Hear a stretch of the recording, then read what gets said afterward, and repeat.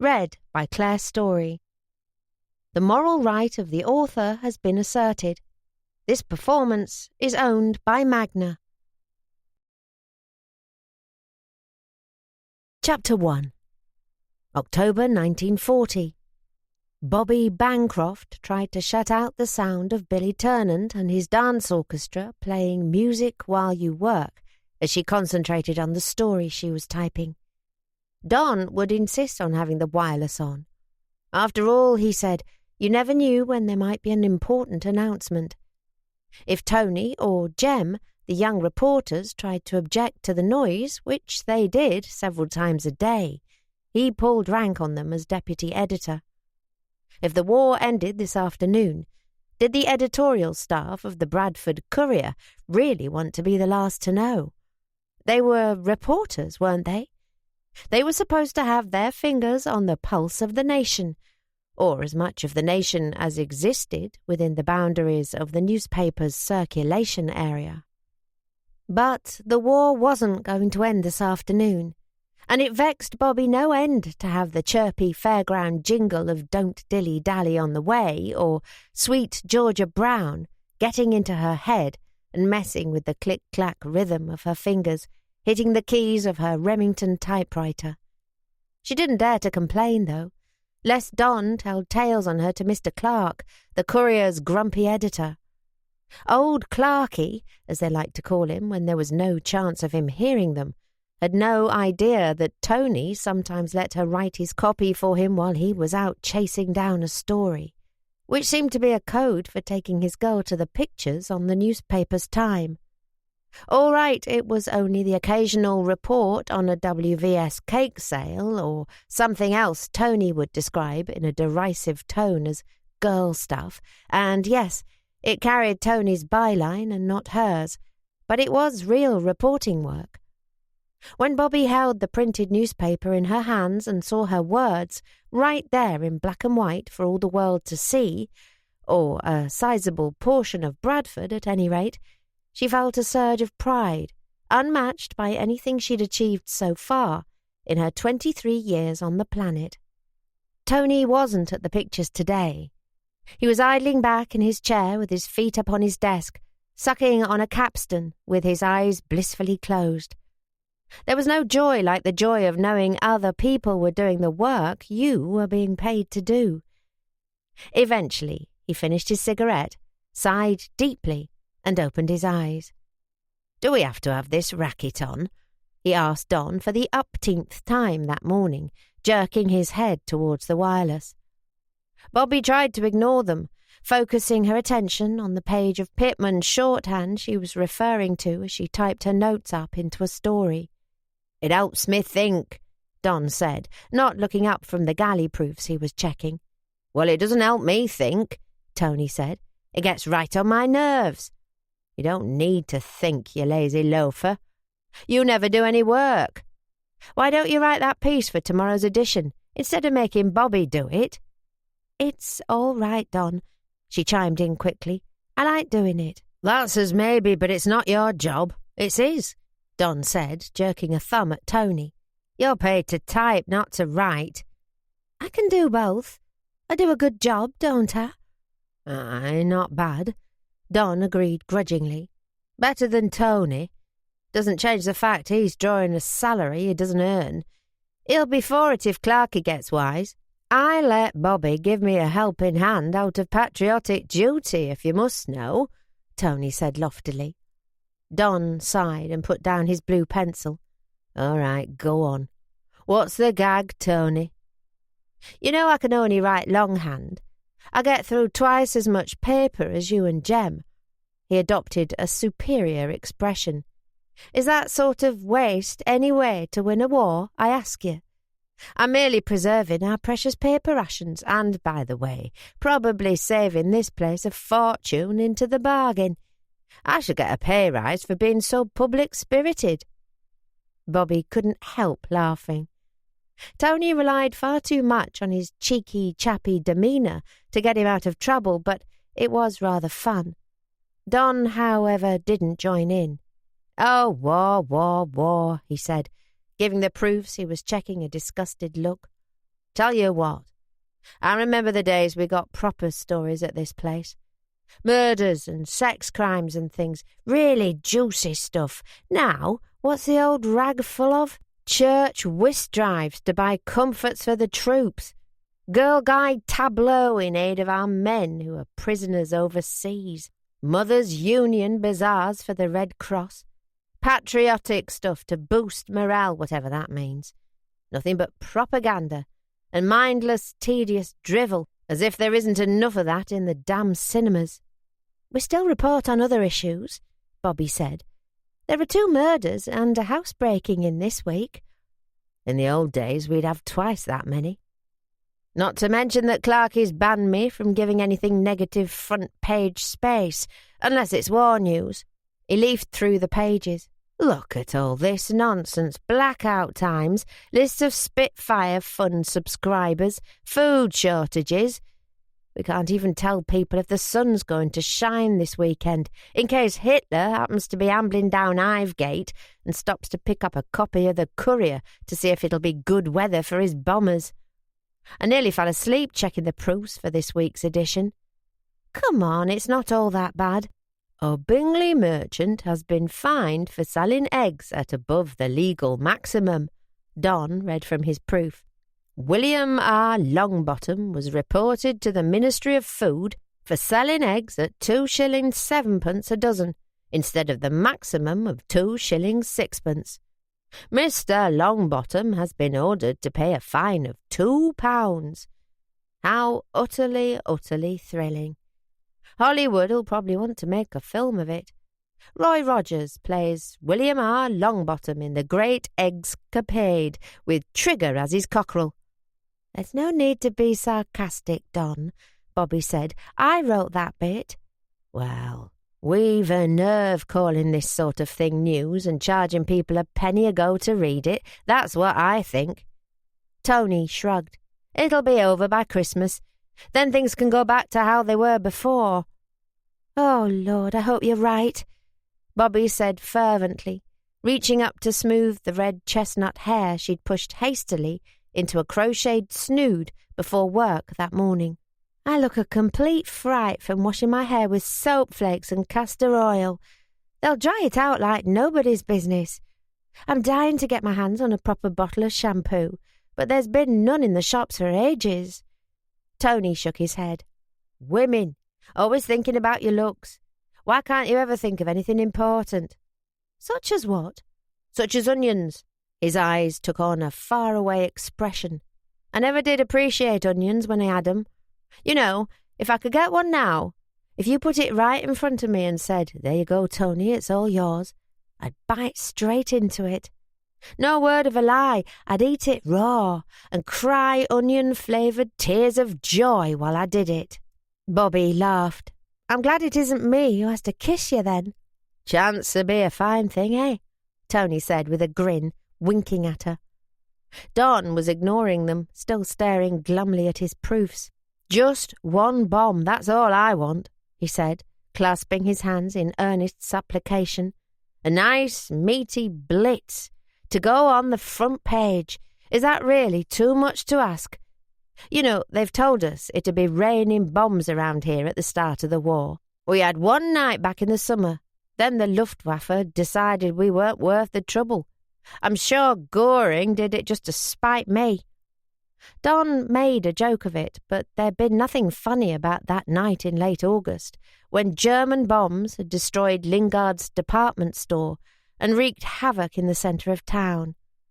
It was the first time Bobby had felt the war was a real thing that was actually happening, a thing that could hurt them here in their homes, be they ever so far away from the fighting. She gave up on trying to write the piece Tony had assigned her about a vegetable-growing competition in Shipley and shook her head at Don. You don't mean that, she said. You wouldn't wish more raids on Bradford just for a front page. Wouldn't I, though? We wouldn't be allowed to put it on the front page anyhow, Tony said. When our lot bomb theirs, it goes on the front page. When they bomb us, it's 2 lines on page 6. That's unless we can say we shot down a few of their bombers so we can claim it as a victory. I suppose the Jerrys are getting the same sort of treatment at their side. Do we even know who's winning?" "We are, aren't we?" Bobby said. Don laughed. "You, of all people, should know not to believe everything you read in the papers, love." She smiled. "I know you're not as cynical about the war as you like to pretend, Don. You gave 10 bob to the WVS lady who came round collecting for the Spitfire Fund last week. Don't try to deny it, I saw you." Tony raised an eyebrow. "Is that right, Donald?" Bobby nodded. "He told her he didn't have any change, but I was looking out of the window and I saw him slip her a note after he followed her out." "Shameless slander. I've never had 10 bob to spare in my life. I didn't get into the newspaper business to make money." Don rubbed his eyes and picked his pencil up again. "Put the kettle on, can you, sweetness? I'm gasping here." Don only ever called her sweetness when he wanted a cup of tea. Bobby wasn't sure why he bothered being nice to her. As typist, secretary and general office factotum, it was part of her job to make the tea, as well as light the fire, fill the inkwells, fetch copy paper, wash up cups, open the post, and anything else her male colleagues thought was beneath them. She did it all uncomplainingly, in the hope of better things to come. "There's a good girl," Don said absently as she stood up to stoke the fire. After she'd filled the kettle at the dirty old sink and put it on to boil, Bobby went to stand at the window, looking out at the grey-brown city, wearing its customary weekday coat of smog. Tony had started complaining about the wireless again. "At least let's have the Forces programme," he said to Don pleadingly. "There might actually be something on that worth listening to." "I like the home service," Don muttered as he made a mark on the proofs with his pencil. "Anyhow, it'll be the same at this time of day. It's music while you work on both." "Then turn it off so we can hear ourselves think." Don opened his mouth to deliver a retort, and Bobby jumped in to change the subject before the hourly argument started up again. "Where's Jem today?" she asked. Their 17-year-old cub reporter hadn't been in the office when she'd arrived at work that morning. "Out covering a council meeting or something," Don said vaguely. "I told him to fetch us some pie and peas on his way back. Save you the trip." Fetching the reporters' lunches was another of Bobby's many jobs around the office. The yellow smog outside looked suffocating. The silhouettes of huge mill chimneys dotted the skyline, belching the evil stuff out in spades. Bobby's mind wandered back to before the war, when every morning the mill buzzers would sound, summoning people to work. Each mill had its own distinct sound. They could still be heard every once in a while, although now they were only used to alert people to the presence of enemy aircraft. Bobby's mother, father, and both her brothers had been slaves to those buzzers, rising every day with unquestioning obedience to work long days for low pay. But it wouldn't happen to her. She'd sworn that many years ago when she was still a child. She was going to be a journalist, like her hero Dorothy Lawrence, who'd posed as a soldier in the last war and actually served in the trenches before her true identity was discovered. Bobby Bancroft was going to make the news. That hadn't happened yet, but still she was here, even if she was only the typist. She had made some news, even if it was WI jumble sales rather than daring exposés of life on the front lines. Even if it had Tony's name on it, it was still her news. She just needed to keep her focus, wait for her chance, and one day fate would surely make it happen for her. Bobby breathed in deeply, relishing that wonderful aroma of the newsroom, the perfume of the printer's ink, the flaking yellow paper of the archives, the comforting smell of over-brewed tea leaves mingling with smoky, smouldering coal, and the fug of Don's favourite Tom Long pipe tobacco. "I wish I was out there with Jem," she said. Tony frowned. "With the boy? What for?" "I wish I was out getting stories, being a newspaper man." Don was stuffing his pipe. He gave a hoarse laugh. I hate to tell you this, Bobby, but you're missing one vital ingredient." Bobby had been embarrassed by this sort of ribald barrack-home humour when she'd first started working here, but she was used to it now.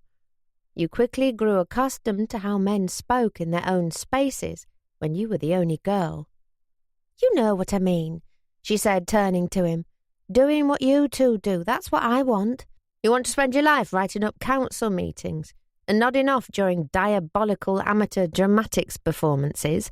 Tony shook his head. "You're dafter than you look, Bobby. Stick to making the tea if you know what's good for you, and wait for the day some poor deluded fool decides to make an honest woman of you. You're not a bad-looking girl, even if you are getting on a bit. Some man's bound to be mug enough to take you on." Usually, Bobby responded in kind to Tony's teasing, but she didn't have the heart for it today. She turned away and started spooning the last of their Oltham's tea, the tea that gives more cups to the ration, into the chipped yellow teapot. She was sure it gave exactly the same number of cups to the ration as any other brand, but Oltham's was one of their advertisers, so Mr. Clark insisted they use it. Her colleagues never could understand why the jobs they took for granted would be a dream for her. Tony's attitude, in particular, irked her. After 3 of his predecessors had gone off in quick succession to Army, Navy and Merchant Navy respectively, Tony had got his job on the paper primarily because he had asthma and couldn't be called up. Tony Scott was a bad speller, a mediocre writer. He refused to learn shorthand, and he had absolutely no nose for a story, not to mention that he spent half of his working day playing truant so he could spend time with Flo, the ATS girl he was in love with. He had no idea how lucky he was, and Bobby knew she'd never be able to make him see it from her point of view. It wasn't only Tony who couldn't understand her ambition to make the news.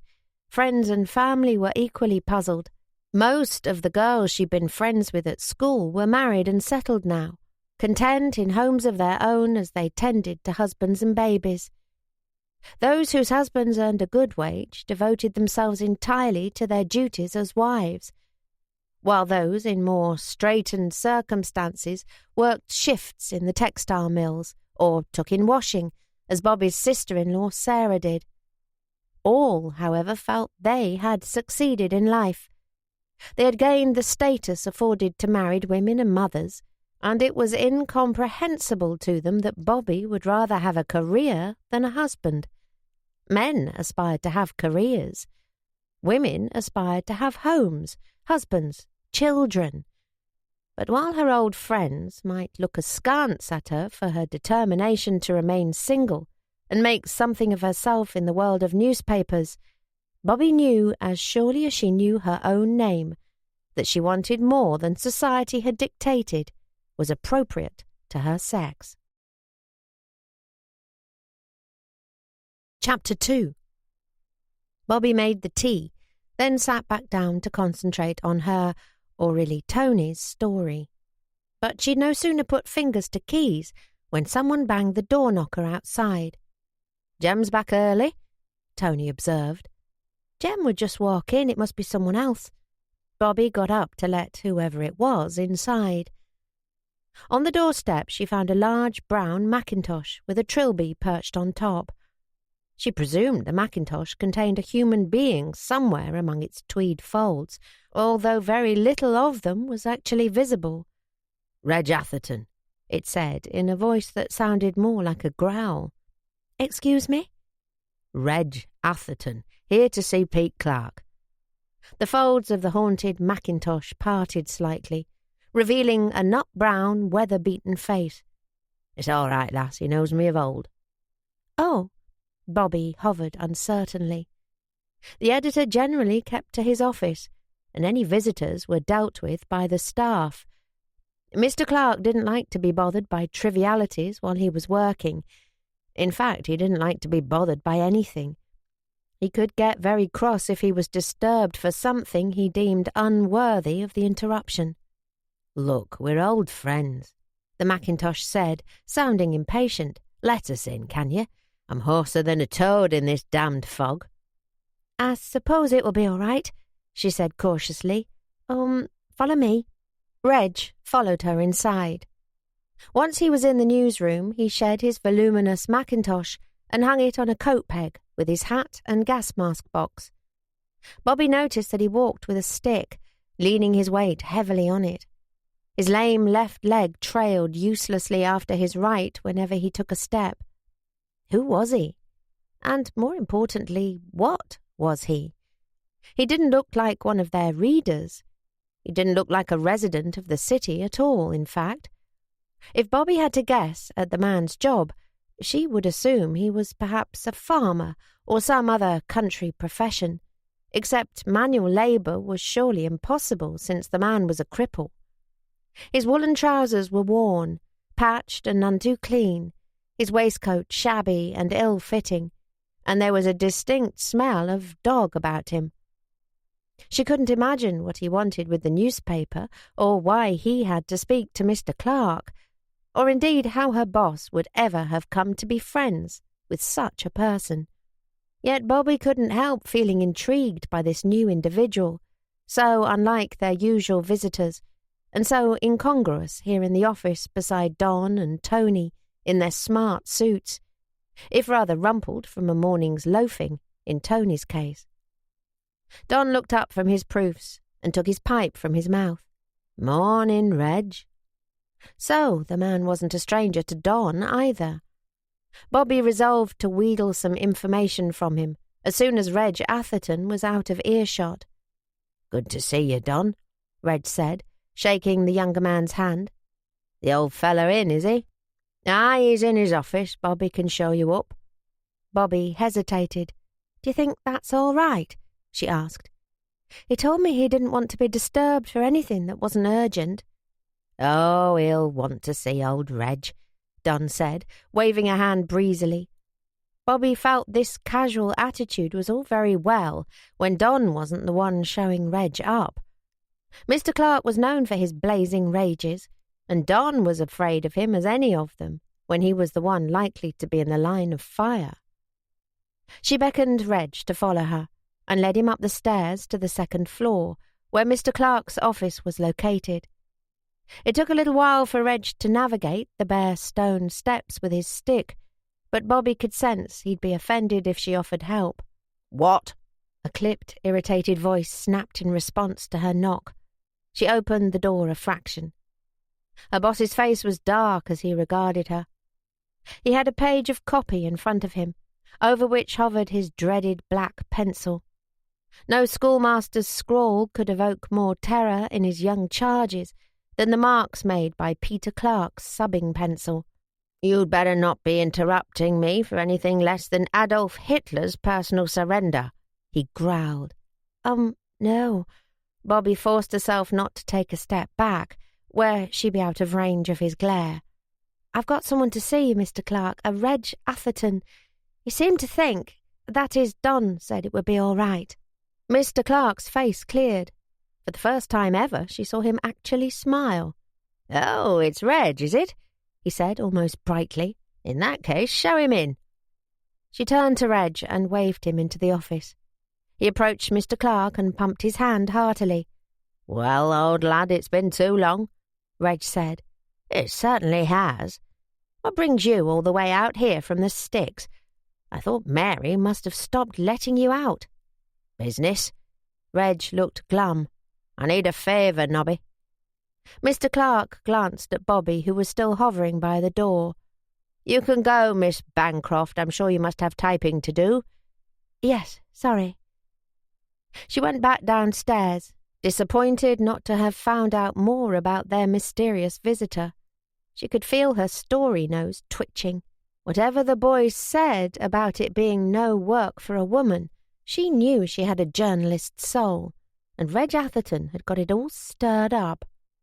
"What did he want?" Tony asked her. "I don't know. He mentioned a favour, but Clarky sent me away before I could find out any more." "Do you know who he is, Don?" "Me pal of Clarky's," Don told him without looking up. "You know the last lot. They were in France together." "It's a crime how many people exploit those old army friendships," Tony said, a sanctimonious expression worthy of a choir boy appearing on his face. Don finished marking up his proofs, adding a flourish to his last correction by way of celebration. "There we are, ready to go back to the comp room. 8 pages of sheer rubbish. I wouldn't wrap my chips in this edition, let alone read it. Ah, now there's an idea. I could do with some grub." Tony picked up a pile of unsold copies of last week's Bradford Courier and tucked them under his arm. "I'm going down the chip hole with this lot. That ought to be worth a penn'orth of chips and scraps to them." Don shook his head. "Clarky says he wants all unsold copies to be given to the wolf cubs for salvage when they come collecting. He'll go spare if he knows you've been swapping them for chips on the sly." "Well, he doesn't know, Donald, and what he doesn't know won't hurt him," Tony said, tapping the side of his nose. "Besides, I'm starving. It'll be 2 hours before the lad gets back with our pie and peas." "You're a greedy, lazy, good-for-nothing young libertine, Anthony Scott, and I, for one, hope you're choked to death on a fish bone." "Just for that, you can't have a chip," Tony announced with mock hauteur. "I'll share them with Bobby instead. See you both in a little while." He left the office with his newspapers, whistling. "He's destined to die on the gallows, that boy, you mark my words," Don said when they were alone. "Don? Who is Reg?" Bobby asked. "He doesn't look like he's from the city." "He's not, although he did live in town for a while. He lives out in some country hellhole now, Silverdale. You can imagine the sort of place, more sheep than people, rains 364 days a year, and the local pub stinks of manure." "You sound like you know it." "I do, a little. That's the place our cell was evacuated to last month, out in the dales round Settleway. But Reg used to be a journalist back before he abandoned civilization." Bobby raised an eyebrow. "Him? A journalist?" Don smiled. "If you really want to be one of us, love, you need to start by learning not to judge from appearances. Reg Atherton might not look the type, but he was a hell of a good reporter. Used to work for the Leeds Mercury." "He looks more like a farmer. Is he retired then?" "Last time I saw him, he'd just launched some rag of his own. Rural affairs, that type of thing. Not a bad little magazine for what it is, but no future in it." Don sucked the end of his blue pencil thoughtfully. "He'll have lost his shirt on it, I suppose, and he'll be touching up old Clarky for a loan. Pete Clark talks tough, but Tony's right. He'll do anything for an old army buddy. Not surprising, really. Those chaps went through hell together for king and country." "Reg and Clarky did?" Don looked at her over his glasses. "I mean all of them. The men who were out there in the last war, and the boys. No more than bairns, a lot of 'em." He shook his head slowly. "Poor buggers. Drowning in mud and blood and brains. For death and bloody glory. Glory? Pah! All that charge of the Light Brigade flannel we lapped up in the nursery while we played at toy soldiers. There's no glory in death, Bobby. Only oblivion. And now, here we are at war again. Different uniforms. Same enemy." With a sudden movement, he slapped the desk with the flat of his hand. What a waste it all was! What a shameful, pointless waste! Bobby knew this mood of Don's. At 37, he was a few years shy of the age to have fought in the 1914-18 war, but he'd lost 2 older brothers, one who'd lied about his age, gunned down by the Germans months after his 16th birthday. Bobby, too, had lost an uncle, one of the Bradford pals who'd been slaughtered in the massacre at the Somme, and had a father come back who'd never been right in his mind afterwards. There was a moment of sombre silence between them. "What's happened to Reggie's leg?" she asked when it seemed appropriate to speak again. "Was it a war wound?" "That's right. He caught some shrapnel in the trenches. Rotten luck. Still he came home. More than some did." They were interrupted by the sound of Reggie's stick on the stairs, followed shortly by Reg himself as he came into the office with Mr. Clark. He took his mackintosh and hat from their peg and bundled himself up again, then turned to shake his old comrade's hand. "Thanks, Nobby, you've been a great help. Now, don't get your hopes up too high, Mr. Clark said. For that wage, it's unlikely you'll get much interest. There are so few lads around now that the ones there are can have their choice of jobs. Then no sooner have you got them trained up, they get their call-up and flit. I know. I can't afford to pay more until things pick up.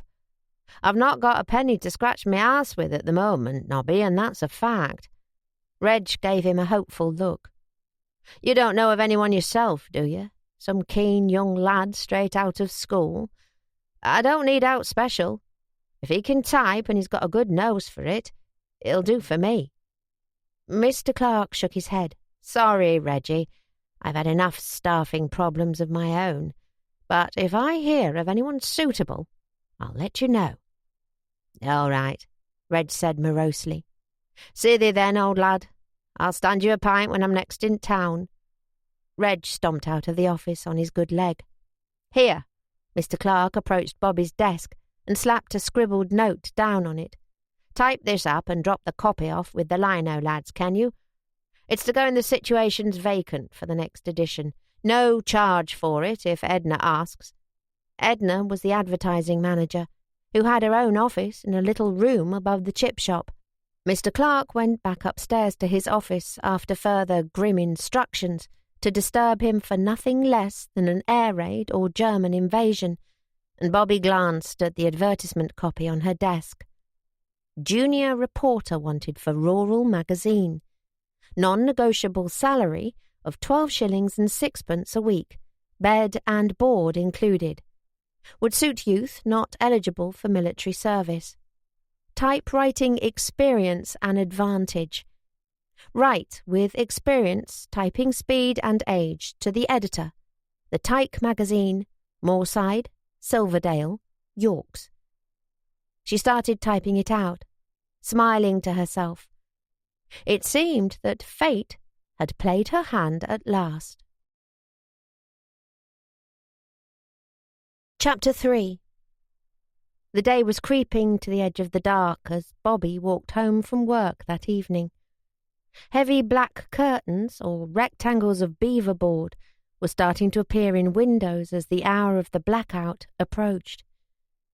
She'd finished Tony's vegetable competition story for him after typing up the small advertisement for Reg Atherton. Then she'd taken the copy for both to the basement-dwelling lino-type men to be typeset. But she'd held on to the scrawled note Mr. Clark had placed on her desk earlier, which she'd put carefully away in her purse. The sun was sinking behind the rows of soot-blackened terraced houses when she arrived at the family home on Southampton Street, which she shared with her father and 2 of her 3 siblings. Her middle brother Raymond, who'd married young, lived a few streets away with his wife and 2 daughters, although he was currently off doing basic training after getting his army call-up 3 months ago. Jake, the 19-year-old baby of the family, was in the yard in his overalls, crouching beside his pride and joy, his Triumph 6-1 motorcycle. It was a 1934 model that had sold badly, so Jake had been able to pick one up for a song, or so he said. Since her brother was notoriously naive about money matters, Bobby suspected that, in reality, he'd been overcharged. Still, whatever the price, it made the boy happy. As soon as Jake came home from the mill, he'd don his overalls and spend whatever daylight hours remained tinkering with the thing.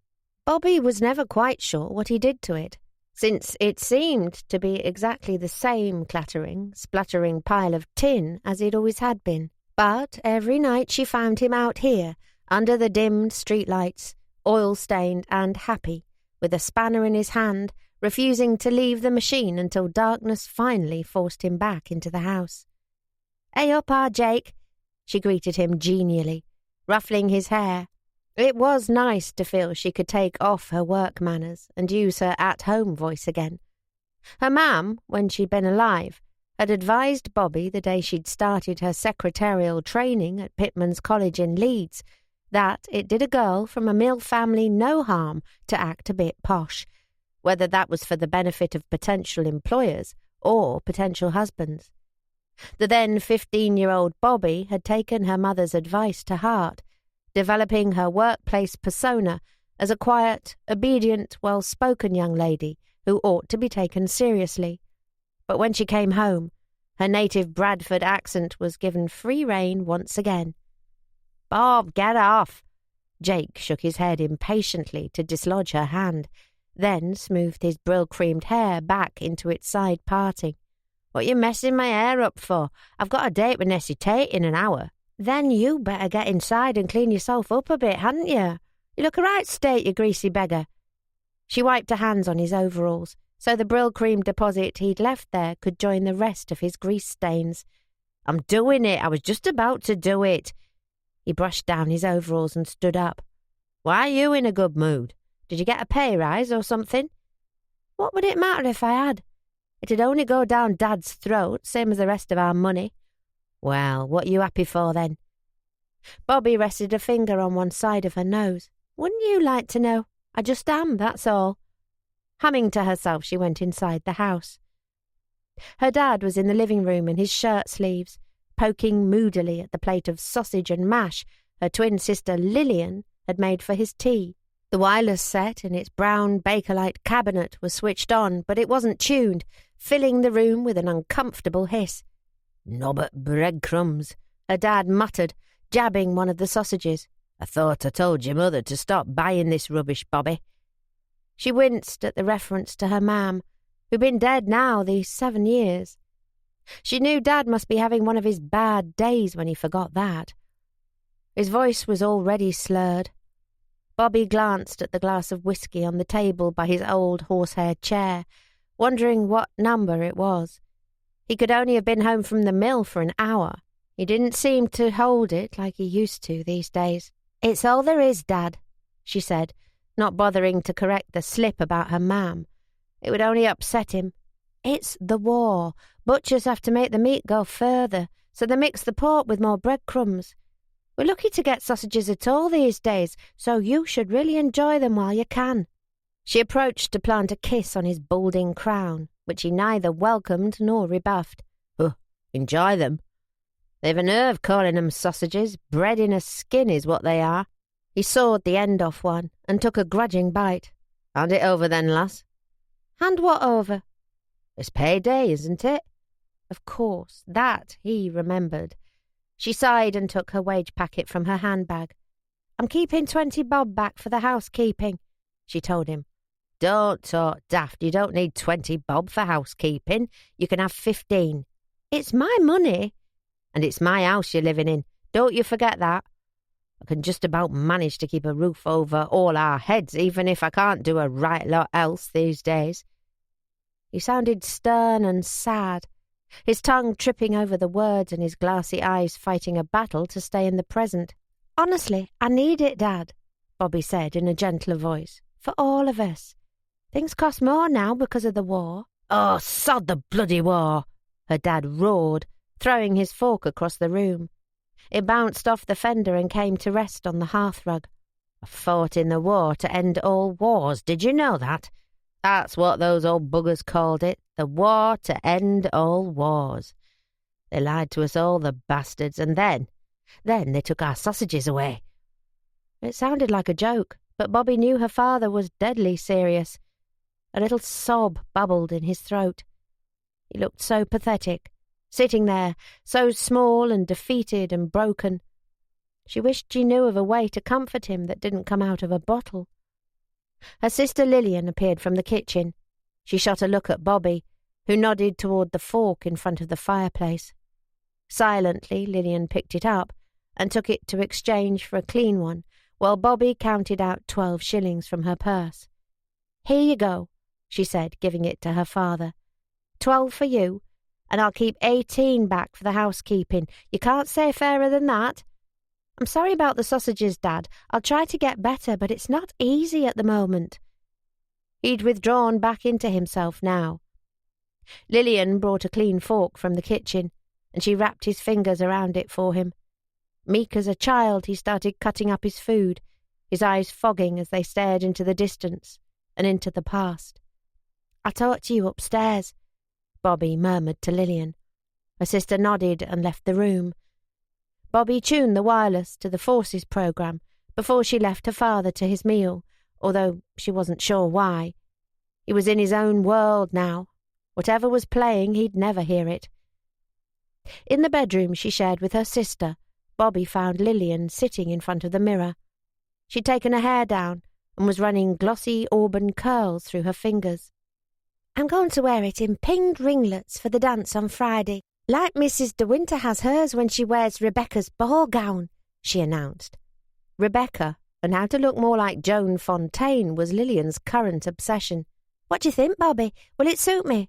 Bobby smiled. "Of course it will. Everything suits you." It was an undeniable fact that when the two sisters went out on the town with their increasingly smaller number of single girlfriends, it was Lil who drew every male gaze. The Bancroft girls weren't identical, but they were alike, in looks at least. Both had the delicate features and subtle auburn colouring of their late mother. Yet Lillian had something her twin would never possess, an instinctive sense of style. While Bobby favoured fashions that were practical, even boyish, with her hair frequently pushed into a snood or up into a bun where it couldn't bother her while she worked, Lillian's pin curls, clothes and makeup were always immaculate. A combination of healthy natural curves and tightly laced corsets meant that when Lil moved, she didn't walk so much as shimmy.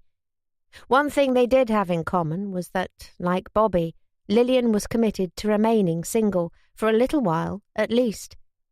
In Lillian's case, however, this was motivated by her desire to have as much fun as possible before she settled, rather than any commitment to a career. "I need to talk to you about something." Bobby sat cross-legged on the bed and took Reggie's scribbled advertisement from her purse. "Lil, you'll never guess what." "What?" "Go on, try to guess." "Oh, I don't know. Gary Cooper walked into your office today and announced a deep, unquenchable, grand passion for you." Lillian worked as an usherette at the Majestic Cinema, and consequently spent more of her time in Hollywood than she did in the real world. "No, but nearly as good," Bobby said. "Here, look at this." She handed over Reggie's advertisement copy.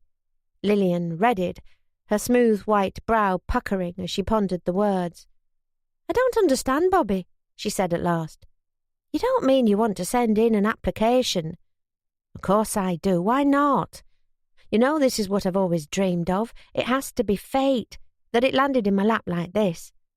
"I know you've always wanted to be a reporter, but they're after a boy, aren't they?" "They don't say they are. It just says they want someone who can type. Well, 65 words per minute isn't to be sniffed at, is it? And I've got shorthand too." "But this is... What even is this thing, a country magazine?" "I'll bet £1,000,000 it's nothing but photographs of cows' bottoms and lists of... oh, I don't know, the price of corn or something." "It isn't. I know what it is. Don at work had a copy of their first number that he gave me to keep." Lillian frowned. "You didn't tell him you were going to apply, did you? If he tells that Mardy editor of yours, he might give you your cards for looking elsewhere." "I didn't tell him, not yet. I said I was interested in what sort of magazine it was, and he gave it me. He wouldn't tell anyhow. We're friends." Bobby took a copy of the Tyke from her handbag and put it down on the bed between them. It was a little thing, about 6 by 8 inches in size, and printed on thin paper, with 28 pages of pictures and articles inside the covers. "Here, take a look for yourself." "It's for farmers," Lillian said dismissively as she turned the pages. "What do you know about farming, now, Bobby? Most of the grass you've seen in your life was poking out between cobblestones." "I can learn about it. How hard can it be? Anyhow, it's not all about farming. There are loads of articles about folklore and history and nature, and interest in Dale's characters and all sorts. There's lots of humour too. Some of the articles are really quite witty, written sort of tongue-in-cheek. It'll be a challenge for me." 12 and 6 a week, though. We barely get by on the 30 bob you get at the courier. No one can live on 12 and 6. It's a child's wage." "Yes, but it's bed and board included. And it'll mean training and experience. It's a step on the ladder, Lil, that's all. I can send half my wage packet home every week. There ought to be enough when you're not having to pay for my food and clothes and things. Lillian lowered her eyes. Whiskey doesn't come cheap these days, Bobby. Not when he's having to go to the black market for it. I know. Bobby was silent for a moment. Is there no chance of getting him off the stuff? After what he's seen, it doesn't seem fair to try. I suppose not. I wouldn't want to be the one to tell him we've got nothing stronger than cocoa for him when he wakes up in the night screaming. It's the only medicine that seems to work. He's not a cruel drunk, is he? A lot of men who went through what he went through. But he's never raised a hand to us, or to Mam when she was here. He's just in his own world. I know, Lil. But I'm sorry, but I can't fix that. I don't suppose anyone can now, Lillian said soberly. He'll miss you if you go, Bob. Bobby sighed. He'll not even notice, not until payday. All right, then I'll miss you. Well, let's not put the cart before the horse. No sense fretting when I might not get the job. Anyhow, you'll be leaving too if you get accepted into the Wrens. Bobby cast a wistful glance around the room they'd shared since childhood. It feels strange to grow up, doesn't it? Lillian was silent, examining the pattern on the threadbare olive carpet. What's going to happen to Dad, Bobby? She said. I might be leaving to start training soon, and now you could be moving to the middle of nowhere. We have to worry about it, don't we? Our Jake can't take care of him. Besides, he'll be off too as soon as he's had his medical. Alice next door will look in, I'm sure. Sarah will cook for him. Sarah was their brother Raymond's wife. And I'll come home whenever I can, I promise. He's not so bad most of the time. Not every day is like today. But sometimes he is bad. I can't help feeling we're abandoning him. What can we do? We have to live our own lives too. I can't stay here and stagnate when a chance like this lands in my lap. Otherwise I'll spend the whole rest of my life regretting it. Bobby seized her sister's hands. I've been waiting so long for my life to begin, Lil. This is my chance to get out there. To be hunting stories and making the news like I always wanted. Are these really the stories you want to be hunting? Lillian freed her hands so she could flick through a few pages of the tyke. A day in the life of a country parson. An essay on the habits of the moorhen in praise of Yorkshire dialect. The history of some village's whittling tree, whatever that is. It's not exactly hard-hitting journalism, is it? At this point, I'll take any stories I can get, Bobby said fervently. All right, it's not exactly my dream job, but it's a foot on the ladder. My own byline. Everyone has to start somewhere. Lillian looked again at Reggie's advertisement copy. But 12 and 6 a week. Who can live on that? It's hard not to feel it's a step backwards when you'd be cutting your wage by more than half. However, Bobby refused to let anything dampen her optimism. It had to be fate, didn't it? That the advertisement which held the key to her future had landed right on her desk. Reg Atherton may look like a gruff Yorkshire farmer, but he was really a ministering angel disguised in a shabby mackintosh. 12 and 6 is only the beginning, Lil, she said. If I earn my stripes as a reporter, who knows where it might lead? This could be the first step towards a job on a national newspaper one day in the future. Aren't you better off staying where you are if it's a paper you want to write for?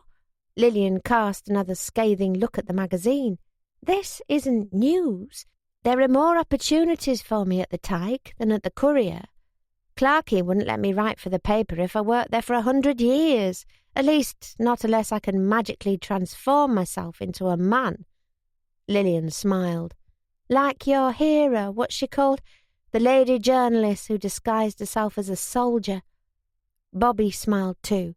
Dorothy Lawrence. Now there's an idea. I should have thought of trying drag sooner. Lillian leaned forward to hug her. If this is really what you want, then I'm behind you. Which isn't to say I think it's a good idea, but it's your life, little sister. You know you're only 10 minutes older than me. but oh, so many, many years wiser." Bobby laughed. "Thanks for listening, Lil. I knew you'd see it from my point of view eventually." "Do you really think you've got a chance of getting it, though? They're obviously after a lad." "I don't know, but I have to try, don't I? I have to try something." Chapter 4. Jem dumped that morning's pile of post on Bobby's desk. "Here you go." "Thanks, kid." As their youngest reporter, Jem was always lad, kid, or the boy, and would probably remain lad, kid, or the boy until someone younger joined the newspaper to inherit the title. Dealing with the paper's correspondence was another of the many jobs Bobby was assigned, because Don, Jem, and Tony didn't want it, and usually she found it a tedious business. Most of the posts they received for the reader's letters page these days was on the same general theme, the hardships of the war, or nostalgic reflections on the happy days of plenty. No fewer than 4 of the letters she'd opened yesterday had contained a variation on an ode to the onion, as the scarcity of that once common vegetable continued. Bobby was sure Tony might be secretly responsible for one of them. Any letters that weren't complaining about food shortages seemed to take pains to point out every single spelling mistake and printing error that had slipped past Don's blue pencil. His proofreading had become increasingly sloppy in his bitterness about bloody war stuff, filling what he saw as his newspaper. But this week, Bobby had scanned the post eagerly when it landed on her desk in the morning. Starting from the day after she'd sent her application to Reg Atherton for the junior reporter position at the Tyke, she'd sifted through the letters and packets hoping to see an envelope with her name on it. She had given her address as care of the Bradford Courier, so there'd be no chance of her father intercepting the letter. She could cross that bridge when she came to it. Jem had picked up the top envelope and was squinting at it. "R. Bancroft," he said. "Who's R. Bancroft?" "I am, your barn pot." She held out her hand for it. "No, you're not. You're called Bobby." Jem was a nice boy, but he wasn't the brightest. "Only for short. I'm called Roberta, if you really want to know, after my dad. Give it here, Jem." He handed it over, and she waited until he'd wandered back to the desk he shared with Tony before tearing it open. "Many thanks for sending your letter of application and a sample of your writing.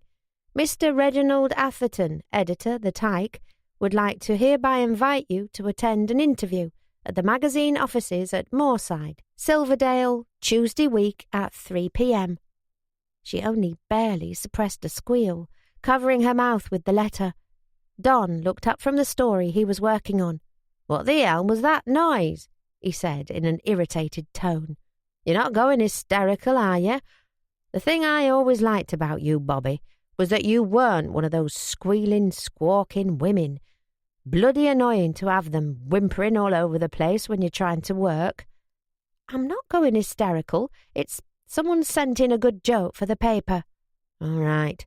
Care to share it with the class, since it's such a source of hilarity?" "It's, a bit blue for mixed company," she said, indicating Jem with a sideways movement of her eyes. "Don?" His attention had wandered back to his story. "Are we playing darts this afternoon?" "Tuesday, isn't it? Course we are." He looked up. "Why, what's it to you?" "I wondered if I could have a word with you about something. Later, in the pub." "Have a word now if you must. I don't like anything breaking my concentration when I'm trying to play darts." "No, not here. I'd rather do it at the Swan after." She bit her tongue. After he'd had a few pints, she'd been going to say. Don became much more sociable when he was half cut, and for all that he liked to play the part of a grumpy, cynical misanthrope in the office, she knew he secretly harboured a sort of brotherly fondness for her. It was for her sake, and not Tony's, she suspected, that he'd never told tales about her secret contributions to the paper to Clarkey. Of all her colleagues, Don was the only one she trusted enough to confide her secret in and asked for some advice. "I'd just rather do it later," she said. "All right." He looked surprised. You're not going to tell me this oh-so-hilarious blue joke, are you? No, this is about something else. Tuesday was the day the weekly newspaper was finished and ready for printing. Before the war, it had been put to bed on Wednesdays, ready to go on sale on Thursday morning, but now there was the additional step of sending a set of galley proofs to the Ministry of Information censor in Leeds, so sensitive stories could be redacted before printing. Bobby, whose job it was to package up the proofs and send them to the censor by express delivery, couldn't help reflecting with a wry smile on what the enemy would make of the Courier if they did get their hands on it, and if they'd be impressed by Mrs. Oldthwaite taking first prize in the Eccleshill Women's Institute's jam-making competition Thursday last. Once the pages had been posted off to the censor, to be returned the following day with an official stamp and any changes marked in blue pencil, the editorial staff enjoyed the luxury of an unofficial few hours off. It had become a tradition that they would leave the office an hour earlier than usual and head to the White Swan pub across the road for a celebratory pint or three and a darts match against a handful of local defence volunteers, or Home Guard as they'd been rechristened by Mr. Churchill over the summer, who congregated there before parade. Clarkey, as strict as he generally was, turned a blind eye to this practice, presumably in the belief it helped keep up staff morale. In the early days of her employment at the Courier, back in early spring before the invasion of France, when the war had still seemed so very far away, Bobby hadn't been invited to join the boys at the pub.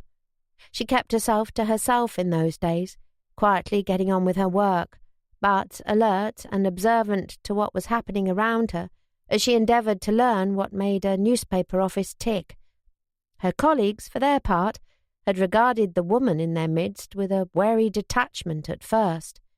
They treated Bobby politely and watched their language for a short while until, after a couple of weeks, she became invisible enough for them to behave as they normally would around others of their own sex, almost as if she wasn't there.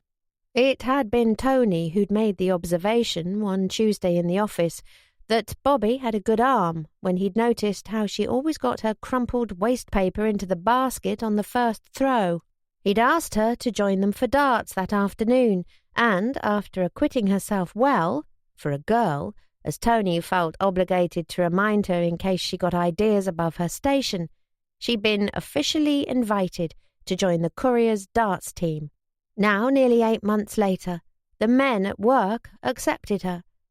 If not quite as one of the boys, then at least as one of them, a part of the place. Playing darts with the lads from the office made Tuesday Bobby's favourite day of the week. It wasn't until after they'd given the old men in their ill-fitting khaki uniforms a good thrashing that evening, and the staff of the Courier were sitting around their usual table with a pint of beer each, or a half in Bobby's case, that she got a chance to speak to Don about what was on her mind. Tony, in the seat next to her, was a little drunk, which tended to make him flirtatious. He slipped an arm around her shoulders. "When are you going to find yourself a young man, Bobby?" he asked, in a slightly slurred voice that was louder than he probably realised. "When young men stop getting on my nerves," she said, shrugging the arm off her shoulders. "The clock's ticking for you, you know. What are you now, 23, 24? You're not married and you're nearly 30. It's different for men. For a girl, 23's practically an old maid. You're letting your prime slip away, love. And with so many charming young bachelors in my circle, too." She let out a convincingly heartfelt sigh. "Oh, well, I suppose I'll just have to learn to cope." The arm appeared around her shoulders again. "I'm only concerned for you as a friend. You're a good obliging girl, and not too upsetting to look at, but girls don't keep their looks forever. Shame to waste your sweetness on the desert air, that's what I say." He gave her a slightly droopy wink. "Get yourself wed, Bobby. Tell you what, if you like, I'll even give you away." Bobby knew how to deal with this kind of thing. She'd won the liking and respect of her male colleagues by always giving as good as she got in exchanges like this. She smiled with false sweetness at Tony. "Who did you have in mind for me, Tony?" she asked. "You? Or perhaps Don? Well, there's quite an age difference, and his wife might be a little put out, but I'm sure we can come to an arrangement." Tony nodded to shy, solid Jem, quietly supping his pint opposite them. "What about the kid? He hasn't got a girl yet, have you, Jem?" Jem spluttered on his pint, blushing red to the roots of his blonde hair. Bobby gave Tony a nudge. "Oh, don't tease him. He's too young for that sort of thing." "Well, you ought to find yourself someone. It isn't right a girl your age still single. A woman's place is in a good man's bed." Don tapped the arm that had snaked around Bobby's shoulders. "All right, don't get lewd. Leave her alone now, Tony. You've had too much to drink." "Rubbish, I've only had 4 pints. The beer in this place is half water these days, anyhow." He gave Bobby a squeeze. "You forgive me, don't you, Bob? You know it's all in fun." "I forgive you, Tony. In fact, I might even decide not to tell your Flo that you had your arm around me." This sobered him up a little. He glanced around the pub as if suddenly remembering his fiancée could have spies anywhere, withdrawing his arm from Bobby's shoulders. "Go get us a roundin' if you want to make it up to her," Don said. "Take the kid with you." "I will, but only because I was going to anyhow, not because you told me to," Tony said, moving from the first stage of drunkenness, loud and lecherous Tony, to the second stage, belligerent, sulky Tony. "You're only my boss when we're at work, Don, not in the pub. Come on, Jem." "Thanks, Don," Bobby said when they'd been left alone. "I know he doesn't mean anything by it, but once he gets going, he won't let it lie." "When he's had a few drinks, he can never tell when he's crossed the line with a girl. He's a dirty old man in the making, that lad." "I can look after myself, though, you know." Don smiled. "I believe you. Now, come on. While they're gone, what was this mysterious thing you wanted to talk to me about?" Bobby glanced at the bar where Tony and Jem were queuing. There were quite a lot of home guard men waiting to be served as well, so they had a little while to talk about what she wanted to get off her chest. "You can't tell the others, all right?" "I never do." "Well, what is it?" "Don, I could really do with some advice, and some help if you're willing." She took the letter she'd received that morning and passed it to him to read. He raised an eyebrow. "This was addressed to you?" "Yes. I sent in an application last week for that job Reg Atherton advertised." Don frowned at the letter for a moment. "You bloody fool, Bobby." "Well, what can I do? There's never going to be a chance for me to write at the Courier, under my own byline and not Tony's at any rate." She met his eyes. "I want to do this, Don. To do what you do. You know I'm capable of it." He was silent. "You're a bright kid, and a damn good writer," he said at last. She smiled. "For a girl, go ahead, say it." "For anyone. But there's more to being a reporter than that, Bobby. A country reporter especially." "Like what?" "The people you'll have to deal with if you get this job. You haven't spent much time in the country, have you?"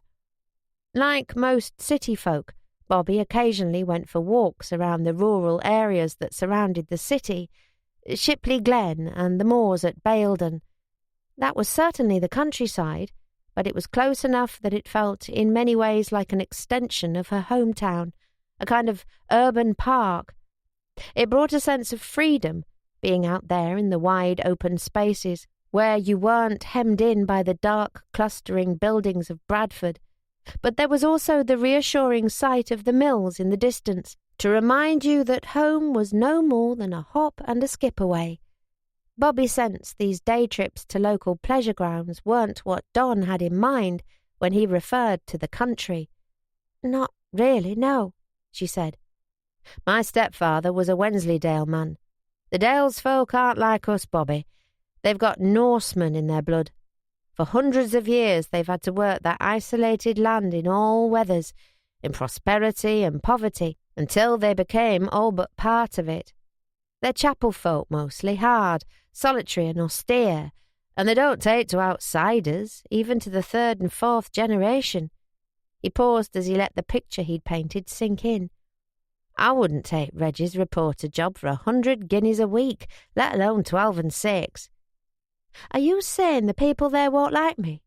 I'm saying they won't accept you. You're not one of them, and you're a woman into the bargain.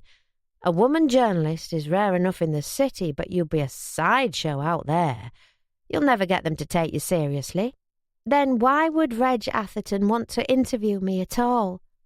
Don laughed. Have you not read this letter? Of course I've read it.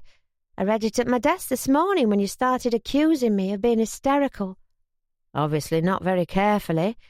He pointed to the greeting at the top. Dear Mr. Bancroft. Bobby stared at it. She had been so excited to get the letter, she'd skimmed over that part to the message below inviting her to come for an interview. They're expecting a man, she said, but I put my name on the letter I sent. My Sunday name, not Bobby. Type it on your Remington, did you? With the weak A key? Well, yes, She stopped. Oh. So, Reg, whose eyes are probably none too sharp these days, has had an application from a Mr. Robert Bancroft. He's going to get the surprise of his life when you walk in. Oh, she said again in a quieter voice. I'm sorry, Bobby, Don said gently. For what it's worth, I think you deserve a chance. I'll speak to Clarkey if you want. See if he'd consider letting you handle some of the women's interest stuff for us. The Post's got a couple of girls now, dealing with the sewing patterns and the kitchen front pages. I don't see why he shouldn't consider it when he knows what a good little worker you are. Don pushed the letter back to her. But it's not for you. No, she frowned with determination. No, I won't be put off. I'm still going to go. What? Bobby, don't be mad. I can convince him, Don. If I show Reg what I can do, he has to consider it. He's desperate, isn't he? I'm a fast, precise typist. I know shorthand, and I'm a bloody good writer too. I don't see what being a man has got to do with anything. It's got plenty to do with it when you're dealing with Dale's farmers. They'll never take Reggie's magazine seriously if he sends a girl out to talk to them, not just any girl, a townie as well. I don't care. I'm going to do it. She looked over at the bar, where Tony and Jem were finally being served, and lowered her voice. They'll be back in a moment. Look, will you help me? Please, Don. You're really determined to do this? Throw your career at the Courier away for a pathetic 12 and 6 a week? I have to do something. He sighed. All right. Because I got a soft spot for you. Lord knows why.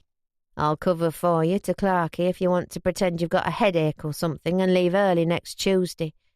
And I suppose I can write you a letter of recommendation so Reg knows it was your work and not Tony's on all those pieces you wrote for the paper. Reg is a good bloke, and I don't think he'd tell tales to Clarkey. Not that Tony isn't due a comeuppance, but it would mean all of our necks for covering for him. She squeezed his arm. Thanks, Don, you're a pal. Just don't go blubbering if you don't get it. And don't let Reg intimidate you either, or he'll lose respect for you. He finished the last of his beer. Look him in the eye, and remember what you're worth, girl or not. A damn sight more than 12 and 6. I will. I'll try. I hope I don't end up regretting this, he said in a low voice, as Tony and Jem made their way back to the table with drinks. Good luck, Bobby. You're going to need it. Chapter 5. The following Tuesday, a little after noon, Bobby alighted from her train in Skipton and went to wait for the bus that would take her from there to Silverdale. She hadn't liked lying to her workmates and felt uncomfortable about the excuse she'd given to Clarkey on the telephone as to why she couldn't come to work that morning. Pleading an unspecified women's problem gave exactly the impression she was anxious to avoid, that her sex made her fundamentally less capable than her male colleagues. But she also knew the embarrassment it would cause the old man would guarantee her the time off that she needed with no questions asked. Don, as promised, had backed up her complaint, telling the editor she'd seemed off colour all the previous afternoon, and he'd also written her a letter of recommendation that was now stowed carefully away in her handbag. She was really very fond of Don, who'd started to feel almost like an older brother in the 8 months she'd been working at the Courier. He never tried to flirt with her in the way that Tony sometimes did when he was in his cups. In fact, Don was rather a sweetheart to women generally, despite his pretended cynicism. Of all her colleagues, he was the one who treated Bobby most like an equal, as long as she still made his tea, at any rate. Still, she felt he respected her as far as the differences in their sex and positions would allow him to. He was the only one she'd really miss, if by some chance she actually managed to convince Reg Atherton she was what he and the tyke needed. Don's dire warning still rang in her ear, reminding her of the far from warm welcome she might expect from the Dales folk, but she ignored it. She ignored everything except the feeling in her gut that told her this was her one chance to achieve her dream, and she needed to seize it with both hands, 12 and 6 a week or not. She smoothed down the checked tweed suit that Lillian had bought second-hand at the market on her behalf a couple of days earlier. Paired with her mam's pearls, which she kept carefully hidden from their father, who was liable to pawn anything of value he could get his hands on to buy more black market scotch. The costume made her look more like a middle-aged country schoolmistress than a reporter. However, it was smart and clean, and Bobby felt as close to confident as she could in it. The orange and black liveried Pennine bus she was waiting for chuntered to a stop in front of her. When the doors opened, Bobby mounted the step.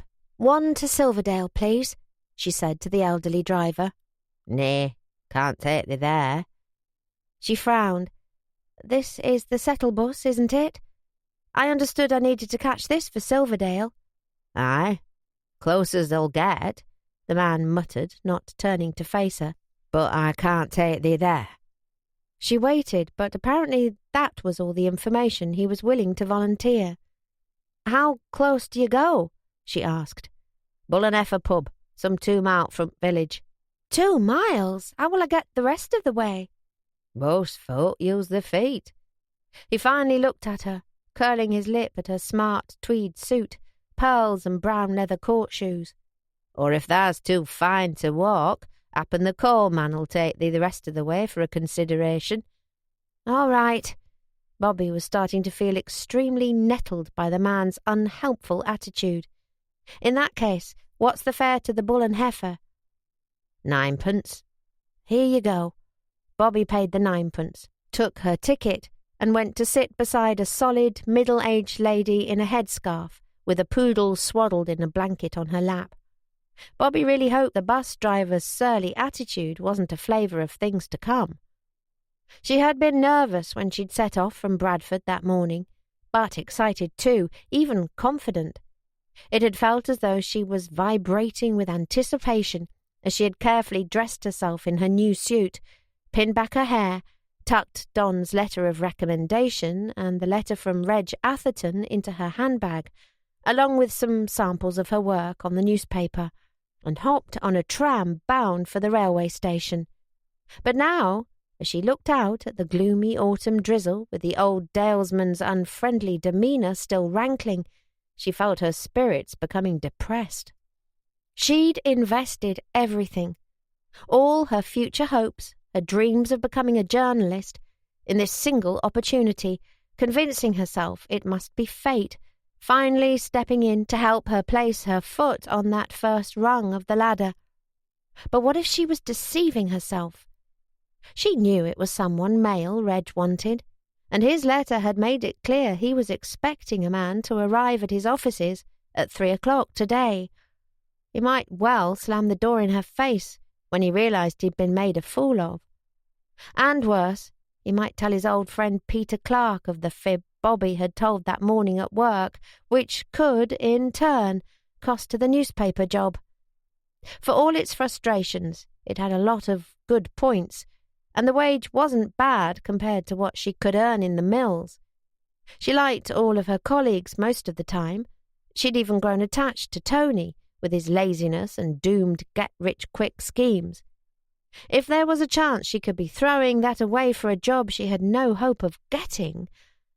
After half an hour, the rickety bus creaked to a stop again, and up climbed a man in a cloth cap and gaiters, who must surely be a farmer. "Now then, Fred," he greeted one of his fellow travellers who had shuffled up to make room for him. "How do?" "Aye, fair or fair to middling, any road. How's the hour sold they getting on? Did they get her served with Mick Northup's prize tub?" "Aye, by go. Come spring she'll be bellying like yon brocken wall o' thine," said the other man, and they both laughed. This might well have been Greek for all that Bobby could understand of it. Suddenly she felt very far from home. Strange new country flashed by outside the window. It was beautiful, yes, but it was a terrible kind of beauty. The heather-clad fells clustered dark and forbidding above them, garlanded with the ubiquitous dry stone walls to prove that, despite appearances, man and beast both had a presence here. Only the barest trace of civilization could be detected in the form of an occasional isolated farmhouse, and sometimes, rarely, a cluster of hardy stone buildings that formed a hamlet or a small village. When Bobby thought of the noisy, bustling town she'd left only hours ago, with its tightly packed terraced houses and black mills spreading out as far as the eye could see, the Dales felt like another world. Even the dialect here made little sense to her, although she'd travelled barely 20 miles from her native turf. Was she making a terrible mistake?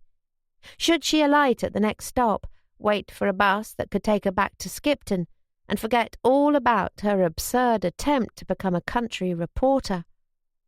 Bobby felt something rough and wet against her fingers and glanced down. The little poodle had wriggled out of its blanket and decided to give her hand a bath. "Oh," she said when she took a closer look at the animal. The woman who owned it turned to frown at her. "What's the matter with it?" "Sorry, I hadn't realised. I thought it was a little dog you had." Now that she looked more closely, Bobby could see that what she'd thought was a poodle was actually a young sheep. It blinked big brown eyes at her, more fearless than Bobby had been led to believe its kind generally were. She'd seen plenty of untreated wool piled up outside the mills of her hometown, but this was the first time she'd encountered some still attached to the animal.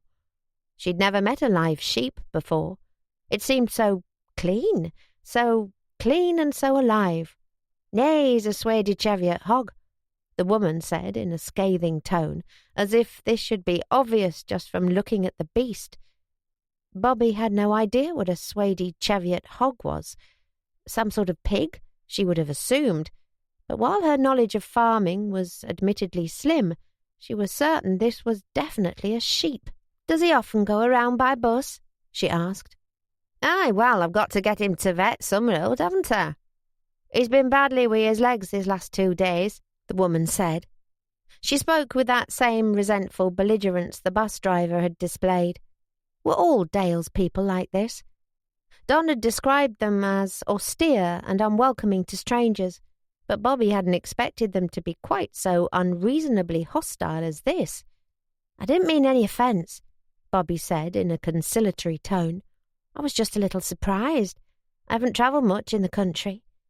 She gave the lamb's ears a tickle by way of an apology, which the little chap seemed to like, letting out a low bleat of appreciation. This seemed to appease the woman somewhat, and she drew her lips back over a gummy mouth in what might have been an attempt at a smile, although it more closely resembled a grimace. This, Bobby assumed, was the friendliest treatment she was likely to receive today, so she smiled uncertainly back. The journey to the Bull and Heifer pub from Skipton took close to an hour, the bus groaning and clattering down narrow, tortuous roads until Bobby felt quite sick. When she stood up to get off, the woman with the lamb stood also, cradling the little thing in her arms. Bobby had grown rather attached to that lamb during the long and uncomfortable journey, taking comfort from the warm tongue that occasionally flicked out to embrace her fingers.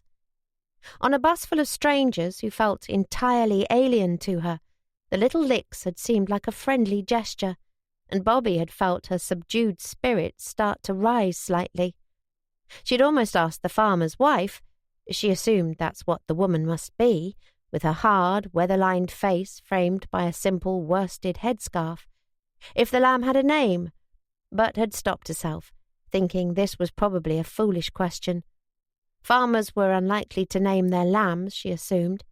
They were only stock to them, after all. Instead, she gave him a name in her head, Donald, after her friend, and sent up a silent prayer that the vet, whoever he should be, would be able to heal the lamb of what ailed him. Bobby stepped down from the bus at a crossroads, closely followed by the woman and lamb, and the driver clattered off. She had no idea which way it was to the village.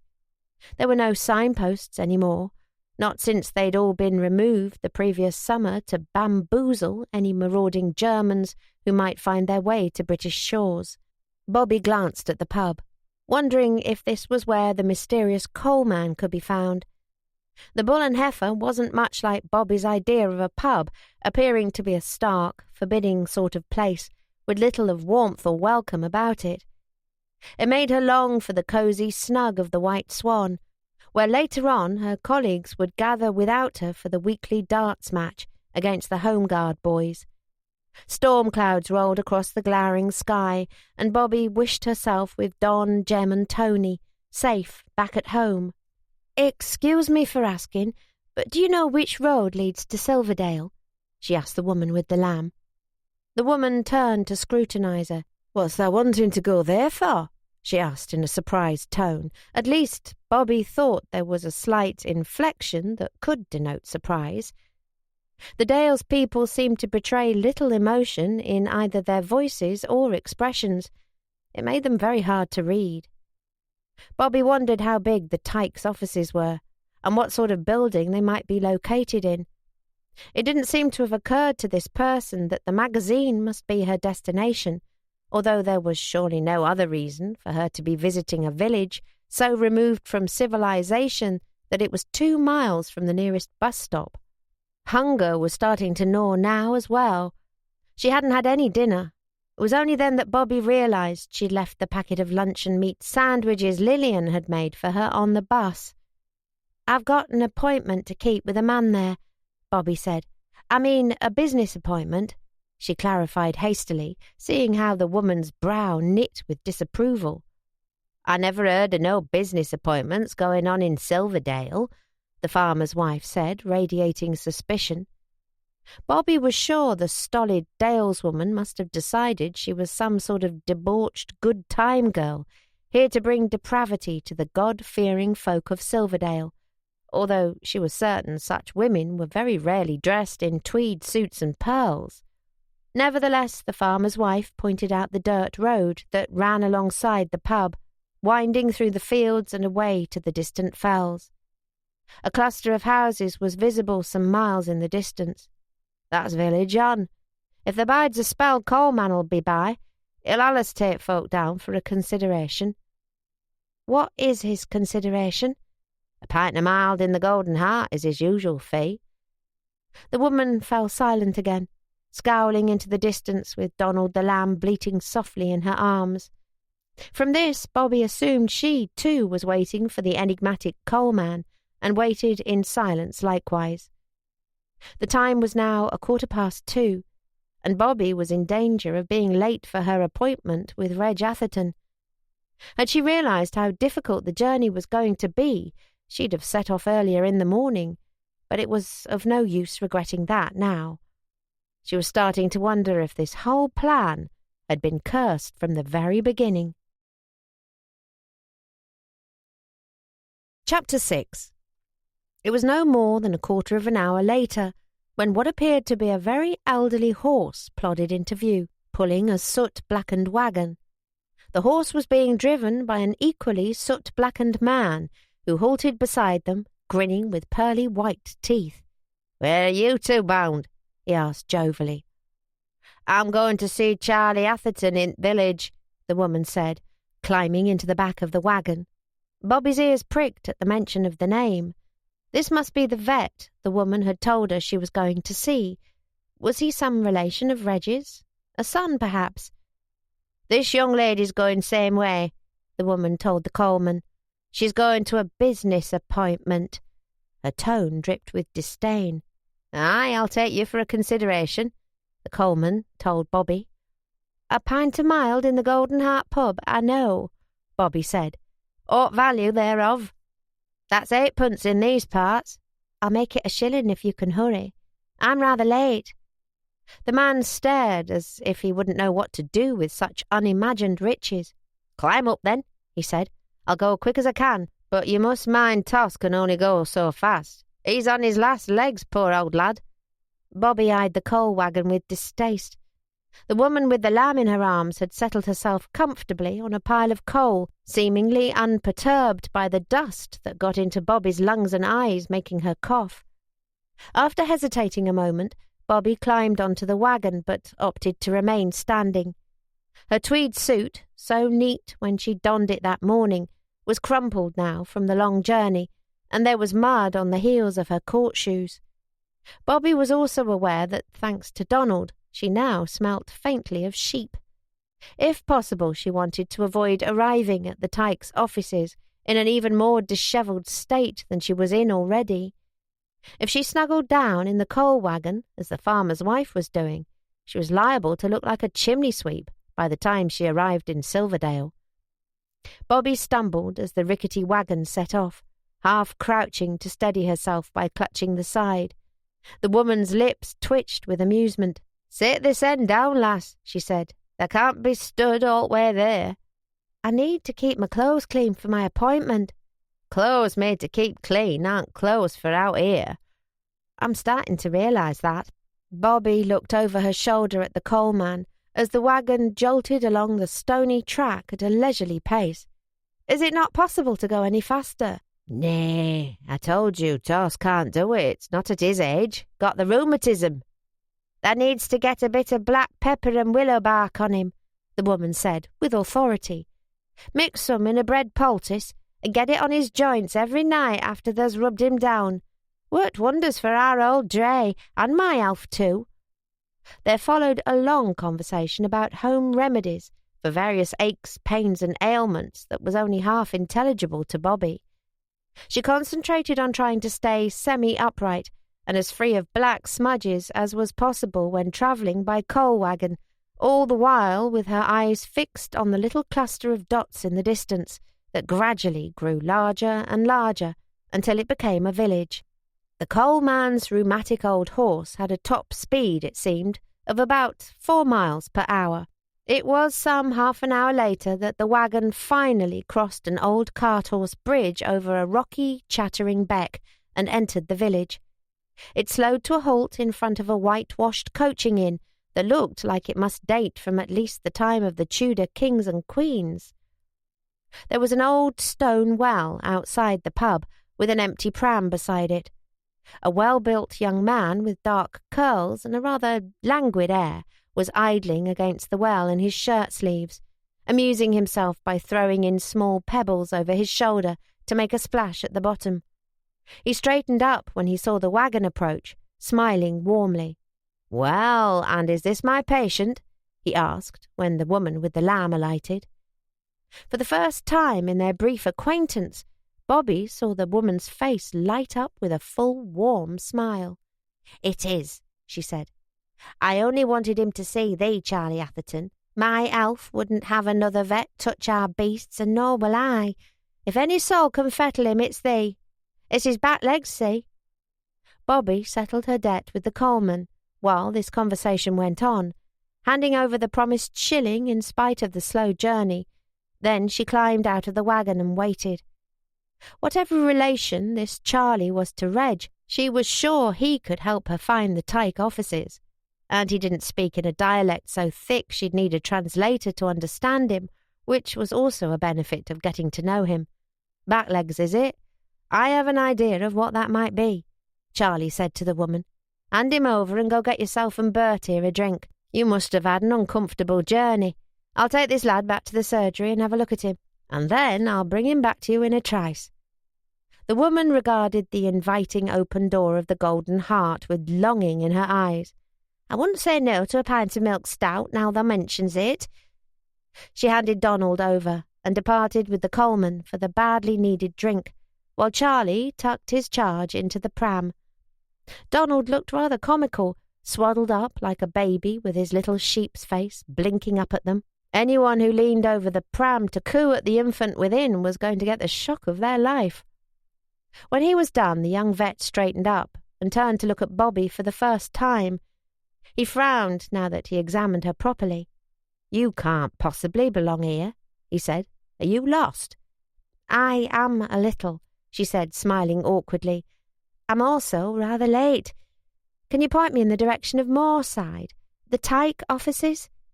He laughed. "The what?" "The Tyke offices. You know, the little magazine." A sudden worry shot through her. She hadn't come to the wrong Silverdale, surely. "They are in this village, aren't they?" "Yes, they're here, about a mile's walk. Come with me. My surgery's not far from there. I can show you to them personally." "Oh, thank you." Had she had time to spare, Bobby would have far preferred seeking the place out by herself. She didn't like to be beholden to anyone, especially not to men, and to strange men most of all, no matter how jolly and friendly they might seem on the surface. Who knew what isolated roads this Charlie might take her down, or what unwanted attentions he might press on her once he had her alone? But it was now after 3, the time that had been set for her interview. And after all, how much could she have to fear from a man wheeling a sheep in a pram? "Will you be able to do anything for Donald?" Bobby asked as she walked beside him past the tumble-down stone cottages that huddled around the village green. Charlie frowned. "Donald?" She flushed, mentally berating herself for the slip. "I mean, the lamb. I decided to give him a name. He was the only friend I had on the bus here from Skipton." "Ah, I see."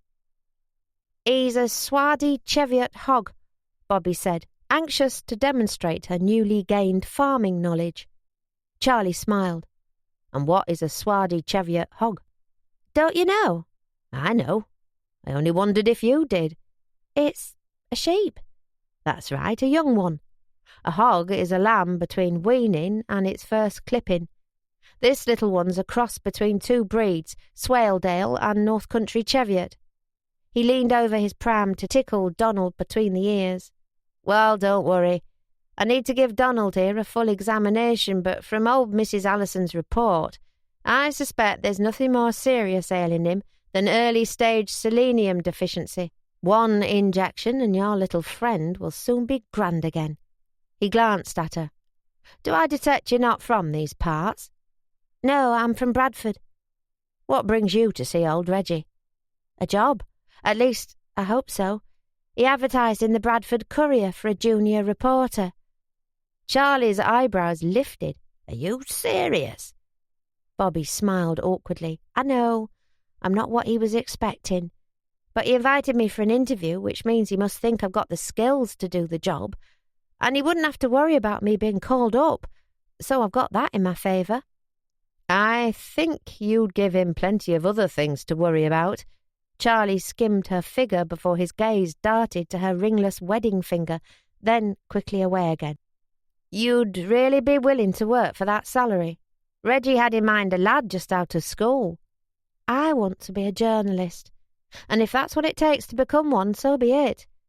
I'm trying to think of it less as a job and more a sort of apprenticeship." Charlie cast her a sideways glance. "Did you really travel all the way from Bradford by yourself?" She smiled. "It's not such an impressive feat, is it?" "It's rather unsafe. You'll be making your way home in the blackout. I don't know many city girls willing to travel by coal wagon." "What choice did I have? I needed to get here. Besides, I'm a big girl. I can take care of myself, Mr. Atherton." "It's just Charlie. Reggie's all the Mr. Athertons our family can hold. What do they call you?" "Bobby. Bobby Bancroft." He nodded his approval. "It suits you. Better than that suit does, at any rate." Bobby smiled, enjoying the good-natured teasing.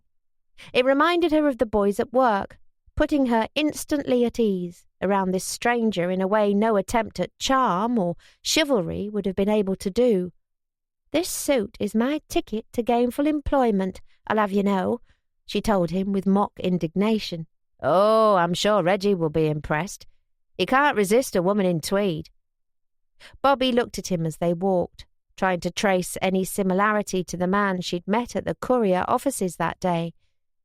She would never have identified Reg and Charlie as relatives, although, now she examined Charlie carefully, there was a certain resemblance around the eyes. They were a similar creamy brown, except Charlie's didn't hold that hard, hunted look the older man's had. Instead, she saw in them an expression of lazy, slightly wicked fun that looked as though it could be either endearing or infuriating, depending on the mood of its owner. What was their relationship? Reg was probably just old enough to be Charlie's father, or an uncle perhaps. Or if not, that would make him the devilishly handsome, charmingly irresponsible younger brother, Charlie said with a smile, reading the question in her face. He nodded to a group of buildings up ahead, at the top of a long, rough track. "This is the place. Moorside Farm." Bobby stared at the ramshackle farm buildings. There was a large farmhouse with a couple of outhouses, a stable and a yard at the back where a few chickens pecked at their grain. Some little distance away was a smaller building that must once have been a barn, but seemed now to have been converted into a sort of cottage, with bare briars curling tragically around the arched door. The main farmhouse looked rather sorry for itself, with some of the slate missing from the roof and the whitewash chipped and peeling. A battered black car was parked at the bottom of the track. "This place is a magazine office," Bobby said in disbelief. "Certainly, and my surgery, and the Atherton family homestead for 4 generations. Reggie and his wife Mary live in the main farmhouse, and the old cow-house," Charlie pointed to the converted barn, "is where I work, sleep and entertain. Cow-house cottage, I like to call it. It's not much, but it's all right for a bachelor. Come on, and I'll take you up." Feeling rather dazed, Bobby followed him to the house. This, she supposed, was where she would be living if she got the job, since it had been advertised as bed and board included. This unpromising little farmhouse was where she would make her mark as a reporter, earn her first byline, and finally discover what her future held. It couldn't have been more different from the cramped terrace she shared with her father and siblings back at home. "I'll leave you here," Charlie said when they reached the front door. "Now, listen, don't let Reggie frighten you, and get Mary on your side if you can. My brother likes to think he rules the roost, but everyone in Silverdale knows who's really in charge. Here." He produced a handkerchief and held it out to her. "For your face," he said, as she stared at it. "I'm afraid the coal wagon's been a little rough on you." "Oh," Bobby flushed, and took a compact from her handbag so she could examine herself in the mirror. There was indeed a large black smudge on one cheek. She accepted the handkerchief and rubbed it off. "Thank you." "Keep it.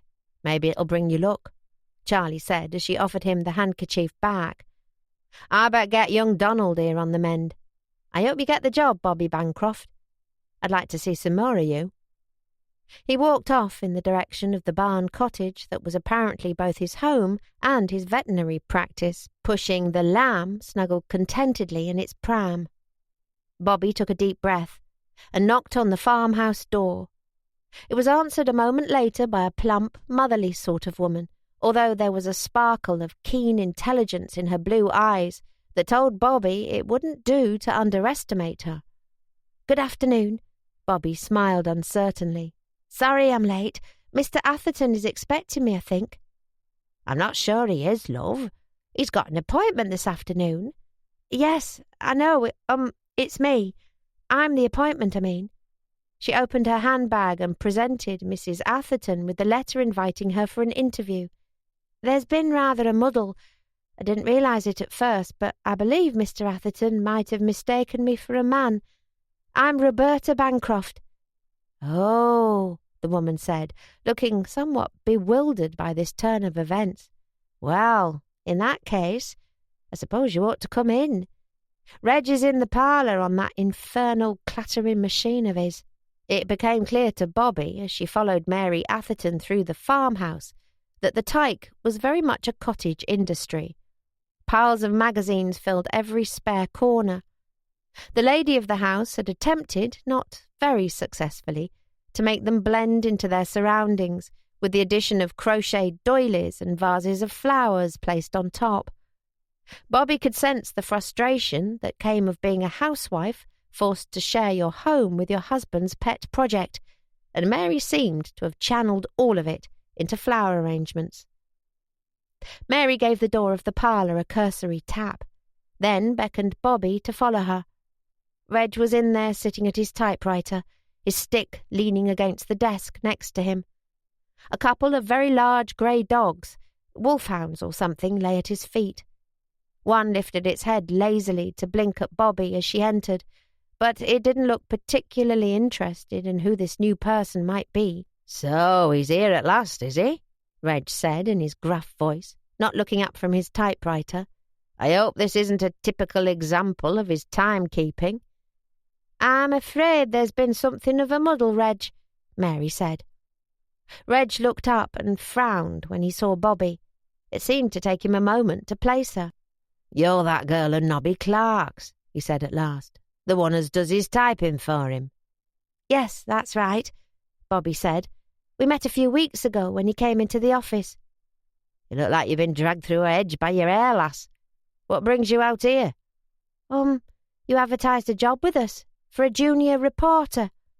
Reg continued staring blankly, and Bobby flashed him a weak smile. "I'm Roberta Bancroft. You invited me to come for an interview." He laughed. "I invited you? Is this some kind of joke?" "It's not a joke, look." She presented him with the letter he'd sent her. "I can do the work, Mr. Atherton," she said as he stared blankly at the letter. "I know I'm not what you were expecting. I didn't mean to lie to you. The A on my typewriter sometimes doesn't make a proper impression, but it was an accident, I assure you." Bobby's mouth now seemed to be operating completely independently of her brain, spewing out words as if powered by a motor.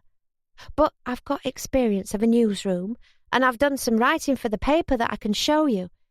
And there's a letter from Don to prove it's mine and not Tony's, and I was trained at Pitman's College, so—" She trailed off as Reggie's face seemed to catch up with what was happening, and his expression turned hard.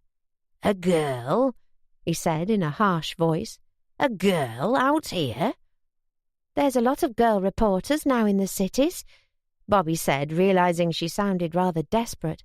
"Or at least, there are some." "Young lady, I might as well drive you out to Blackpool Zoo and throw you into the wolves' enclosure as send you out there amongst these folk. I'm sorry, but I'm afraid you've had a wasted trip." He turned back to his typewriter as if that ended the matter. Bobby couldn't help herself. It had been such a long, uncomfortable, dirty journey, with hardly a friendly face to be seen, and she was so tired and so disappointed that it had all been for nothing at all. She hid her face in her hands and wept. Chapter 7. "Oh, now, Reg, what did you have to go and do that for?" Mary Atherton bustled forward to put her arm around Bobby. There, my love, don't take on so. It'll be all right." "It's for her own good," Reg muttered, although he looked rather uncomfortable about this unforeseen turn of events and the sobbing woman now standing in the middle of his parlour. "Sorry, love, but reporting is man's work out here. Whatever goes on these days in the towns, it has to be." "At the wage you're offering, you're lucky it's anyone's work," Mary said sternly. "The butcher's boy is earning as much, and him nobbut 15. Gently, she guided Bobby to a wicker chair and pushed her into it. "Now then, lass, you have a sit down until you feel better, and in a minute, when you're calmer, I'll make us all a brew." "I'm so sorry," Bobby gasped through her sobs. "It's just been Such a long, awful journey to get here. I should never have come. I should have written to you about the mistake." She took out Charlie's handkerchief and dried her eyes, no doubt adding a generous smear of coal dust to her face. By now she was far too miserable to care. What did it matter anyhow? She didn't need to try to keep herself nice any more. There was nothing to be gained from it. It had all been for nothing. "Why didn't you write?" Mary asked her. "I hoped I could convince you to give me a chance," Bobby said, glancing at Reg. "Or at least to listen to what I had to say. I did so want the opportunity." "And why not? That's what I'd like to know," Mary said, glaring at her husband. "She's as lish as any lad, and she must have a brain in her head for you to ask to see her, Reg." "I asked to see her because I thought she were a man," Reg grumbled, with the air of a petulant child who's had his hand slapped by his mother. "Look at her. I can't be having crying women around the place when I'm trying to work. Is it any wonder she's crying when she's travelled here all the way from Bradford, only for you to refuse her the time of day? You'd be enough to make a grown man cry, you would, Reg Atherton. Half an hour is all she's asking from you, just to hear what she's got to say, and you throwing her out without so much as a good afternoon." Mary turned to Bobby again. "And I suppose you've had nothing to eat since breakfast, have you?" Bobby shook her head. "I left my sandwiches on the bus." "Then we can put that right to begin with. It's the belly as hodds the back up. That's what we say around here. We'll have a little early tea together before you go back home." Mary glanced at Reg. "And since I've no intention of sending this young lady back to Bradford in the blackout with an empty belly, and it's going to take me at least half an hour to make the tea, I think you might as well hear what she's got to say as not, don't you?" "Humph," Reg said, as his wife left the room. But he turned from the typewriter to examine Bobby. "Auditioning for a minstrel show, are you?" Flushing, Bobby took out her compact to examine her face. She looked an utter fright. She was white and drawn, her eyes bloodshot from tears and coal dust, and black smudges had appeared under her eyes. She rubbed them off with the only remaining clean corner of Charlie's handkerchief. "I came down from the Bull and Heifer on the coal wagon," she told Reg by way of an explanation. "I'd have walked, but I didn't know the way." "Come all the way from Bradford by yourself?" "That's right." Reg was silent, not giving anything away. The fact she travelled here alone had seemed to impress Charlie, who Bobby was sure had given her credit for more nous than she really possessed. Was Reg impressed likewise? "Well, go ahead then," he said at last. "You may as well say what you came to say, since my missus insists on feeding you before you go home." Bobby beamed at him. "Thank you. You won't regret it, I promise." "Never mind that. How long have you been typing for Nobby?" 8 months. I did shorthand typing and secretarial work for a wool merchant before that." "Got good shorthand, have you? 100 words per minute. I was the fastest in my class at Pitman's. I can type up to 65 words a minute too, and hardly ever make a mistake," Bobby told him eagerly. "I've done some writing as well, for the Courier." He raised an eyebrow. "Nobby lets you write for him?" "Well, no, not exactly. That is, he doesn't know." She took the letter from Don from her handbag, along with a scrapbook where she'd glued cuttings of every piece of copy she'd written for the newspaper. "These are all mine, though." She handed the scrapbook and letter to him. "Byline on these says Anthony Scott," he said, glancing at the cuttings. "Tony Scott. He's the young layabout Nobby was complaining to me about. Always laking when he should be working." "I know, but it's my work. The letter explains." Reg opened Don's letter and read it in silence, while Bobby twisted her handkerchief nervously. He didn't say a word after finishing it, but turned his attention back to her scrapbook. "Surprised Nobby never noticed these were someone else's," he said at last. "Your copy's a damn sight cleaner than Scott's." She beamed at him. "Thank you. You won't tell Clarky, Mr. Clark, will you? Only I don't want Tony to get into trouble." "I won't. I should, but I won't." He looked again at the items in her scrapbook. "I'm sorry to break it to you, Miss Bancroft, But there's more to reporting out in the country than clean copy, no matter how well written it may be. I know, but I'm very keen, and I'm willing to learn. The house had started to fill with the delicious aroma of frying bacon and home-baked bread. Bobby tried to stop her mouth from watering as she focused on winning Reg over. "There's more to country reporting than being keen as well," Reg said. "The people here can be close, uncommon close. If you make a friend of them, you've a friend for life, but they're careful who they give their friendship to. They're used to solitude and hard graft. Survivors from another age, you might call them. If I send some slip of a city girl out to talk to them about farm life, well, I'll be a laughingstock, me and my magazine." "I can earn their respect, with time. I know I can." Bobby took a deep breath as she prepared to make her final plea. "Mr. Atherton, I know I'm not what you want, but what other choice do I have? Perhaps I will have to work harder to impress the people I'll need to deal with here, but will it really be worse than sending out a lad of 16 or so? Because that's all you'll be able to get for 12 and 6. As your wife said, it's barely an errand boy's wage." "I know you must be desperate. Men and boys are getting called up every day. Well, I won't be. I'm keen, I'm dedicated, and I've got skills and experience you won't find in any male reporter willing to work for the wage you're offering." "You might not get called up to the army, but that doesn't mean I won't be wasting my time training you," Reg said. "What do you mean?" "Women have their own sort of call-up. All of 'em are keen to marry, have bairns. They work a while, then they want a family, and they go with some likely lad to set up home." Bobby flushed. "I've got no interest in marriage." "Are you not courting? Most girls your age are already wed." "No, I'm not courting. I'd rather work than gad." Reg took his stick from where it was leaning against his leather-topped desk and got slowly to his feet. "What I need, Miss Bancroft, is someone with 2 young, strong legs who can get about when I can't. A fast, accurate typist who can spell, with a good eye and nose for a story." "I can do all of that." "I also need someone who can earn the respect of the people in this part of the world. That's no easy matter." "I can do that too," Bobby said, trying to convey a confidence she didn't feel.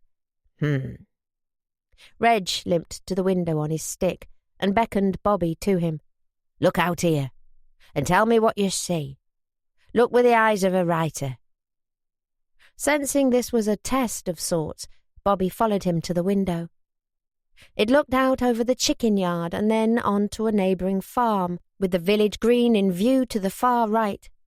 High above, the silhouettes of the fells walled them in. "I see. Isolation," she said quietly. "The hills that shape the character of the people here. Stark and simple, but with an awesome beauty all of their own." "Aye, very poetic, but I didn't mean that sort of writer," Reg said dryly. "The fells are all well and good, but they're only dressing. Try looking further down." Bobby did so, looking across to the neighbouring farm where a young man was driving a tractor through a field.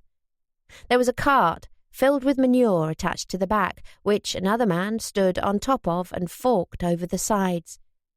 "I see a couple of farmhands going about their work," she said simply. What was Reg expecting her to say? She couldn't see what wasn't there. "I'll tell you what I see," Reg said. "I see Dennis and Eric Dixon, Ted Dixon's youngest boys, 15 and 16-year-old. The last ones left at home after their brothers went to war, doing the muck spreading all by themselves with that noisy contraption. 30 years ago, I'd have looked out to watch their grandad doing the same with a team of 4 men and a couple of dray horses. These young farmers now, they're more mechanics than men of the land." He looked at her.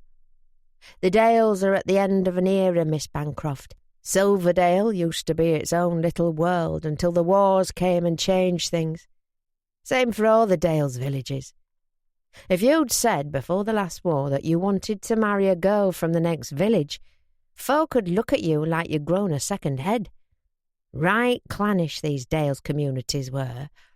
But now there's the wireless bringing the whole world into your parlour every day, and there's the war taking folk out into the world.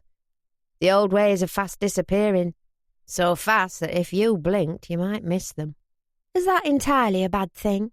Bobby said.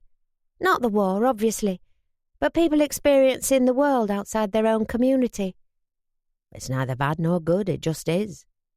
Reg watched the little grey tractor pensively as its pungent load was deposited across the field.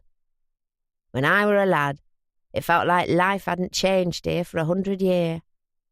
Now I reckon it's changing every day.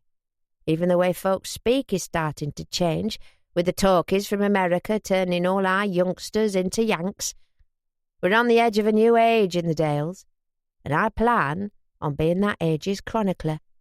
It struck Bobby that most local people would feel rather sad about this, yet Reg didn't seem so. Instead, his eyes sparkled with passion for his subject, and Bobby started to understand, if only a little, what had driven Reg Atherton to start his magazine in the first place. Like Shakespeare, she said. Johnson called him the soul of the age. Aye, there's somewhat to that about it. Glad to hear you know your books.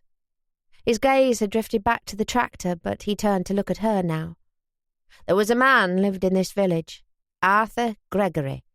Died the other day, at more than 100-year-old. Nobody knew how much older than that he might be.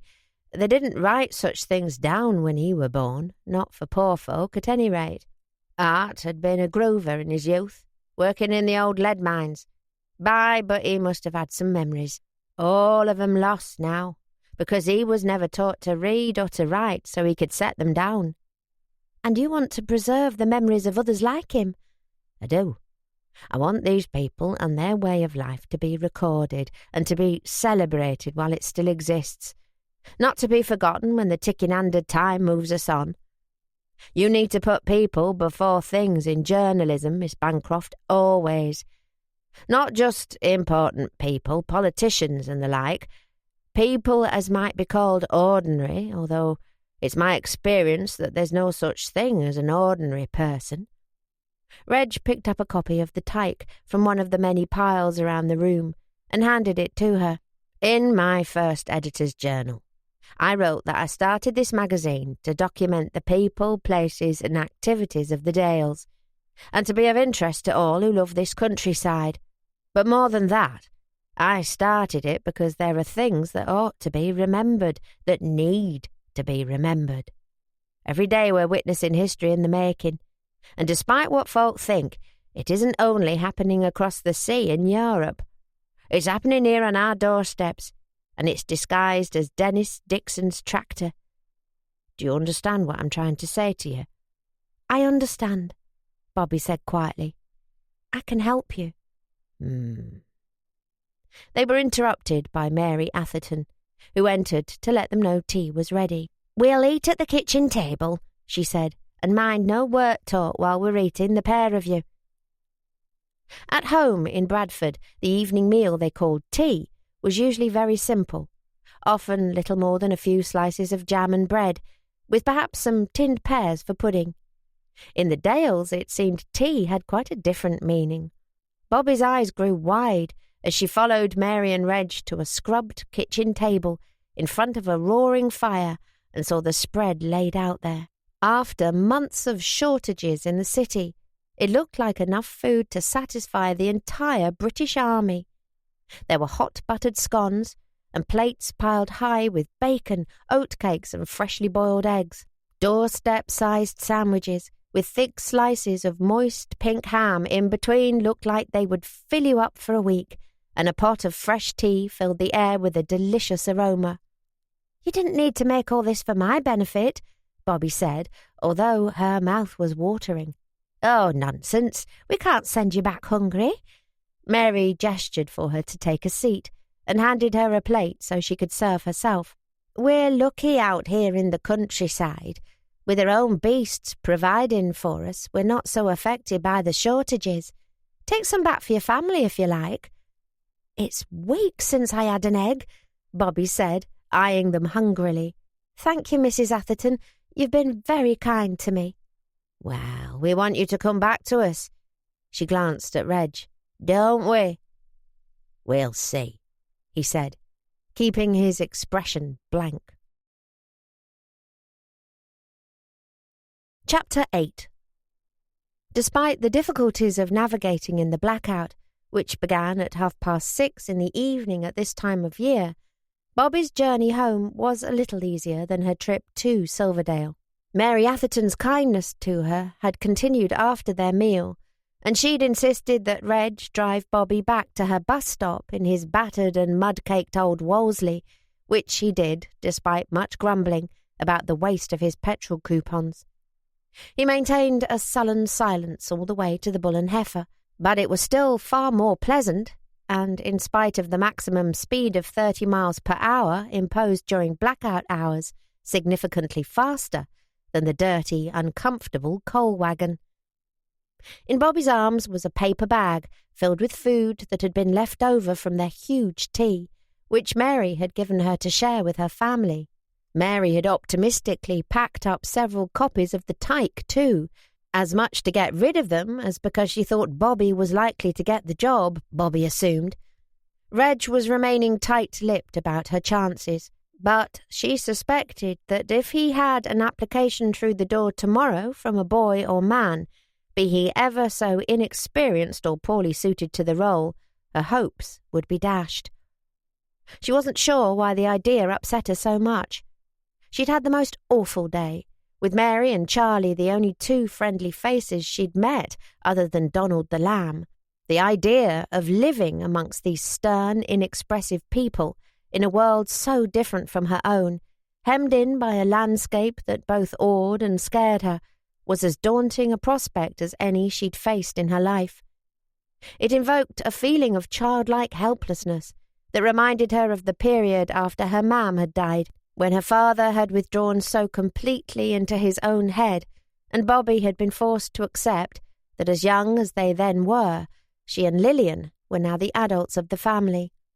And yet something in her soul spurred her on, hoping, praying, that Reg might be persuaded to give her a chance. His speech, as they looked out of the window together, had touched something in her. Lillian had sneered at the sort of stories the Tyke liked to print, and no doubt many of Bobby's fellow townies would feel the content of the magazine, an assortment of articles on country crafts, long-forgotten traditions and folklore, sketches of country characters, jokes and dialect poems, was twee, foolish and frivolous. But Reg was right, no doubt. The life of the Dales folk, untouched for what felt like centuries, was now changing day by day. The world outside their borders was seeping in, thanks to the war and new technology, and in 100 years' time, the Yorkshire Dales of today would probably be as lost a world as Atlantis, the civilization claimed by the sea. As small and unexciting as it seemed, this was history, as much so as the battles raging in Europe or the nightly blitzes on British cities. There was something important in what Reg was trying to do, and Bobby longed to be a part of it. It was after 8 o'clock when she finally stepped off the tram and walked the last quarter-mile home. Her father was in the living room in his carpet slippers, unshaven and bleary-eyed, but relatively sober and seemingly lucid enough. The wireless was tuned, and he appeared to be listening to it, which meant he was at least aware of his surroundings. "Where's our Lillian?" Bobby asked him. "Gone to some dance with a girlfriend." Knowing her sister, Bobby felt it more likely she'd gone out dancing with a boyfriend, but she kept quiet on that subject. He turned to look at her. "You're late today. Where have you been?" "The pub," Bobby lied. "It's Tuesday.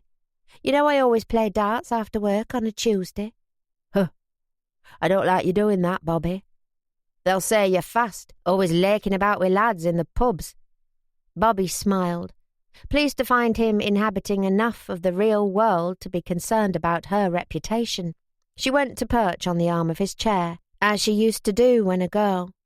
"Things aren't like they were in your day, Dad," she said, kissing the top of his head. "Lots of girls go to pubs. Besides, Don's there to chaperone and keep me respectable. He doesn't let me fraternise with the wrong sort of boy." She knew her dad approved of Don, who'd visited the house when she'd been unwell once, with a gift of fruit and flowers. Bobby didn't remember Uncle Dick, but on the sideboard sat a photograph of him in the uniform of the West Yorkshire Regiment, 16th Battalion, the Bradford Pals as they'd been known. He had a certain expression that reminded her of Don, and she wondered if the similarity to his lost younger brother was why Dad had taken a rare shine to her friend.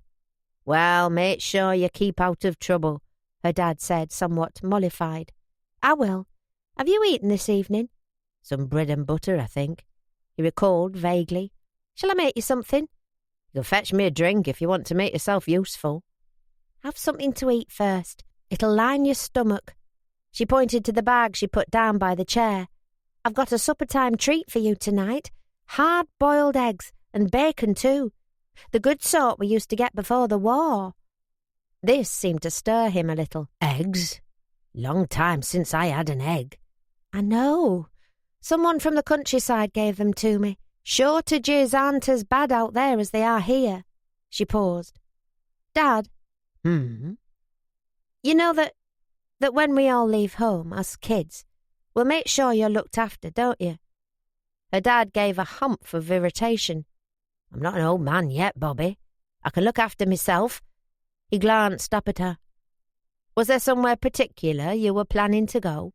"Well, Jake's had his call up now, so he could be leaving any day for the army, and our Lil might be going off to train as a wren soon. It'll be a big change for you, not having us all at home." "You're not going anywhere, are you?" "I might be. I can't stay at home forever, can I? I'm 23, Dad. Most girls my age are married with a bairn or two, as certain men of my acquaintance often take pains to remind me." "What's brought this talk on?" He narrowed his eyes. "That spiv sort? The one you play darts with?" Bobby had to think for a moment to work out who he might mean. "Tony," she said. "Aye, that's him. I've heard about him. Sounds a right rum lad. Has he been trying it on with you?" She laughed. "No. At least not in a serious way. You don't need to worry about Tony, Dad. He's engaged to an ATS girl. She keeps him well in line." "Well, who is it you've got in mind as husband material, then?" "No one. I was talking in general terms, that's all. I just wanted you to know that if I did have to leave home one day, I'd make sure you had everything you needed." His eye twitched at the corner.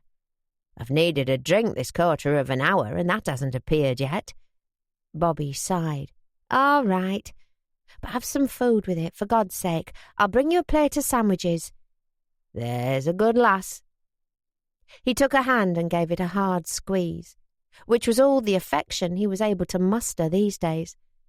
Bobby squeezed it back before going to the kitchen to prepare his meal and whiskey, thoughts of the past and of the future racing around her head. 3 weeks passed, carrying the year well into November, and no news, either welcome or unwelcome, arrived from Silverdale. Every morning Bobby rushed to the office to intercept the post before anyone else could, both hoping and fearing to see an envelope with her name on it, and every morning there was nothing. But still she didn't give up hope, until one day when Mr. Clark came down to the office to speak to Don. "Here," he said, handing Don some copy he'd been subbing. "Check that through, then get a clean-typed copy from the girl to hand over to the lino lads. Oh, and while you're down there, that small advertisement of Reggie's can come out. I've just had him on the phone and he's got it all sorted out. There's no need to run it again." Don glanced at Bobby. She tried not to show any emotion, hiding her face behind the sheet of copy she was typing. "Got someone for the job, did he?" Don asked Clarky. "Aye, a likely prospect," he says. "Didn't tell me much about him. Some young lad, I suppose. He won't get much more than a bairn for that wage." Clarky shook his head. "It'll never thrive, that little mag. Nice concept, but too niche. I told him that the day he came to me with the idea, wanting me to back the thing.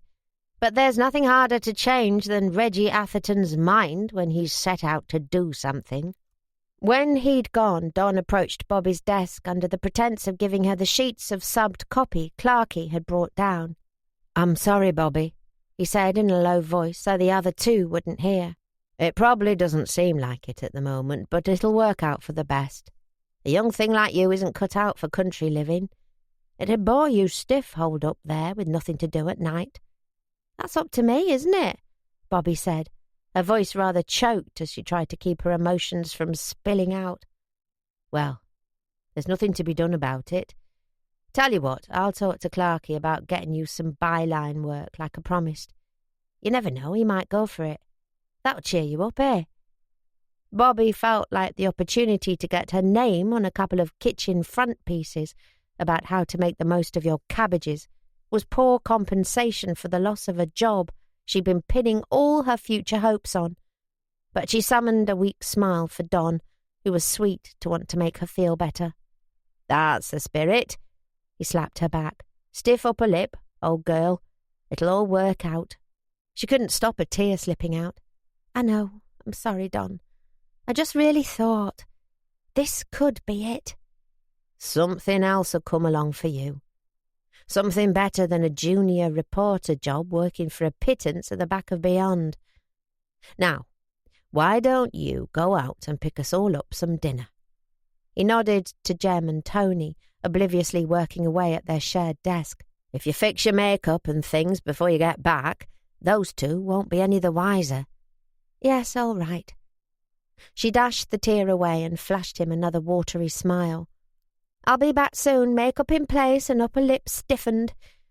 Sorry for blubbering at you when I promised I wouldn't." "Bloody over-emotional women. I always said they had no place in a newsroom." But he was smiling.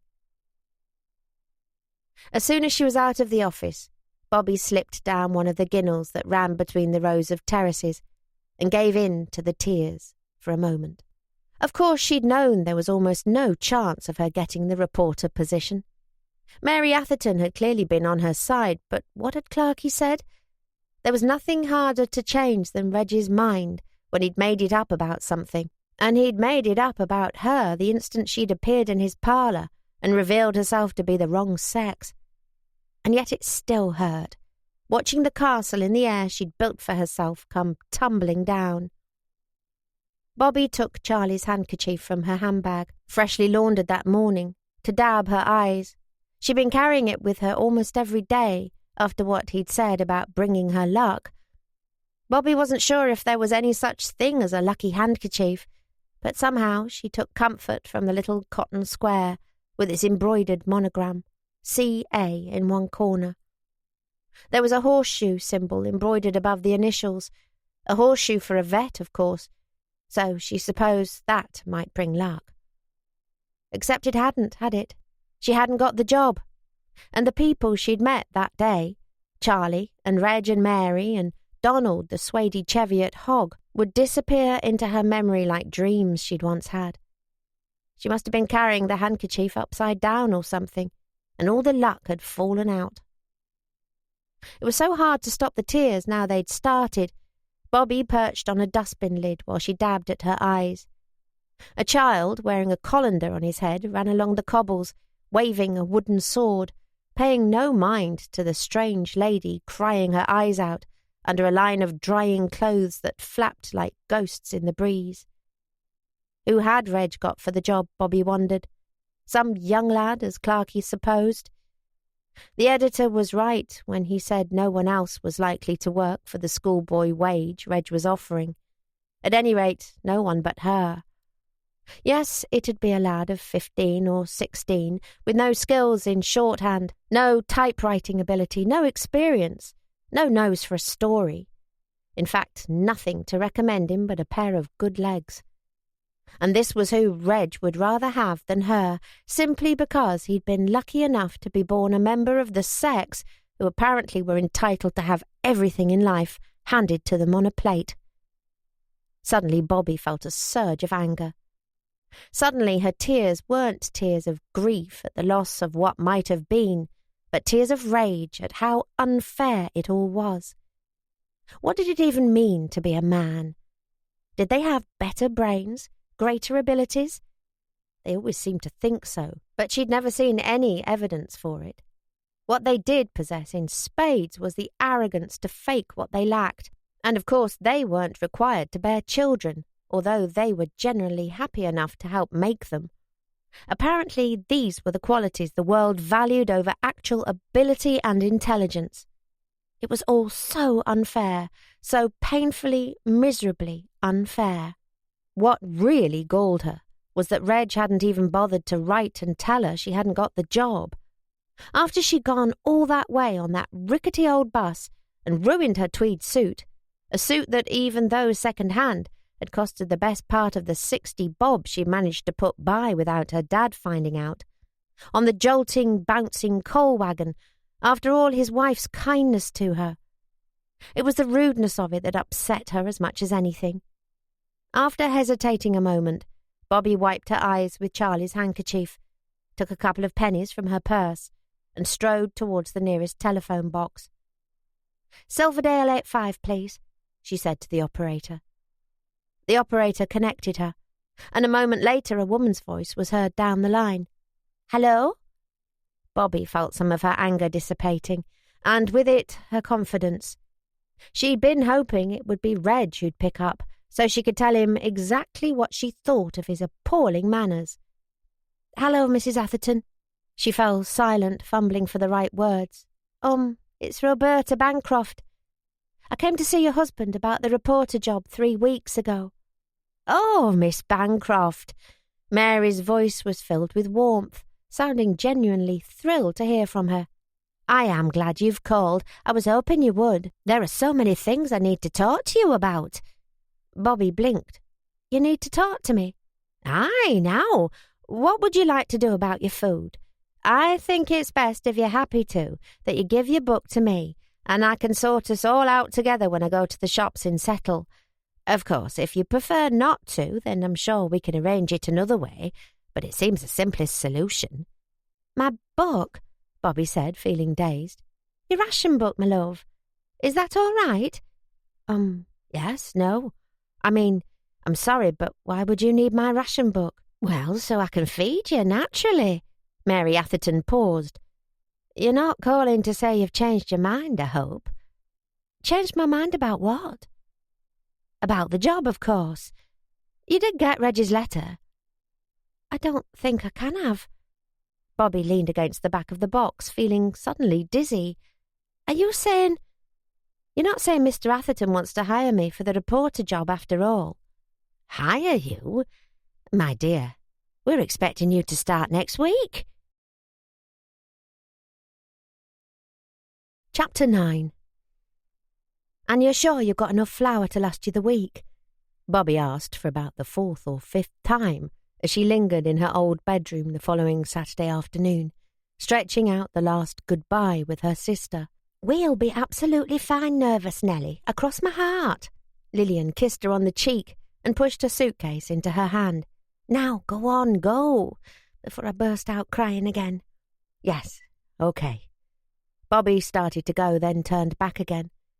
"And you know where I keep all the ration books, don't you? In the kitchen dresser, in the bottom cupboard, the one with the lock that Dad can't get into," Lillian finished for her. "Yes, Bobby. I know where the books are, I know which shops we're registered with, and I know that if you flirt with Will at the butcher's, then he'll slip you some under-the-counter sausages. We'll be all right, I promise. And you'll write to me?" "Of course." "Every day?" Lillian laughed. "Definitely not. If I have to write to you every day, I'll have no social life at all. I'll write once a week or more if anything happens, which it won't." "Right," Bobby said, somewhat reassured. "I get paid on Fridays. I'll send a postal order for half to you straight away at the Majestic, so Dad can't get his hands on it." She picked up her case, then hesitated. "Look, do you absolutely promise you're happy about this?" "Bobby, go. You'll miss your train if you keep dithering." "Because I meant it when I said I'd turn it down. I mean, I want it more than anything, but if you really thought you couldn't make ends meet on what you and Dad and Jake were bringing in—" "Bobby!" Lillian put her hands on her sister's shoulders. We've been over the money situation. Yes, things are going to be tight for a time, but we won't have your food to pay for. And when Jake leaves for training, and if I get accepted to the Wrens, we'll both be on higher wages than in our current jobs. Perhaps Dad could take in lodgers for the empty rooms, too. Bobby bowed her head.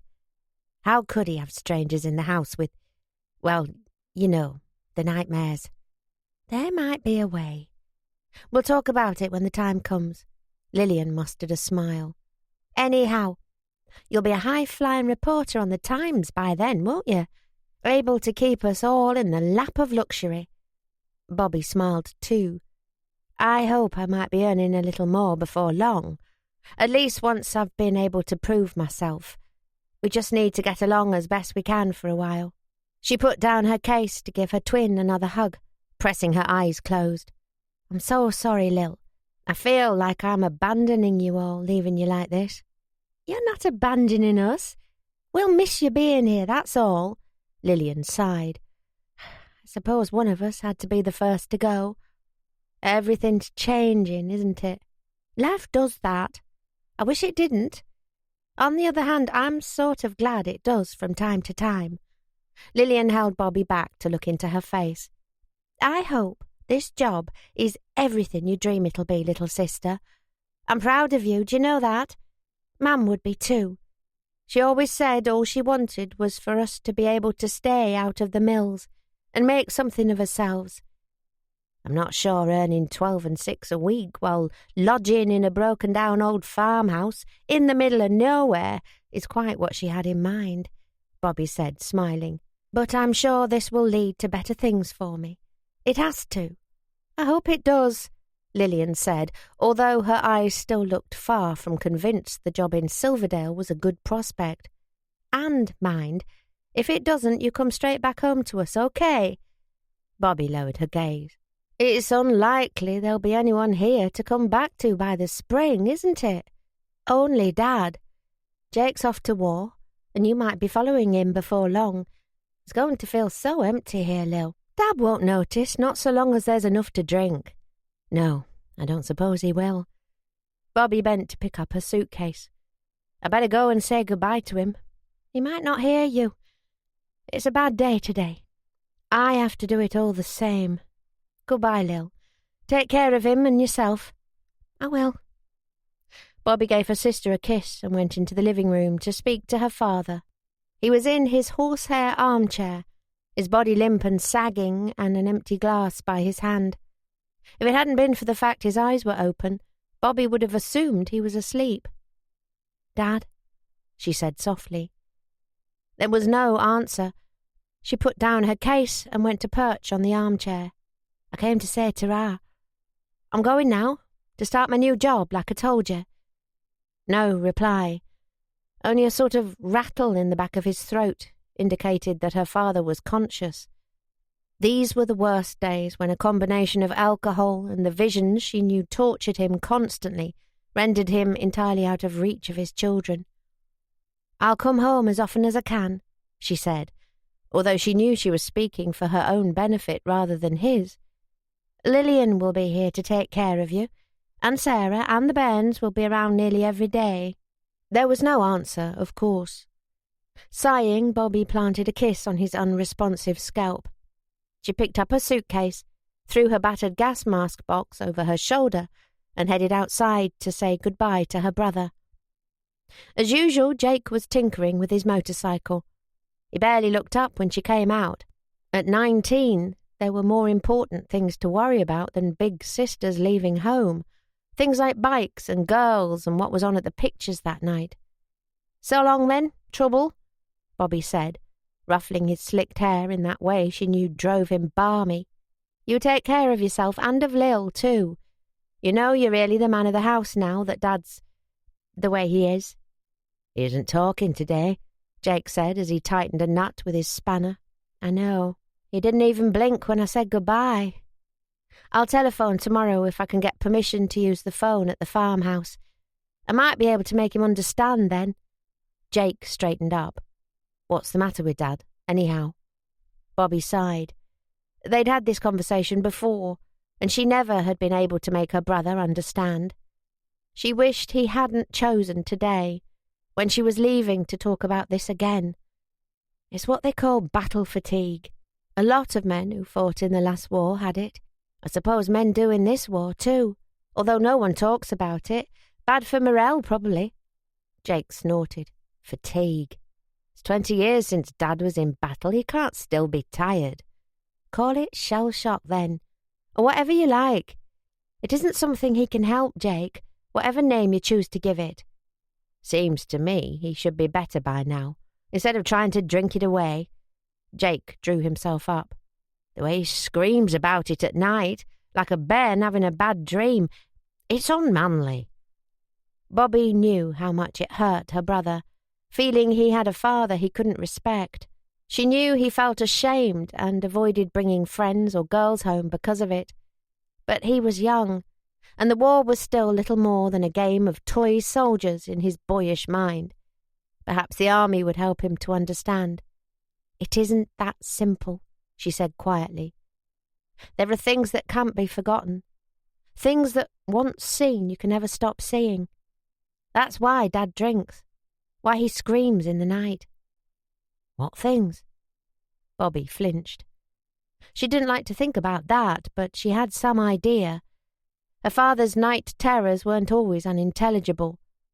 She'd heard him say things, when she'd gone into his room in the darkness to administer a sleeping draught and a shot of whiskey to chase it down after another screaming fit. Sometimes he'd be speaking to her, but more often he addressed himself to men long dead, conjured again in his memories. Death and fire and blood and smoke, bodies, limbs, wherever you looked. Monstrous things that had once been the faces of friends and comrades, no longer recognizable, no longer human. This was why Bobby never begrudged her father his whiskey. God knew she'd want something to make her forget if she had to live in that hellscape.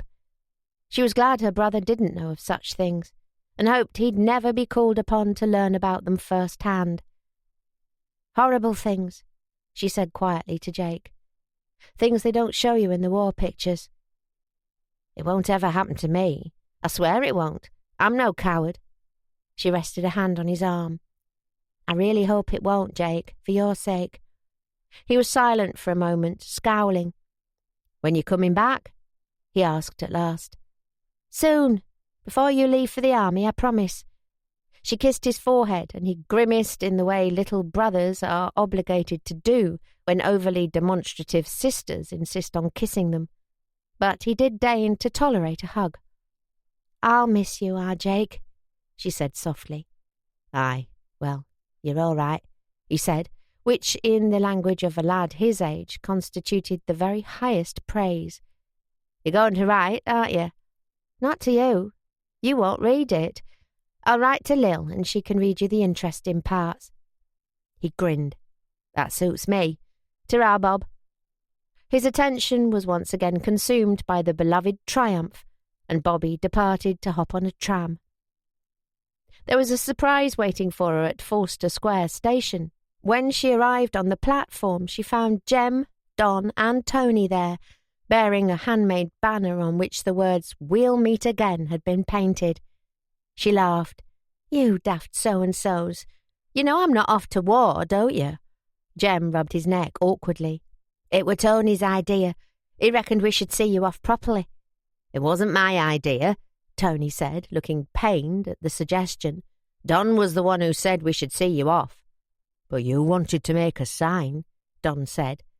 It wasn't me who said we should get her a present as well, though, was it? Maybe not, but you paid your 7 bob for it, same as we all did. It's really very sweet of all of you, Bobby said, beaming at them. All 3 men were blushing now, casting embarrassed glances at the other people waiting for the train, some of whom had turned to watch the little tableau.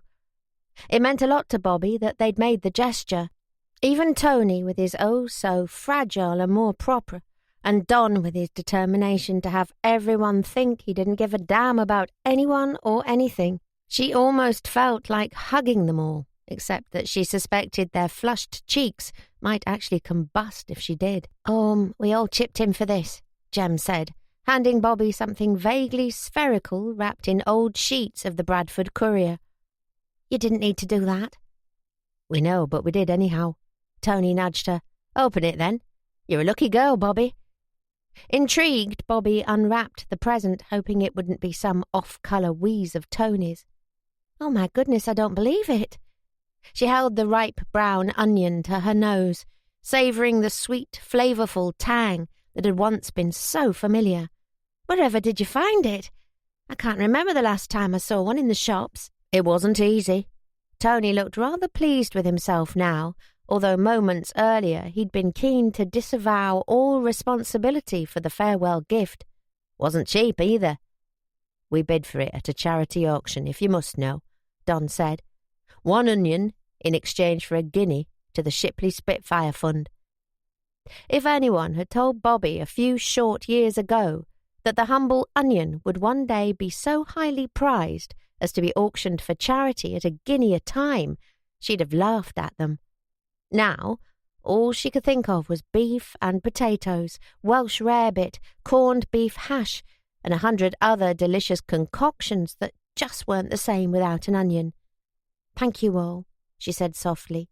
"Especially you, Tony. I know what a wrench it must have been for you to give it up." Tony sighed. "Can I please smell it, just for a moment?" "Of course." She handed it over and Tony breathed its aroma deeply before reluctantly handing it back. The Skipton train could be heard approaching, ready to take Bobby towards her new life in Silverdale. She wrapped the precious onion in newspaper again and put it away in her handbag before shaking hands with each of her former colleagues in turn. "I never thought I'd say this, but I'm going to miss all of you to pieces," she said. "I know you're going to tell me that's the sort of silly emotional thing you'd expect a girl to say, and I don't care a fig, because it's true." Don nudged Tony. "Not going to cry, are you? If I do, it'll be from saying goodbye to that onion." Bobby laughed. "Do you think you'll be able to brew your own tea all right when I'm gone?" "If we must, we must," Don said in a resigned tone. "Mind you, we'll probably never win another darts match. It won't be the same without you, Bobby." "You'll come to visit me, won't you?" "Won't need to," Tony announced confidently. "You'll have had enough in a few weeks. I'd offer good odds you'll be back here before Christmas." He probably meant it too. He was always running a book on something or other. "You said the war would be over by Christmas too, and that's not looking likely," Bobby pointed out. "But I'm right about this. Maybe Clarky'll even offer you your old job back when he realises how much of your copy I was writing. I should think he might. I won't be coming back, though." The train had pulled in now. Don clapped Bobby on the back. "Fare thee well, young Bobby," he said. "I hope the reporter life brings everything you want it to." "Well, it's brought me an onion. That's more than I ever expected of it," she said, trying to lighten an atmosphere that seemed to have become rather sombre as she prepared to depart. "Bye, boys. I'll see you all again." Don took her case from her. "Here, let me help you on with this." There wasn't much in it, and Don was able to lift it easily onto the overhead rack in her compartment. When Bobby had gone through her wardrobe, she discovered very little suitable for country living. Nothing to withstand mud, cold, coal wagons, rampant beasts and rocky fells. In the end, all she'd packed had been a handful of blouses, sweaters and skirts that ought to be suitable for indoor work, her sturdiest shoes, a smart powder blue crepe dress that she thought ought to suffice for her meagre social life out in the countryside, and an old, warm overcoat of her father's that she was planning to alter for her figure. Anything else she needed would have to be provided by her knitting needles, at least until she was able to put some money aside from her scant wages. The only other item she wanted to bring was her Remington typewriter, which had been parcelled up and sent on ahead, so at least one old friend would be there to greet her. "Will you write to me?" Bobby asked Don. "I want to know everything that's going on at the Courier." "When I can spare the time." Don took a scuffed leather box from his pocket and handed it to her. "Here, this is from me. Don't go into hysterics about it. And for God's sake, don't tell that lot." Bobby opened it. Inside was a handsome green onyx marble fountain pen. "I thought you ought to have something longer lasting than that onion to remember your time at the Courier," Don said. "Mind, it's not new. All I could afford.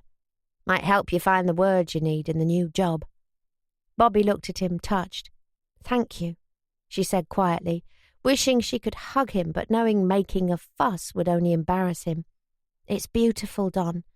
I've never owned anything so nice." "Aye, well, see you at Christmas then." He hopped off the train before the porter closed the doors, even redder now than he had been when he got on. Bobby found herself a window seat where she could wave her old colleagues goodbye. The three of them followed her down the platform as the train set off, Tony mugging and making grotesque faces to try to make her laugh. As soon as they were out of sight, Bobby took out Charlie's handkerchief to mop up tears that had nothing to do with her onion. "Goodbye," she whispered, as she watched the dark, tightly clustered buildings start to recede into the distance. "Goodbye." Within minutes, even the mills with their towering chimneys seemed far away. Bobby watched as her old life became smaller and smaller, until eventually it disappeared completely into the smoke. Chapter 10. Bobby's mood continued wistful and a little homesick throughout the train journey to Skipton, her mind filled with thoughts of those she'd left behind. The tangy scent of onion hung around her handbag, reminding her of friends and family. A woman with a small baby in her lap who had taken a seat opposite kept casting suspicious looks her way. No doubt she suspected Bobby of being some sort of black market onion smuggler. Bobby's mood improved when she was once again aboard the orange Pennine bus on her way to Silverdale, however. On her last journey, the countryside had been garbed in mist and fine drizzle, filling her with foreboding. Today it was suffused with bucolic charm, bathed in a golden late-autumn sunshine that lifted her spirits. The fells, which had seemed like malevolent monsters closing her in during her last journey into the dales, now felt like warm and avuncular giants, protecting the homely little farming villages in the valleys from the darkness and smog of the cities. For the first time, it occurred to Bobby that she'd actually done it. This was it, her dream achieved at last. She was a reporter, no less of a real journalist than Dorothy Lawrence, in spite of the humble magazine she was to be employed by, and come the new year, she might well be looking at her very first byline. Optimism filled her, and she beamed around the people on the bus. Although her fellow occupants regarded her with that suspicion they reserved for outsiders, just as those she'd travelled with before had done, these Dales folk no longer had the power to make her feel like a strange alien in a world where she didn't belong. She was one of them now, and she'd make them accept her, no matter how long that was going to take. Bobby hugged her handbag tightly, smiling to herself as she tried to picture Mary Atherton's face when she presented her with the onion. It would likely have been many months since she'd seen one last. That would go some way to paying her back for all the kindness on the day Bobby had come for an interview. Perhaps even the dour Reg might smile at her when he saw the pungent addition she'd brought for their evening meal. After alighting once again at the Bull and Heifer crossroads, Bobby set off walking at a leisurely pace towards Silverdale, enjoying the unseasonal warmth of the November sunshine on her arms and neck. It was a Saturday afternoon, and apart from the occasional farmer going about his work and the low bleating of the sheep, all was calm and serene. It was hard to imagine that war was raging across the Channel, where Goring was no doubt gathering his bombers for another assault on their cities. The countryside here felt entirely untouched by the war, as if she was walking back into another time. Bobby had seen very little of the local countryside when she travelled this route by coal wagon. So focused had she been on trying to keep her suit free of sooty smudges. Now she was able to appreciate it in all its glory. This was limestone country. Bobby knew this from a book of walks she'd purchased to learn more about the place that was to be her new home. Such was her naivety about the countryside in this part of the world. She had imagined this as meaning that the rock must have a greenish tinge, like the fruit.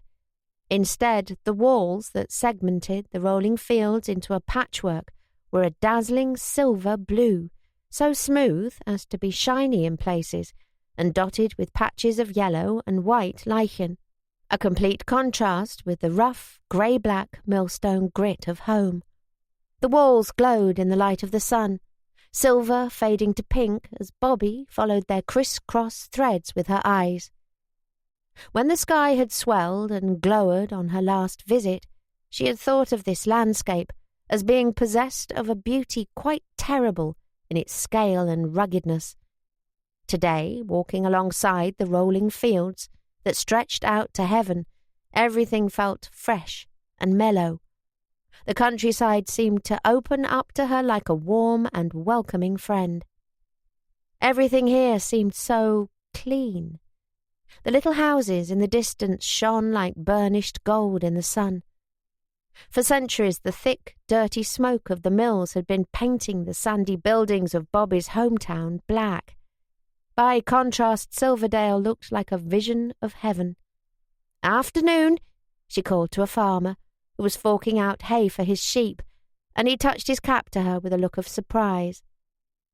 After half an hour of walking, a suitcase swinging at her side while she whistled a jolly dance tune, Bobby reached the Packhorse Bridge that would allow her to cross the snaking silver beck.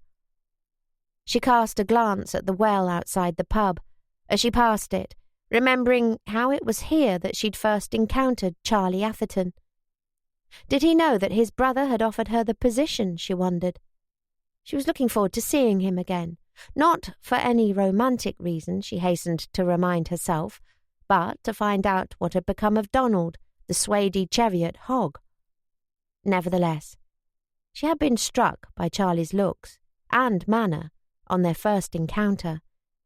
Still, if romance hadn't been on the cards with any of the boys she'd known back in Bradford, then it certainly wouldn't be on the cards out here, not even with handsome vets who set out to charm with their deep eyes and unruly curls. If that was what Charlie had in mind, well, let him try if he liked. He would soon find out she was immune. After growing up with two brothers, Bobby generally found the opposite sex easy to get along with. She enjoyed the teasing and jokes of the men she knew and the way they spoke their minds. She found their company suited her just as well as that of her own sex, and counted many of the male of the species among her friends. But unlike her twin, she very rarely went out on dates with them. She might dance with a boy if he asked, because it was polite, and because she wasn't such a stuffy old spinster that she couldn't enjoy a polka or a waltz now and again, but she avoided anything that might lead to a serious entanglement. There were plenty of reasons for not wanting romance at this time in her life. In spite of Tony's jibes about becoming a veritable old maid if she wasted much more time. There was the war, of course. Marriage was a difficult and often expensive business at a time of international turmoil. There was also the fear of separation and ultimate loss if the object of her affection were to be called up and sent to serve overseas. But more than all of this, there was her career. All her life Bobby had dreamed of becoming a journalist, and perhaps ultimately finding herself a place on a national newspaper. Now, finally, she had taken the first step towards that. Reg had already expressed his fear that he might waste his time training her, only for her to decide to marry and start a family. From his point of view, that would be worse than being called up. At least the boys who went off to war would eventually come home to their old employment, well, most of them. When a woman married, she was expected to settle down to a new career as a wife and mother. There was no way back. That was why Bobby had sworn to herself that no man would ever come between her and her ambition to make the news, be he ever so handsome or charming. No, not even if it meant being an old maid. Love was a happy and glamorous fiction for the pictures, but she knew it was a fantasy that couldn't withstand real life. She'd seen it too many times in the marriages of old schoolmates. Even the grandest passions cooled when there were chores to be done, clothes to be washed, and bairns to be fed. Whereas her dream of being a journalist was something tangible, something she could actually hold in her hands. Bobby hoped Charlie's thoughts tended the same way. It would be nice to make a friend out here, and she had enjoyed his company, but he needed to understand that he mustn't expect any more than friendship from her. She had ascended the track up to Moorside Farm now, and put down her case so she could knock on the front door. It was answered a moment later by Mary, who immediately welcomed her with a hug. Bobby, who hadn't been expecting a welcome quite as warm as this, stood still for a moment before embracing her new landlady in return. "You don't know how glad I am that you've come to us," Mary said, sincerity ringing in every word. "Now get yourself inside, and I'll show you where you'll be sleeping." "Thank you." Bobby followed her into the house. "I brought something for you, Mrs. Atherton." "I think it can be Mary now we're going to be living together, don't you?" "I'd like that very much." Bobby produced the newspaper-wrapped onion from her handbag and handed it to Mary. This is for you." "Whatever is it?" Mary asked, eyeing it quizzically. Bobby smiled. "Open it and see." "Oh," Mary said when she'd unwrapped it. She held it to her nose. "Wherever did you find it?" "My Reg is devoted to onions. You'll have a friend in him for life when he sees this." "My friends at the newspaper gave it me as a leave-in gift. They bid for it in a charity auction," Bobby said. "It cost a whole guinea, apparently. I thought we might have it with our supper tonight." "Oh, yes, a nice Welsh rarebit with cheese and bacon and roast onion," Mary said, beaming. "Reg won't believe it when I put it in front of him. I don't think we've had an onion since the spring. You must be sent from heaven, Roberta." "My friends call me Bobby," she said shyly. "Do they indeed? Well, then I shall do so too. Come on upstairs, and you can get yourself all settled in." Chapter 11. Bobby followed Mary up a narrow flight of stairs, wondering how she and Reg had ever come to be married. They seemed to be complete opposites in their personalities. His wife so warm and merry, while Reg hobbled around the house looking like a thunderstorm incarnate. And yet Bobby had no doubt that there was genuine love and affection between them. She'd noticed it the day she'd come for her interview, when they'd all had tea together. Mary's tender care of her husband, the way they gently teased one another, and sat so comfortably sharing the same space. The room Mary showed Bobby to was small, but it looked comfortable. There was little in it other than a single bed, a wardrobe, a standard lamp and a chest of drawers, all old but serviceable, and more than big enough to store the few things she'd brought from home. The wallpaper was faded and worn, but when Bobby looked closely, she noticed it had what must have been brightly coloured print, pictures of carousel horses. Had this been a child's room? A nursery, perhaps? Bobby glanced at the single bed as she put her suitcase down. It was going to feel strange, sleeping alone. "Is it all right for you?" Mary asked, looking worried. "I know it's rather Spartan, but everything is clean, and the mattress was bought new, ready for you. The only other room is the attic, which is bigger but rather dark and musty. Reg has it filled with boxes of magazines at the moment." Bobby roused herself, summoning a smile. "It's perfect, thank you, Mary. Sorry if I looked unhappy. I was thinking how odd it's going to be tonight, sleeping on my own. Ever since we were children, I've shared with my sister." "I know how you feel," Mary said, a far-off expression in her eyes. "I shared with my younger sister until the day I got wed. She's gone now. Tuberculosis. I still wake up sometimes and think she's there beside me." "I'm sorry." "Well, it was long ago. How many sisters do you have?" "Just one, and 2 younger brothers," Bobby said. "Is your sister older or younger?" Bobby laughed. She acts as though she's much older and more grown up than I could ever be, but there are only minutes between us. We're twins." Mary raised her eyebrows. "Twins? You mean there's another one like you back in Bradford?" "We're not the identical kind, but people say we look alike in spite of that. We both take after our mother in looks. Our late mother. She passed away when we were 16. "I'm very sorry to hear that." Mary's gaze was drawn to the pattern on the old wallpaper. Life contained so much of loss. "It hardly seems fair, but I suppose the good Lord has a plan for us all." "I suppose he does," Bobby said vaguely, more to be polite than anything else.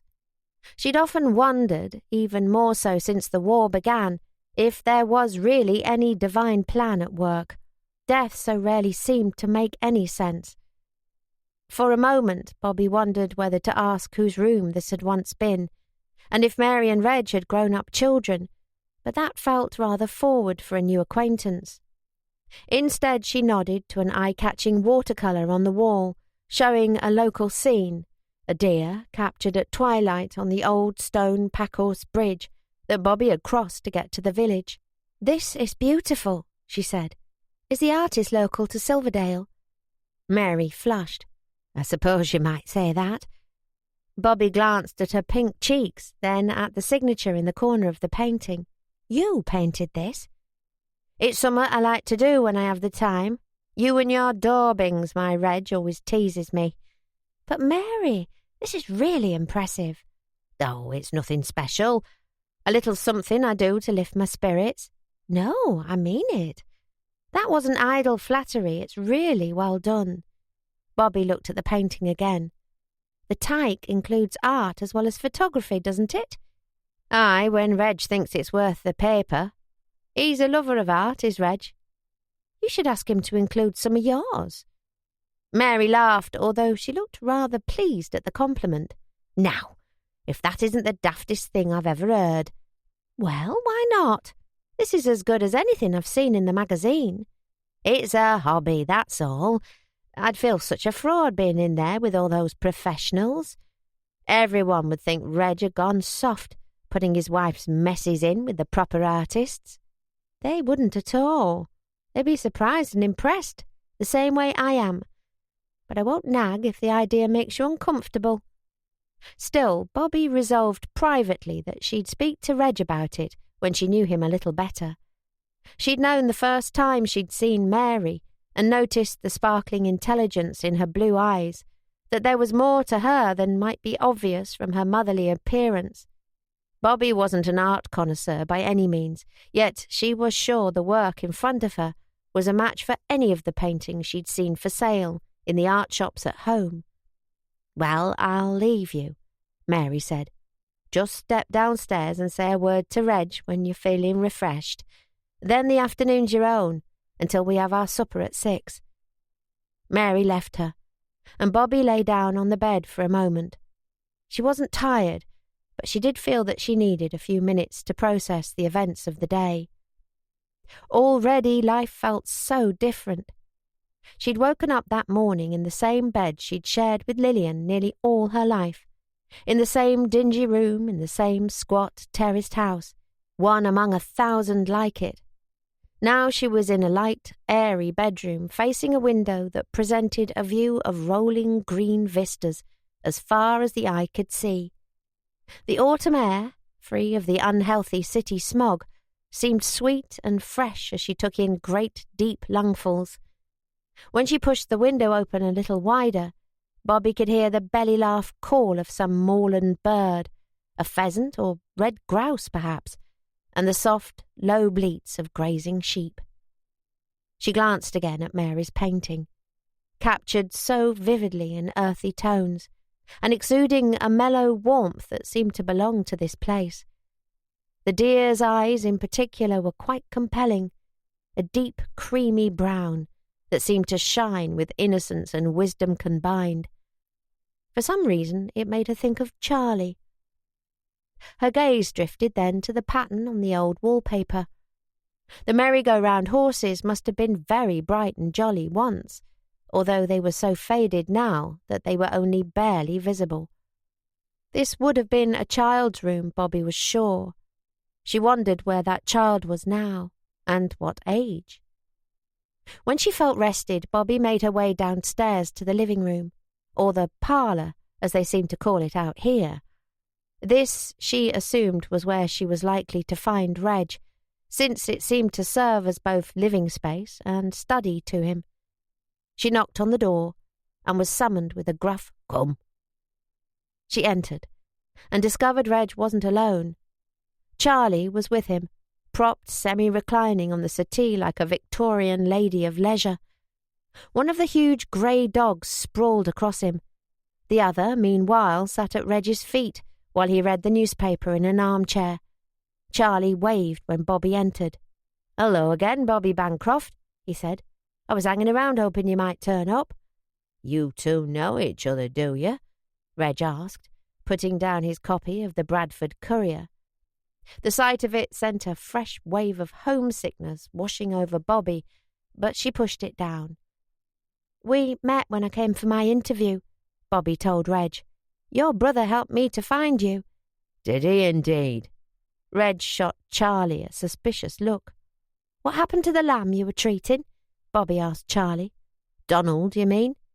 "Donald?" Reg said. "Damn silly name for a beast." "It sounds it, doesn't it? But he did have a very Donald-like face," Charlie said with a warm smile for Bobby. "Don't worry, he's back at home and fighting fit again. Selenium deficiency, as I expected." "So you actually managed to do a day's work recently, did you?" Reg remarked dryly to his brother. "Oh, no, not a whole day.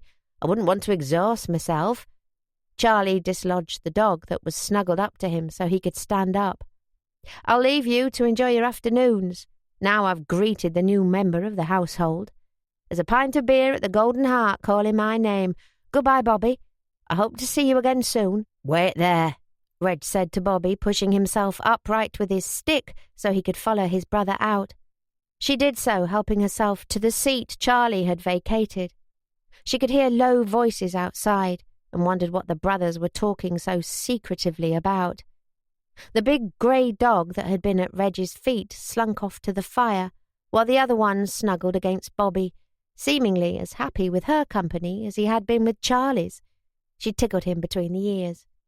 "I see you've made a friend of the dog, at any rate," Reg said when he came back in. "He's a placid old soul, isn't he?" The dog's tail thumped limply a couple of times, as if aware he was being talked about. "Aye, more's the pity." Reg settled himself back in his chair. "I've got the pair of them from the same litter 10 year ago, to act as guard dogs. The only danger a burglar's likely to be in from these two is if they lick him to death." "What are their names?" "By you is Barney, and hogging the fire is his sister Winnie." He had picked up his paper again, but Bobby could see him scrutinising her over the top of it. "Ready to start work Monday, are you?" "Ready, willing and able," she said, sitting up straighter. This was what she really wanted to talk about. And remember you once told me you'd rather work than gad. I hope you'll remember that when my brother makes it his mission to lead you astray, which he will. Charlie's the devil that finds work for idle hands, you've probably heard tell about." "You've no need to worry about that. I've waited a long time for this opportunity, Mr. Atherton, and I don't intend to let you down." "Glad to hear it," Reg said. "I took a big risk by employing you, young lady. I dread to think what folk are going to say when I start sending you out and about.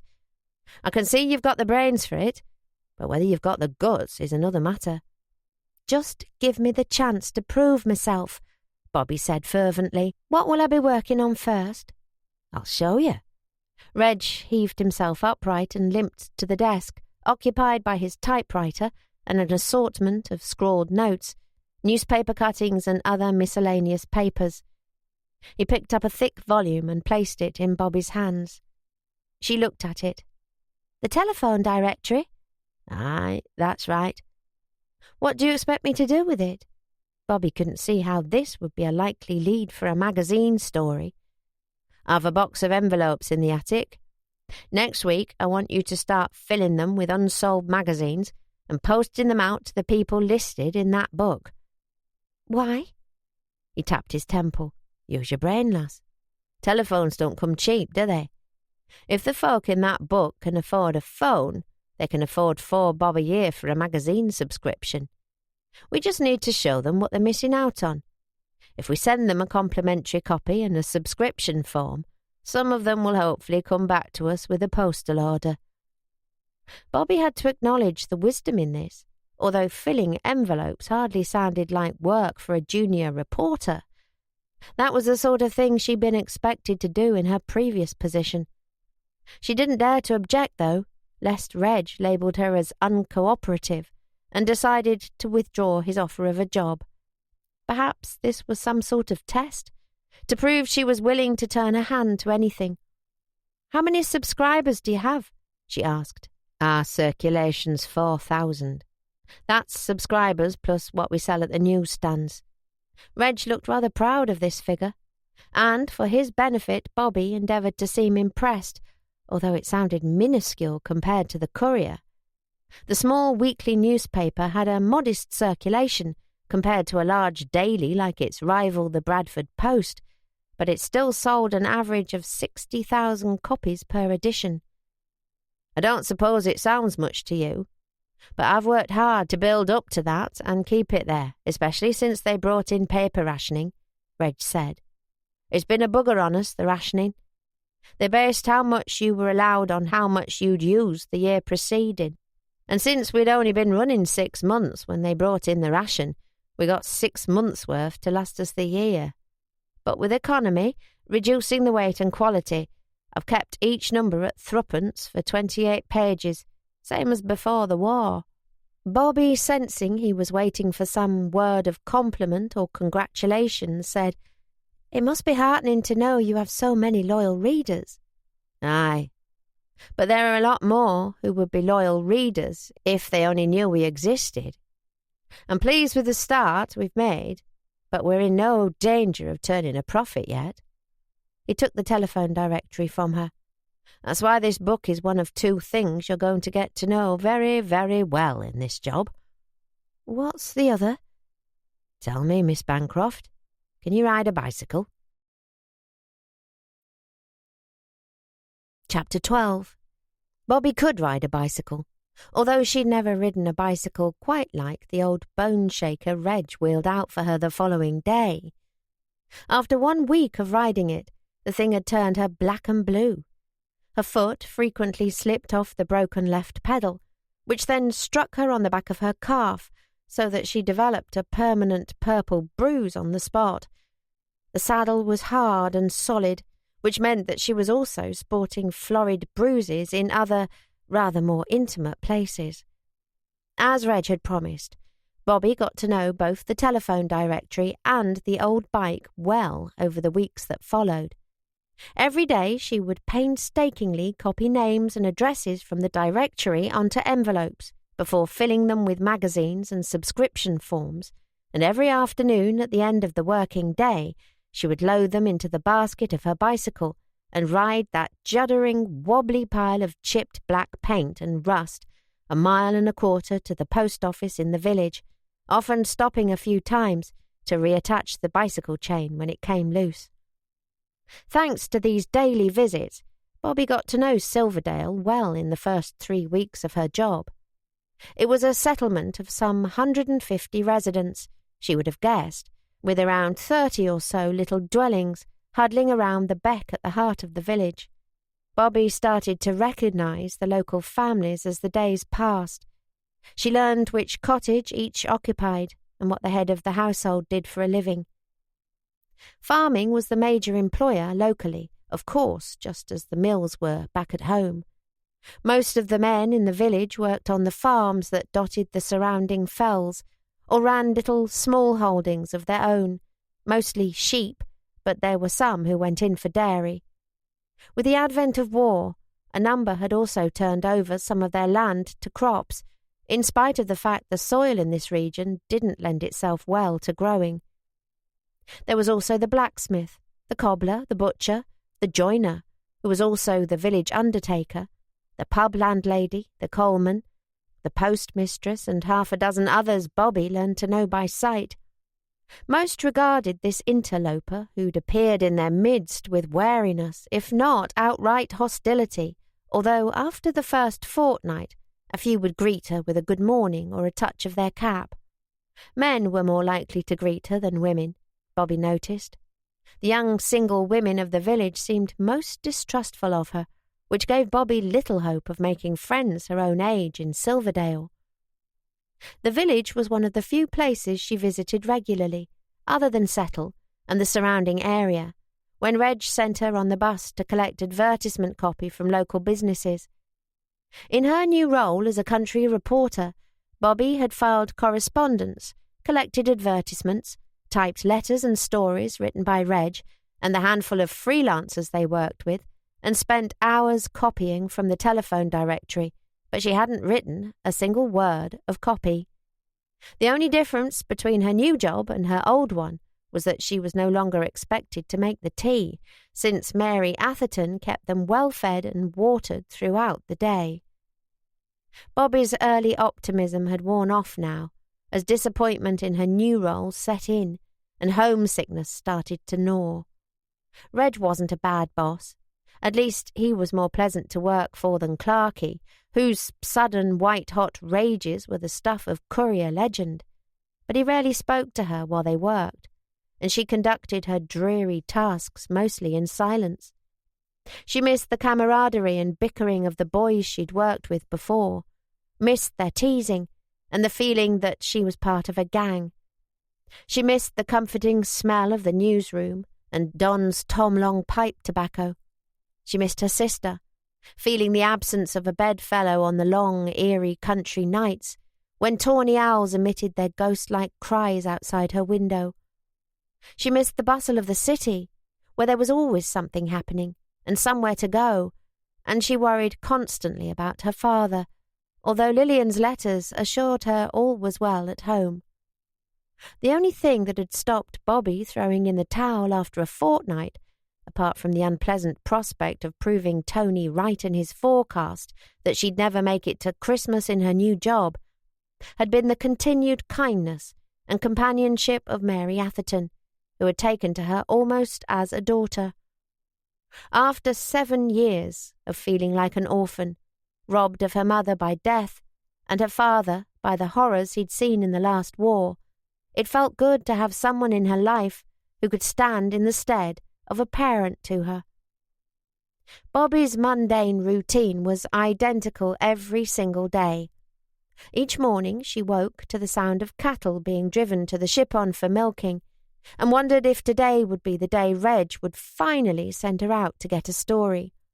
And each morning her spirits sank as she sat down at the little desk Reg had set up for her beside his own, and found the now despised telephone directory waiting for her beside a stack of fresh envelopes. Her evenings were spent with Reg and Mary in the parlour, knitting and listening to the wireless, like the confirmed old spinster Tony had often warned her she was at risk of becoming.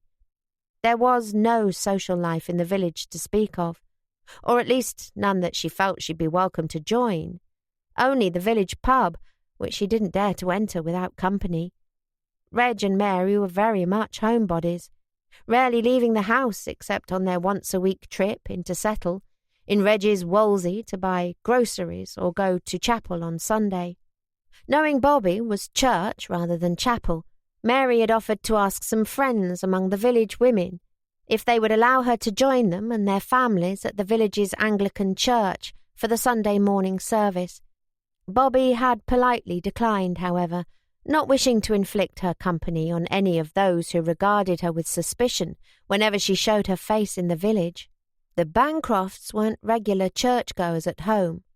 In fact, her father rarely left the house except to go to work. Instead, Bobby chose to spend her time off on Saturday afternoons and Sundays in her room with a book. She still hadn't summoned the courage to explore the rugged, weather-beaten countryside that surrounded Silverdale, although in its wild way it was rather enticing. In short, she was rather bored, with both her new job and her new life. She had almost exhausted the small supply of books she'd brought from home, and there was no library in the village. Mary had invited her to help herself to anything around the house that took her fancy, but Mary didn't read novels herself, and exploring Reg's shelves hadn't yielded much of interest. They mostly contained books on farming or dry reference works on Yorkshire history and folklore that he used to research articles for the Tyke. The only advantage to Bobby's new life was that she was starting to boast some actual curves, largely thanks to Mary's wholesome country cooking. She'd also developed a healthy glow in her cheeks from all the outdoor exercise on her bicycle.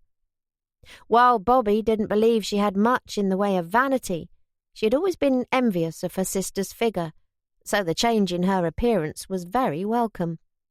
Nevertheless, this felt like small compensation for the closeted and nun-like existence she was now living. What did it matter if her clothes hung well on her, when there was no dance halls for her to show them off in? It didn't help that Lil's most recent letter, which had arrived that morning, had been full of dances she'd attended and films she'd seen. Bobby had never felt more homesick for her old life. "How many have you done today?" Reg asked as Bobby gummed the flap on the envelope she'd just filled, as he always did once the clock chimed 5. She scanned the pile. "About 40, I should say." "Grand. Better get them over to the post office before they close for the day." "Right." She started loading the envelopes into a satchel. Mr. Atherton?" "I was wondering. I mean to say, don't you think it's time I wrote something?" Reg wasn't paying attention. He was frowning at a page of copy she'd typed up for him the day before. "That's 3 literals in this, Miss Bancroft. I hope you're not getting careless." Bobby flushed. "Sorry, I must have let my mind wander." Wander to home, family and friends, the life she'd left behind. It had been doing that more and more recently. "It won't happen again." "Aye, well, think on in future. Off you go with that post." Bobby hesitated. "But shouldn't I write something? For the magazine, I mean. That is why you hired me." "All in good time, lass," Reg said vaguely, his attention focused on the page of copy again as his pencil skimmed over it. Bobby didn't know why she'd bothered to ask. It was the same answer he always gave. She didn't like to badger him too much, knowing this was only likely to make him more stubborn on the point, but she couldn't go on like this forever. She was doing exactly the same kind of work as she had been at the Courier, and for less than half the salary. Perhaps she should confide in Mary about how she was feeling. She would surely have some influence over her husband, and she usually took Bobby's part. But Bobby hated to seem discontented with her lot when she knew, or at least she strongly suspected, that it was her new landlady who had pleaded with Reg to give her the reporter job in the first place. With low spirits and a deflated feeling inside her, Bobby dumped the heavy satchel of magazines into the basket of her horrible old bicycle and set off into the village. On arrival at the post office, she was greeted by Gil Capstick, the sub-postmaster. He was a friendly young chap, just 5 foot tall, with bright red hair, copious freckles, and a wide grin. Bobby liked it when she was served by Gil rather than the stern, staid old postmistress, Mrs. Clough, who regarded her with the wary suspicion she'd become used to seeing on the faces of the villagers when yon lass from town appeared in their midst. Gil liked everyone, and consequently everyone liked Gil. "Now then, Miss Bancroft," he hailed her jovially, "what have you got for me today?" "I'll bet you'll never guess," she said, pulling a face. He laughed. "T'old man's still got your nose to grindstone filling up those envelopes, has he?" "Hasn't he just? I wish I could throw that old telephone directory of his right out of the window." The little bell over the door jangled, and the familiar figure of Charlie Atherton strode in. He was clad in gaiters and splashed with mud up to his middle, which seemed to suggest he'd come direct from a job on one of the farms. "Afternoon, Gil," he said. "And the charming Miss Bancroft, too. My luck must be changing." Bobby ignored him, focusing on unloading the magazines from her leather satchel, but she smiled. "Looks like thou's had a day of it, Charlie," Gil observed, nodding to the mud that decorated the other man's costume. "Been vaccinating that swine of a hog up at Tot Hector's place." Charlie rubbed his thigh. "She can kick like a mule, that pig. I've been wrestling with her for these 2 hours." It was funny seeing Charlie fresh from work, Bobby reflected, glancing at him out of the corner of her eye. Somehow his job as a vet always felt too grown up for him, she supposed. At any rate, it didn't suit him. She was sure nature had intended Charlie Atherton to be a wealthy young man of leisure, dressed in a top hat and tails, dancing with debutantes and smoking expensive cigarettes in a long holder. Either that or a gentleman jewel thief like Raffles, or perhaps a rogue adventurer cutting swathes through the jungles of South America. There was something about him that seemed to belong more to a boy's own story than a Yorkshire farmyard. "Thou mun need a drink after that," Gil said to Charlie. "You read my mind. I'll be heading over to the Heart in a minute." Charlie nodded to the sheet of stamps on the counter. "How's the weather looking, Gil?" Gil scrutinised the stamps closely. "Rain," he announced confidently. "Curling to the left from bottom corner. Alice means a shower." Bobby laughed.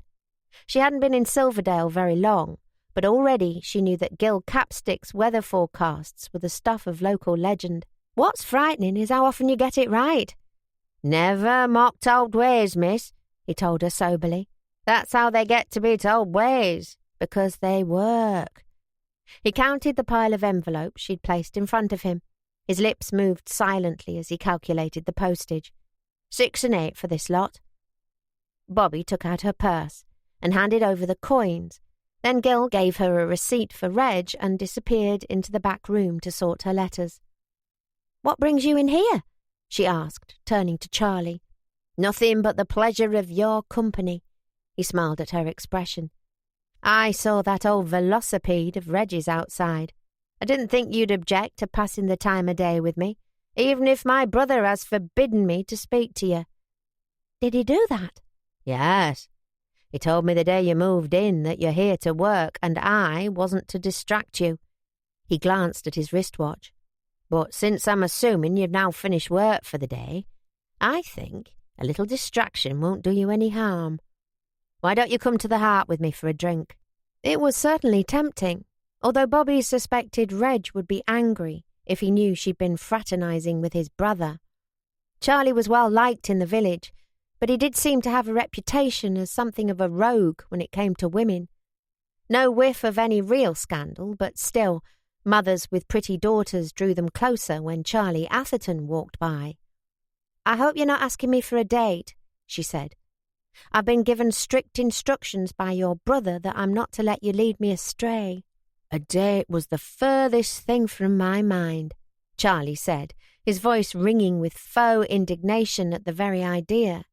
"I thought that a girl far from home in a new place might appreciate a little friendly companionship. That's the sort of thoughtful chap I am, you know." "I've heard about the sort of chap you are." "Believe every word of it," he said with a grin. "You'll come then?" She sighed. "I can't, Charlie. Reg would have my guts for garters." Charlie dropped his usual teasing, flirtatious tone. "Come on, Bobby. You look tired and worried, and it doesn't suit you a bit. I promise I'll be a perfect gentleman and walk you home afterwards, so I can apologise to Mary personally for keeping you out. She likes me." Bobby hesitated. She knew she shouldn't. She knew Reg wouldn't like it, and Mary might well worry if she was late going back. But she was lonely and fed up, and the prospect of a little fun with someone young was too hard to say no to. Besides, what was the worst that could happen, really?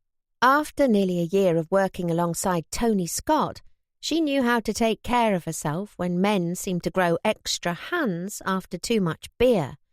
"Well, all right," she said. "One friendly drink, that's all." "That's what I wanted to hear."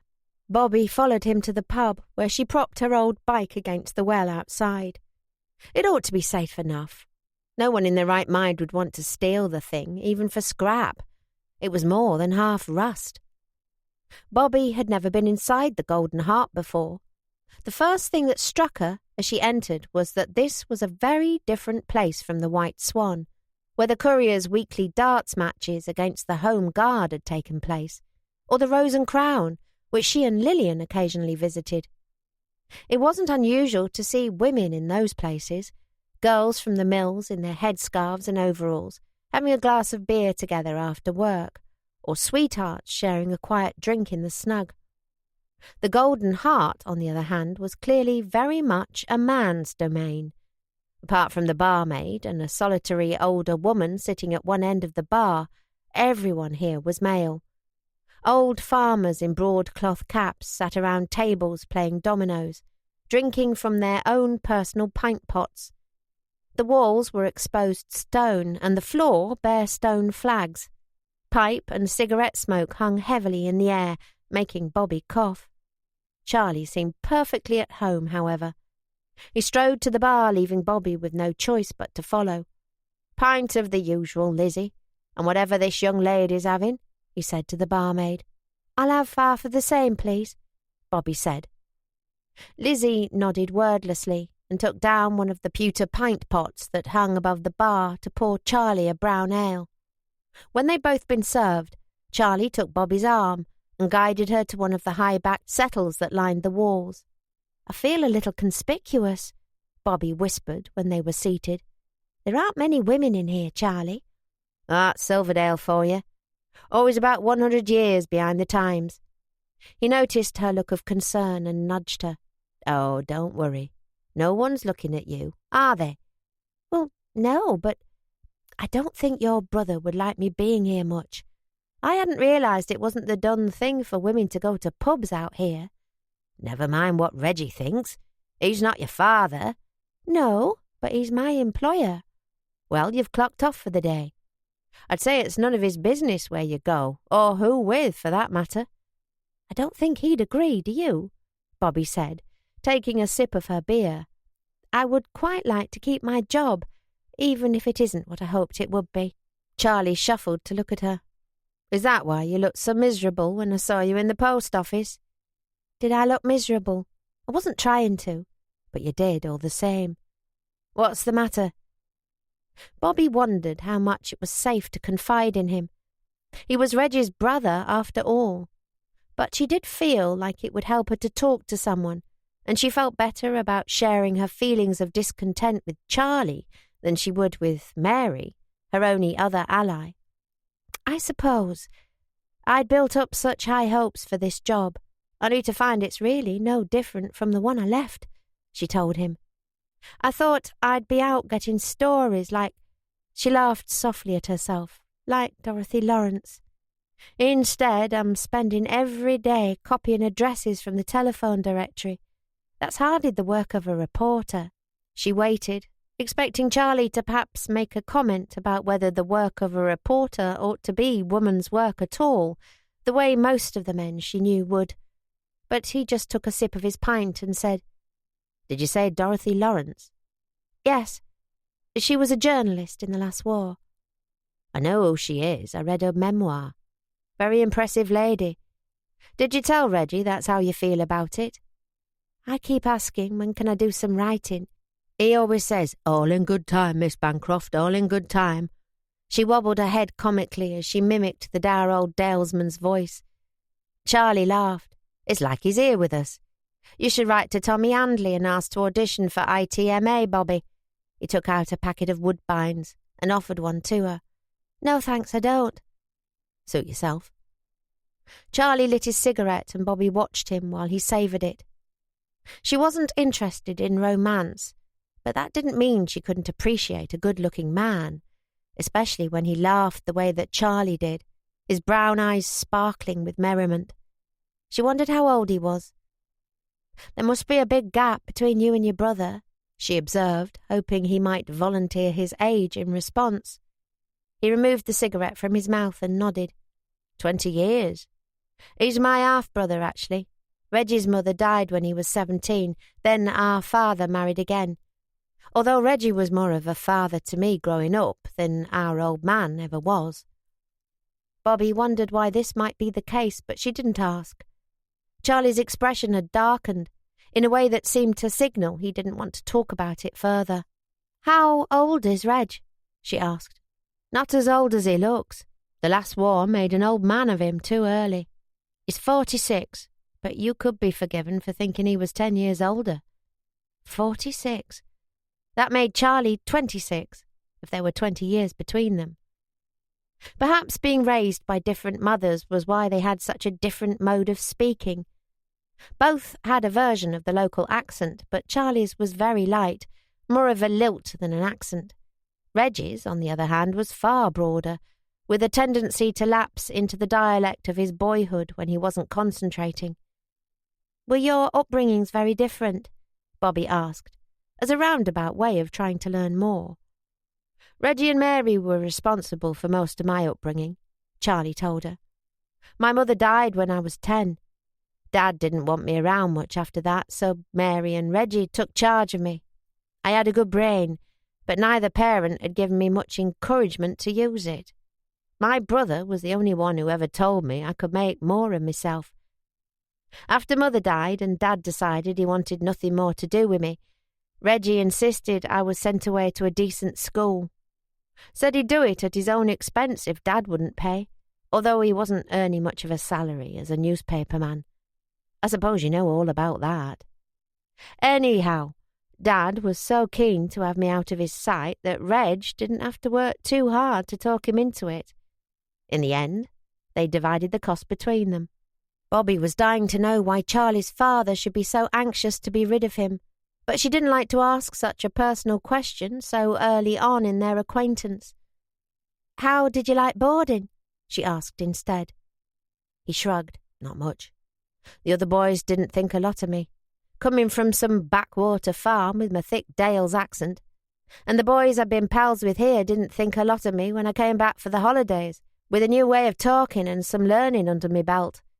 But it made me, I suppose you might say, forced me to book up my ideas and make some use of my brain so I could go on to veterinary college. Besides, it was better than being at home with Dad. I'll always be grateful to Reggie for making me go." Bobby smiled. "You'll have to do me a favour sometime and help me out with the local dialect, since you're able to translate. I can only get about half of what anyone round here is saying to me."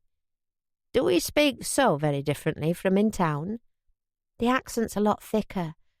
I suppose with the villages here being so isolated, it hasn't changed as much over the centuries as it has in the towns. And there are a lot of words we don't use at home, about sheep mostly." He laughed. "Well, sheep I can help you with." She sipped her beer thoughtfully. "Funny, isn't it? All my family worked in the Bradford mills, and I've seen plenty of untreated wool piled up outside them, but I've hardly ever thought about it being attached to a sheep. The farmers here rely on the mills to buy their wool, and the mill workers rely on the farmers to keep their industry going, one mouth feeding the other, yet we so rarely think about each other. I'm barely 30 miles from home, yet Silverdale feels like a whole other world." "I suppose you're right," Charlie said. "I've never really thought about it before." She roused herself. "So it sounds like you and your brother are close." "In a way, we are." Charlie tapped ash from his cigarette. "He thinks I'm a bone-idle young wastrel, but I suspect he's secretly rather fond of me in spite of that. I always thought I'd quite like to prove him wrong one day, but I'd prefer to have a little fun first, unless the war decides it has other plans for me, of course." "Not been called up yet?" "Vets are reserved. But if they'll have me, I'll probably join up after Christmas. I've been putting it off, really. The Athertons are a chapel family of the Quakerish persuasion, so they're never gone in for that sort of thing. You know, war and all that." "I can see you're a strict Methodist," Bobby said, laughing as she nodded to his beer. "I admit we may have drifted from the narrow way a bit in recent years," he said, swallowing down a mouthful. "Anyhow, most of the lads I was at college with are in uniform now, They say the RAF are after men with strong maths, which I've got, so I don't think they'll turn me down. I'd rather fly than get shunted into the veterinary corps. I doubt I'm going to give old Schickelgruber too much to worry about, but it's probably past time I was doing my bit too. How do you feel about that? Charlie paused to finish his cigarette, blowing smoke thoughtfully from the corners of his mouth. I'm not sure, he said at last. It might be jolly to get out of Silverdale for a little while, but I don't much like the idea of having to kill. It's hard enough when I have to put an animal to sleep, and that's done in mercy. To kill another human being in malice isn't something I ever thought I'd be asked to do. Still, it isn't fair to expect other men to get their hands dirty on my behalf. I can't shirk my duty if that's where it lies. The subject was deadly serious, but Charlie spoke quite lightly, as if it were all somehow academic, as if the war was a story rather than something real. Bobby had felt that way too, until that night in the summer when the bombs had fallen on Bradford. Charlie might feel now that the war was something far away and unreal, but that wouldn't stop it harming him if he did choose to join up, just as the last one had cost his brother the use of his leg. Bobby felt a chill run down her spine at the thought. Would that be how Charlie would prove Reggie's ideas about him wrong? Some foolhardy death or glory escapade. It was the sort of impulsive action she could well believe he'd be capable of. He was looking at her now, a smile playing at the corner of his mouth, as if there was something in her thoughtful expression that amused him. "What is it?" she said. "Nothing. I was just thinking it's nice to have something new and pretty to look at around here." She smiled, pushing away dark thoughts. "You're not flirting with me, are you? Don't forget you promised to be the perfect gentleman. That was a condition of me coming out with you."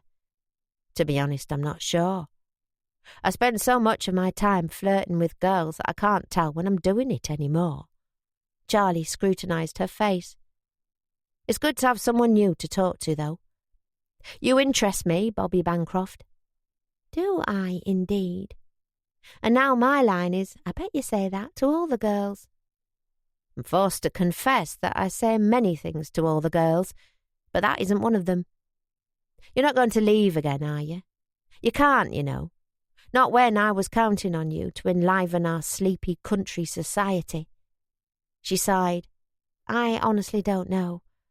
I'm starting to worry your brother might never give me a story to work on, and I've been terribly homesick since I came. Everyone in the village looks at me as if I'm a fifth columnist or some other type of ne'er-do-well.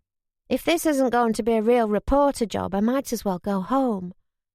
Charlie took a sip of his brown ale. "What you need is to understand Reggie.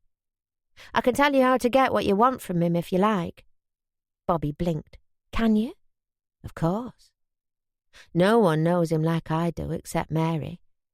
Reggie's a stickler for the sort of nonsense they drum into you in the army, showing initiative and all that rot." "You think I need to show initiative?" He nodded. "Don't wait for Reggie to send you out to a story. Go out and find one for yourself. Trust me, I know how my brother's mind works. Even if he doesn't print it, he'll be impressed you had the nous to do it." "But how can I, when he's got me addressing envelopes all the livelong day?" "Use your own time. Then he'll be even more impressed." "I suppose I could do that," Bobby said slowly. "If I knew where to begin looking for the sort of stories we print in the Tyke. I don't know this area very well, and the people here don't trust me yet." He smiled. "I might be able to help you with that. What are you doing tonight, Bobby?" Chapter 13. "Will you be sitting in the parlour with us this evening?" Mary asked Bobby after they'd had their tea. "I'm going to start a layette for young Elsie Farnell in the village. She's had a little girl this week. I wondered if you might help me by doing the bonnet." "I'll do the bonnet gladly, but I can't start it tonight. I'm going out." Bobby glanced at Reg, whose attention was absorbed by his copy of the Bradford Courier. He always picked one up from the newsagent in Settle when he drove Mary in to buy her groceries, and it made Bobby feel extra homesick when she saw it, with the familiar bylines of her old friends. Even when visiting the outhouse, she couldn't avoid it, since once Reg had finished with it, Mary cut it into squares to hang on the peg by the privy. Bobby had often thought while reading one of Tony's pieces by the light of the outhouse storm lantern how much better a job she could have made of it. She wondered when her turn would come. Reg's head snapped up. Out? Yes, to a social engagement. He looked suspicious. Who've you got to go to social engagements with? No one yet, but it would be nice to get to know more people my age. I heard of a dance in the next village and I thought I might bicycle over there. I mean, if that's all right with you both. This wasn't quite an untruth, although Bobby, who never had become accomplished in the skill of the artful lie, felt her cheeks colour slightly all the same. She was indeed bound for the next village tonight, but it wasn't quite as she was choosing to represent it to her hosts. Reg said, still with that suspicious look on his face. Mary nudged him. Oh, don't be such a mangy old thing, Reg. She's young. She doesn't want to be sitting in every night with us two old miseries. She smiled at Bobby. You go enjoy yourself, love. I wish I was coming with you myself. Bobby knew she could always count on Mary to take her side. She smiled at the older woman, feeling a needle of guilt stab her belly for lying, or at least half lying, to that kindly soul. "You want Reg to take you in the car?" Mary asked. "I don't like you riding that old contraption in the dark." "There'll be no need for that," Bobby assured her hastily. That would ruin the whole plan. You need to save your petrol coupons for more important things. Besides, Mr. Atherton already drove to Settle and back today, and I know it hurts his leg to drive too much. I'll be very careful, Mary. I promise. Half an hour later, Bobby was mounted on her bike, pedalling as fast as she could towards the neighbouring village of Smeltham. Mary was right about one thing. Bicycling in the blackout with only the aid of a partially obscured lamp was no joke. Bobby spent as much time pushing the thing as she did pedalling, terrified of tumbling into the beck or going over the handlebars if she hit a rock. Once she reached the road, however, things became rather easier, and some half an hour later she arrived at the Royal Oak pub in Smeltham. Charlie was lounging against the wall outside, waiting for her. "Glad you can make it," he said. "I was worried Reggie might have locked you in your bedroom. I was all ready to stand outside your window calling, 'Rapunzel, let down your hair.'" Bobby laughed. He wasn't very happy about letting me out, but Mary stuck up for me. She's a brick, isn't she? Never could understand how my grumpy brother got someone so sweet to marry him. He looks suspicious, though, Charlie. I'm sure he knows I'm out with you. Probably. I imagine he thinks I'm trying to corrupt your innocent girlish ideals with my lascivious bachelor lifestyle, which I must admit does sound like a lot of fun. But tomorrow you can show him your story, and he'll know it was purely a business arrangement after all. Charlie offered her his arm. "Let's go in, shall we?" Bobby ignored the proffered arm, instead delving into her handbag for her notebook and pencil. "Are you sure this is going to be worth a story?" she asked Charlie as she followed him into the pub. "A country dance doesn't sound like anything all that special." "It isn't, it's only a dance. The same sort of dance as the people here have been holding for centuries." The pub was virtually empty inside, but Charlie paid this no mind, taking her along a narrow stone passageway and through a door at the back of the building. "Then why am I here?" They were outside again now, in an enclosed field behind the pub. Nearby was a large barn, from which could be heard music and other sounds of merriment. Charlie turned to look at her. "I suppose I could tell you it was the only way I could get you to come here with me. And you could accuse me of tricking you into coming on a date, and it would all be tremendous fun," he said. "But I'll tell you the truth instead. Just because a country dance isn't anything special doesn't mean it isn't worth a story, Bobby. I'm sure my brother's told you his theory, that to make a good story you need to focus on people and not things." "He has." "Village hops like this, they're dying out. A lot of young people prefer to go into the towns, to the modern dance halls where they can try out new steps and listen to jazz bands. Only a few of the more remote Dales villages still hold dances like this in barns and haylofts, jigging to the old tunes, and I wouldn't be surprised if the war didn't see off the last of 'em. He glanced wistfully at the barn door.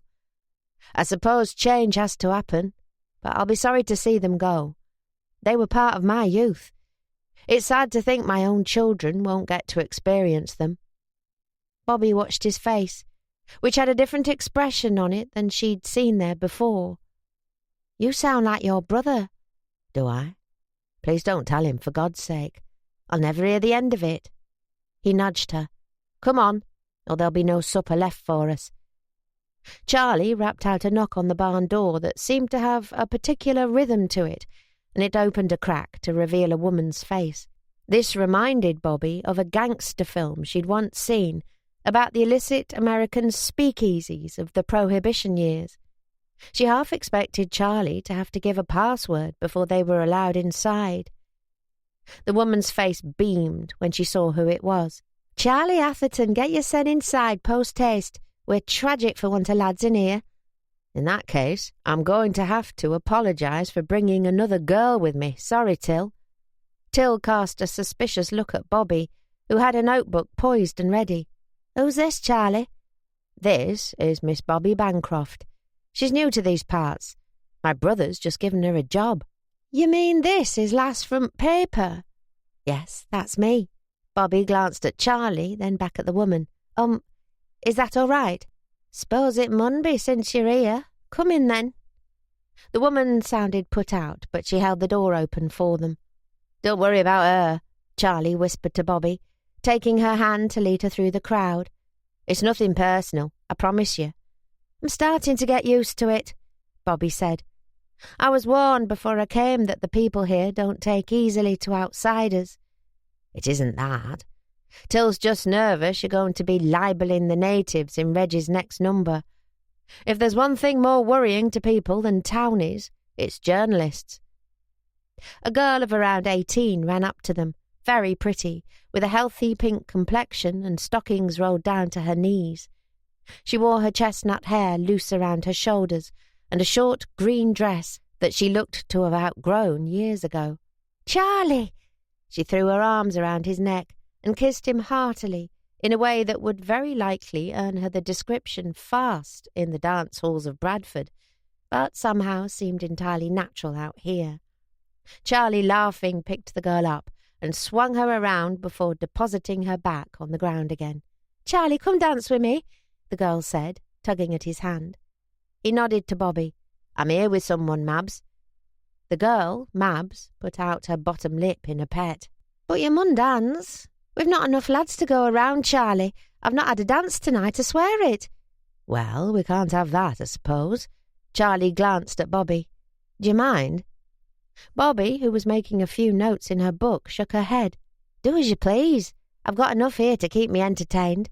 Mabs glanced at the notebook Bobby was scribbling in. "Are you Chinese, miss?" Bobby blinked. "Chinese? That's Chinese writing, isn't it?" She laughed. "Oh, no, it's called shorthand. It's a sort of code to help you write faster. I can write 100 words in a minute by doing it this way. And you can read that back, like as you can read proper writing." "That's right. I take it home to my typewriter and turn it into real words." Mabs looked quite awestruck as she looked over the rows of symbols. "I reckon you mun be right clever to learn to write like that." "Not at all," Bobby said, although she was secretly rather pleased. "Just willing to work hard at learning it." "And do you do it for brass like?" "It's part of my job, yes." Bobby didn't mention how little brass she actually did it for to this new admirer, since that would be sure to take off the sparkle. Charlie tapped Mab's shoulder. "Are we dancing, or aren't we, lass?" "Aye, all right," Mab said, her eyes still lingering on the symbols. Bobby watched the pair of them as they were absorbed into the crowd of merry dancers who swung and twirled their partners around the room. It was evident from the smell that the barn must be home to a number of cows during the day. Bobby assumed they were staying with friends for the evening to make space for the merrymakers. Old farm machinery and bags of harvested potatoes had been pushed into corners to create the dance floor. Yet despite their humble surroundings, nearly everyone was in their Sunday best, known out here in the Dales as setting-off clothes. Most of the women wore long dresses and gloves, and the men were in their finest suits. The couples were of all ages, from young to old, dancing in a style that didn't at all match the finery of their attire. The music was fast and jolly, and the dancers threw each other around and swung each other by the hands in a way that made Bobby feel quite dizzy.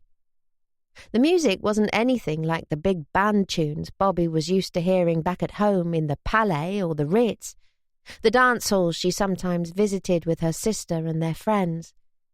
An accordion player with a gypsy-like appearance, clad in an old felt hat and a red neckerchief with a clay pipe poking from one corner of his mouth, regaled them with old-fashioned tunes like Yankee Doodle Dandy, My Girl's a Yorkshire Girl, and Grandfather's Clock, as he perched on a milking stool. He was accompanied by a man in similar garb on a fiddle, who stood at his side. The dancers didn't seem to care what the musicians were playing, as long as they could swing each other around to it. There was a table at one side of the room on which had been laid out a great spread. Bobby thought it would make Mary Atherton, who prided herself on keeping a good table, pop-eyed with envy. The table was large, but was still inadequate for the amount of food, necessitating its extension by a couple of ironing boards on each side. A pig had been slaughtered and roasted for the occasion, and was lying in state in the centre of the large table, next to slab-like slices of home-baked bread and a bowl of pungent apple sauce.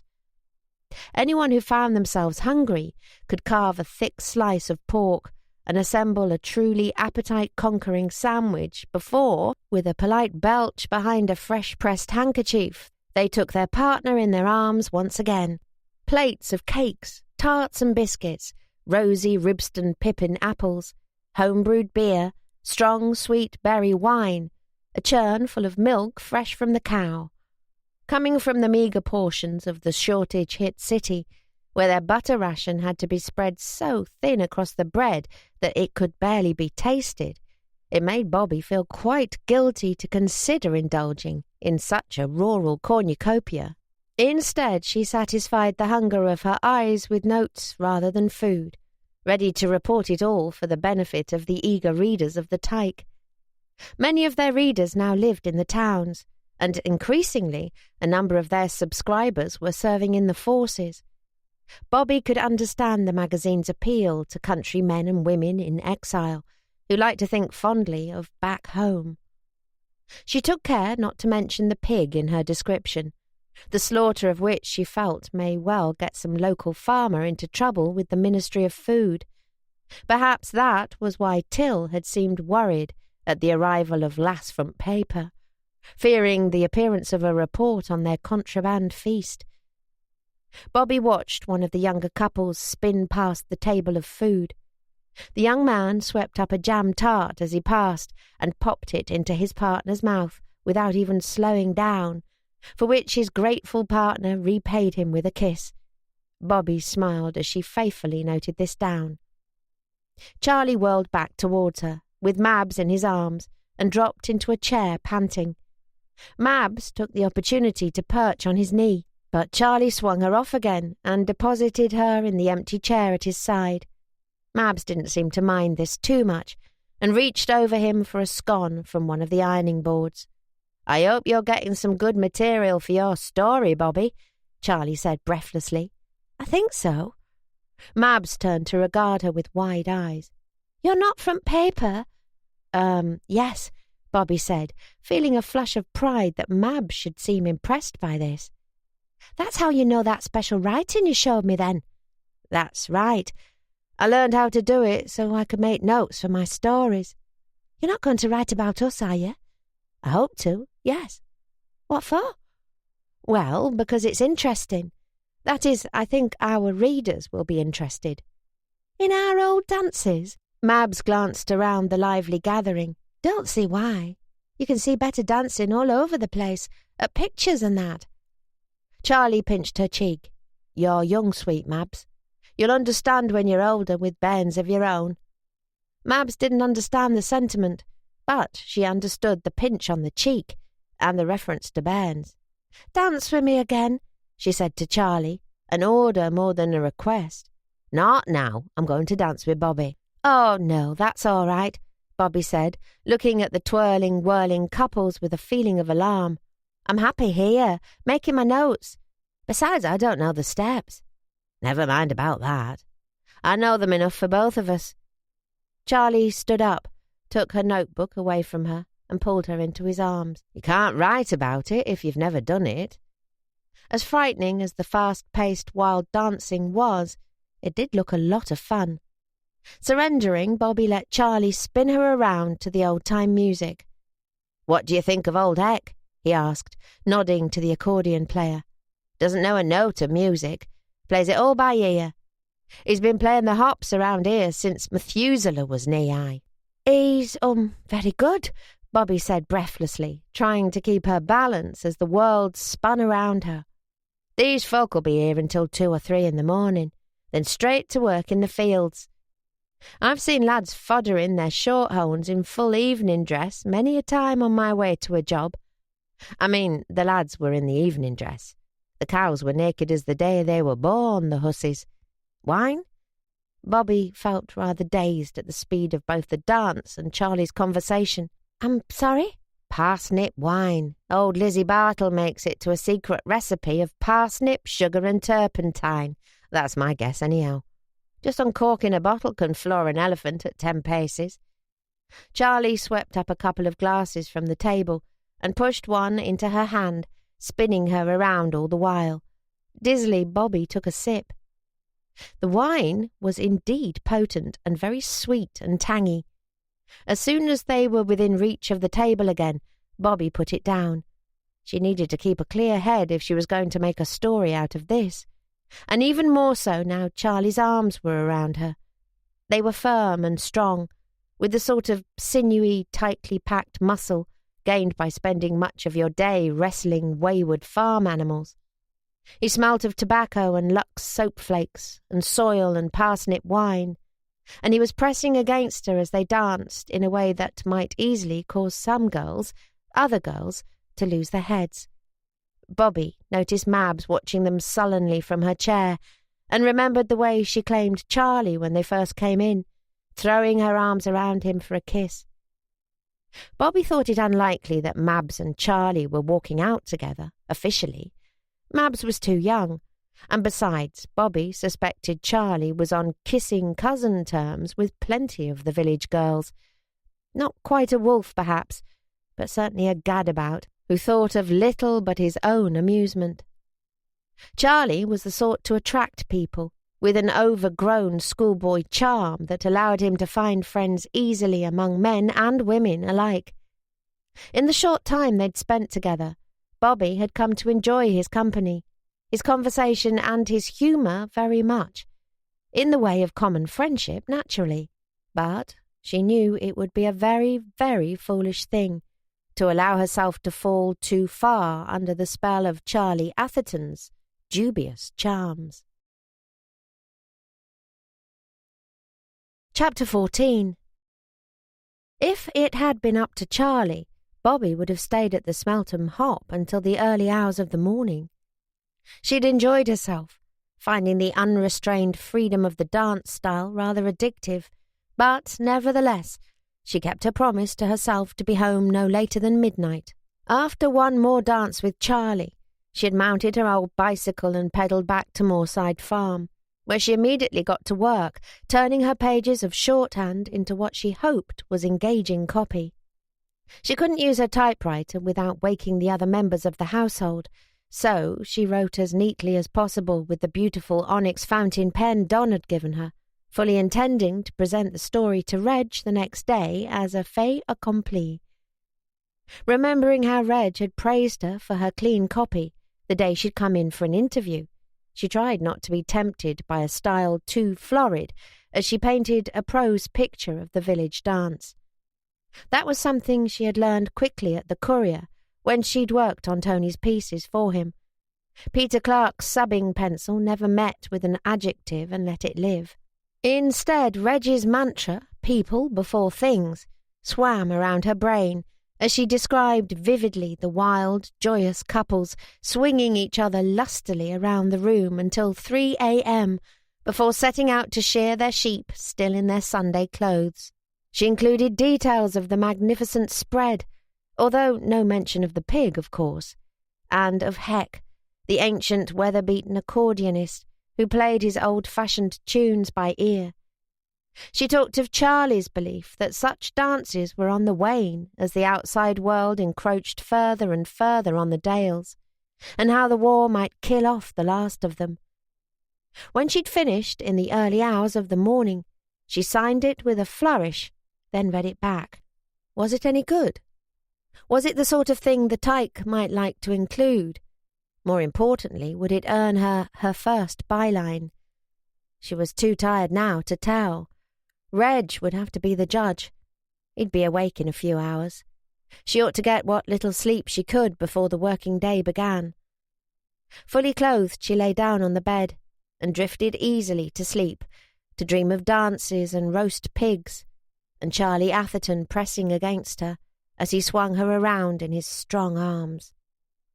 "Young lady, you look like death warmed up," Reg said the next morning as they ate breakfast. Bobby flushed. "Sorry, I had a late night." "Aye, and I know who with." So Reg had heard who she was out with last night. News travelled fast in these small country places. "Charlie offered to introduce me to people," she murmured, deciding there was no point now in attempting to dissemble her hosts. "It was good of him when he knew I wouldn't know anyone." Mary looked up from her toast, frowning. "You aren't walking out with that young scamp, are you?" "He's not so young as he likes to think he is," Reg muttered. "At any rate, he's old enough to know better. Still acting like a Jack-the-Lad when he ought to be well settled." "Not that we aren't fond of him, of course," Mary said to Bobby. "He's just rather flighty, that one. You're such a sensible body, I'd hate to see you get dragged into Charlie's madcap world." "We aren't walking out," Bobby said, focusing her attention on her boiled egg so she didn't have to meet the two sets of worried eyes now fixed on her. "He spent most of his time dancing with a girl called Mabs. I had other reasons for wanting to be there." Reg raised an eyebrow. "And what might they be?" "I'll tell you after breakfast." "So it's a mystery, is it?" "No, there's just something I have to show you first." After they'd eaten, Bobby went to her bedroom to fetch her piece, which she titled simply A Dance in the Dales, and took it down with her to the parlour. Reg was already in there, seated at his desk. He nodded to the hated telephone directly next to her typewriter and a fresh pile of envelopes. "Frame yourself, then," he said. "I hope you can manage to stay awake today. If you must go out dancing with my brother, and on your own head be it if you do, then I'd appreciate it if you could do so on Saturday nights in future." "All right." Hesitantly, Bobby approached his desk. Mr. Atherton, I wondered if you'd be able to read this." Reg glanced at it with little interest. "What is it, a letter?" "It's a story," Bobby said, feeling her cheeks heat. "About the dance last night. I wondered if it might be good for the magazine." Reg laughed, batting it away. "Nay, our readers don't want to hear about daft dances." "Please, Mr. Atherton, this is why I went.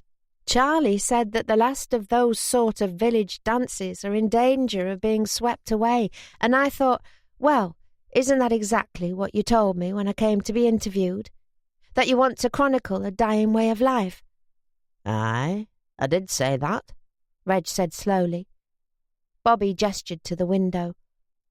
"When I came here that day, you asked me to look out there and tell you what I saw with the eye of a writer, and you were disappointed that I only saw the fells and not the man. Well, last night I made a real effort to see the people and what was important about them and to them. People before things, isn't that what you taught me?" She met his eye. At least read it before you decide. This is why I'm tired today. I wasn't up late gadding. I was up late writing this, because I felt like you were never going to give me a chance to write in working hours, and it was time I showed some initiative. Initiative, eh? Yes. Reg sighed. All right, hand it over then. He read it in silence. Bobby scanned his face, but he wasn't giving anything away. Well? She asked eagerly when he put it down on his desk. Not bad, were all the words of praise he uttered. But he was a Yorkshireman, so Bobby knew this was high praise. She beamed at him. And you'll use it in the magazine? I might find a space for it in one of the spring numbers.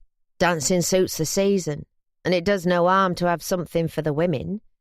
It doesn't do to forget them, since they're usually the ones paying the subscription bills. He handed it back to her. But first, you'll cut 200 words and type it up double line space to be subbed. Then it'll make a page. Needs a better first line as well. Strong title and first line are as important as all the paragraphs after 'em put together. That's fine, I'll do it now. Bobby felt she could kiss him right at that moment. She didn't know which 200 words she was going to be able to lose, but she'd trim them from somewhere. And then you'll fill out at least 15 of those envelopes and take them to the post office after dinner, Reg said.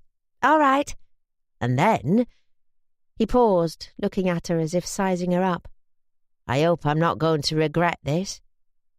You can consider it payment for that onion. What is it? Bobby stood up straight. You aren't going to send me out to get a story? God help you. I am.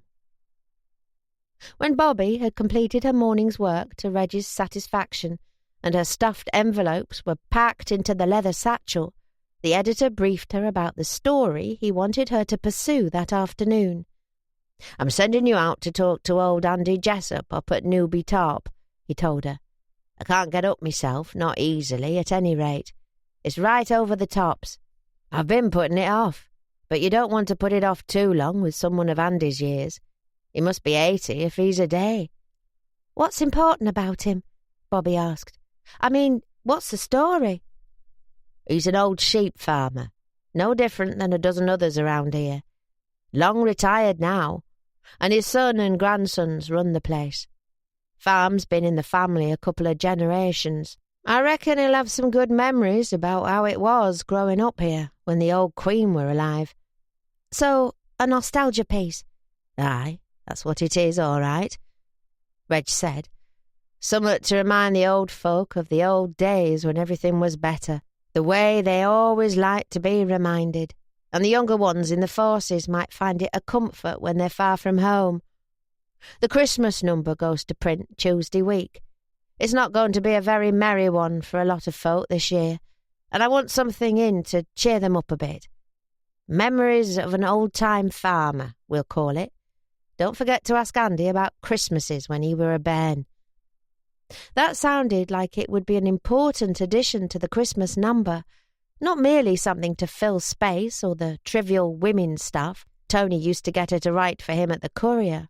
Bobby felt rather pleased that Reg was willing to trust her with the interview. Charlie had been right then about taking the initiative to write the piece on the dance last night. She must remember to buy him a pint of beer the next time she saw him, in return for the good advice. And, she hesitated, not quite sure how to express herself. I mean, if you do put it in the Christmas magazine. For possibly the first time in their working relationship, Bobby saw Reg smile. Don't worry, lass, you'll get your byline, he said. I always credit hard work where credit's due. She smiled too. Thanks, Mr. Atherton. Oh, make it Reg. You might as well, now that you and my wife seem to be such bosom pals, you're tossing Christian names around like confetti. He handed her a piece of paper. Now then, you'll have to leave your bike in the village and walk from there. That old thing'll be no good for getting to Newby Top. I've written out the directions for you. All right, and don't worry, I won't let you down. See that you don't, Reg said. Now be off with you. And don't come back until you've got me enough memories for 2 pages of good copy. "Yes, sir." Bobby only just managed to restrain herself from saluting. She must have broken a record bicycling into the village to drop off her stuffed envelopes with Gil. When this was done, Bobby propped the old bike against the wall of the post office. The uneven pale grey stones clustered together in such a haphazard way that she was never quite sure how the buildings of Silverdale managed to remain standing, and took out the directions Reg had given her. Reg always wrote like a man in a hurry, and it had taken Bobby a little while to learn to decipher his hand. However, after weeks of turning his copy into neat, double-spaced sheets of type, she had the knack, and it didn't take her too long to work it out. It was typical of Reg, very terse, with the fewest words possible used to convey the necessary information. Path to left of pub. Over stile. Cross field bearing left. Mind Troy. Stile, left, stile, right. Along track to top of hill. Head for stone cross in distance, then climb 5-bar gate and take track to farm. Knock side door. Bobby stared at the directions for a few minutes, trying to make sense of them. How far was it? What was a Troy? Could this be yet another dialect word specific to this part of the West Riding?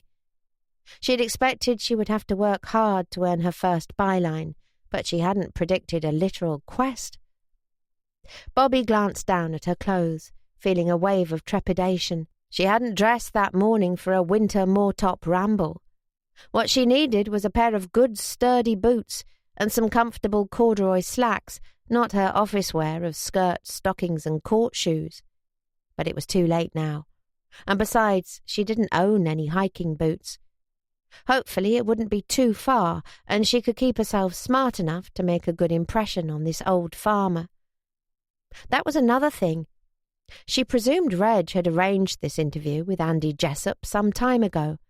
Did the farmer know it was her who was coming to conduct it? Was he expecting anyone this afternoon at all? Bobby doubted it was common for these remote moorland farms to have telephones, and she hadn't noticed Reg send out any sort of note that could be carried up by one of the village lads. She was wandering towards the pub, her gaze still fixed on the directions as she puzzled over what the Troy would be and how she would know it, when a loud hiss sent her jumping back with a yelp.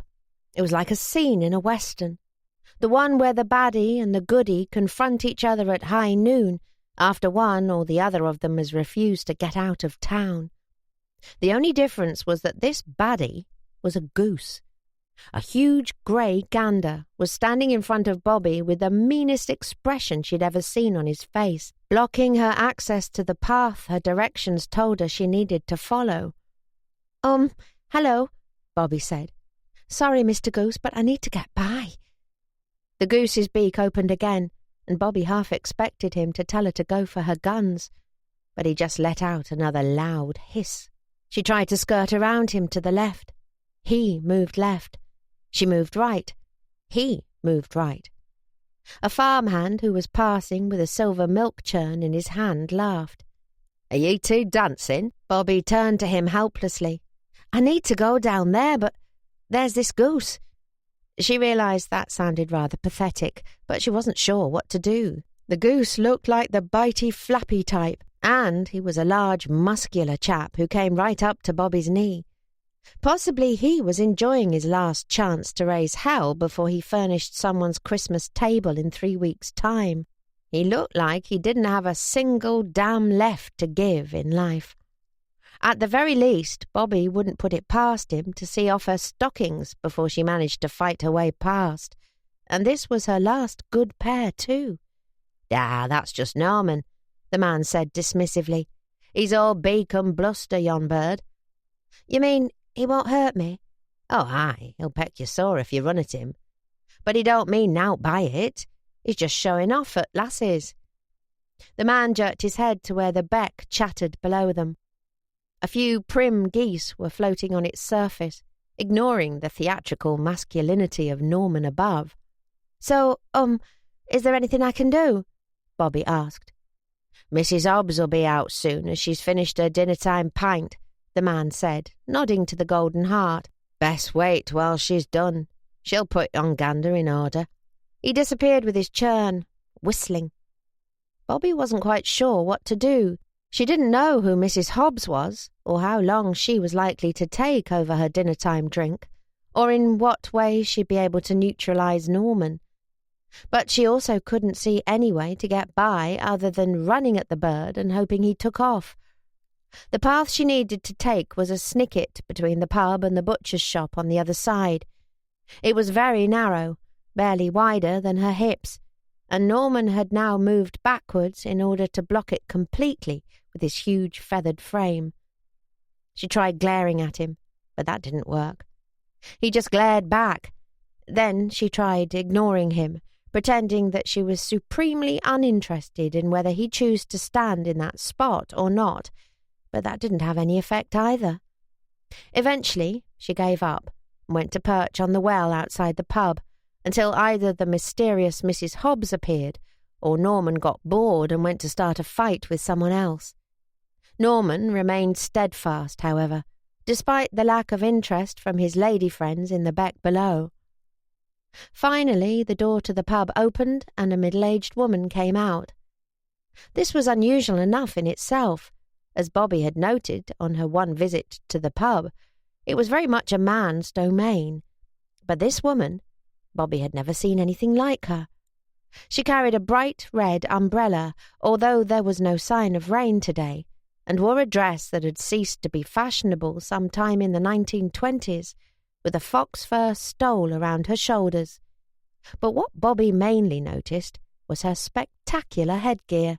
Over her grey hair, Mrs. Hobbs wore a close-fitting felt cloche hat, decorated with so many colourful feathers that if a parrot ever caught sight of it, he would very likely try to make a date with it. There were shimmering green peacock feathers, feathers from exotic birds, feathers of blue and gold and red and purple, spread out as if to protect a fan dancer's modesty. It made Bobby think of the last Guy Fawkes night they'd been able to have before the war, when Butterfield's mill, where her father and brothers worked, had invited workers and their families to a spectacular display of fireworks that had lit up the night sky in all the colours God had thought fit to create. This wasn't a hat. It was an explosion. The purpose of Mrs. Hobbs' unnecessary red umbrella soon became clear. Bobby watched as she surreptitiously checked from side to side. Then, with a sudden movement, she drew out a pair of scissors from inside the umbrella and, with a speed Bobby would hardly have believed her capable of, leaned over someone's garden wall to snip off a bit of plant there. Plant and scissors then disappeared inside the umbrella with the sleight of hand of a professional magician. Bobby wondered how many other stolen cuttings were currently residing in there. Bobby waited a moment to give the old lady time to recover from her act of theft before standing up and approaching her. "Are you Mrs. Hobbs?" she asked. "Yes, my girl, I answer to that name," Mrs. Hobbs said, looking her up and down. For some reason, when Mrs. Hobbs said this, it didn't sound like the innocent comment it might in someone else's mouth. It sounded like she answered to Mrs. Hobbs only because she had a dozen other identities she was choosing not to answer to just at that moment. "I was told you might know what to do about this goose," Bobby said, pointing to Norman. "He doesn't seem to want to move, and I really need to go that way." Mrs. Hobbs smiled with her thin lips. "Oh dear, is he causing trouble again?" She spoke in the tone of an indulgent mother who had been informed her cherished offspring was caught pulling the legs off spiders in the nursery.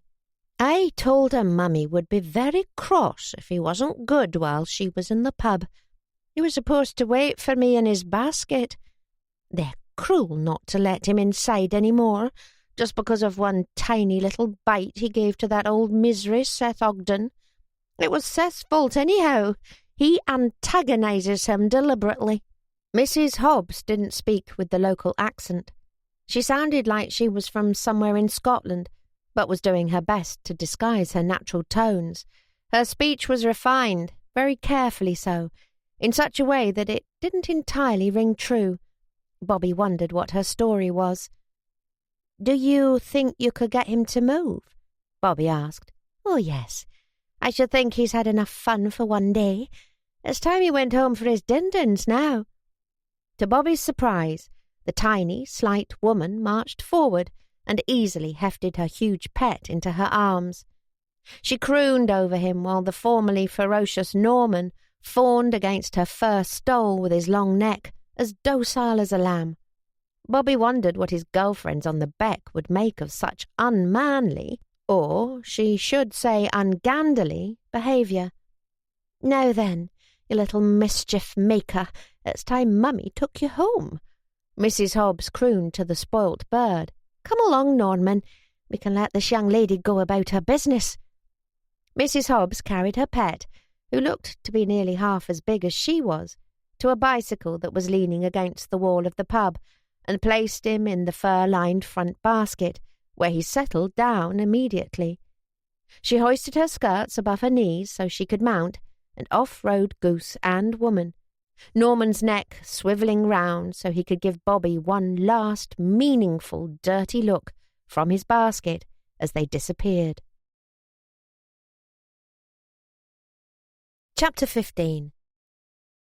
After the encounter with Norman, Bobby's journey to Newby Top Farm had started to feel less like a quest and more like an odyssey, as she walked quickly down the snicket between the pub and the butcher's shop that would take her out into open countryside, well aware that she could expect only a few more hours of daylight before the sun went down. She wondered what she might encounter next. A seven-headed hydra, perhaps, or even a cyclops. The next thing, in fact, became apparent when Bobby reached the field at the end of the stony track and climbed a stile over the dry stone wall that enclosed it.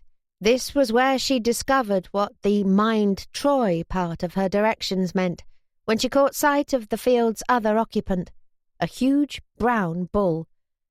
"Hello, Troy," she said weakly.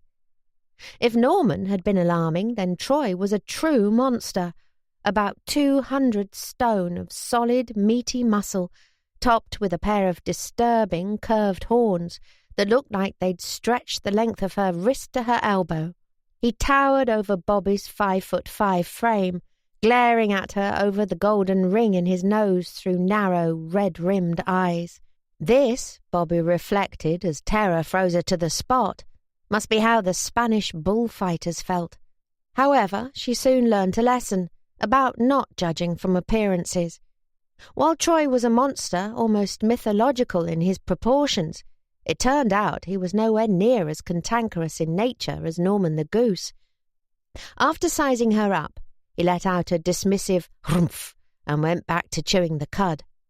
Bobby hesitated for a moment, then decided it was safe to continue her journey.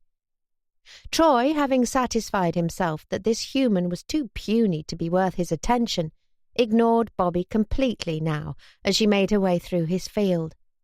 However, the fright of encountering him made her hasty, which made her clumsy. She slid and stumbled through the field toward the stile at the other side, splattering her stockings and skirt with mud and cow dung.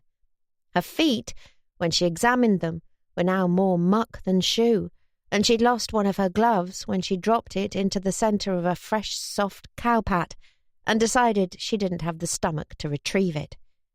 It was a chilly day, and the fingers of Bobby's ungloved hand tingled with encroaching numbness as she gripped the stile at the other side of the field with relief.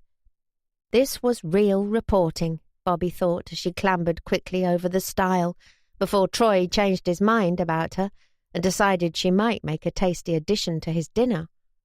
Today she was Dorothy Lawrence, the intrepid lady reporter, firm and steadfast in the pursuit of her story, deterred by neither rain nor snow nor goose nor bull. And what a story she was on her way to get, Bobby thought wryly. Not a daring report on life in the trenches, but the memories of an octogenarian farmer about such things, she imagined, as long-lost childhood games and archaic techniques for shearing sheep. She knew the sort of thing Reg wanted, an idyllic, rose-tinted picture of life in the countryside in days gone by, heavy on the nostalgia and light on the hardships, the sort of thing even a girl could write. But that didn't matter. This was her story, her first byline. Once Bobby had that, who knew where it could lead? It was going to take a lot more than missing gloves and belligerent farm animals to make her turn back. As she climbed yet another stile into yet another field, this one thankfully containing nothing but a few nervous rabbits that skittered away as she approached, Bobby thought about her last letter from Lillian, which had arrived in the post the day before. There had been nothing in it to worry her, really, or at least nothing imminent. Lil had been accepted into the Wrens and would be leaving for Greenwich in February to start her training, which she was thrilled about. Jake, too, had been given a date for beginning his army basic training. He'd be leaving home in mid-January. Lil was full of plans for a last big family Christmas together in 3 weeks' time, and had sent a list of things for Bobby to try and get hold of in the countryside for their Christmas dinner. However, between the lines, Bobby could sense a note of concern. It wasn't only the shortages that were worrying her sister. It was money, too. Lillian wasn't Bobby's only correspondent.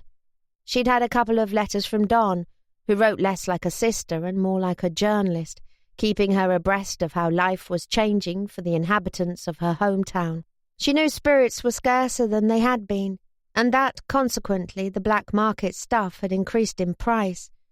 Every time she received her wage packet and went to the post office to make out a postal order, Bobby felt a stab of guilt about the paltry 6 and 3pence she was contributing to the family coffers, especially when she thought of her father waking in the night, screaming for the blessed relief of drunkenness to drown out the horrors in his mind. But what could she do? She couldn't bear to leave her job here, not now Reg was finally giving her the chance to do what he'd hired her to do.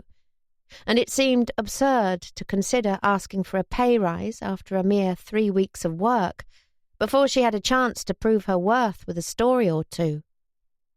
She was on open heath now, the sharp wind pinching at her cheeks as she picked her way through sandy scrub and flattened silvery slabs of limestone pavement. There was no real path here, or perhaps it was more true to say that there were a dozen paths here, trodden by man and by beast, most of which joined each other or petered out or led to nowhere much at all.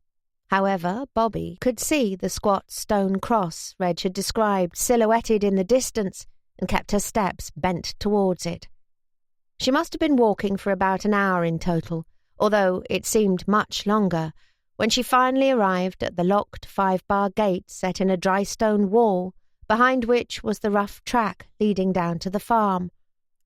After a moment's hesitation, looking around her to make sure no one was watching, although she hadn't seen a soul except a pair of elderly hikers and a few semi-feral horses since she'd left the village, Bobby hoisted up her skirt and slip and swung herself over the gate. At the bottom of the track was the farmhouse.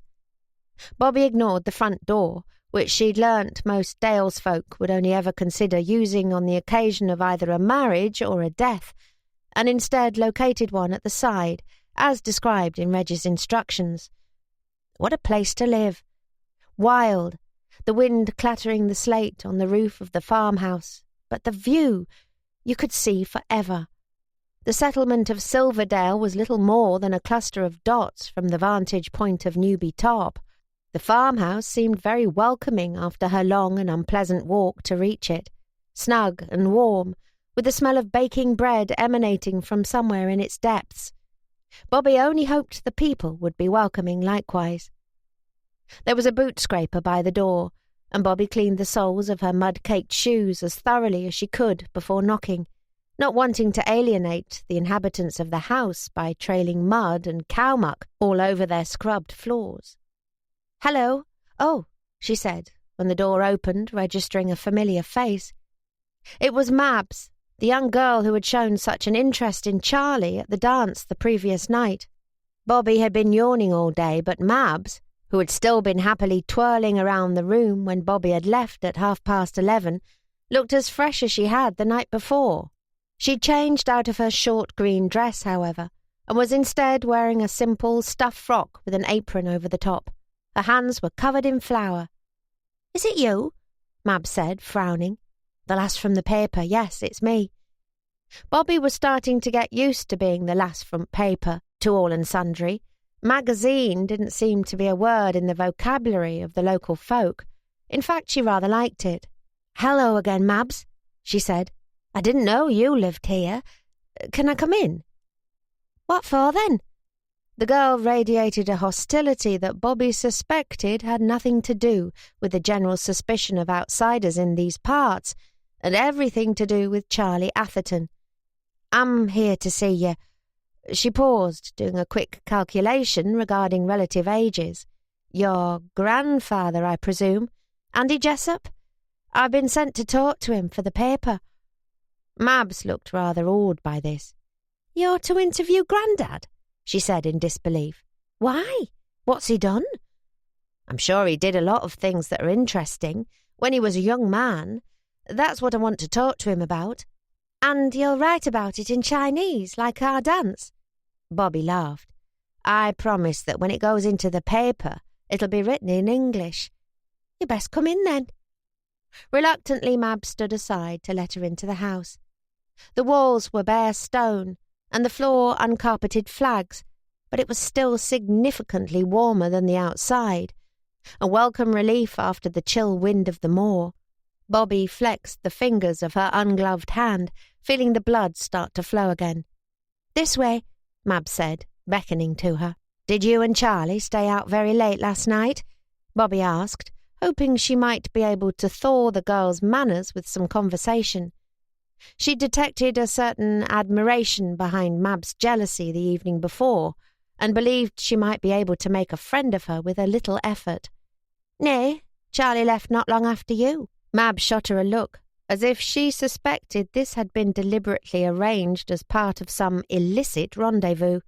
"I hardly had a dance after that. Not enough lads, see. Not since half of 'em went off to war." "I'm sorry about that." "You and Charlie aren't walking out," the girl said. She didn't phrase it as a question, as if it would pain her too much to do so, but Bobby could sense she expected an answer all the same. "No," Bobby said. "We're just acquaintances. Charlie's brother Reg is my boss at the paper.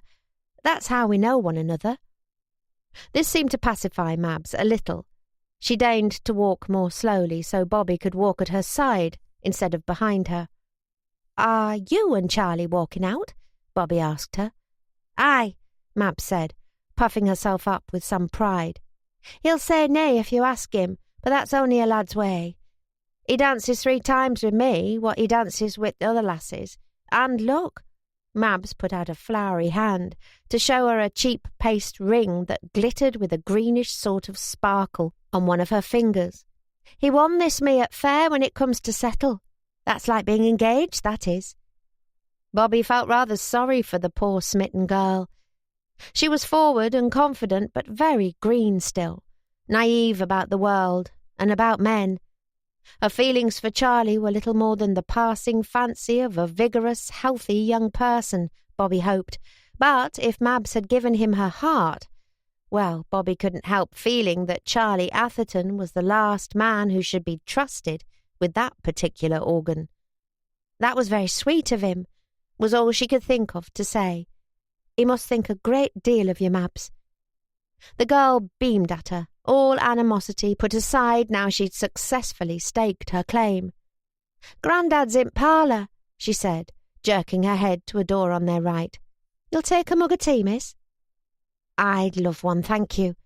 It's going to take me a long time to warm up after my walk." Mabs disappeared down the passage to the kitchen, and Bobby went into the parlour to seek out Andy Jessup. Chapter 16. The old farmer was sitting in an easy chair in the ingle nook, smoking a clay pipe, when Bobby came in, his slippered feet resting on the settle, and an aged old English sheepdog snoozed at his feet, the pair of them looking a picture of rustic contentment. She felt almost guilty at having to disturb the happy scene. It would make a perfect painting for Mary Atherton. She hung back, waiting for the old man to register her presence, and wishing Mabs had stayed to make the introductions. Eventually the man took a last wheeze on his pipe, sighed, and opened his eyes. He looked taken aback when he saw Bobby. Clearly he'd been expecting a member of his family. She guessed Reg hadn't notified him of her coming in that case. "And who might thee be?" he demanded in that gruff, abrupt way that seemed to be part of the culture of the Dales. His accent was so thick it took Bobby a moment to get her ear in so she could understand him. The old Dales folk who lived on these sort of remote farms often sounded to Bobby as though their speech could barely have changed since their Norse ancestors first settled there. Bobby rummaged in her handbag to take out her notepad and pencil, brandishing them like some sort of talisman. "Reg Atherton sent me. From the Tyke. Bobby Bancroft." Andy stared at her. "That's from paper." He put all the emphasis on the "tha," as if he couldn't comprehend how on earth this slip of a girl could be working for an actual real-life publication. "That's right." Andy continued to stare. Bobby wished he'd invite her to sit down. The sudden change in temperature from the icy cold of outside to the fireside warmth of Andy's parlour was making her feel a little dizzy.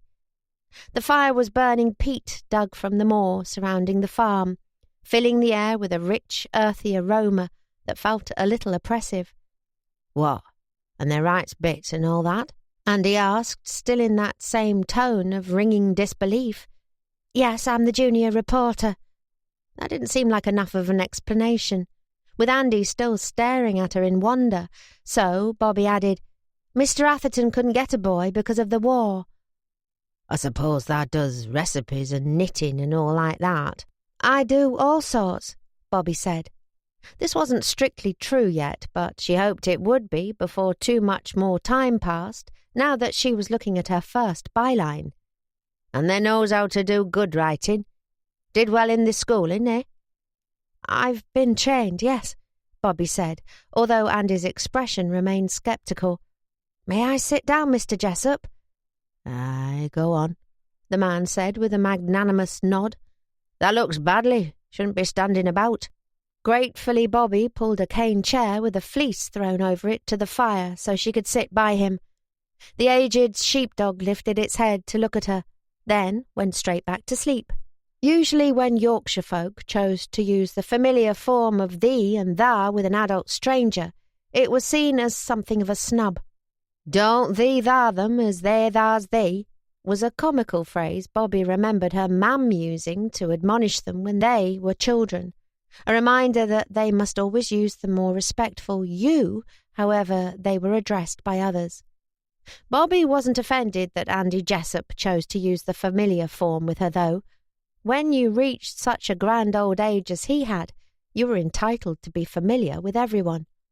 "Happen tha's fair nithered after they walk, is there?" Andy asked as he refilled his pipe with pungent black twist tobacco. "I'm sorry?" "I said I reckon tha mun be fair nithered." He clocked her blank expression. "Feeling cold like?" "Oh, yes, very. I didn't realise it would be such a trek to get here. Not that it's a problem at all," she added hastily. "I enjoyed the scenery." "Try give thee trouble?" She smiled. "Not nearly as much as a goose called Norman, although I did feel I could have done with a red cape to wave in case someone gave Troy the order to charge." It wasn't the world's greatest joke, but Andy seemed to appreciate it, letting out a roar of laughter. When he was done, he regarded her with a more benevolent air. "So Atherton's found his son a lass to do his dirty work for him," he observed jovially. "God help him, then." Bobby wasn't quite sure what to say to that. She decided it was probably best to change the subject. "Your granddaughter was going to make a brew for us to drink while we chatted," she said. "We can wait until she brings it in before we start, if you like." "Ah, she'll take her time fetching it. She's allus thrang, same as her mam," he cackled. "Thrang as Throp's wife." "Thrang?" Bobby was still struggling with much of the local terminology. "Aye, thrang. Busy, the knows. 101 more important things to do than tend to t'old man." Andy gave a throaty chuckle. "Too busy to run round after me, but never too busy to run after lads. That's our Mabs. Let her enjoy her youth, I say. It'll be gone afore she knows it. Thou best ask us what thou's got to ask us, lass, and tea mun come when it comes." Bobby was pleased to find him compliant. She'd been worried, given his surprise about her sex, that he might send her away and demand to talk to someone male instead. The problem was, she didn't actually know what she had to ask him. Reg had sprung the interview on her with no word of a warning, and she hadn't had a chance to prepare a list of questions before setting out. Ask about Christmas was the only instruction Reg had given her. Bobby had been hoping Andy would be so grateful for a willing audience, he'd happily ramble away for himself. "I suppose you've lived in this farmhouse a long time," she said after a moment, pencil poised. "Aye, that I have." Bobby waited, but apparently that was all the answer she was going to get. "How long?" she asked. "Since our mother delivered us, here in front of this fire. That'll have been 1859, I reckon. Happen on 81 year." He fell silent a moment, staring into the flames. "Mun have been a right special occasion, if they'd spared coal to light it. Can't remember it being lit much, apart from Christmas Day when I were a lad." "What did you do at Christmas when you were a boy?" Bobby asked, seizing on the one question she had ready. "Nowt much. It were just another day, really. The fire were lit, and that were a rare treat, and we went twice to chapel, and our mother gave us all a little cake or sugared bread each. It was summat to look forward to, but not like they do it now, with trees and feasting and all like that." "So times were hard when you were young?" "Aye, lass, they were that." Andy's brow darkened. 9 bairns our mother delivered, and me the only one lived to see man's estate. 9. I've 8 brothers and sisters buried down in chapel yard." "Oh, gosh, how awful," Bobby said feelingly. "I'm so sorry, Mr. Jessup." "Now, thou'd think that were a true tragedy if thou'd heard of it today, wouldn't thou?" "Surely it would be a tragedy whenever it happened." Andy laughed grimly. "Nah, not then it weren't. Not like now. Folk didn't give thee sympathy then, the way thou just gave it me. They were nowt of that sort. They congratulated thee." "Surely not." "Well, happen not in so many words, but they wouldn't say sorry. They'd say, 'Oh, well, Peg, it'll be one less mouth to feed come winter,' or 'She's with good Lord now, waiting for thee.' And mother'd agree with 'em even while she were grieving for another bairn lost. And she grieved for 'em every one, our mother. She were a good sort." Andy's watery eyes fixed again on the fire. "I often think about our Meg," he said softly, as if to himself. "Nobbut 9-year-old when she went to sleep. We'd lost so much, yet I prayed we could have kept little Meggie. But wasn't to be. He can be cruel, him upstairs. I've many a time felt I'd like to ask him what the heck he's thinking on. Happen I'll get my chance soon enough." Bobby's pencil skittered over the paper, jotting this down in shorthand. The man's grief was raw. Even after all these years, she could see it in his face, hear it in the crack of his voice. But she wrote with the uncomfortable feeling that these weren't the sort of happy, warm memories Reg had sent her here to collect for the Christmas number. "There must have been some happy times when you were a child too," she prompted Andy. Andy snorted. "Happy? Young lady, when I were a lad we were happy, as thou puts it, if we survived one day to next. The 70s were hell for them as made a living off land. We were eating what we could catch, rabbits, squirrels, moorhen, wild geese. And if we caught nowt, we ate nowt. Bitter as gall is the wild goose, but we were terrible glad to get it. Happy meant days we went to bed with summat in us bellies, and them were few and far between." "But, don't people usually talk about the good old days?" "Aye, they talks about 'em, but they wouldn't want to gang back to 'em. They're good only because they're gone, to my mind. It's easy to be sentimental when they're sitting by th' fire with the belly filled, and all the bairns healthy and grown. Thou forgets the pain and the fear that tomorrow death might come to call." "Yes," Bobby said slowly, thinking of the older folk she knew and their fixation on times gone by. "I suppose that's true." "I'll tell thee what good old days were, Miss Bancroft," Andy said darkly. "They were rickets and typhoid and consumption, and they were never enough. They were poison in water and in air, poison that took bairns from their mothers. They were long days and a childhood that were over afore it began, because all on us had to graft, bairns and all, if we wanted to live to see another day." He scoffed bitterly. "Nostalgia. Don't talk to me about nostalgia. Aye, and that little paper of thine the worst for it, with thy rosy spectacles looking out at past like it were nobbut sunshine and plenty. Our Mabs has read me bits out of it. I know. Makes me sick to my stomach when folk my age get on about it. Oh, we were poor, but we were happy. The devil. They've forgotten how many bodies are in churchyard with a cause of death of good old days." Bobby stared at him, her hand still. He frowned at her hovering pencil. "Is thou not writing this? I thought Atherton wanted my memories for paper." I think he wanted something a little more—" "Aye, I know. A little more good old days," Andy said with a wry smile. "Well, thou can tell him from me that he can't have it. These are my memories, for better nor worse, and he can print 'em as they are, or he can leave 'em in my head where they belong." Bobby thought this over. Andy's memories were evidently not what Reg was expecting. Far from forming the basis of a heart-warming Christmas piece about life in the Dales in decades gone by, they sounded like the very bleakest parts of the works of Dickens. 8 siblings lost to poverty, hunger, disease and hard work, a childhood of relentless graft and misery.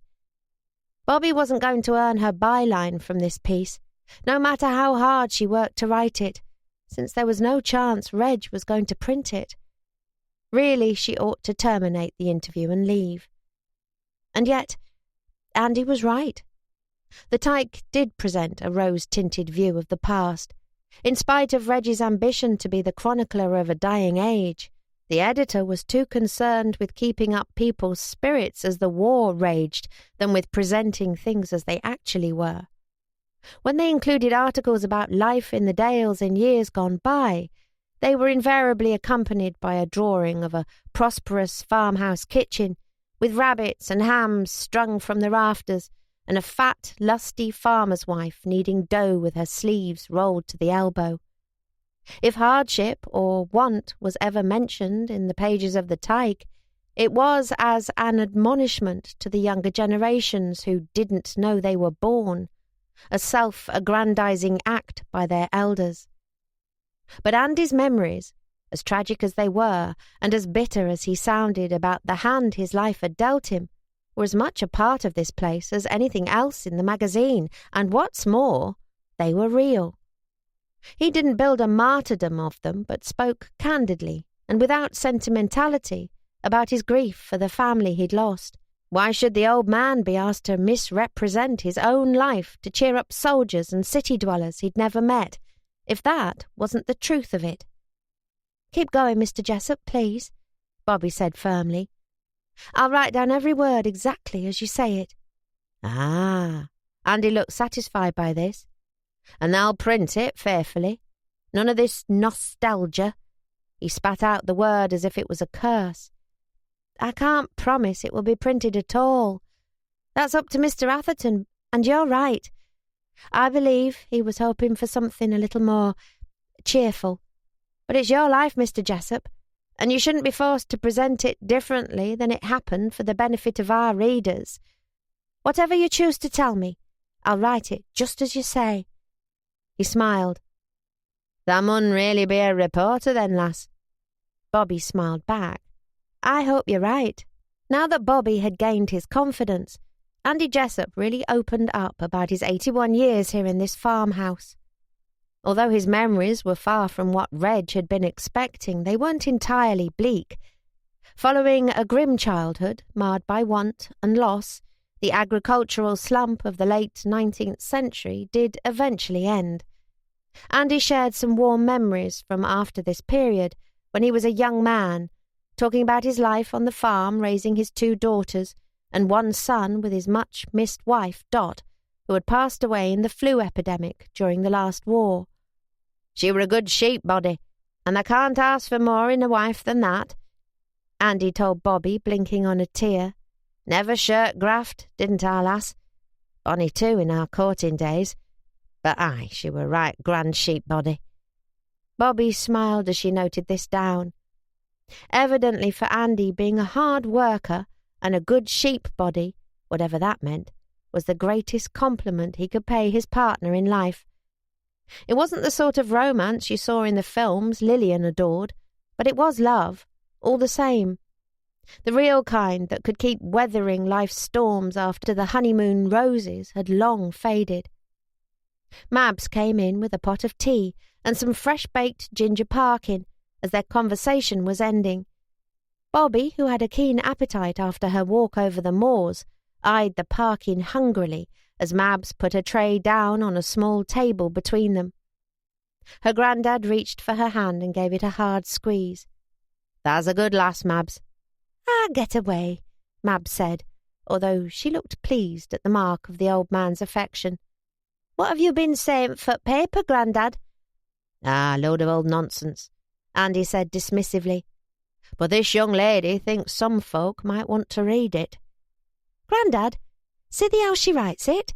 Mabs said, nodding to Bobby's pencil scribbling over the notepad. "It's like a special language. She showed us at Hop yesternight. It's right clever how she does it, like one of them codes they used to send messages to spies in Germany and places." Andy frowned. "Special language?" "Show him, so he knows you're not a spy," Mabs said to Bobby. Smiling, Bobby presented Andy with the notepad. The old man took out a pair of wire half-moon spectacles, perched them on his nose, and squinted at the symbols. "Aye, this don't look like proper writing right enough," he said. "Not that I can read it either way, mind." "Grandad never learned how to read," Mabs told Bobby. "Why was that, Mr. Jessup?" Bobby asked. "Never seen much point," Andy said with a shrug. "Or enough time. We got a little schooling with parson, but it were mostly parroting scripture." "That's a shame." "It's life, that's all." Andy glanced wistfully at a well-stocked bookshelf opposite the fire. "Still, I regret it sometimes when I see barns with their nose in one of 'em. It mun be nice to escape world for a spell." He was silent for a moment.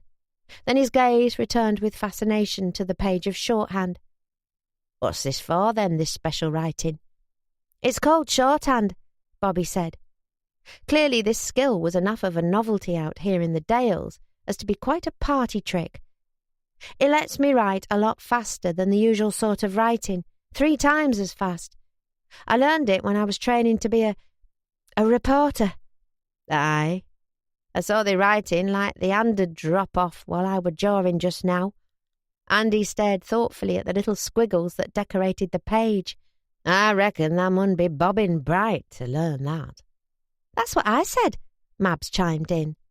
"You should ask her to write your letters, Grandad. She knows better'n me how to pick the good words." "That means thou's got better things to do than court for any other body," Andy said, laughing. "Aye, I reckon I might ask her at that." He patted her arm. "Frame this end, then, lass. Better gang back to thy baking afore thou gets a clout from Mam." Mabs departed, leaving them alone again. "Now then, young lady with clever brain," Andy said to Bobby when Mabs was gone. "How would thou like a little job extra?" Bobby blinked. "A job?" "Aye, that's right. I'm after a... Now, what's the word I'm wanting? Sounds like amen. Long word. Means someone that writes things for thee, like Mark did for Peter in Bible." Bobby thought about this. "Amanuensis," she hazarded. "That's it. A body as writes stuff down for folk. I can't do it mysen, not having my letters, and Mabs has no patience for it. She's embarrassed doing it, I reckon." Bobby frowned. "Embarrassed?" "Aye." Andy looked a little embarrassed himself, his fingers playing with the stem of his pipe and a slight blush painting his papery cheeks. "See, I've got a friend I likes to write to." "I see." He looked up at her. A lady friend is what I mean. Oh, I see. So the old farmer was courting, was he? Well, it was never too late for love, Bobby supposed. Why not the old as well as the young? She suppressed the smile that had risen on her lips, not wanting to offend the old man's pride. She's a widow lady, lives over the way on a farm in Smeltham, Andy told her. We've an understanding, me and Ginny. Leastways, I reckon so. She's a good canny old lass, and I'd like for us to spend our last days together, if it was what she wanted. Only it's hard for me to plight my troth, so to speak, when I've not the words to make me send clear. He met her eyes earnestly. But thou knows words, and I reckon a body clever enough to learn that special writing o' thine mun know what makes a good letter. You're asking me to write to your sweetheart for you? He laughed hoarsely. Sweetheart, what a word. At our time o' life. Aye, that's what I want, all right. I'll pay thee, mind. Won't have it no other way. I've a pal pays £50 a go to have his letters written by some knob over Settle way, and I'll pay not a penny less to thee. Oh, I couldn't accept. He raised a hand to silence her. Not a penny less. Matter of pride. Now, I like to write to Gin once a week. Show her I'm thinking about her, like, and building up to popping the question. What does thou say, Miss Bancroft? Bobby hesitated. It was a strange sort of offer. On the one hand, she suspected Reg might not like it much, knowing she was working out of hours as a love-letter scribe for elderly illiterate farmers. On the other hand, she'd grown to like Andy Jessup over the past hour, of learning about his life and character, and his love affair with the widow lady was really rather sweet. Not to mention that an additional 2 and 6 a week, small amount though it was, would still make quite a difference to her finances, given her low wage. She could send it all home to Lillian, to help them get by until she was able to earn a little more. And if Reg didn't like it, well, he ought to consider giving her a pay rise so it wasn't necessary. All right, she said, when she'd thought it over. I'll be glad to write your letters for you, Mr. Jessup. Chapter 17. And I suppose I ought to ask Ginny how her old sow's getting on, Andy said. She's had a spot of bother since she farrowed last wi' blocked teats. I heard from tired man there. What's a good way of putting it, does thou reckon, Miss Bancroft? Bobby's pencil hovered over her pad as she thought this over. This was the second love letter she'd written for Andy since his unusual request, and actually she rather enjoyed the challenge of how to approach them. Andy Jessup had been a farmer practically from the cradle, and he couldn't stop being one now simply because he happened to be in love. Bobby's job was to take his prosaic concerns about his lady friend's farming arrangements and turn them into something a bit lovey, as the old man put it. He was determined to make his proposal officially no later than the end of January, and he was insistent that Bobby made his intentions as clear as she could, without actually popping the question for him. I think perhaps you ought to focus less on the pig's complaint and more on your concern for how your friend is coping with it, Bobby said. That shows you care about the situation she's in, but for her sake more than the pig's. Andy nodded thoughtfully. Aye, there's wisdom in that, right enough. How will thou write it? Bobby was rather touched by the old farmer's faith in her skill. It made a pleasant change from the usual attitude to her career and ambitions that she encountered from men, especially those of the older generation. I think I'll put this, she said. I hope you're managing well with your old sow's complaint, and it's not given you too many sleepless nights. I'd hate to think of it affecting your health or happiness. You must let me know if I can help you with her in any way. Andy took his clay pipe from his mouth and laughed hoarsely. What can I do all way over here? We aren't married yet, lass. Exactly. That gives a hint that you'd like to be on hand to help her in a more personal capacity in the future.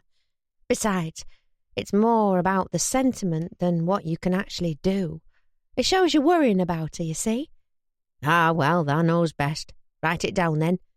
Bobby did so. Any more news for this letter, or shall I sign it off? She asked. Aye, that'll do for this week. I suppose this will be the last letter before Christmas. I'll wish her a Merry Christmas from you to finish, shall I? Right. The farmer flushed slightly. Better put a few of them there crosses on end, eh? Bobby smiled as she added 3 kisses below his name as requested. Shall I read it back? She asked. Aye, go on. She did so, Andy nodding his approval each time she paused to draw breath. When she was done, he took a long draw in his pipe, looking thoughtful. I reckon that's the stuff, right enough, he said at last. Aye, I'm fair capped with that, lass. Sounds a right good letter. Here's the wages. Bobby flushed with pleasure at the compliment as Andy fumbled in his pocket for a dirty half-crown piece and handed it to her. I'm going home for Christmas tomorrow, to spend it with my family back in Bradford, she told him when she'd stashed the coin in her purse. If it's okay by you, I'll walk over the Sunday following New Year. I suppose you'll have had a reply from Ginny by then, and we can write the next letter together.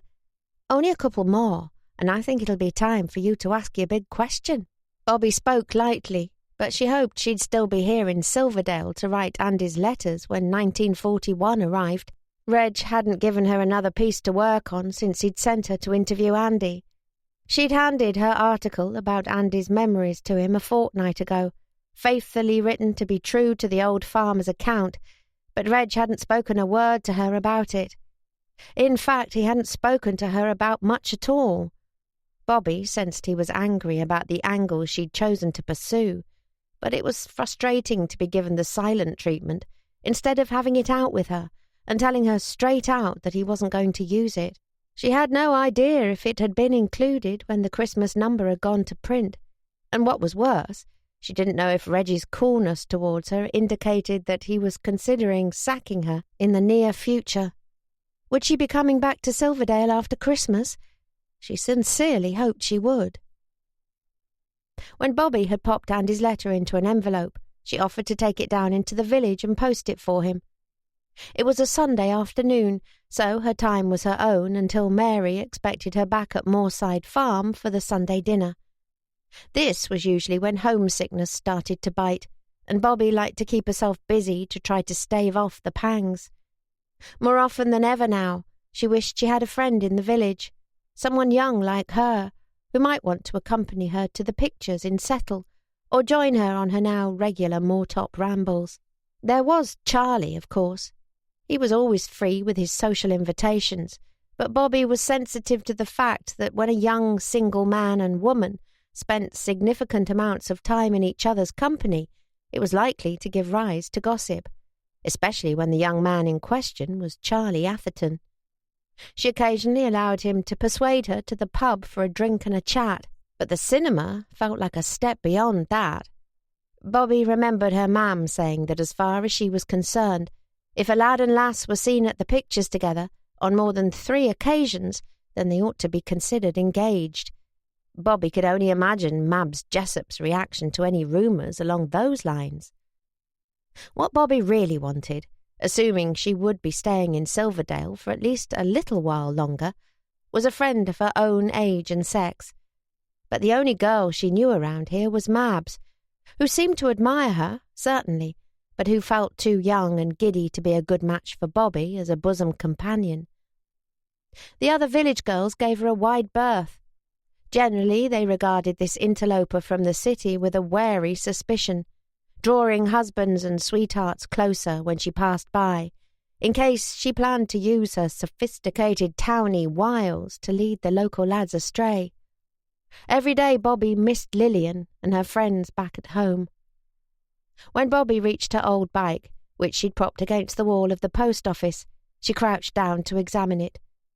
She'd had a shock after she'd trekked back over the moors, following her first visit to Newby Top, when she'd sat on her bike and felt a sudden sharp pain in her rear.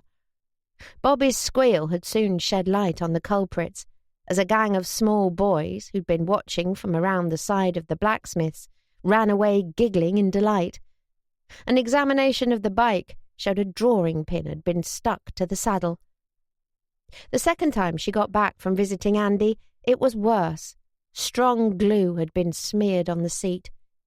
Bobby hadn't noticed this until she'd arrived back at Moorside Farm and torn a big hole in the seat of her skirt, the fabric of which had remained behind on the saddle when the rest of her dismounted.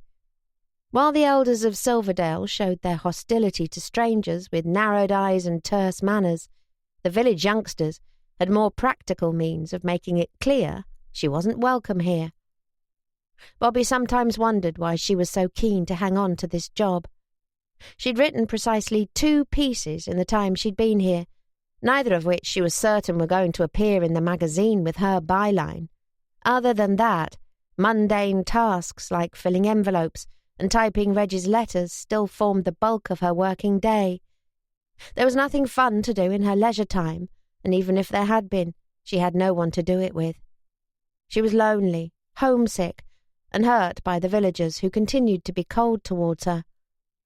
The 2 pieces she had written so far were hardly the sort of reporting she'd dreamed of as a girl, and the future was unlikely to yield anything better, assuming Reg ever gave her another piece to work on after the mess she'd made of the interview with Andy.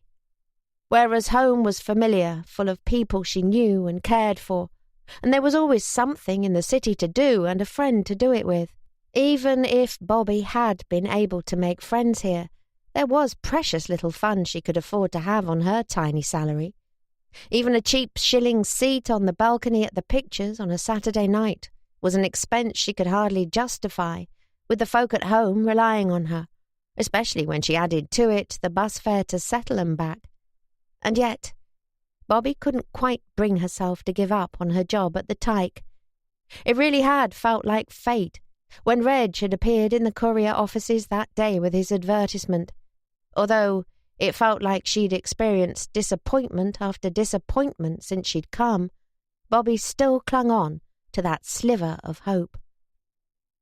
An examination of her bike saddle soon revealed today's booby trap, a coating of black oil, the same colour as the saddle, so it wasn't immediately obvious. Presumably the gag was that she would mount the bike and immediately slip right off again, causing much hilarity to the watching boys as she fell on her bottom. Bobby took out a handkerchief to wipe the oil away, glad she had one she was happy to dispose of, in addition to the lucky hanky Charlie had given her.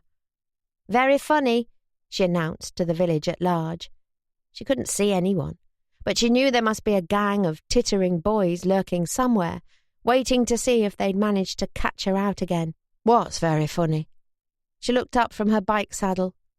Charlie had appeared behind her, looking rather smart for once, in a charcoal grey 2-piece suit. He had his hands thrust into his pockets, however, in such a way that it gave him rather the air of a schoolboy dressed up against his will for the Sunday school treat. Bobby beamed, pleased to see a friendly face after the latest evidence of the locals' dislike for her, then tried to arrange her features into a more modest expression of friendly welcome. "Absolutely nothing is funny," she said. "Certainly not oil all over my bike saddle, holes in my skirt, or drawing pins sticking in my— Well, never you mind where it was sticking. Somewhere painful, that's all you need to know." Charlie laughed. "The village lads have made a target of you, have they? You must be one of us, then." "How so?" "Oh, they never play pranks on someone unless they're starting to like them." "Really? I'd hate to think what they do when they don't like someone. It cost me my best skirt." Warm after her brisk walk, Bobby had taken her overcoat off and stuffed it into her bicycle basket. Charlie glanced approvingly at the walking costume she'd spent some of her scant salary on. She had been worried the loose slacks, knee-length woolen socks, and sturdy shoes she'd purchased might make her look a little manly, so she'd paired them with a tight-fitting sweater that emphasized her figure. The effect of the costume as a whole was actually rather flattering. "You look good today," he said. "Where have you been?" "For a walk on the moors." Bobby hadn't told anyone about her secret love letters on behalf of Andy Jessup. This was partly for the old man's sake, since it was, after all, his own personal business who he courted, and partly for her own, since she sensed Reg wouldn't be happy about her working a second job on the Sabbath. "What are you all dressed up for?" she asked Charlie, matching the light, teasing tone he always used with her. Has the father of some unfortunate girl whose reputation you've ruined caught up with you to march you to the altar?" "Not me, I'm too fast for 'em," he said breezily. "If you must know, I've been to chapel with Reggie and Mary. They'll be here in a moment. We've been after an after-church saunter. I spotted you in the distance and scampered ahead so I could have you to myself for a little while." Bobby raised an eyebrow. "You've been to chapel?" "Well, why not? I'm a God-fearing young lad, I am. His own harp and cloud reserved upstairs for when the day comes." Charlie put one hand on his heart. "I must say I'm rather hurt you're so surprised by it." Let me apply my powers of deduction," Bobby said with the flicker of a smile. She enjoyed matching wits with Charlie when they bumped into each other, even though she tried not to be in his company too often. "You're no more likely to spend the Sabbath on your knees than I am. If you were in church today, it means you must want something, which begs the question, Charlie Atherton. Who are you trying to make good impression on, God or your brother?" "You know, Bobby, you're wasting your talents on the tyke. You could be Silverdale's own Lord Peter Wimsey." "Well?" "A little of both," Charlie admitted. "I told you I was planning to join up after Christmas. That's what's prompted today's visit to holy ground." "You're really going to go through with that?" Bobby wasn't sure why, but somehow she'd thought Charlie would think better of it. Since vets were a reserved occupation, he had the perfect reason to fight his war here on the home front. Farm animals were important in keeping the country fed, so no one could argue Charlie wasn't doing his bit for the war effort. The entire reason for the reserving of some occupations was to prevent what had happened in the last war, when some essential professions had found themselves dangerously short of men. "The wheels are already in motion," Charlie said. "RAF like I wanted. There's my medical to get through, then I'll be given a date to begin training. I'm hoping Reggie might help me make arrangements for someone else to take over my practice for the duration." He glanced upwards. "But I did feel a little talk with a man upstairs might do me good. It makes you stop and think about your life going off to war." Bobby smiled. "You've been getting philosophical. I don't believe it." But Charlie didn't smile. He looked uncharacteristically thoughtful and rather far away. "I suppose it will be all right," he said vaguely. "Won't it?" "You mean your practice?" "The war, I mean. I suppose we'll win. I know it's looking sticky out there at the moment, but it would seem so unfair, wouldn't it, if the other side came out on top after all this?" Bobby frowned. "It's funny, I've not really thought about it." "Neither had I until recently. I just assumed the bigwigs who arranged these things knew what they were doing and that. It'd be all sorted out somehow. That's a child's thinking, though." He glanced over his shoulder, where Reg was hobbling slowly toward them on his stick, arm in arm with Mary. The cold seemed to exacerbate the pain in his leg, but he would insist on taking his Sunday walk in spite of it. Bobby hadn't seen Reg and Mary that morning. She told them she was planning an early walk on the moors and packed herself a breakfast of bread and butter the evening before to take with her. However, she only needed to take one look at Reg's face to see he was not in a good mood. "So you're here, are you?" he grunted when they reached her. "Good afternoon," Bobby said, determined to be polite even if Reg didn't intend to be. "Yes, I finished my walk. I was about to bicycle back to the farm and see if Mary needed any help with the dinner." "That's very good of you, love," Mary said. "You work hard enough without helping me on your day off." "Ugh," Reg muttered. "Hard work.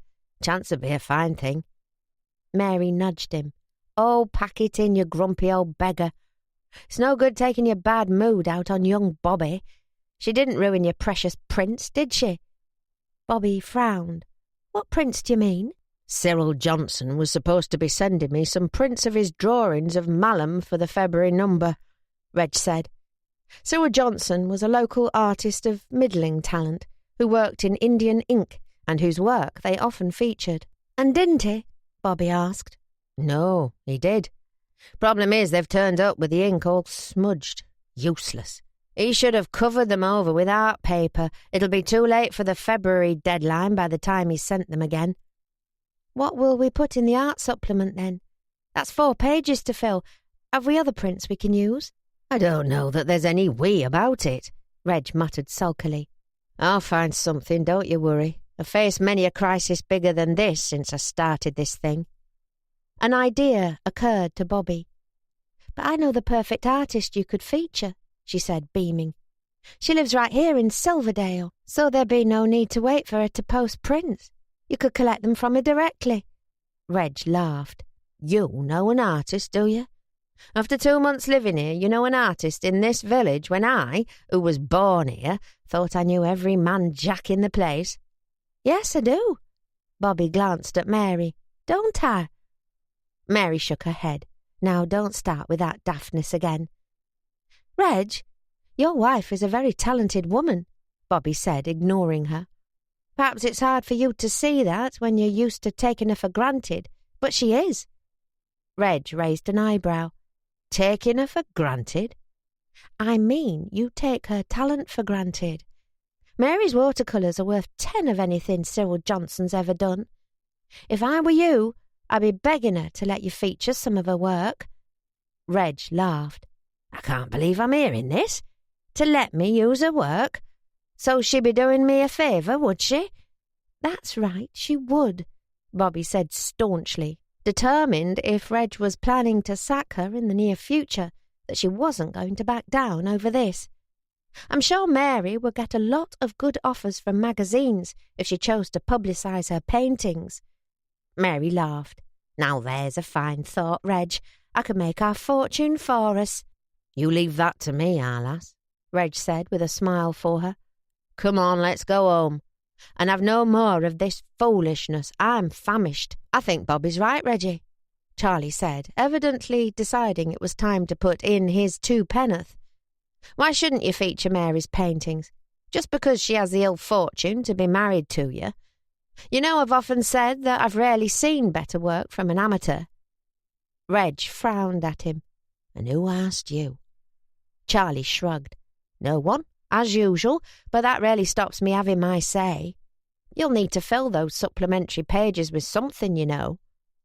I can bring forward the mark chart and commission something else for that number, Reg said. Conspiring against me with the women folk, are you, Charlie? I'm giving good advice. It'd do you no harm to take some from me for a change instead of dishing it out. Charlie put an arm around his brother's shoulders. Now, don't sulk. Let's leave the girls to walk back together, and you can come and have a beer with me while your dinner's cooking. See if it can chase away that bad mood. There's a matter I want to talk to you about anyhow. Not another loan by any chance? Not this time. A rather more noble endeavour. I'll tell you on the way. Reg sighed. All right. Mary, I'll see you back at the house. Bobby noticed how he pointedly left her out of the goodbye as he departed with Charlie. Chapter 18. Mary tucked her arm into Bobby's. We'll take the scenic route, shall we? I'd better not leave my bike here, Bobby said. Not that I think anyone would bother to steal it, but I dread to think what mischief those little so-and-sos would do if I left it overnight. They've still got paint in their arsenal if they took a fancy to paint my bottom blue. Mary laughed. Oh, that's just Ben's devilment. They did the same to Charlie when he was first back from school. Did they? Well, likely it'll have been the big brothers of the current mischief-makers. They decided Charlie must have got too big for his boots, going off to get educated, and reckoned they'd bring him down a peg or two. That makes me feel a little better, Bobby said. I wonder he didn't tell me when we were talking about it earlier. There's nowt more fragile than a man's pride, Mary told her with a knowing nod. Bobby wheeled the bike beside her as she followed Mary through the village towards the Wesleyan chapel where the Athertons did their worshipping. It was a simpler building than the Anglican church, St. Peter's, that sat a little further down the lane, small and unassuming, with only 2 tall arched windows to indicate that this was a place of worship and not someone's home. It was surrounded by a little churchyard, dotted with marble stones and crosses, dating from 200 years ago to the present day. "How did Charlie deal with the pranks?" Bobby asked. "They stopped of their own accord in the end," Mary told her.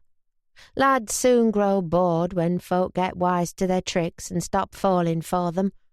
Besides, people around here like Charlie. He's got that way about him." Bobby smiled wryly.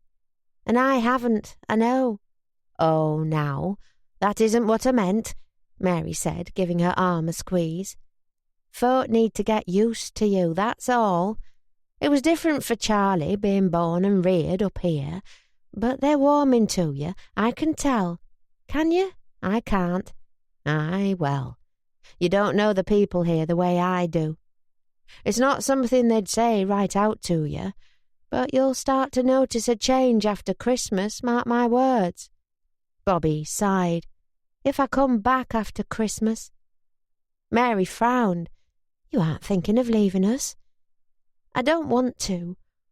I won't deny I miss my family and my friends, but I don't want to give up my work here. I only thought Reg might not want me back." "Did he say as much?" "No, but he's been very cold since I did that interview for him. I knew while I was talking to Andy Jessup that it wasn't what Reg had wanted, but, well, it seemed to me that Andy had a right to tell his own story, as it really happened. And if that doesn't fit the picture Reg wants to paint, then—" "Then what?" Mary said quietly. "Then it isn't journalism, is it? It's storytelling. Fiction," Bobby said. "When I came for my interview, Reg gave me this passionate speech about the changing ways of life here and how they ought to be preserved as a part of history. It got me really fired up. If Reg doesn't print the piece I wrote about Andy after all his fine words—" "You'll have to leave," Mary said, catching Bobby's meaning with her usual quickness. "Aye, I suppose you will. I'd rather stay than go, but I'm not doing what I believed I'd be doing here. And there are some things I can't compromise on, Mary. I won't lie to fit Reggie's agenda, even if there is a war on. And it's our job to keep up morale and all that. People like Andy Jessup deserve the right to be heard, and to have their memories preserved as they are, and not as Reg thinks they ought to be. Yes, even if they were too poor for anyone to think it important enough to teach them to read and write, so they could record their memories for themselves. And I was bloody proud of that piece, and it ought to be published." Mary was staring at her. Bobby flushed, the scowl that had settled on her face lifting. She realised she'd been talking rather too loud and rather too warmly. "Sorry for swearing," she said in a quieter voice. "Never mind about that. I married an old soldier. I've heard far worse. I shouldn't be talking about this to you. Are you angry with me?" "No," Mary said. "Actually, I'm impressed. You're quite right, Bobby. It's a matter of right and wrong, and I'm proud of you for knowing the difference so well." Bobby smiled. "Thank you. Do me a favour, and don't give up on Reggie, though. He's not used to being crossed. Well, of course he isn't. He's a man. Still, that doesn't mean it isn't good for him to be crossed every now and again. He knows his right from his wrong, too, and though it sometimes takes him a while, he usually finds his way from one to the other if you give him time to work it out. You don't think he's planning to sack me?" "I couldn't say. He's not said a word to me on the subject." "He knows I'd play merry heck if he suggested it, no doubt," Mary said. "But if I know Reggie like I think I do, he'll have found the right path in spite of his sulks. You'll likely find he's printed your article, and by the time you come back to us after Christmas, he'll have convinced himself the way it's written was all his own idea in the first place." Bobby sighed. "I hope you're right." Mary looked at her. "You do yourself no favours with him, though, Bobby. Why on earth did you press him about my silly old paintings? He was in a foul enough mood from the pain in his leg." "Because I really believe they're good. Cyril Johnson couldn't produce anything near that quality.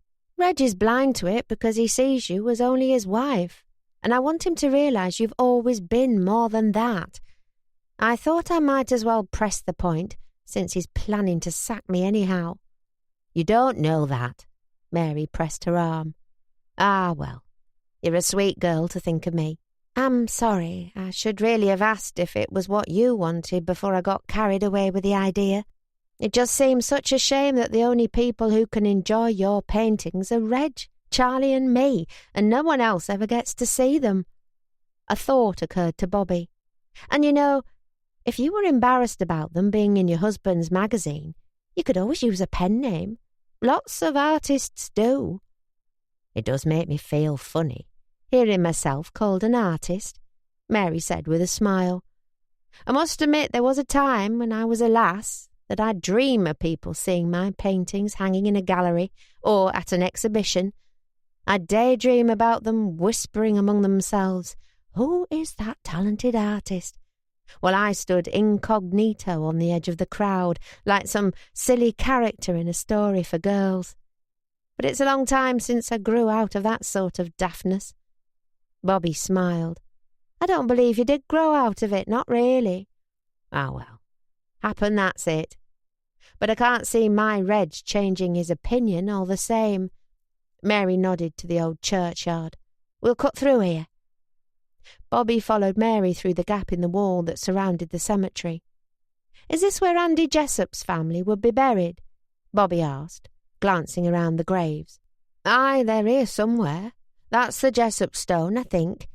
Mary pointed out a simple flat slab near the wall, at the furthest distance from the chapel itself. "One grave for mother, father, and 8 bairns. Poor souls. They all of them deserve better." Bobby went to read the list of names on the slab. Victor Jessup, who died at 54. His wife Margaret, taken from the world aged 46. 8 children, none of whom had survived beyond their 12th year. Only Andy had remained to experience adulthood. It was such a hard, cold, cruel life. Bobby felt her anger rise to think of it. The suffering of those poor children, put to work almost as soon as they could stand upright, while in other parts of the country, children no better than they had lived pampered lives of ease and plenty. Bobby could well understand Andy's intention when he reached the pearly gates to demand to know what God had been thinking of. "It doesn't seem fair, does it?" she said to Mary. But when she looked around, she discovered Mary wasn't at her side. She was standing in front of another grave by the church door, her head bowed. Bobby left her bike leaning against the churchyard wall and went to join her. "Oh, Mary," she whispered when she read the inscription. She slipped her hand into the older woman's. "I'm so sorry." "She'd be 23 if she were alive today," Mary said quietly. "Your age, Bobby. I like to think she'd be something like you. I'm sure she'd be far better." Bobby read the inscription again. "In memory of Nancy, daughter of Reginald and Mary Atherton, who died 22nd of December 1919, aged 2 years." "Spanish flu?" she asked Mary softly. "No, there was something wrong from birth, my poor little babby. We knew we could lose her at any time. First there was the war, Reg's leg, then we lost Nancy the very next year." Mary choked on a sob, and Bobby pressed her hand tightly. "You can't tell me that's right. You can't. It isn't right. It isn't fair." Bobby felt in her pocket for her handkerchief, then remembered it was covered with oil from her bicycle seat. Instead, she fished out the one Charlie had given her, which she kept folded in her handbag, and handed it to Mary to dab her eyes. "We couldn't have another," Mary said. "Doctors said it would be the same over and over if we did. What killed Nancy would take them all from us." I felt so angry when they told us that, angry at God and at the world. She sighed. "Happen I should be grateful when there's Peg Jessup buried not 6 yards away with 8 of her bairns beside her.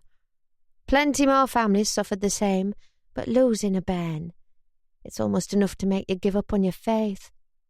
Except you don't, do you? Because that's when you need it most. The day my mam died, I marched right into her bedroom and broke the big mirror in there, Bobby said absently.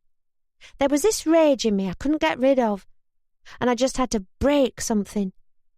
Mam hated that mirror at the end, standing opposite the bed, forcing her to watch her reflection getting sicker every day, but she wouldn't let us take it away. Did breaking it make you feel better? Bobby gave a wet laugh. Not for very long. It didn't bring her back, did it? But I was glad it was gone. You must miss your mother a great deal, Mary said softly. Every day. What was she like? She was better than the life she got. Intelligent, though she had little education. Too intelligent to be wasted in the mills. She was tough on us bairns, making us work hard at our lessons, but only because she wanted better for us than she'd had herself. It was my mum who encouraged me when I said I wanted to write. Bobby smiled. She said I could be anything I wanted to be if I only made the most of my brain. No one in my life has ever believed in me like she did. She sounds a good woman. She was. Cancer took her too young. Bobby looked at the baby grave. There's always something, isn't there? All those awful diseases that killed Andy Jessop's brothers and sisters. Things like consumption and rickets, and the hunger and the poverty. Then just when it feels like things are getting better for ordinary people, another war comes along, and we're burying young men who never wanted much but to stay at home, marry their girls, raise bairns. Charlie told you he's volunteered to join up, did he? Mary said. Yes, he mentioned it earlier. Aye, he told me on the quiet too. Said he was breaking it to Reg this afternoon. Reg won't like it, but he'll be impressed he's done it. He's always complaining that his brother's too fond of an easy life. What are your thoughts? The same, I suppose, Bobby said. I admire him for doing it when he's perfectly entitled to stay here, but it's hard not to worry. I wish it didn't have to happen. No more do I, Mary said with a sigh. He's a good lad in spite of his recklessness. The closest Reg and I ever had to a son. I always thought our Charlie was a better man than he likes people to believe he is. I don't know about that, but he's an easy man to like. Mary smiled. The young ladies certainly seem to think so. I meant strictly in a friendly way, I promise you, Bobby said, laughing. I'm not interested in courting. Neither is Charlie, I'm sure. I don't think you can call the way he acts with women courting. Mary looked at the monogram on the handkerchief she was still holding, then regarded Bobby curiously for a moment. What is it? Bobby said. Oh, nowt. A passing thought, that's all. Mary squeezed her hand. I'm glad you found your way to us, Bobby. I never knew there was a hole in our lives until you came to fill it. Bobby smiled. Thank you. I wish Reg felt the same. I do want to stay. Reg never knows how he feels until he's decided how he ought to feel. Mary handed back the handkerchief. Think no more on it, Bobby. You go home and enjoy Christmas with your family and leave Reg to me. Bobby never found out whether Charlie had broken the news to Reg that he'd volunteered to join up, or if, between them, they'd been able to make arrangements for Charlie's veterinary practice. She didn't see Charlie again before heading home the next day for a week's Christmas holiday, and Reg didn't volunteer any information. He was still giving her the silent treatment. Heeding Mary's advice to let him work out his thoughts by himself, Bobby decided not to confront him about her piece on Andy Jessop before she left to return home to Bradford. She did, however, have one final encounter with him when she went in to say goodbye. She'd already said her farewells to Mary in the kitchen after they'd exchanged Christmas gifts, a rather tearful goodbye on both sides. In spite of her cool reception in the village and the disappointment of her daily work, there were still some things in Silverdale Bobby was really going to miss. She'd miss Mary a lot, miss their evening conversations by the fire after Reg had gone to bed, and the almost maternal bond that had started to build between them. She'd miss Gil at the post office, with his curling stamps and his surprisingly accurate weather forecasts. She'd miss the humane, earthy quiet of her talks with Andy Jessup and helping him with his letters to his love, Ginny. She'd miss the unpredictability of life here, where you never knew when you might find yourself sharing a bus journey with a friendly lamb or have your way blocked by a gun-slinging goose. She'd miss the now familiar sight of Mrs. Hobbs' outrageous feathered hat as it waved in the wind while she pedalled home from the pub, with Norman in her bicycle basket. And she'd miss Charlie, she supposed. Life was going to be very different without his schoolboy grin and genial conversation now that he was going off to war. "You take care of yourself and be sure to come back," Mary said, tapping her arm a beat on the last 5 words to emphasize her point. "If I'm wanted, I will." "You'll always be wanted here, Bobby. By me, at any rate. Now, go say goodbye to Reg." Mary lowered her voice. "And be gentle, eh? It's a bad day for him." "Is his leg giving him pain again?" No, this is summat else. You might find him in a bit of an odd mood." That sounded rather worrying. Warily, Bobby picked up her case and made her way to the parlour to find Reg. He was at his desk, but he wasn't working. There was an almost empty glass in front of him, alongside a largish envelope. He was staring at his typewriter with his hands buried in his thinning hair, an odd look on his face. It wasn't angry or happy or anything at all, really. It was only sort of helpless. Bobby had never seen him look like that before. "Reg, I'm going to go now." She hoped he wouldn't offer her a lift to the bus stop. The look on his face, so un-Reg-like, was a little scary. She'd prefer not to be alone with it. "Happen you might tell me summat first," he muttered, not looking at her. Bobby had a lot of experience of drunkenness in men. She'd seen it in her old workmates at the Courier, in the boys who sometimes made unwelcome advances to her and Lillian at the dance halls, and of course, frequently in her father. She knew it looked different in every man. Tony Scott became flirtatious, Don gregarious, and her father just survived another night. In Reg Atherton it was almost invisible. The only clue was a slight thickening of his voice. His accent had grown broader too, as it must have been when he was a lad before years of town living had softened it. Yet he was certainly drunk, although it was barely 2 p.m. What could have prompted that? Was it a regular occurrence? If it was, she hadn't noticed it before today. Bobby wondered that Mary wasn't more annoyed. She had clearly known the state of affairs when she'd warned Bobby about Reg's odd mood. "What do you want to know, Reg?" she asked, trying to preserve her usual tone in the hope Reg wouldn't realise she'd noticed the state he was in. "How long has thou been working on the side for Andy Jessup?" he asked, finally turning to face her. Bobby flushed, although really she felt that there was no reason to feel ashamed of supplementing the meagre salary Reg paid her. "I'm not working for him. He pays me £0.50 to write letters for him sometimes, that's all. Him not being literate. I like doing it for him, and it's my own time." "Aye, well, when I hire someone, I expect their work to be kept for me." "I know. Sorry." Bobby turned to go, then turned back again. "I needed the money, you see." He laughed hoarsely. £0.50? What you going to do, put it on a horse?" "I need it to help my family. It might not be much, but when I'm earning so little here, an extra 2 and 6 a week can make a lot of difference." Reggie's expression softened slightly. "Been sending money home, has that?" "Yes, my father, Bobby swallowed. "He drinks. I can't blame him for it, no one can. He's got shell shock from what happened to him in the last war.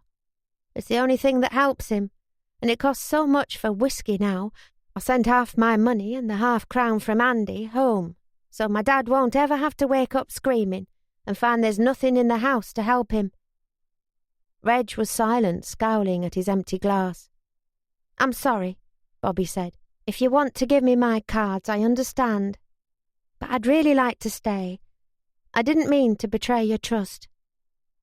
"That piece you wrote?" "About Andy?"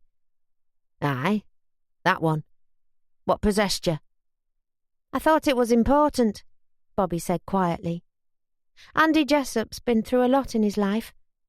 To take that away from him because he doesn't fit with the way we wish things had been in the past, because we prefer this fiction of the good old days to the bleak reality of what it meant to be poor back then, it's wrong, Reg. You don't have to print it, and I don't suppose you ever will, but I had to write it. For Andy's sake." Reg fell silent again, the same glazed expression in his eyes that Bobby had seen too often in her father's. Assuming he had retreated now to a world of his own, she mumbled a goodbye and headed for the door. Reg roused himself. "Wait." "What is it?" He took a piece of paper from his desk, wrote something on it in pencil, and slipped it into the envelope next to his glass, which he then sealed. "Take this," he said, holding it out to her. Bobby frowned as she took it. "What's in it?" "Nowt to get too excited about. Call it a Christmas present." "Oh, thank you." She slipped it into her handbag, too busy wondering at Reg's strange mood to spare any time for the mysterious envelope. It was only when she had her hand on the doorknob, about to leave the room, that a couple of loose connections in Bobby's brain came together to jog her memory. Charlie had said she could be Silverdale's answer to Peter Wimsey, but she'd been very slow to tumble the correct conclusion today. Today was the 22nd of December, 3 days before Christmas. In memory of Nancy, daughter of Reginald and Mary Atherton, who died 22nd of December 1919. So that was it. The empty glass, the helpless look. "I am sorry, Reg," she said softly, turning back to face him. "About Nancy. I hadn't realised until now that today was the anniversary." He laughed bleakly, drinking the last drop of amber liquid from his glass. "Tha's been talking to my missus." "She's been talking to me." Bobby paused, wondering what else to say. "I hope you and Mary have a happy Christmas. Look after yourself, Reg. I'll see you again, I hope." Chapter 19. "Well, don't leave me on tenterhooks," Lillian said. "What was in the envelope from Reg, Bobby?" It was the following evening, the night before Christmas Eve. Bobby and Lillian's middle brother, Raymond, was on leave and had brought his wife and children over to spend the evening with their father, who was having one of his better days, so the girls had gone out together for an evening of fun. Lillian had insisted on it, stating confidently that she was sure Bobby hadn't had even a sniff of a good time since she'd moved to the back of beyond, as she described Silverdale. So they were having a drink in their favourite pub, the Rose and Crown, dressed up in their best frocks and with the prospect of meeting some friends for dancing afterwards. Bobby was rather excited. It felt like a long time since she'd been dancing, unless you counted the Smeltum Hop, but that had really been work rather than play. Of course, Bobby couldn't deny that good times hadn't exactly been the order of the day in Silverdale. There'd been the hop over in Smeltum and the occasional drink in the pub with Charlie. Bobby mentioned these to Lillian in only the most cursory manner, knowing how her sister was prone to seizing on anything that sounded like it might develop into a romance, which to flirtatious Lillian meant any encounter with a single man, be it ever so innocent. Other than that, her leisure time had mostly been spent in reading or knitting, or, when the weather allowed, rambles over the fells. Still, now that Bobby was home, she found she was missing her quiet life in Silverdale almost as much as she missed her life here while she'd been away.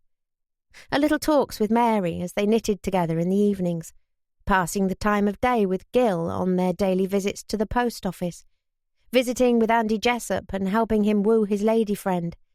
These humble parts of her daily routine weren't exactly exciting, but they held a rustic charm that Bobby knew she would never be able to communicate to her vivacious, fun-loving twin, no matter how she tried. Although Bobby had promised to come home whenever she could, this was her first visit to Bradford since starting her new job. It felt difficult to justify the cost of the journey, now her low salary meant that every penny counted.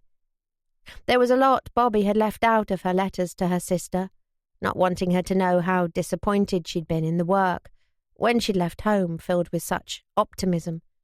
But it felt easier now they were together again to share what had been troubling her. Over their drinks, she had told Lillian what she'd learned of Reg and Mary's tragic loss, of her disappointment over Reg's rejection of her article about Andy Jessup, and of her confrontation with a drunken Reg when she'd bidden him goodbye the day before.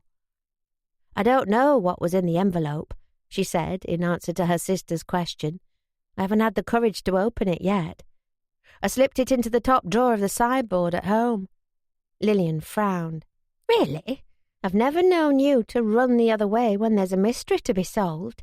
I'd have expected you to tear it open as soon as you left Moorside." "I was afraid to," Bobby admitted. "I've been so worried Reg has been thinking about letting me go, after the way he reacted to the interview piece I wrote for him. What if it's a letter telling me I'm not welcome to go back after Christmas? Surely he'd tell you something that important to your face. It'd be rather cowardly to do it in a letter." "I don't know. He's a hard man to get to know, Reg Atherton. I've really no idea what he'd do." Bobby sighed as she took a sip of her drink. "I feel like I don't know anything about him, Lil, even after 2 months living in his house and working with him every day. Or, at any rate, I don't understand anything about him." Lillian looked thoughtful. "It's lame, isn't he? I suppose it must affect your mood, being in pain all the time." "I think it's grief as much as the pain in his leg. The little girl they lost, Nancy. I know a lot of people lost bairns in the old days, but it must have been a terrible thing, even if it was common. I can't imagine what it must feel like, can you?" "No." They finished their drinks in pensive silence. "When do you think you'll open it?" Lillian said after a while. "The letter from Reg, I mean. You can't put it off forever." "I want to enjoy Christmas first. It's going to be our last one with all of us here for a little while, with you and Jake off to basic training, and Ray about to ship out. Last family Christmas for the duration, maybe. However long that's likely to be." "Reg said what was in the envelope was a Christmas present, didn't he?" Lillian said, brightening. "Maybe it's money. We could use some extra." "I think it's just his sense of humour. I doubt he can afford to pay me a Christmas bonus. He's nearly as skint as we are, living on the subscription postal orders as they come in. It's lucky Mary's got such a talent for economising." "You like her?" Bobby nodded. "She's kind and clever. She reminds me of Mam a bit, except she goes easier on me than Mam ever did on us. She's what I'd missed most, if Reg really did let me go." "Not his brother, the young vet?" Lillian asked, lifting an eyebrow. It was typical of Lillian to concoct a romance between her and Charlie, in spite of Bobby's attempts to mention him as little as she could in her letters. "No," Bobby said firmly. "Are you sure?" "I told you, Lil. Charlie's only a friend. He's not at all the sort I'd go for, if I was interested in going for any sort at all. I'd want a man who was steady. Charlie's too much of a thrill-seeker, more your type, in fact." "Is that so? I shall have to come for a visit." Bobby smiled. "I wouldn't hurry. There seems to be a waiting list for Charlie Atherton among the girls in the village." "Do you think there can be any future for that magazine?" Lillian asked. "If it's struggling after a year?" Bobby shrugged. "I don't know. I hope so. There's something special about that little mag. I don't know how to explain it, but it's got a character all of its own, almost like a living thing." The tyke deserves the opportunity to thrive. I think it'll be easier for us once the war ends, and it's not such a struggle to get paper." Lillian laughed. "A living thing? You get so sentimental about stuff," says the Queen of Romance, Bobby said with a smile. "Who's the current beau, Lil? Someone I know, or are you saving yourself for Ty Power?" "Oh, I'd drop anyone for Ty," Lillian grinned. "But since he isn't immediately available to me, Jimmy Sloane doesn't make a bad substitute." "Jimmy Sloane from the chemist's?" "That's right. We've been walking out for 3 weeks now." Bobby laughed. "A new record. I'm impressed." "Ah, well, I wouldn't start baking the wedding cake yet," Lillian said, leaning back complacently as she examined her ringless wedding finger. "I intend to do a lot of being young and fancy-free before I settle, Bobby." "Of course you do. You're you." Bobby lowered her voice. "How's Dad been?" "He seems better." "He seems it, but to be honest, I think that's just the effect of having us all at home. It makes him feel more secure when the family are around him." Lillian sighed. "He's been getting worse, Bobby. I thought I was imagining it, the decline, but there are definitely more bad days than good now. More nightmares." "Oh, Lil." Bobby reached for her sister's hand. "Why didn't you say? I'd have come home more often if I'd known you were struggling with him." "I know you would, that's why I didn't say. You need to save your brass." "How is he coping at work?" It was Bobby and Lillian's biggest worry that their dad's mental condition might one day deteriorate so much that even his routine job at the mill would be beyond him. Money was enough of a struggle as things stood. "He can manage as long as he's sober," Lillian said. "I always hide his supply once he's in bed, so there's no temptation to start drinking in the mornings, but he looks so tired, Bob." Bobby sighed. "I never should have left. I should have stayed at the Courier. Nothing's worked out as I expected it to." "Don't say that. It's still early days for you. Better things might be on the horizon, you never know." "What better things?" Lillian shrugged. "Reg might give you a pay rise. You might be recruited by a better publication. Hitler might be overcome with festive spirit and send us his surrender as a Christmas present. The war can't last forever." "None of that would help us with Dad. We need to make plans for when you leave home in 6 weeks' time." Bobby paused. "Maybe Don would have something to suggest. I'm seeing him and the other boys from the Courier tomorrow night for a Christmas drink." "What could he possibly suggest that we haven't thought of ourselves?" "I don't know. I just think he might be able to help. At any rate, I know that if he can, he will. He's been a good friend to me." "I really don't think we should discuss Dad outside the family, Bob. People might talk. Call him a drunkard, or worse." Lillian lowered her voice. "Folk can be funny about shell shock. They might say he's a coward if they know about the nightmares." Bobby's brow knit. "If they're going to say that, they better say it to my face." "They won't. They'll say it behind your back. And if Dad hears about it while he's working at Butterfield's, then he'll be mortified we told anyone." "Dom wouldn't say anything like that. He's lost 2 brothers in the war. He understands. But he might talk to others who don't." "He wouldn't do that. We need help, Lil. Let me have a discreet word with him." Lillian still looked worried. "You're sure he's trustworthy, this friend of yours? He's a newspaper man." Bobby laughed. "So am I, aren't I?" "Yes, but he's a real one. Being a reporter is like being a professional gossip. Who knows who he might tell?" "He wouldn't let me down," Bobby said, deciding to let Lillian's comment about real newspaper men slide for now. "Let me handle it, Lil. Okay."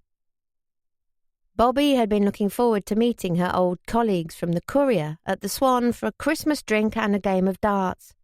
Don had been a good correspondent, but a letter wasn't quite the same as a face-to-face conversation, and she'd missed Jem and Tony too. She met them at the Courier offices, and they walked over to the pub together. A group of girls from one of the mills had already commandeered the dartboard, and were having a competition to see which of the four of them could get the highest score. This was like a red rag to a bull for Tony, who immediately oiled up to them to suggest a match between the girls and the courier team. He and Jem arranged the game, while Don went to the bar, and Bobby claimed a table for them near the dartboard. "Just like old times, eh?" Don said, when he came back from the bar. He took a seat beside Bobby and slid a half-pint of beer over to her. "Apart from that," she said, nodding to the pencil moustache he'd grown since she'd moved away. "Joni suggested it. We saw Gone with the Wind last month. Now she's fixed on making me look like Clark Gable." He gave it a stroke. "Well, does it suit me?" "Not as well as it suits Clark Gable." Bobby reached into her handbag and passed him a little packet wrapped in brown paper. "Here, a Christmas present from the country for Joan. And I suppose you can have some too. Don't let anyone see, will you?" He opened it and quickly wrapped it up again before anyone noticed. "Butter? Where did you get it?" "Mary Atherton churns her own. I thought you might appreciate a little bit extra off the ration with your Christmas dinner." "Thanks, Bobby. The missus will be thrilled." "You're welcome." She took a sip of her beer. "Well, any new gossip for me?" Don nodded to Tony and Jem. Tony was chatting up one of the women on the opposing darts team, leaning against the wall where he tried all his usual lines on her. Jem was looking on in awe, perhaps hoping to pick up some tips. "Flo gave Tony his marching orders," Don said. "I can't blame the girl, although it's a pity for Tony. She was a steadying influence on him, and he did care about her, as far as someone like Tony Scott can care about anyone besides himself." "That's a shame," Bobby said. "Why did she end it?" "Too many reports of him flirting with other women all over town, I should think. She never gave him his ring back, though." Bobby nodded approvingly. "Clever girl. Any other news?" "Jem got his call-up, so we're going to be a man down again soon.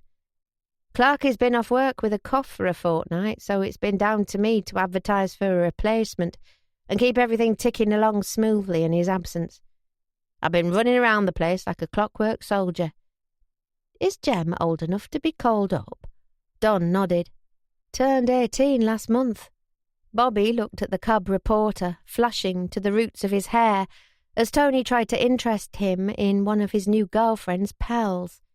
Jem was a shy boy, rather gormless, and very attached to his mother and two sisters. He seemed so young still, so very far from being a man, although, of course, he was one by law. Too young to go to war. He made Bobby think of Jake.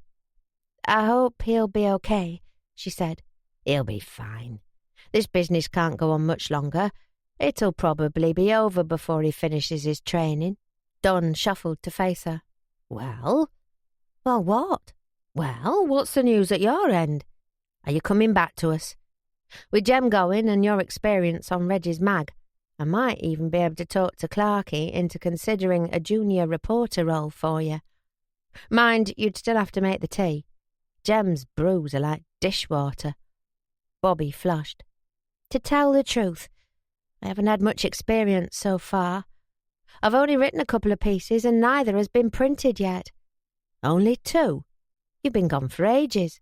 "Yes, well, I think Reg wanted to ease me in gently." He took a sip of his pint. "What were they about, these pieces?" "Oh, country things. I wrote one about a dance in a barn and another about an old farmer's childhood memories." Don shook his head. "You're better than that, Bobby." Bobby wasn't sure she agreed. She'd enjoyed writing both pieces, even if Reg hadn't seen fit to print them, and there had been something about them both that felt significant, she supposed. But it was hard to get that across to Don, who saw only that she'd been writing the sort of twee, frivolous stuff he despised. Don was an old-school newsman. He liked facts and action, and eschewed anything approaching sentimentality. "Perhaps," Bobby said noncommittally, "but it's all there is."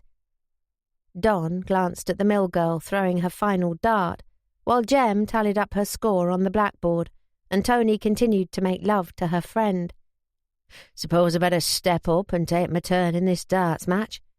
See if that poor lass needs saving from Tony. Let Jem go next. I wanted to ask you about something.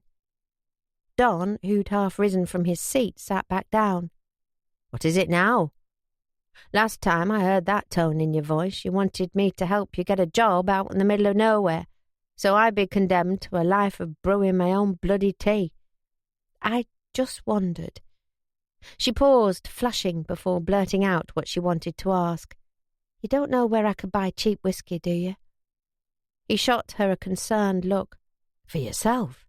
Goodness, no, it's... She hesitated again, grimacing. It's for my dad. It's so hard to get it now, and he needs it, Don. He sleeps so badly without it when he dreams about... You know. The war, Don said quietly. It won't be the only one. Is there nothing else you can give him? He was in the trenches, Don. I don't think Horlicks is going to do the job. All right. Don't take it out on me. I was only asking. Bobby sighed, pressing her fingers to her temples. Sorry. He had a bad night, which meant I had a bad night. I could hear him pacing until nearly 4. I meant, have you tried everything medicinal? Everything we can legally get. Sleeping powders don't seem to help much. Not like the whiskey does, at any rate. It's got to the point now that I don't know whether it's the nightmares he screams for or the booze. I only know it's the one thing that brings him relief. She rubbed her temples. I feel so guilty, Don. Leaving him here alone. My brother and sister are going off to war soon, and then he'll have no one with him. It was bound to happen eventually. That's the way of things. Bairns grow up and leave home to start living their own lives. I know, but to go so far away, never knowing how he's coping. She looked at him. Do you know anywhere I could buy it cheap? Dad's buying it from a pal at the mill who gets it from the black market, and it costs him £1 a bottle. It doesn't need to be good stuff, so long as it's strong. Don glanced behind him and lowered his voice. I might know a man who knows a man. It's not whiskey, but it's as strong as. He distills it himself out of potato peel and all sorts of other stuff. Tastes like hell, but if it's oblivion your dad wants, it'll do the job. £8 a bottle, and this bloke's got plenty of it. Bobby smiled gratefully at him. Can you get a couple of bottles for me? I'll send the money out of what I've managed to save. Don't worry about that. I'll make sure your old man's sorted out, and keep an eye on him for you after your sister moves out, if you'll do us a favour in return. Bobby frowned. Me? What favours can I do? I'm glad you said that to me and not Tony, Don said, laughing. It's our Sal I'm worried about. Worried? Why? He rubbed his forehead. I'm not right sure, to be honest. Joni thinks I'm dreaming it, and when I spoke to Sal, she said it was nothing, but you're a reporter. You know how it is, when that sixth sense starts whispering to you. I know, Bobby said, feeling pleased at being described as a reporter by a journalist she admired. What is it you're worried about? I'm sensing she's not completely happy at that place they've evacuated her to, Don said. We weren't allowed to bring her home for Christmas, but they had a parents' day at the school by way of festivities, and she seemed rather quiet. I might be imagining it, but when you get back to Silverdale, I'd be grateful if you could go over and see how she's getting on. You scratch my back and all that.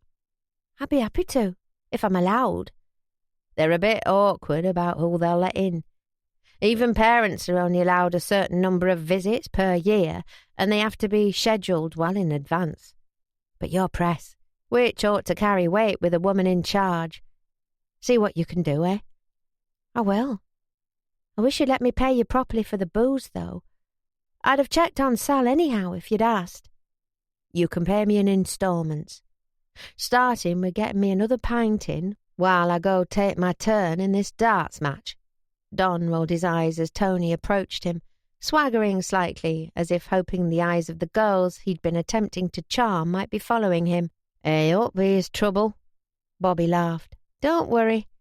Since leaving town, I've been confronted by feral geese, bulls the size of houses, and hordes of Dales folk who can't abide outsiders. I think I can handle one little Tony Scott. You could when he had a girl. He's like a tomcat in heat since Flo dropped him. Quick, run off to the bar while I get rid of him." But it was too late. Tony had reached them and slid into the seat beside Bobby, his arms snaking instantly around her shoulders. "Go on, Don. Go up and take your turn," he said. "You're holding us all up. I've made a bet with Poppy that if we win, she has to let me take her to the Majestic next week. So use your good arm, eh?" Don glanced at Bobby. "You all right here?" "I'll be fine. You go ahead." "Well, have you heard the good news?" Tony said when Don had gone. "I'm in the market for a wife again. Bobby, this could be your lucky day." Bobby smiled. "You want to bet on a darts game for it? If you win, I'll meet you at the registry office first thing on Boxing Day in purest virginal white. If you lose, you get yourself neutered so the women folk of Bradford can walk the streets unmolested. How about that?" Tony, who knew she was the superior player, even though he always refused to admit it, dodged the question by withdrawing his arm from her shoulders, taking out his packet of woodbines and lighting one. "You look good, Bob," he said, through a mouthful of cigarette. "Quite pretty and blooming. Is that rouge or country air?" "A little of both." "How's that gorgeous sister of yours these days?" "Still too good for you." "Do you think so? I heard she was walking out with that pasty-faced lad from the chemist." "None of your business." "You haven't got a young man yourself yet?" he asked, blowing smoke nonchalantly. "I thought you might have better luck out in the country than here. They've probably never seen a lass without muck under her nails before." "I've been fighting them off with sticks, Tony," Bobby said soberly. "I can't throw myself away on any old farmer, can I? Not with prime examples of masculinity like you queuing up for my favours." Tony grinned. "You know, Bob, I've missed you. You were the only one round here who never put up with any of my crap." Bobby grinned back. She couldn't help liking Tony, in spite of the fact he was Tony. "I've actually missed you a little bit too," she said. "Don't let it give you any ideas." Tony nodded to Don, who was taking his turn in the darts match. "Has he given you all the news, then?" "About Jem being called up?" "Yes, he has." "Not that. Clarky." "I heard he's not so well." "Worse than that, if you ask me." Tony lowered his voice. "He's been getting weaker ever since you left. Something in his lungs, the doctors reckon." Bobby frowned. "Clarky didn't tell you that, did he?" "Course he didn't. No one told me. I went and found out for myself. I'm a reporter, aren't I?" "That's a matter for debate," Bobby said. "How did you find it out?" "Someone always knows if you can figure out where to ask. Go to the right pub at the right time and you can find out anything, Bobby. That's my reporter's tip for you." He gave her a knowing look. "If you ask me, Clarky's not long for this world." "Don't be daft. He was fine when I left last month. He can't have declined that quickly." "I'm not joking. Don's been practically running the place for weeks now, since well before Clarky put himself to bed. Wouldn't surprise me if the old man never came back to work." He nodded to Don.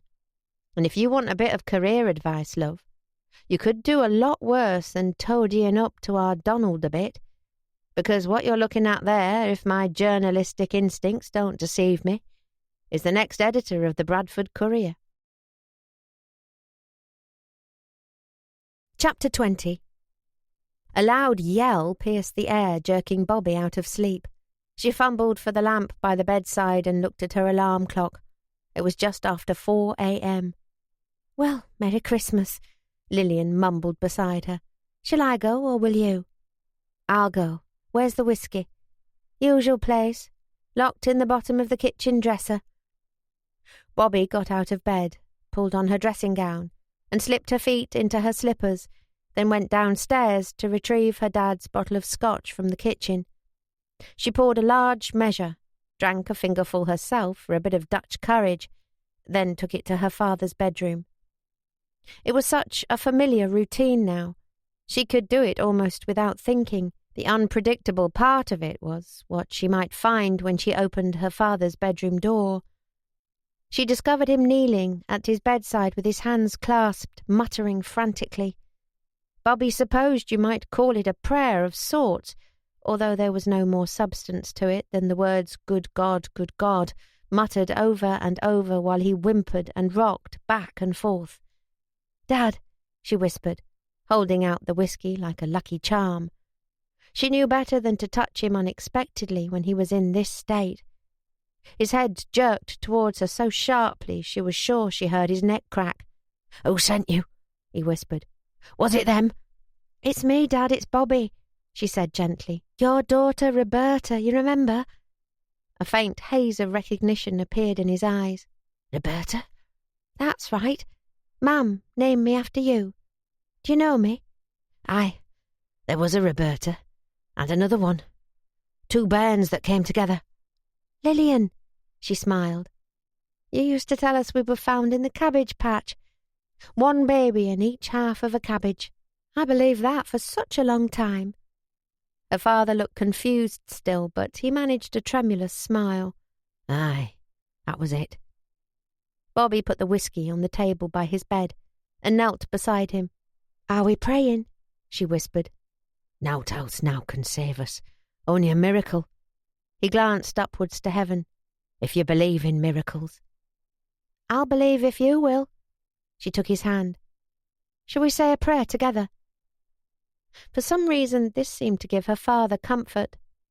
He nodded gratefully, as if relieved of the burden of remembering how praying was supposed to work. Bobby started to recite the Lord's Prayer, and after a moment her father joined in. By the time they'd finished he was calmer, although there was still a wild look in his eyes that suggested the nightmare hadn't entirely fled. "Now get into bed and have your whiskey," Bobby said in a soothing sing-song voice, as if he were a child. Obediently he got under the eiderdown, and she handed him the glass. He sipped it as if it were warm milk. "You're a good lass," he murmured, the whiskey quickly achieving the desired goal of stupefaction as he sagged back against the pillow. "You've always been a good lass, Nell." Bobby flinched at hearing him call her by her mother's name.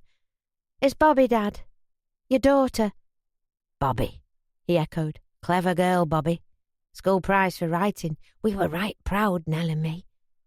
Bobby smiled, pleased to think that this of all things he was able to remember through the fog.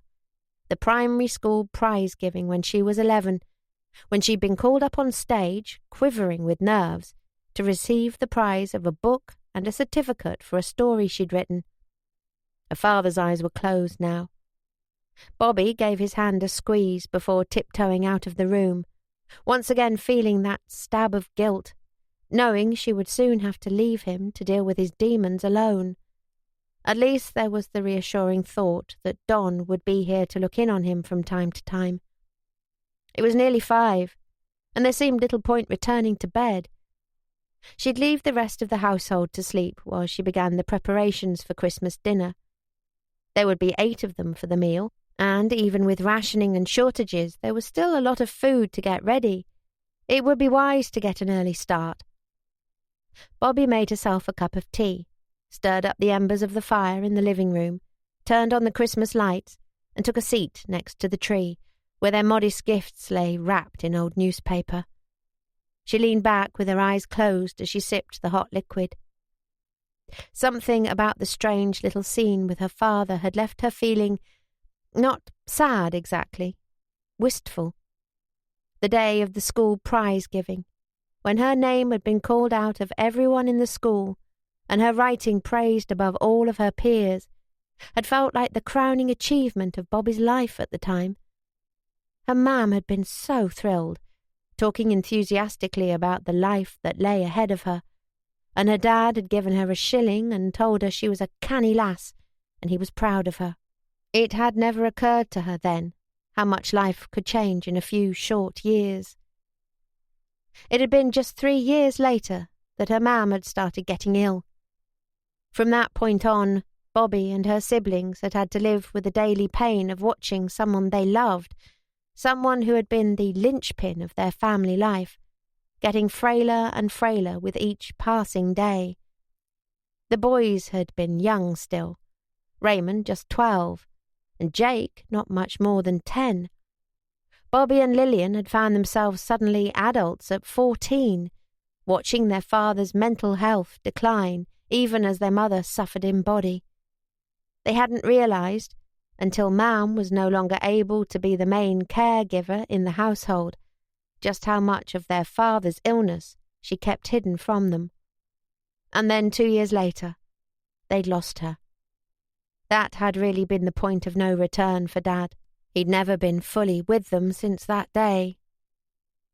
Bobby glanced at the presents under the tree. Christmas had never seemed right since they'd lost their Mam. It felt a little like putting on a show these days. They tried to do everything right, as it ought to be. Gifts, food, the tree with its shining glass ornaments. But it would never be the same as it had been. Bobby's thoughts drifted to Andy Jessup and the bleak Christmases of his childhood. No treats apart from a fire, a little sugar cake and extra church. And every year fewer siblings to share it with. This made her think of Reg and Mary and their little girl Nancy, who had died days before her third Christmas, and her gaze drifted to the sideboard where she'd stored the letter Reg had given her. Well, she might as well open it now, while she was feeling pensive. It couldn't make her mood any glummer, and if she was going to be sacked, she should probably know about it sooner rather than later. Bobby put her tea down on the table and went to fetch it. It was quite a fat envelope. If it was a letter, it must be a long one. Perhaps Reg had abandoned his customary taciturn style in order to go over in exact detail exactly why she wasn't cut out for the job of reporter, including everything she'd failed in from the day she'd started. Or perhaps it was a wad of money, as Lillian surmised, and in fact Reg valued her services so highly that he'd stuffed an envelope full of £5 notes for her as a Christmas gift. Bobby couldn't help laughing at the idea. She knew Reg no more had a secret stash of £5 notes than she did. When Bobby drew out the envelope's contents, she discovered it was neither a letter nor a gift of money, but a copy of the Tykes Christmas edition. Despite it being on sale for a fortnight, she'd managed to avoid it, turning her face away every time she'd seen it on the newsstands. She couldn't bear the unpleasant reminder of her last scene with Reg and her worries about her job. There was a card bookmark inserted between 2 pages. Bobby opened the magazine where it was marked and tossed the bookmark onto the coffee table. She stared at the article, blinked, stared at it again. She wasn't quite sure whether to believe her eyes. Bobby looked up when a hand appeared on her shoulder. Her sister had materialised behind her in her nightgown. "So here you are," she said. "I wondered what had happened to you when you didn't come back to bed. Lil, look." Bobby showed her the double-page spread in the magazine, complete with a pen and ink drawing of a moorland farmhouse in similar bleak surroundings to Newby Top. "Memories of a Yorkshire farmer," Lillian read. "Well, it's my piece. The one I wrote about Andy Jessup." Bobby's eyes skimmed the page. "Oh, my goodness. Lil, he's not changed a word. He's printed it exactly as I wrote it." "Reg?" Bobby nodded. "I was so sure he'd thrown it away, or I know he was angry with me about it. What could have changed his mind? He knew he'd included it in this number and he never said a word to me about it. Perhaps he was too proud. Men don't like admitting that they were wrong about something." Lillian picked up the bookmark from the table, frowning. "Bobby, have you looked at this?" Bobby's eyes were still fixed on the article. She couldn't wait to see Andy's face when she showed it to him, although, of course, he wouldn't be able to read it. She could read it to him and watch his expression as she did so. "This!" Lillian dropped the bookmark on top of the magazine spread, forcing Bobby to look at it. Bobby picked it up. "Oh my gosh." On the card was a photograph of her, the one Reg had asked from her for the file when she'd started work. Her name was printed on it, and above that, in big capital letters, was the word Press. "The person to whom this card is issued, and whose photograph is attached here too, is a member of the National Union of Journalists," she read out loud. Lillian laughed. "That's you, Bobby. It's me." She felt like she was in a dream. But it was her. There was her name and her photograph, a space for her signature, and that beautiful, glorious word in imposing capitals, Press. It's me, Lil. I'm Press. Just like in the films, Lillian said gleefully, throwing her arms around Bobby's neck for a hug. Oh, I'm going to get you a hat. A real reporter's fedora. I can't believe I'm actually a reporter. I mean, officially and everything. Bobby stared again at the card. She couldn't stop staring at it. It was the most beautiful thing she'd ever seen. Is there anything else in the envelope? Lillian said, releasing her from the hug. A note or anything? Yes, there is. I saw him write it right before he gave me the envelope. Bobby slid her hand inside it, feeling for the note. What does it say? Asked Lillian when Bobby had drawn it out. Less familiar with the editor's scrawl, she couldn't make it out as her sister could. That'll do, lass. £1 a week, take it or leave it, Bobby read. Lillian frowned. I don't understand. You have to know how to speak Reg. In as few words as he can get away with, he's saying well done and giving me a pay rise to 20 bob a week. Where does he say well done? Bobby laughed. That's the that'll do, lass. It's what a farmer says to his dog to call it back after a good day's work. Are you telling me you're Reg's sheepdog? Lillian asked, smiling. I suppose I am. I do the running so he doesn't have to. Bobby beamed at Reg's note. £1 a week, Lil. That's still 10 bob less than you got at the paper. Yes, but it's a big improvement on 12 and 6. She looked up. And my press card and my first byline. I'm actually a reporter now. How about that for a Christmas present? Chapter 21.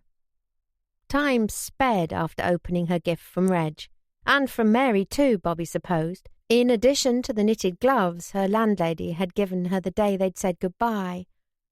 While the editor's wife almost certainly hadn't known about either the article, the press card, or the pay increase, her quiet, steady influence over her husband always felt instrumental in anything good that happened for Bobby. Her week's holiday seemed to flash by in a moment, and yet, at the same time, it felt like it dragged on forever. Bobby couldn't wait to get back to work. Now she felt like she was finally a real reporter, and she was looking forward to seeing the people she'd left behind in Silverdale. Not only Mary and Charlie and Reg, but the villagers too. There was her friend Andy Jessup, of course, Cheery Gill at the post office, eccentric Mrs. Hobbs and her beloved Norman. Bobby even found herself missing the telltale titters of the cheeky boys who played pranks on her and her bicycle whenever she left it unattended. And the countryside. Yes, she missed the landscape of her new home rather keenly. So frightening to her once, now Bobby dreamed of the high fells, the barren moors, the rolling fields dotted with sheep and criss-crossed with silver dry-stone walls. Bobby had never felt as closed in by the huddled buildings of her hometown as she did now. It was going to be a bittersweet goodbye when she left Southampton Street this time. The end of an era, as the family home emptied and the younger generation of Bancrofts all went their separate ways. It was the last time Bobby would see Lillian and Jake before they departed for their wartime positions with Navy and Army, respectively. Her brother Raymond was about to be shipped overseas to join the fighting, which, of course, brought its own worries. And her father. Well, he'd have Sarah, Raymond's wife, coming over every day to cook his meals, and Alice, the widow lady who lived next door, had promised to sit with him in the evenings whenever she could. Don would visit, as he'd promised, of course. But Bobby still felt guilty, worrying about what would happen when Dad awoke in the night, with no one in the house to comfort him. It wasn't going to be easy to ration his alcohol intake, making sure, as they had done for years, that he had enough to banish the fog of his terror, but not so much that he was in danger of hurting himself. She'd reminded Lillian to write out strict instructions for Sarah before she left as to how much whiskey, or whatever the potato peel spirit Don had brought around on Boxing Day was called, should be measured out and left for him overnight, but it was a tricky calculation when some nights were worse than others. On no account, though, must he be given unrestricted access to the whole bottle. Without his family there would be no restraint. When the day dawned for her to return to Silverdale, Bobby sprang out of bed and was busy packing her case before the clock had struck 6 a.m. Lillian yawned as she pushed herself up in bed. "Up already? Anyone would think you couldn't wait to get away from us." "Don't be daft. I'm just champing at the bit, raring to get back to work," Bobby said. "You can't pretend you're not looking forward to starting training." Lillian smiled at the navy blue Wren's uniform now hanging on their wardrobe door. It had arrived 2 days after Christmas, and she'd immediately dashed upstairs to try it on. Of course it flattered her enormously, but most clothes did.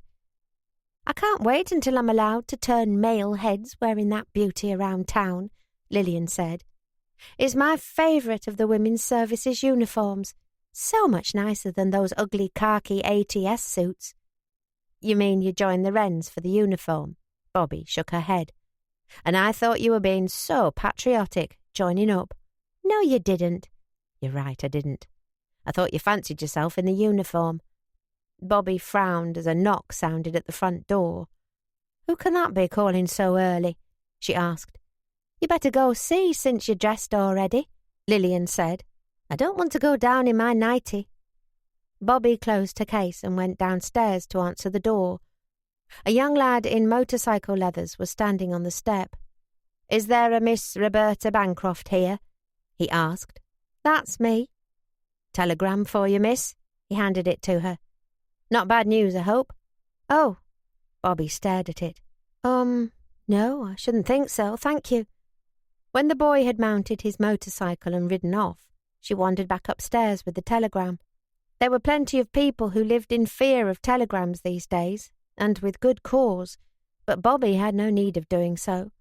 No one close to her was in immediate danger, not yet, at least. But she couldn't for the life of her think who might want to send her a telegram. Could it be from Reg? Something urgent he needed to tell her about the world of Silverdale. She felt a stab of worry, wondering if Mary and Charlie were all right. "Who was it?" Lillian asked when she got back to their bedroom. "Messenger boy." Bobby held up the telegram. "Who's that for?" "Me? Lord knows who sent it." "Well, read it and find out." Bobby opened the envelope and squinted at the telegram in the dim light, the light bulb casting only a faint glow through the dark card of the blackout shade. "Bull 2. No to Bert. New vehicle. Can't wait. Love C.A." she read. "What does that mean?" Bobby pondered a moment as she deciphered it. Charlie Atherton's style of writing a telegram was not dissimilar to how his brother wrote all the time, although in his case she suspected it was more to do with saving himself pennies than any innate terseness. "It's Charlie. He's telling me to wait by the Bull and Heifer when my bus drops me off there at 2. She said, no to Bert. Bert's the local coalman. He gives people a lift down on his wagon for an 8p fee. Charlie's telling me to say no if he asks, because he's going to pick me up in his new car." "A new car? He must be doing well for himself." "I've no idea. He never mentioned anything to me about intending to buy a new car. I wonder anyone's buying them at the moment, when it's so hard to get petrol to run 'em." Lillian raised an eyebrow. "What did that last bit of his message say? Can't wait to see you?" "It just says can't wait," Bobby said, showing her the telegram. "To show off his new car, I should think he means." "Bobby, don't be so coy. He paid an extra penny to add love. That must mean he's an admirer. I tell you all about my boyfriends, don't I?" Bobby laughed. "More than I could possibly want to know, Lil." "Well, is he a beau, this vet? He sounds like he wants to be if he isn't already." "You wouldn't say that if you knew him. He flirts with everything in a skirt. I'm not special. I don't think he knows how not to flirt." "But you like him, though, don't you?" Very much. But he's the last man I'd ever consider becoming romantically involved with, Bobby said firmly. Charlie's like an overgrown schoolboy, always up to some mischief. That sort of man wouldn't suit me. Lillian raised a suggestive eyebrow. I don't know. A man who convinced you to stop working so hard and have some fun sounds like he could suit you very well. That's up to me. And I'm decidedly not interested in Charlie Atherton as anything other than a friend. Lillian smiled. He sent you your first ever telegram, though. That ought to get him into your good books. Do you remember when we were bairns, how you always said the thing you wanted most was for someone to send you a telegram? I remember. And now just the word telegram is enough to make people shiver. It goes to show it isn't always good to get what you wish for. Bobby read the telegram from Charlie again, lingering over the words. I wonder what his new car is like. Bobby found out the answer to her question that afternoon when Charlie came driving up the road from Silverdale to pick her up. Quite literally driving, as he drew to a halt beside her in an old-fashioned pony and trap. It was a small carriage, little more than a seat balanced between two large wheels, with enough space for two people to ride comfortably side by side. Charlie sat in the middle of it, holding the reins of a smart-looking white pony and grinning all over his face. What on earth, Charlie Atherton? Bobby demanded with mock indignation. Now, Bobby, don't get all sentimental on me. You know how I hate a scene. I missed you too, all right? She nodded to the trap. When you said you had a new vehicle, I assumed you meant one with a motor. Boxer's better than any motor, aren't you, boy? Charlie said, slapping the horse's rump. He let out an appreciative whinny, and I'll tell you why. He doesn't run on petrol, which means I now have unlimited use of my own transport when every other lad around here is bewailing the fact he can no longer take his girl to the pictures on a Saturday night because he can't spare the coupons. Go ahead. Congratulate me on my cleverness. Oh, the cleverness of you, Bobby said dryly. He shuffled over on the seat. Climb in, then. I bought a cushion for your delicate lady's bottom. As touching as your consideration for my bottom is, Charlie, I've made few enough friends in Silverdale without riding back into town in state in a carriage. It's a two-man trap, Bobby, not the Gold State coach. Still, I think I'd better walk, thank you. Come on, don't be so stuffy. It wasn't so long ago that practically everyone around here used to ride around in these. No one will look twice at you. He turned a tragic look on her. And poor Boxer will be so disappointed not to get to know you after he's come all this way. Besides, you've got your case to carry. Bobby didn't mention her other concern, what the villagers were likely to think when they saw her and Charlie Atherton riding along side by side with only a pony for a chaperone. But it was hard to say no to Charlie when he made that face, and she had missed his conversation.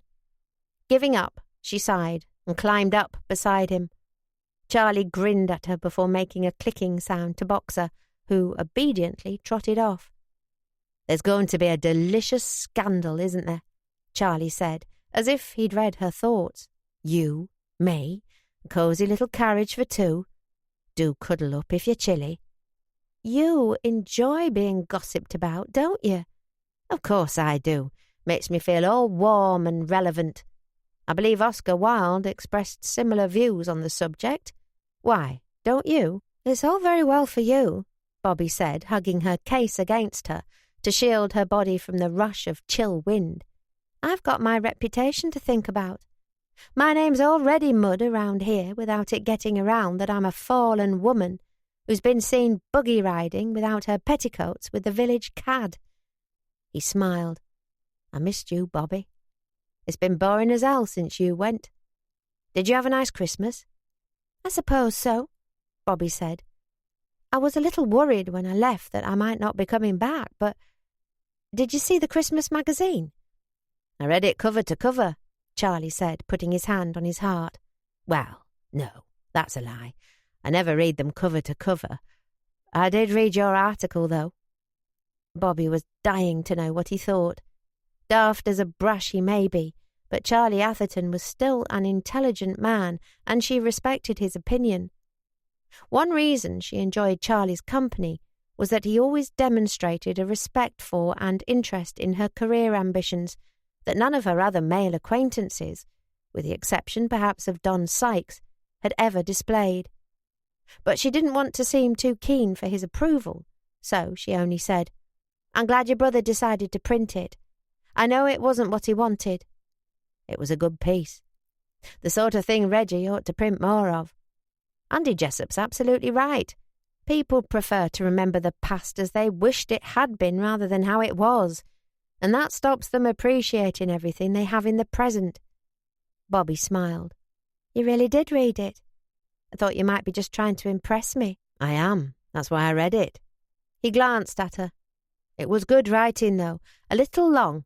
I'd have left out some of the farming details myself.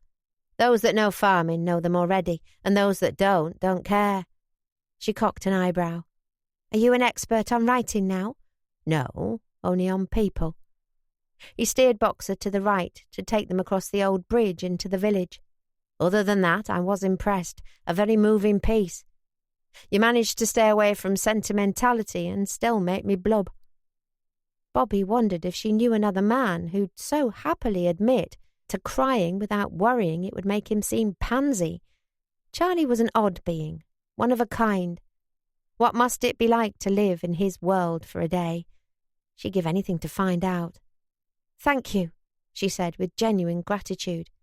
"I appreciate that." She was rather enjoying her ride.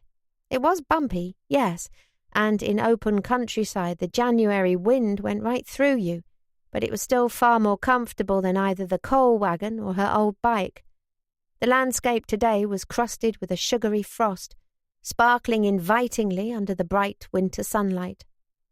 "Hello, here's fun," Charlie said, nodding to a colourful display wobbling in the distance. "I'd recognise those feathers anywhere. Looks like Mrs. Hobbs is out for a stroll, looking for winter greenery to steal. You know she's the most dreadful gossip. We'll have everyone in Silverdale talking about us by tea time."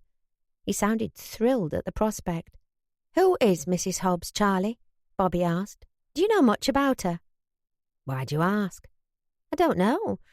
Something in my gut tells me there's a story there. The way she tries to speak one way, but her voice keeps pulling back towards Scotland. That hat, Norman, a daily dinner-time pint. She interests me. Eccentrics always do." "No one really knows who she is," Charlie said. "There was never a Mr. Hobbs, not while she was here. She just appeared one day when she came to work as nanny for Topsy Sumner Welsh at the manor house. Now Topsy's all grown up. Mrs. Hobbs stays on as a sort of companion to her. I go up there sometimes when Norman's ailing. Well, he's never really ailing. He's as strong as an ox, that goose. But she frets about him, so I give her some coloured sugar water for him and tell her to keep me informed of his progress. She thinks I'm a veterinary genius." "That makes two of you then," Bobby said, lowering her voice now Mrs. Hobbs was in earshot. The old lady wasn't on her bike today, but was walking Norman on a lead as if he were a dog. She seemed to be attempting to introduce him to one of the female geese who frequented the beck, the ones who had been turning up their beaks at his attempts to impress them the day Bobby had first met him. Charlie slowed to a halt so he could pass the time of day with her. "Now, Norman, you must be a little more charming than that," Mrs. Hobbs was admonishing her pet. "Let's try again." She took some crumbs of bread from her pocket and threw them to the other goose. Norman immediately hissed at his potential mate before stealing the bread for himself. "Oh, you are hopeless, you really are," Mrs. Hobbs said, tutting. "Having some trouble, Mrs. Hobbs?" Charlie asked jovially. "It's him," she said, pointing accusingly at Norman. "High time he found himself a wife, but you can't teach him a thing. He's far too greedy to court properly." "Have you tried some romantic music to help the mood?" Charlie inquired, keeping his face as earnest as possible. "Perhaps you might sing a little Nat King Cole or Bing Crosby for them. Girls always swoon for that crooner stuff." Mrs. Hobbs looked thoughtful. Bobby, who was struggling to keep a straight face, took out her handkerchief and pretended to blow her nose. "I suppose it's worth a try," Mrs. Hobbs said. "Yes, I'll do that. Thank you, young man." "It's my pleasure as always, Mrs. Hobbs." Charlie doffed his hat to her, and Bobby caught a snatch of "Only Forever" before they drove on their way. "What are you smirking about?" Charlie said. "That was perfectly good advice." She shook her head. "I wasn't smiling about that. Well, I was, but I was thinking, it's good to be back." Chapter 22. "Right, lass," Reg said to Bobby over breakfast the next morning. "Good to have you back. Now it's time to go to work." Mary shook her head. "Oh, Reg, not today. It's New Year's Eve." "What of it? Working day like any other. She's just had a week's holiday, hasn't she?" "But she shouldn't work the whole day when everyone else is celebrating. Let her finish early so she can go into the village to enjoy the festivities with the other young people." "That's exactly where I want her to go, and take her notebook with her," Reg said. "Charlie's doing the first footing around the village tonight. Should make a nice little piece, but damned if I'm hobbling round with him. I don't keep a dog to bark myself." Mary rolled her eyes at Bobby. "He'll work you to death now he's paying you more, this husband of mine. Anything to get his money's worth." "It's all right, Mary," Bobby said. "I've been dying to get back to work. I'll be happy to go along and report on the New Year's celebrations." Little did her employer and his wife know that since she'd received her precious press card, it had lived in her pocket or handbag, nestled against Charlie's lucky handkerchief. "Come into the parlour when you've eaten and I'll tell you about the first footing," Reg said. "I take it you don't know the custom?" "No, not really." After breakfast, Bobby joined Reg in the parlour.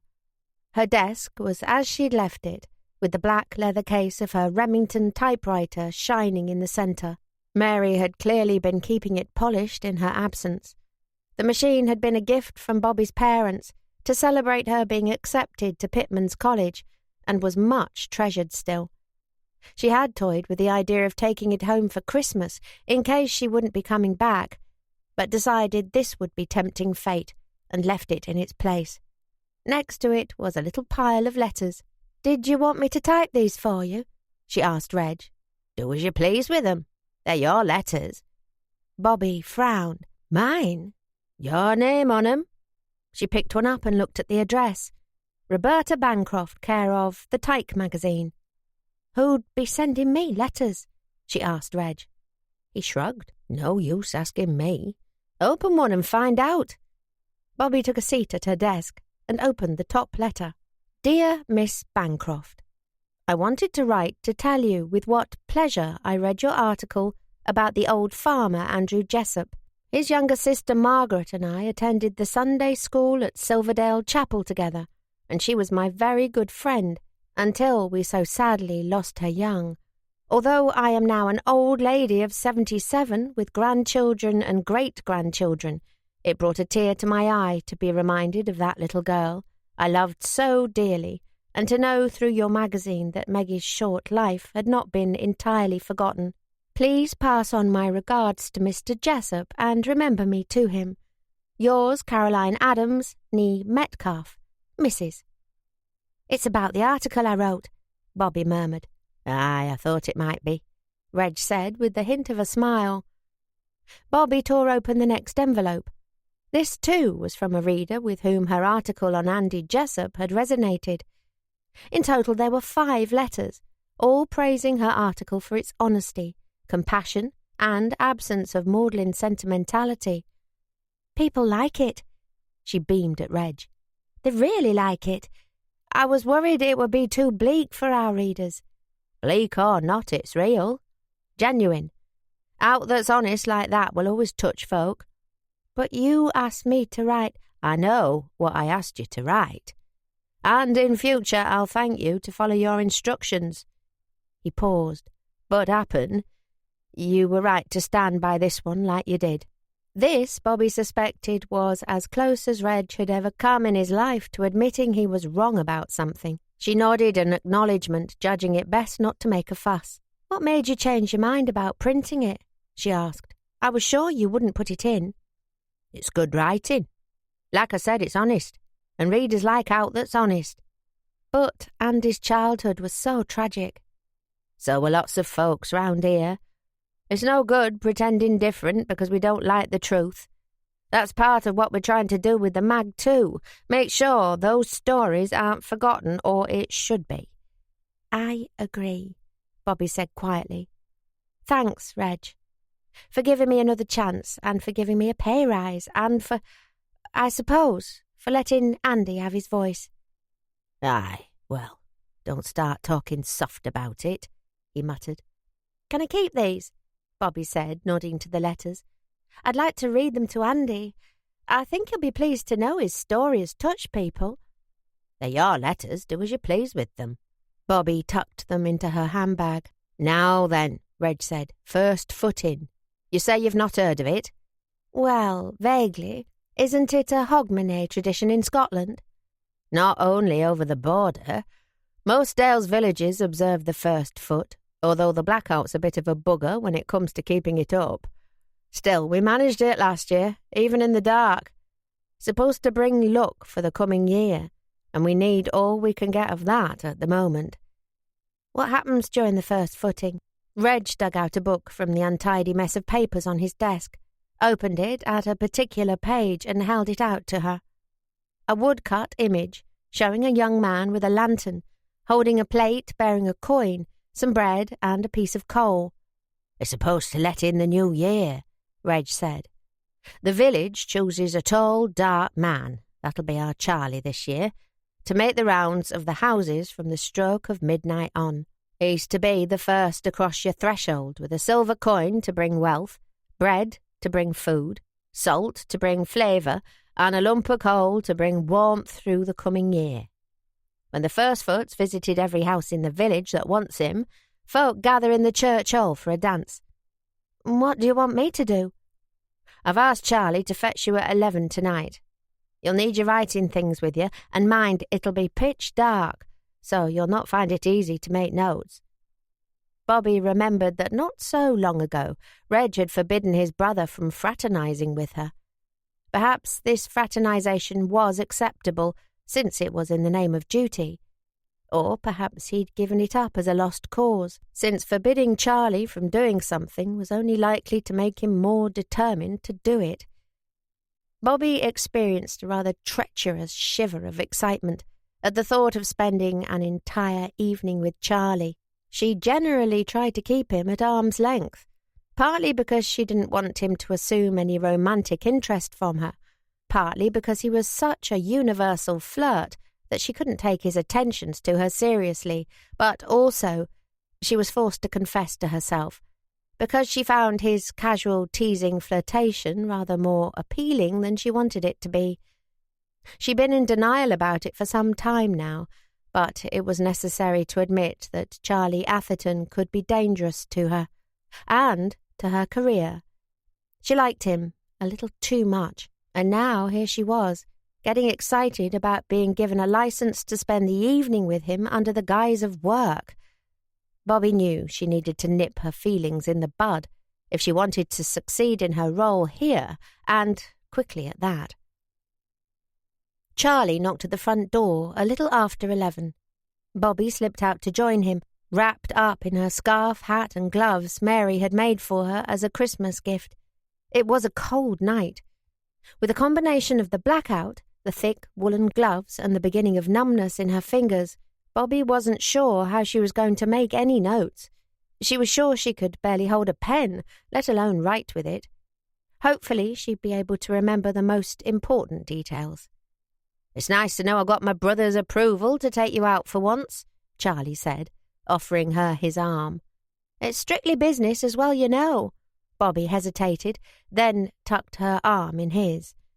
Lord knew what people would think when they saw them going about arm in arm, but if she was making her way to the village in the dark, the alternative was likely to be falling in the beck. "Ah, you always say that," Charlie said cheerfully. "I know you don't mean it." In his other hand, Charlie held up a blacked-out bicycle lamp, which provided a tiny sliver of faint light. Panels around the lamp stopped too much light escaping, and the top half of the glass had been painted black. It was so dim that they might as well have had no light at all, but the lighting restrictions were very strict. They could be looking at a 20-bob fine each if they were found to be breaching them. "It's not ideal, is it?" Charlie said. "In the old days I'd have had a lantern on a stick to first foot by. That's war for you." "What makes you so lucky?" Bobby asked. "I've no idea. Apparently we tall dark men bring good luck, so long as we're not doctors or undertakers. Short red-haired men on the other side bring absolutely terrible luck. Poor Gil Capstick's devastated that he'll never get a turn at being first foot." "What about women?" "Oh, women bring appalling luck. Mind you, that's true all the year round," he said with a grin. "Isn't a vet a kind of doctor?" "I suppose he is. It's only the human-tending kind who are bad luck, though. It probably goes back to plague times or something." "What happens when you've done your first footing?" Bobby asked. "Then the household inhabitants are free to go about their business again, knowing the new year has been let in and their threshold crossed with luck." He guided her to one side to prevent her stepping into an icy puddle. "Although first they have to pay me for my services, of course." "What's your fee?" "A glass of something warming, usually, but I'll accept a kiss from a lady of the house in lieu." "That doesn't surprise me in the least," Bobby said, laughing. He shrugged. "I didn't make the rules, you know. Ancient traditions aren't to be fiddled with." "Have you done it before?" Charlie shook his head. "It's my first year.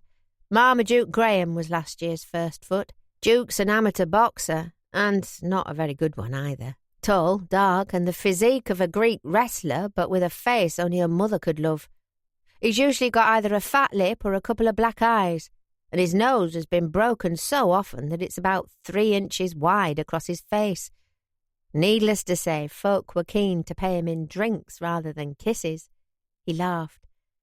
Despite the size of the man, by the time he reached the last house he was as drunk as a lord. It was more a first stagger than a first footing.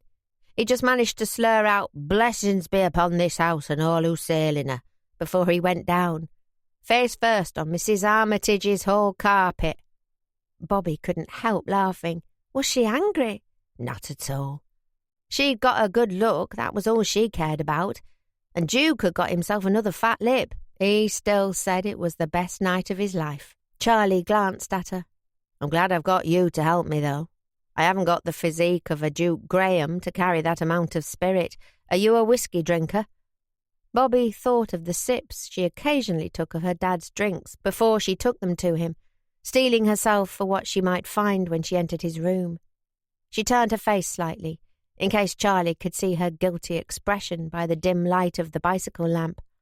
"I don't think you need to worry about that," she said, trying to keep up her usual light tone. "I'm sure the women of Silverdale will be happy to pay you in kisses." He smiled. "I hope you're including yourself in that." Bobby ignored that comment. "Where are we starting?" she asked. "The church hall. Some local bigwig usually gives a speech. I think Topsy is doing it this year." "You mean Lady Sumner Welsh?" "That's right," Charlie said. "Then at about midnight, everyone scampers back to their homes and waits until the first foot has crossed the threshold. That's when I start my work." "How many houses are in Silverdale? 30 or so?" "In the village itself, yes, around that. The farms up in the hills have to make their own first footing arrangements. Damned if I'm fell walking in the dark." Bobby raised an eyebrow. 30 drinks? No wonder this boxer was falling down by the end. "Oh, they don't all go in for the old superstition. Some folk think it's ungodly, others just think it's nonsense. I know which houses won't want me. There'll probably be about 20 calls to make tonight." He nodded to St. Peter's Church. It was dark, of course, the stained glass windows all blacked out, but Bobby could hear a hum of conversation coming from inside. "Let's go in, shall we? I'm quite interested to hear what Topsy has to say. I can't imagine her making a speech." Bobby blinked as they entered the church hall, her eyeballs throbbing for a moment as they adjusted to the light. There were about 100 villagers in there, dressed in their warmest clothes and chatting excitedly. A large pot with something spiced and steaming in it stood in the middle of a table, where a woman Bobby recognised as Till from the dance at Smeltham ladled it into mugs for people. Bowls of pork pies and mushy peas were lined up for folk to help themselves. "Mulled wine to help you warm up," Charlie said, nodding to the pot. "No, thank you. Not if I'm going to have to help you with your whiskey." "Well, here's Topsy. Looks like we got here just in time." Bobby watched as Lady Honoria Sumner Welsh appeared at the lectern, beaming at everyone. She'd heard the name several times since she'd arrived in Silverdale, although she'd never seen the woman herself. Lady Honoria was the owner of Sumner House, a stately home set within extensive grounds on the outskirts of the village, the same stately home, in fact, as Don's little daughter Sal was currently stationed at. Its public-spirited owner had volunteered it as a school for evacuees at the start of the war and moved herself into a small cottage in the grounds for the duration. Bobby had built up a picture in her mind of this Lady Honoria, expecting someone staid and middle-aged, most likely in a tweed twin set and sensible shoes. She'd revised this when she'd learnt of the nickname Topsy, which Charlie, who seemed to be on familiar terms with the woman just as he was with everyone, always used. Bobby's new picture had been of someone rather more jolly, like a ruddy-cheeked and enthusiastic games mistress at a girls' school, but decidedly plain and middle-aged. The real Lady Honoria, however, was neither of these things. Not only was she young, perhaps little older than Bobby herself, but she also looked like a film star. Not beautiful exactly, but with a charm and glamour that carried you away before you could notice that. It was obvious that Charlie was very happy to let himself be carried away by it. He was staring at Lady Honoria with a smitten look that Bobby found supremely irritating. Why? She wasn't jealous, surely. Charlie flirted with every woman he met, but this time that look in his eyes, it felt different. Bobby felt something she didn't like, rearing its ugly head inside her. "Isn't she something?" Charlie breathed. "When she comes into a room, it always reminds me of when I saw The Wizard of Oz. You know, when Dorothy opens the door in Oz and her world is suddenly in colour for the very first time. Topsy's the most technical a person I've ever seen." Honestly, he could at least make an effort to hide it if he must be in love with another woman right in front of her. "She's very pretty," Bobby said, trying not to sound too grudging. "If you know her, you could do me a favour and get me an introduction. I want to speak to someone about arranging a visit to the manor house. My friend's little girl is one of the evacuees, and I'd like to go and see her." "If you like." He lowered his voice. "Hush now. She's going to speak." Lady Honoria's voice matched her appearance. It was slightly breathless and husky, in a way that made Bobby think of smoked honeycomb. Anyhow, the men in the room seemed to like it, staring at the woman with the same sort of enraptured expression as Charlie. Bobby spotted Mabs on the other side of the room, arms folded as she glared at Honoria, and felt a surge of fellow feeling for the girl. The speech itself was nothing special. The usual clichés about getting rid of the old and ringing in the new, seeing in the new year with hope for a world at peace and all that sort of thing. But Charlie hung on every word, as if it was the very deepest philosophy, like the devoted worshipper he clearly was. "Incredible," he muttered when the speech was over.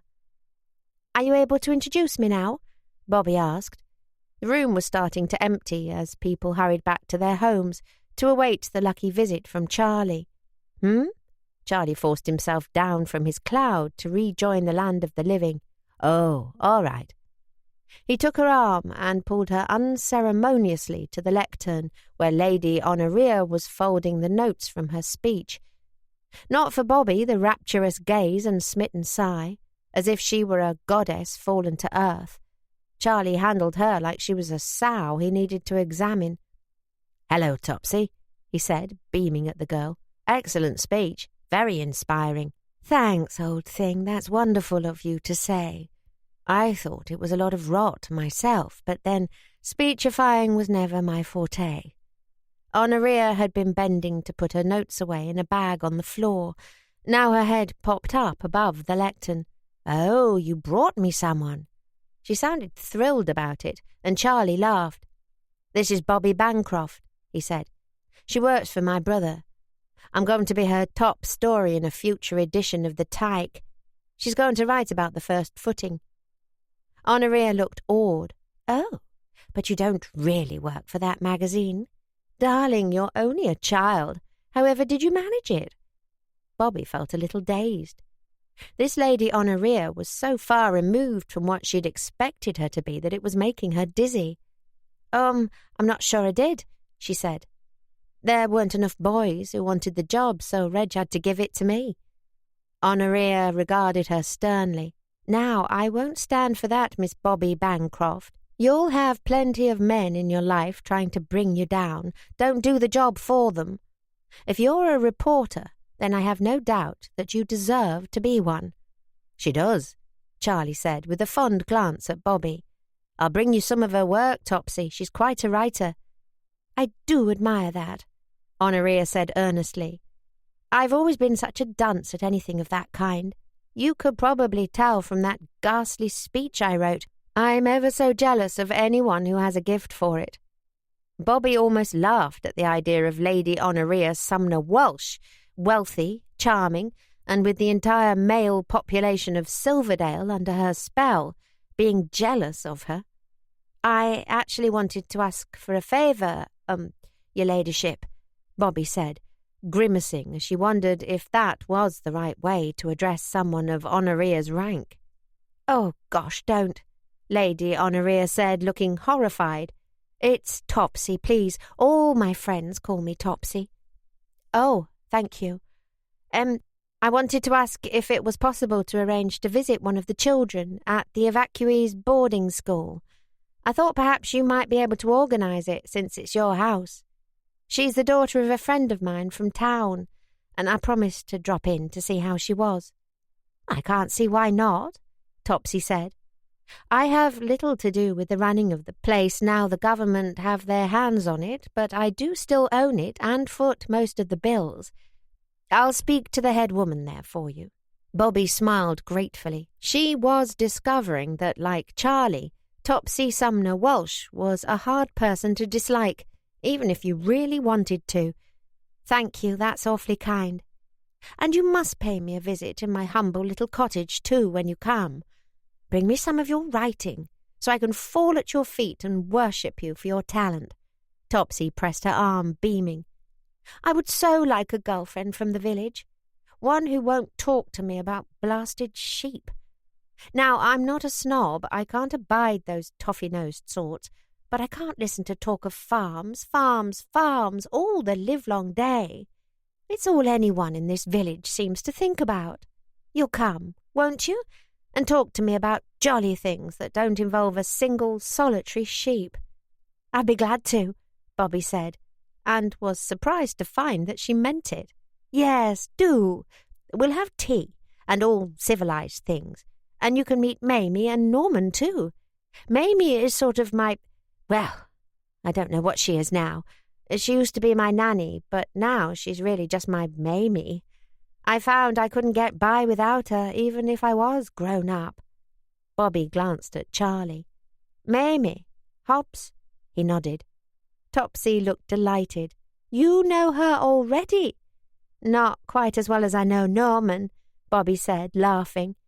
"We had what you might call an altercation the day we met. Oh, he's a cantankerous old thing. I shall be sure to box his ears thoroughly on your behalf. Don't worry, we're firm friends now." Charlie nudged her. "Bobby, we ought to go.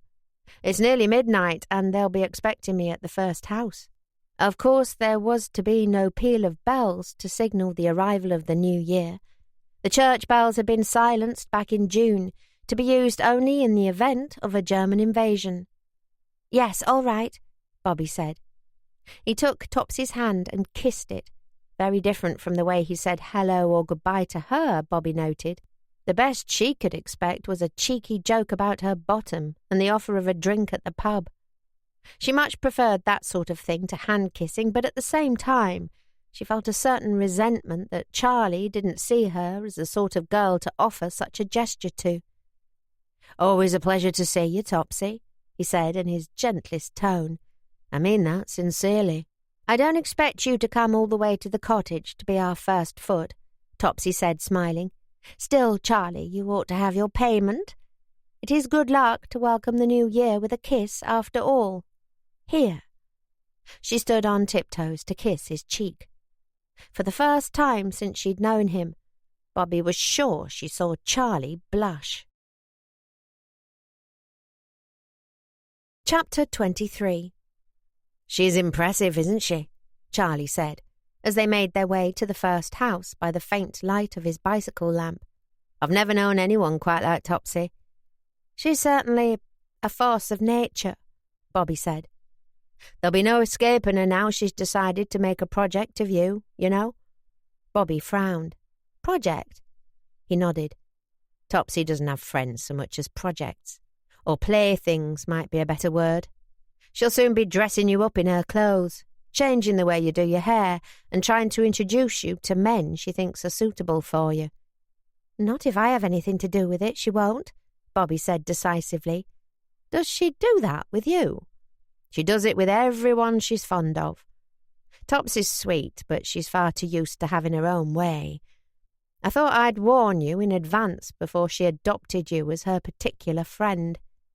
He shone his lamp on a small cottage with a wreath made from pine leaves and dried orange slices decorating the door. "Wilfred and Louisa Clough. They're bound to want some luck bringing. Here, you hold the light." Charlie handed her the bicycle lamp. He was carrying a sack over one shoulder, which he opened now. From it he took a small plate, a lump of coal, a morsel of bread, a salt cellar, and a 6-pence piece. He arranged the bread, coal, and coin on the plate, sprinkled a little salt beside them, and put the cellar away again.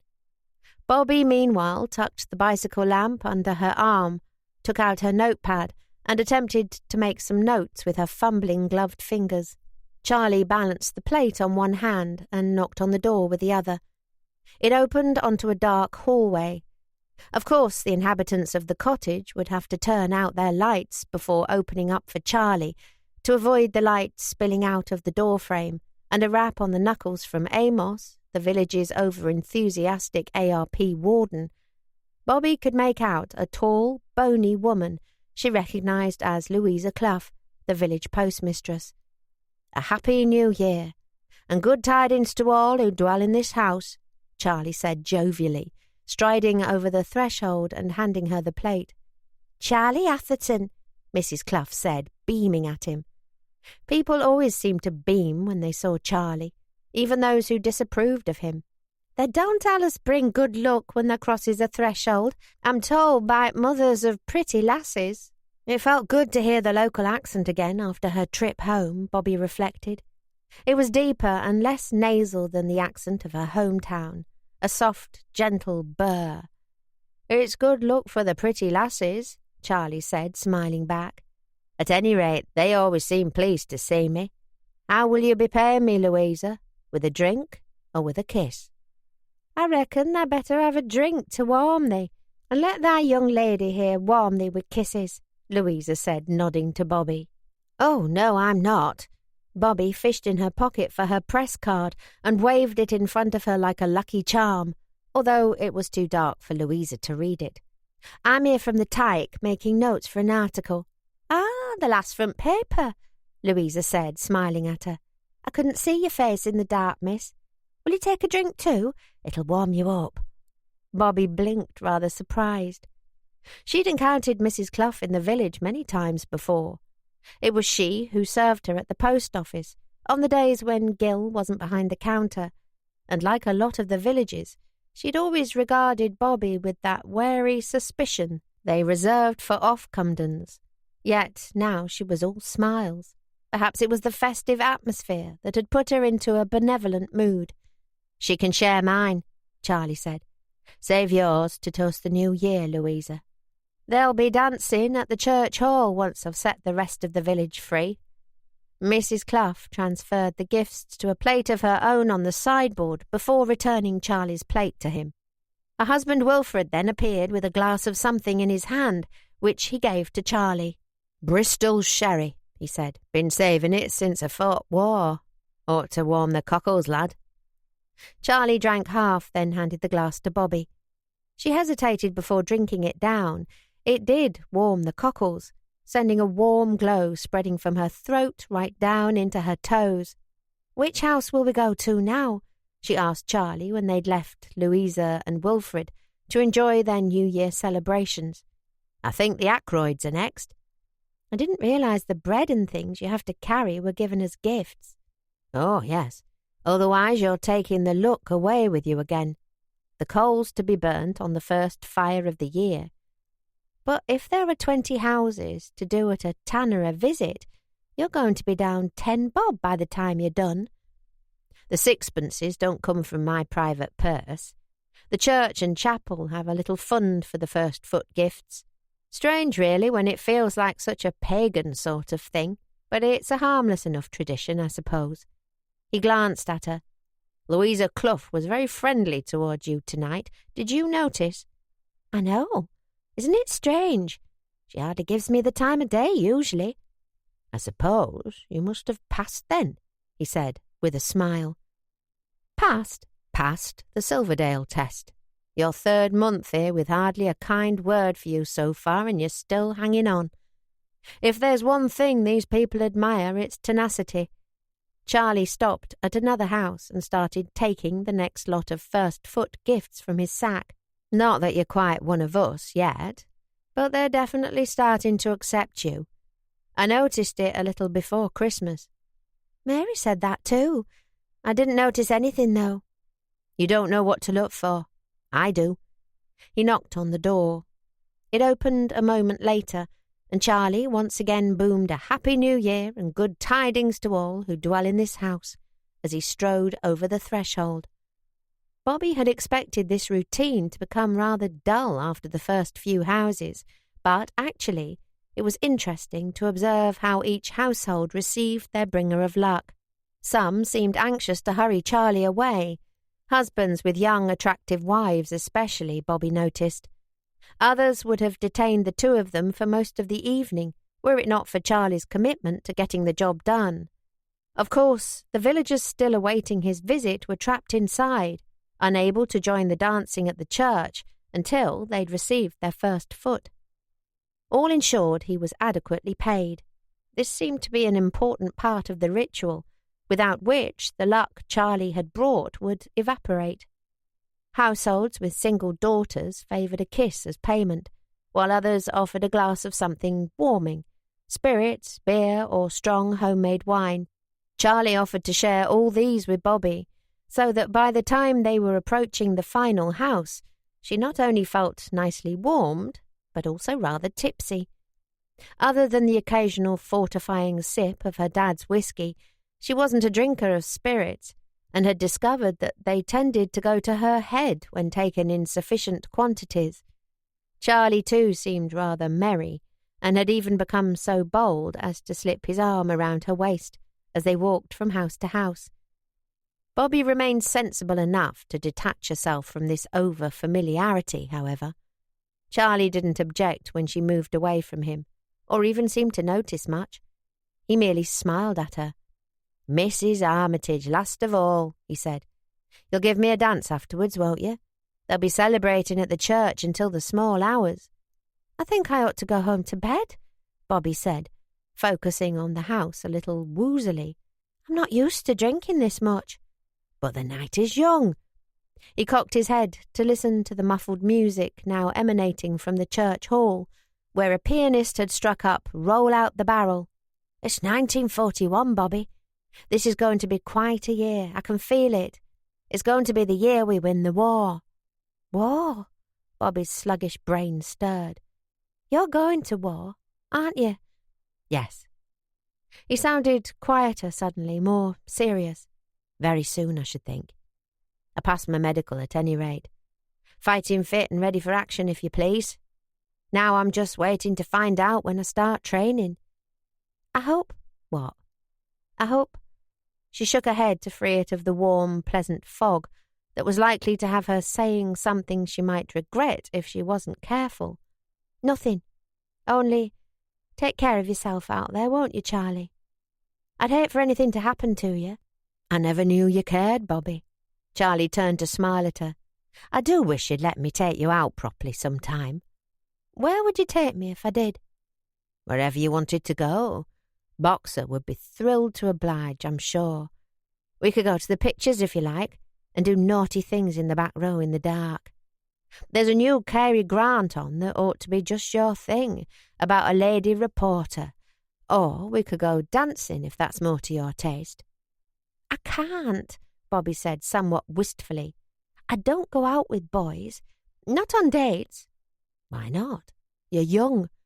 You ought to be out enjoying yourself. Because if I go out on dates, I might catch feelings for someone. The alcohol in Bobby's system seemed to be making her more honest than she was wont to be on the subject of romance. And if that happens, then before you know it, I'm trapped at home washing some man's smalls while the bairns are roaring in the nursery, and everything I ever wanted to do in my life has gone up in smoke. All because I let myself fall into someone's deep brown eyes for a little too long at a dance. Does he have brown eyes then, this man? Brown, green, blue, whatever colour they are. I don't intend to let myself fall into them to find out. Charlie smiled. It's funny, but I can't picture you washing my smalls. I wasn't talking about you. I meant the male of the species in general is something I have to be wary of.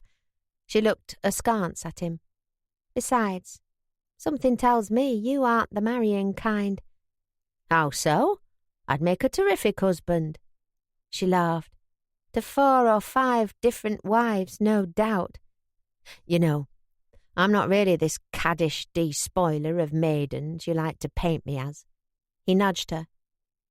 How about we make each other a promise? I won't fall for you if you don't fall for me. Then we can just have some fun, admit it. You like spending time with me. That was the problem. She was afraid of liking it too much. Let's do the last house, then we can go home, she said, judging it to be time she changed the subject. All right, but I still think you should come for at least one dance before bed. It's good luck, probably. Everything is good luck at New Year. Well, I'll think about it. He started arranging the last of his first footing gifts on the plate. Is this where the boxer bloke fell down last year? Bobby asked, nodding to the cottage before them. That's right. But I think that thanks to you sharing my fees, I can still manage to stay upright. You mean thanks to all those girls who wanted to pay you in kisses rather than drinks? I know. I felt so vulnerable. Hands like octopuses, some of the farmers' daughters around here. Yes, I noticed how manfully you tried to fight them off, Bobby said soberly. He grinned at her before knocking on the door. It opened a moment later, and Charlie launched into his speech. But he barely got further than a Happy New Year to before he was yanked into the house. Chapter 24. Oh, Charlie, thank God you've come, the woman who pulled him inside said fervently. You're needed sore in here, lad. I was about to send our Tess out to find you. He beckoned Bobby to come in after him. What's wrong, Mrs. Armitage? It's our dog, Maid, Mrs. Armitage said, closing the door behind him. She barely seemed to register Bobby's presence, casting her a single fretful look before turning her attention back to Charlie. She's been badly all night and now she's refusing to eat or move off her bed. Can you take a look at her? I'm rather, well, I've visited a lot of houses tonight. I'd prefer to see her in the morning when I've had a chance to sleep it off. And what if she don't last while morning? Mrs. Armitage said, wringing her hands. She's suffering, Charlie. He frowned. Suffering? Aye, bad, I think. You must do something for her, you must. I'll do what I can, he said quietly. Take me to her. Mrs. Armitage flashed him a smile of gratitude and relief. You're a good lad. I don't care what some folk round here say. What shall I do? Bobby whispered to Charlie as they followed Mrs. Armitage down the hall. Do you want me to leave? No, I might need you. Bobby had never heard the brisk, commanding tone Charlie now adopted as he took off his overcoat and jacket and rolled up his sleeves ready for work. Just do whatever I ask. Worst comes to worst, you might need to help me get her back to my surgery. I don't much like the idea of carrying a sick dog 2 miles in the blackout when I'm tiddly. It's not going to help her to be jolted around if there's something wrong inside. Still, if it's the only way. Bobby nodded. Whatever you need, Charlie. Mrs. Armitage led them to the back of the house and into the kitchen. In front of a roaring fire was Charlie's patient, a young border collie bitch. She was lying curled in an old vegetable crate that had been lined with blankets, her eyes glassy and her breath coming in ragged pants. I brung her in from the barn where she usually sleeps with the other dogs and made her a bed here by the fire, Mrs. Armitage said. I hope that was right. Yes, you did well. Charlie scanned the prostrate dog with a look of concern. Poor lass. She's not looking happy. She's dying, isn't she? Mrs. Armitage whispered. Oh, God. Tess is going to be heartbroken. I can't say what's ailing her until I've examined her. Charlie fell to his knees beside the dog. There was no trace now of the lopsided grin and slightly thick speech that the spirits he'd drunk had elicited in him earlier. Now he was entirely the steady, professional vet, frowning with earnest concentration as he ran his hands over the dog's flank. It was a side of him that Bobby had never seen before, an entirely different Charlie. You must put her to sleep if it comes to it, Mrs. Armitage said. I won't have her suffer. Oh, but our Tess. She's reared maid from a pup, trained her and all. The first of our sheepdogs that was all her own. Ken gave the pup to her not long before he died. I don't know how I'll break it to her. Let's not go running away with ideas like that, Charlie said firmly. We'll see what I can do for her before we make any life or death decisions, shall we? Aye, Mrs. Armitage said with a weak smile. You know best then.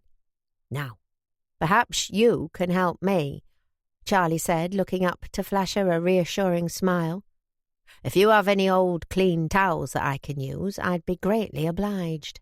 Mrs. Armitage nodded, looking grateful she was able to help. I'll fetch them for you directly. She bustled out, leaving them alone. Why do you need towels? Bobby asked. I don't. Mrs. Armitage needs to feel like she's helping. And she needs to keep busy and out of my way so I can find out what's upsetting poor little maid here. Charlie started feeling under the dog's belly, and she let out a tiny yelp. Ah, something bothering her there, it seems. Help me get her over, can you? She might bite if she's in pain. I'll hold her jaw if you can ease her on her side. Bobby nodded and crouched down to help. Maid gave them little trouble, however. She seemed too miserable and too exhausted to put up much of a fight, and made only the slightest attempt at a snap as they turned her over. The Armitages are devoted to their dogs, Charlie told Bobby as he pressed gently on different parts of the animal's stomach. Old Ken Armitage used to breed and train them before he passed away. Sold them all over the country. His boy Cap fetched a record price at Skipton Market in 32. Now his young daughters have to follow in his footsteps. She's only 10, poor wee mite. It'll devastate her to lose her first dog, especially since Maid was a last gift from her dad. Have you any idea what could be wrong? Her belly's swollen, but I can't feel any foreign body. Mammary glands enlarged and some discharge. That could be what made her yelp. He looked up as Mrs. Armitage entered with the towels. Ah, here we are. Take these, she said, passing them to him. They're the only ones I have, but don't you worry about that. If they can help Maid, that's the most important thing. Thank you. For appearance's sake, Charlie used one to cushion the dog's head. A little girl had come in with her mother and was lurking shyly behind her skirts. This, Bobby presumed, was Tess, the child who had trained Maid. Will she be all right, Mr. Atherton? The child whispered. I'll do everything I can to make sure she will, Charlie said, smiling warmly. Now, Tess, can I talk to you about Maid for a moment? I suppose it's you who has spent the most time with her." Tess nodded and Mrs. Armitage drew her daughter forward. "How long has Maid been like this?" Charlie asked gently. "Well, it was no but 2 days ago she were running about, same as ever. Mr. Dixon lets me take her to practice with his yows. Then yesterday—" The girl let out a little sob. "She were being ever so funny, Mr. Atherton, stealing the blankets from our bed and dragging them in front of the fire, and she took our Joyce's little dolly and put it in with blankets." "I understand," Charlie said evenly. "What happened next, Tess?" Then last night she stopped eating and acted right tired like she could hardly move. I couldn't get her to come out with me, not even for a little bit, though normally she never stops laking. Wouldn't eat even a bit of chicken off my hand, and that's a favourite. And she bit Mam. When she tried to take Joyce's dolly back, Maid gave her a nip on the hand. She'd never done that before." Tess gave him a pleading look. "She ain't a bad dog, Mr. Atherton. Probably it were because she were badly, otherwise she never would have. You won't put her down, will you?" "I'd only do that if she was in terrible pain. I know Maid isn't a dangerous dog." Charlie paused. "Now, I need to ask, have you noticed Maid having lots of new dog friends recently, when she goes on her walks?" The child frowned thoughtfully. I reckon she did have some," she said. "A fortnight sin there were lots of dogs hanging about, but I kept her away from them. Mam told me to." "And before that, did you notice she was swollen and bleeding a little at her back end?" "She was," Mrs. Armitage said. "I noticed spots of it when I washed her bedding. I guess that meant she'd be coming into heat, and told Tess to watch that she kept right away from the lads, so we didn't end up with a litter. She's nobbut a year. It'd be fair dangerous for her to whelp at that young age." She frowned. "She can't be in the family way, can she? Tess said she were right careful." "I don't think she's pregnant, no. I felt her stomach carefully. My diagnosis, based on what you've told me, is that she's suffering a phantom pregnancy, although I'd like you to bring her to my surgery tomorrow so I can confirm it for sure." Mrs. Armitage glanced at Tess. "Phantom pregnancy?" "That's right," Charlie said. "The swollen stomach, the instinct to nest, the attachment to your little girl's doll, the fact she was so recently fertile, that all points to the same thing." "Is it dangerous?" Charlie gave Maid a stroke and got to his feet. "It's not very comfortable for her, and she may feel lethargic and depressed for a little while, but it isn't life-threatening." "Can you give her medicine then?" Tess asked, looking hopeful, "to make her like she were before?" "Time is the only medicine she needs. Time, patience and kindly treatment. But if she's still off her food tomorrow, I'll give her an appetite stimulant when you bring her in. For tonight, keep her hydrated and try to get her to eat if you can." He bent down to give the dog a tickle between the ears, and she gave the stone flags of the kitchen floor a few limp thumps with her tail. "You'll be right again, old girl. Just try to keep your strength up, eh?" Tess ran forward and threw herself at him for a hug. Charlie, taken aback, patted her head in a bewildered sort of way. "Thank you, Mr. Atherton," she said. "I was so scared she'd die. I'm glad you come tonight." "Oh, well, that's my job, you know," Charlie said, looking rather pleased. Mrs. Armitage smiled at the girl. "Well, I think it must be off to sleep with you now we've had good news, Teresa Armitage. It's long past bedtime. Go and check on Joycey before you get into your nightgown." The girl nodded happily and ran off upstairs, looking like the weight of the world had been lifted from her little shoulders. "Thank you, Charlie," Mrs. Armitage said when Tess had gone. She nodded to Bobby. "And thanks to you, miss. I don't suppose this was what you were expecting when your young man took you out tonight?" Bobby flushed. "Oh, he's not. Well, it doesn't matter. I didn't really do anything." "Nonsense," Charlie said, smiling at her. "I'd have likely got a nip or two if you hadn't been here to help me turn her. I'll have a veterinary nurse position for you whenever you decide to give up on that magazine of my brother's, Bobby." "Oh, Lord, your brother." She stifled a yawn. "I'd better go home.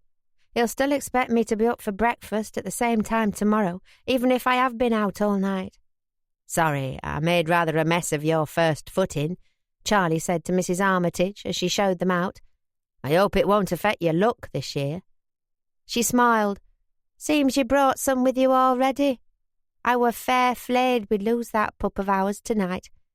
How much do I owe you?" "Don't be daft. I'll not take a fee for that." "Nay, you must. You're your living to make, same as we all have." "I barely did anything. Besides, I was here anyway. Call it a favour." "You're a good lad," she said feelingly. "Will you both take a drink instead, then?" Charlie put a hand to his head. "I think I can feel the rest of my first foot payments catching up with me. Thank you all the same. One more and I'll likely be spread out on your floor as a fetching rug, in the style of Mr. Marmaduke Graham." The woman laughed.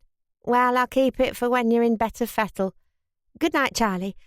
Good night, miss, and a happy new year to you both." When they were outside, Charlie took out his handkerchief so he could yawn behind it. "I don't think I can face any dancing after that," he said to Bobby. "I better walk you home." He wobbled slightly and steadied himself on Mrs. Armitage's garden wall. "On the other hand, perhaps you better walk me home. I'm feeling a little odd." Bobby laughed and took his arm. "That was very impressive, you know," she said as they wandered in the direction of Moorside Farm. "I didn't do anything. Nothing wrong with the dog that time and care wouldn't cure. Phantom pregnancies in bitches aren't uncommon, as Ken Armitage would certainly have been able to tell his wife and daughter had he still been with us. You reassured that scared little girl, and you were calm and professional despite having probably a few gallons of wine, beer, whiskey, and goodness knows what else sloshing around inside you. Why didn't you charge her?" "Charge her? For telling her there's nothing to worry about at 2 a.m. when I'm half cut. She's struggling as it is since her husband died." "That was good of you." Charlie was silent, staring thoughtfully into the darkness as they walked somewhat unsteadily towards home. "Poor old maid," he said after a while. "I wish there were more I could have done for her. She looked so unhappy, didn't she? It must be a miserable business waiting for bairns that'll never come." "You're thinking about your brother," Bobby said softly. "I suppose I am. I was a child myself when they lost Nancy, so I don't remember much, but I know Mary was desperate to have more. I think she'd have happily filled the house with little ones. She was made to be a mother. She was devastated when the doctors told her there couldn't be any others. I suppose they both were, although Reggie rarely talks about it. I can't imagine how it must feel to lose a child." "I can imagine it. I just try not to." Bobby sighed. "I can't help thinking about Andy Jessup and all those siblings who died in infancy. His poor mother." "Yes, all too common in those days. But I don't suppose it was any less heartbreaking for that." Charlie stopped walking and turned her around to face him. "Bobby." "What?" "Look, I know you think I'm a flirt, and a scoundrel, and a cad, and all sorts of other unspeakable things you no doubt whisper about me under your breath when I'm not paying attention. Perhaps you're right. I don't think I'm a wicked man, but I suppose I've lived a pretty worthless sort of life up to now." He pressed a hand to his head. "This might be the drink talking. I doubt I'd have the nerve to say it sober, but I'm not. That is, I would like you to think." "What would you like me to think?" He put his hands on her shoulders to draw her closer to him. Bobby knew that wasn't allowed. She ought to push him away, oughtn't she? But the alcohol she was unaccustomed to drinking, and seeing him so calm and firm as he tended to the sick dog, in a way that was quite unlike his usual devil-may-care self, seemed to have broken down her resistance. Instead, she sighed and closed her eyes for a moment. "You shouldn't do that," she murmured, but Charlie ignored her. "I suppose I'd like you to think better of me," he whispered. "I know you think I flirt with every pretty girl I meet." "You do flirt with every pretty girl you meet, Charlie." "All right, I do, but only in the way of common chivalry and good manners. Ladies like to be flirted with, and I'm a sociable sort of being who likes to be liked. With you, though, it's not the same as it is with everyone else." Bobby smiled. "Oh, darling, you're not like the other girls. I've heard that one before. I mean it. You're different, Bobby. I feel differently about you than I do about the others." He took a deep breath. "And I'll probably regret this tomorrow, but I'll kick myself if I don't do it now, while I'm still full of Dutch courage." Before she knew what was happening, Bobby found herself being swung into Charlie's arms. The next moment his lips were on hers.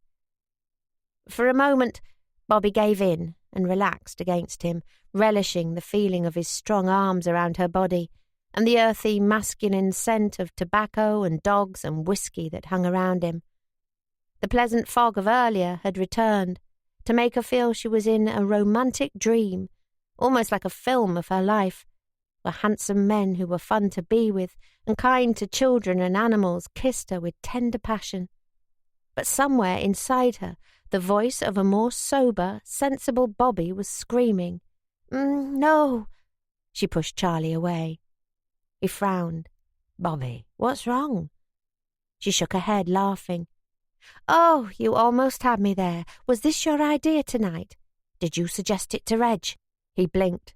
"Did I suggest what?" "This, the first footing. Me reporting on it so you could get me all to yourself for an evening. All those drinks you so generously shared with me, hopeful I might lower my guard. All those girls who paid you with a kiss, hoping you might make me jealous enough to want to turn myself. The dog and the little lass and—" She pushed hard against his chest, making him stagger slightly. You bloody man!" Charlie looked thoroughly confused now. "What am I supposed to have done? I mean, sorry if I misjudged the situation. There were quite a lot of drinks, but I thought you liked me. At any rate, I can tell when a woman's enjoying being kissed, and you quite definitely were." "I told you I don't want to get entangled with any man," Bobby snapped. "I told you I needed to focus on my career, but you just couldn't respect that, could you? Even though you know you're not really interested in romance with me, that you're only out for a good time with the last girl around here you haven't already had one with. Bobby, I promise you that isn't—" "Even though you know you're in love with someone else," Bobby snapped, ignoring him. "What am I to you? Someone to use and toss aside like the others? Good God, Charlie, I mean, I had at least believed you respected me, that we were friends." "In love with someone else? Look, if you're talking about that kid Mabs—" "Oh, don't be absurd. You know exactly who I'm talking about." She jabbed his chest.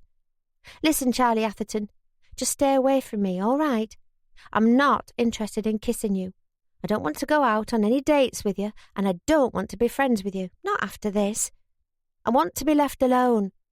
The sooner you can get that into your head, the happier we'll both be." She fished the lucky handkerchief he'd given her the day they met from her pocket and threw it at him. "And you can take this back as well. I don't believe it's brought me an ounce of luck, except the bad kind." Bobby turned on her heel, as best she could after all the drinks, and marched off in the direction of Moorside Farm, humming "The Ride of the Valkyries" to herself. A confused Charlie stared after her, clutching the handkerchief. Chapter 25. The following Sunday, Bobby was stomping across the moors for an appointment with Andy Jessup. It was now 5 days since her encounter with Charlie, and she hadn't been able to get their kiss out of her mind.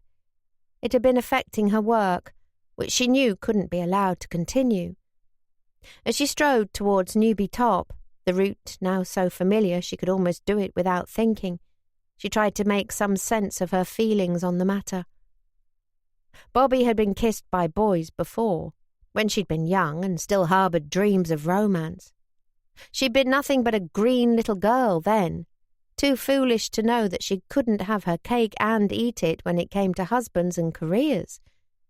She might even have imagined herself in love on 1 or 2 occasions, when she'd been a child barely out of school.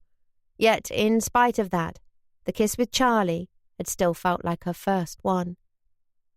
Mostly thinking about it made her angry, partly with Charlie, for kissing her when she'd made her views on romance quite clear to him, but mainly with herself.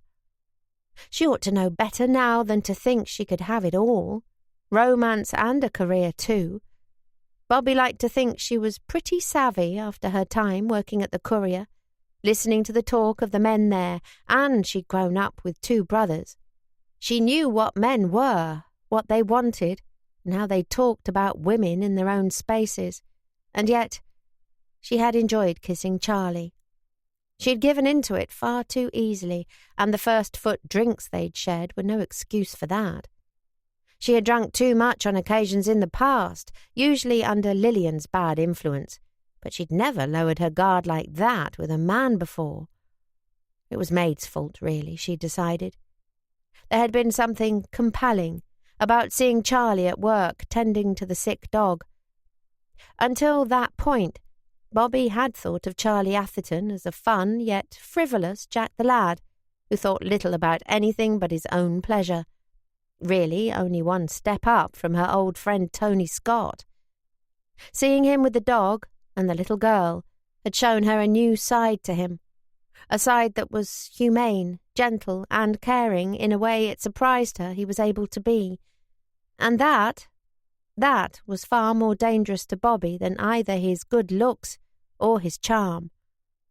Her only option was to avoid him as much as she could, which was no easy task, given she worked for his brother, and they lived on the same land, but she could try. And yet, she couldn't stop thinking about him, about the kiss they'd shared, and the way he'd tended to Maid, and the pleasure she got from his lively company and clever conversation. Every night before sleep she listed the reasons Charlie Atherton couldn't and shouldn't be a part of her life. He was a flirt and a gadabout, fun to be with for a little while, but hardly husband material. Even if he was husband material, which Bobby was convinced he could never be, she didn't want a husband. She had work to do, and men were a distraction she didn't need. Besides which, Charlie certainly didn't see her in the role of future wife, although he might be happy to toy with her for a while until the real object of his affections became aware of his feelings. Bobby was convinced that it was Topsy Sumner Walsh who Charlie loved. That look of enslaved idolatry in his eyes as he watched Topsy give her speech had made it quite clear. Logically, everything pointed to Charlie not being the man for her. Heartbreak would surely follow if Bobby let her feelings progress. So then, why couldn't she get him out of her mind? Reg was annoyed with her too. Constantly dwelling on the kiss with Charlie was affecting her sleep, her focus, and her work. Her editor had thrown the piece she'd written on the first footing back at her when she'd handed it to him on Friday. "And what do you call this?" he'd demanded. "What's wrong with it?" "What's wrong with it? It's riddled with mistakes, both typing errors and facts, and it's about 400 words too long. What have I told you about subbing your copy before you hand it to me? You're wasting my time, and your own, if you don't." She'd sighed. "Sorry, Reg. It was so dark while we were going round that I couldn't make many notes. I had to write it mostly from memory." "I'm not surprised you can't remember out. I heard you and my brother were on a spree that night. Don't say I didn't warn you about him." He'd given her a piercing look. "You and our Charlie walking out officially now, are you?" "No," she said firmly. "It was a job, that was all. I won't be seeing him again." "Glad to hear it." He'd regarded her curiously for a moment before tapping the piece she'd written on the first footing with the tip of one inky index finger. "Cut the word count and fix those errors. There's traditions and folklore of the Yorkshire Dales on the shelf if you need to check your facts, and in future, try to keep your mind off my brother and on the job you've been given." "I will." But would she? Bobby had tried to banish Charlie from her life, ignoring multiple attempts to get her alone so he could talk to her, but she couldn't seem to banish him from her brain. Or her heart. She reached the 5-bar gate that opened onto the track down to Newby Top Farm and hoisted herself over it. Today was an important day. Today was the day Andy had decided it was time to ask his friend Ginny a most important question. Bobby was shown into the house by Mabs, where she discovered the old farmer in his parlour, staring gloomily into the fire. "Is anything wrong, Mr. Jessup?" she asked as she helped herself to a seat. "Nay, nowt much, just fretting. Daft, really." He roused himself and handed her a letter. "What does thou make o' this?" "I had our Mabs read it to me. Come this morning." Bobby skimmed it quickly. It was a letter from Ginny, full of domestic news, much as her letters always were. She talked of developments on the farm, her eldest granddaughter's pregnancy, the trials and tribulations of her 2 youngest grandchildren at the village school. It was all rather sweet and cosy, if somewhat restrained. Bobby found it very hard to tell from Ginny's letters what answer a proposal was likely to elicit. Both Ginny and Andy were of the generation where the open expression of affection, particularly in writing, didn't come naturally to them. "She sounds well and happy," Bobby said when she'd finished. "And she must have written and posted this the day she received your last letter if it came with today's post. Well, that must surely be a good sign." "Aye, maybe." Andy nodded to the letter. "What does thou make of that bit halfway through about a new heifer?" Bobby read it again. "We have had some little excitement this week when my Annie calved more than a month ahead of time. We had the veterinary out, but all was well, however. Annie is now nursing prettily, a tiny heifer whom my grandsons have christened Rocky after their favourite talky cowboy. They are a comical pair. Mr. Shaw from nearby Snap End Farm kindly brought some blankets for our new arrival and sat up with me that first night, as there was a worry we might lose young Rocky, him being so small. However, as I said, all was well." "It sounds like good news," Bobby said, wondering what there was in the tale to make the farmer look so glum. "The calf isn't in danger now, it seems." Andy propped his chin on his fist. "Harry Shaw is Ginny's age. Full 10 year younger than me and all his own teeth still. Widower, drives a motor car too." Bobby glanced at the letter. "Oh, I see." "Says she sat up all night with him." "I don't think that means she thinks of him in any romantic way. It sounds like he was doing her a good turn, as any neighbour would." "Aye, that's how it starts." Andy sighed. "I hope I'm not going to look a silly old fool at the end of this, Miss Bancroft." "I'm sure that won't happen," Bobby said soothingly. "Ginny is fond of you. I'm convinced of it." "She don't say so, does she? She's pelly enough with me, but she doesn't say out about fond." "No, but nor do you. She writes back as quickly as she gets your letters, though, and there's always a kiss on the end." "Ah, that's just women. Always free with her kisses when all they've to do is write 'em down." He roused himself. "What's up with thee, then?" Bobby blinked. "Me?" "Aye, thou looks tired. Atherton working thee too hard, is he?" "Oh, no, I've been sleeping badly, that's all." He laughed hoarsely. "When I were young, they'd tease thee and say thou were in love for watching all night. Trouble with lads, is it?" "No," Bobby said, flushing. He laughed again. "Thy cheeks are pink enough to show a lie where there is one. We're a pretty pair, eh?" Bobby smiled. "I suppose we are. Come on, let's write this letter, then at least one of us has a chance at being wed and happy." "What about Harry Shaw? If he's been pressing attentions on Then you want to get your proposal in before he does, don't you?" Bobby said, taking out her notebook and pencil. Andy laughed. "I knew I liked thee for a reason, lass. What will I say, then?" Bobby sucked the end of her pencil. "I think for this letter, straight to the point is best," she said after thinking it over. "A proposal shouldn't feel like an afterthought or postscript. It should be the main event. The only event, in fact." "It'll be short, then, won't it?" "Quality over quantity, Mr. Jessup." "How does thou make a start on summat of that kind?" "Well, I'm far from an expert, never having done it myself.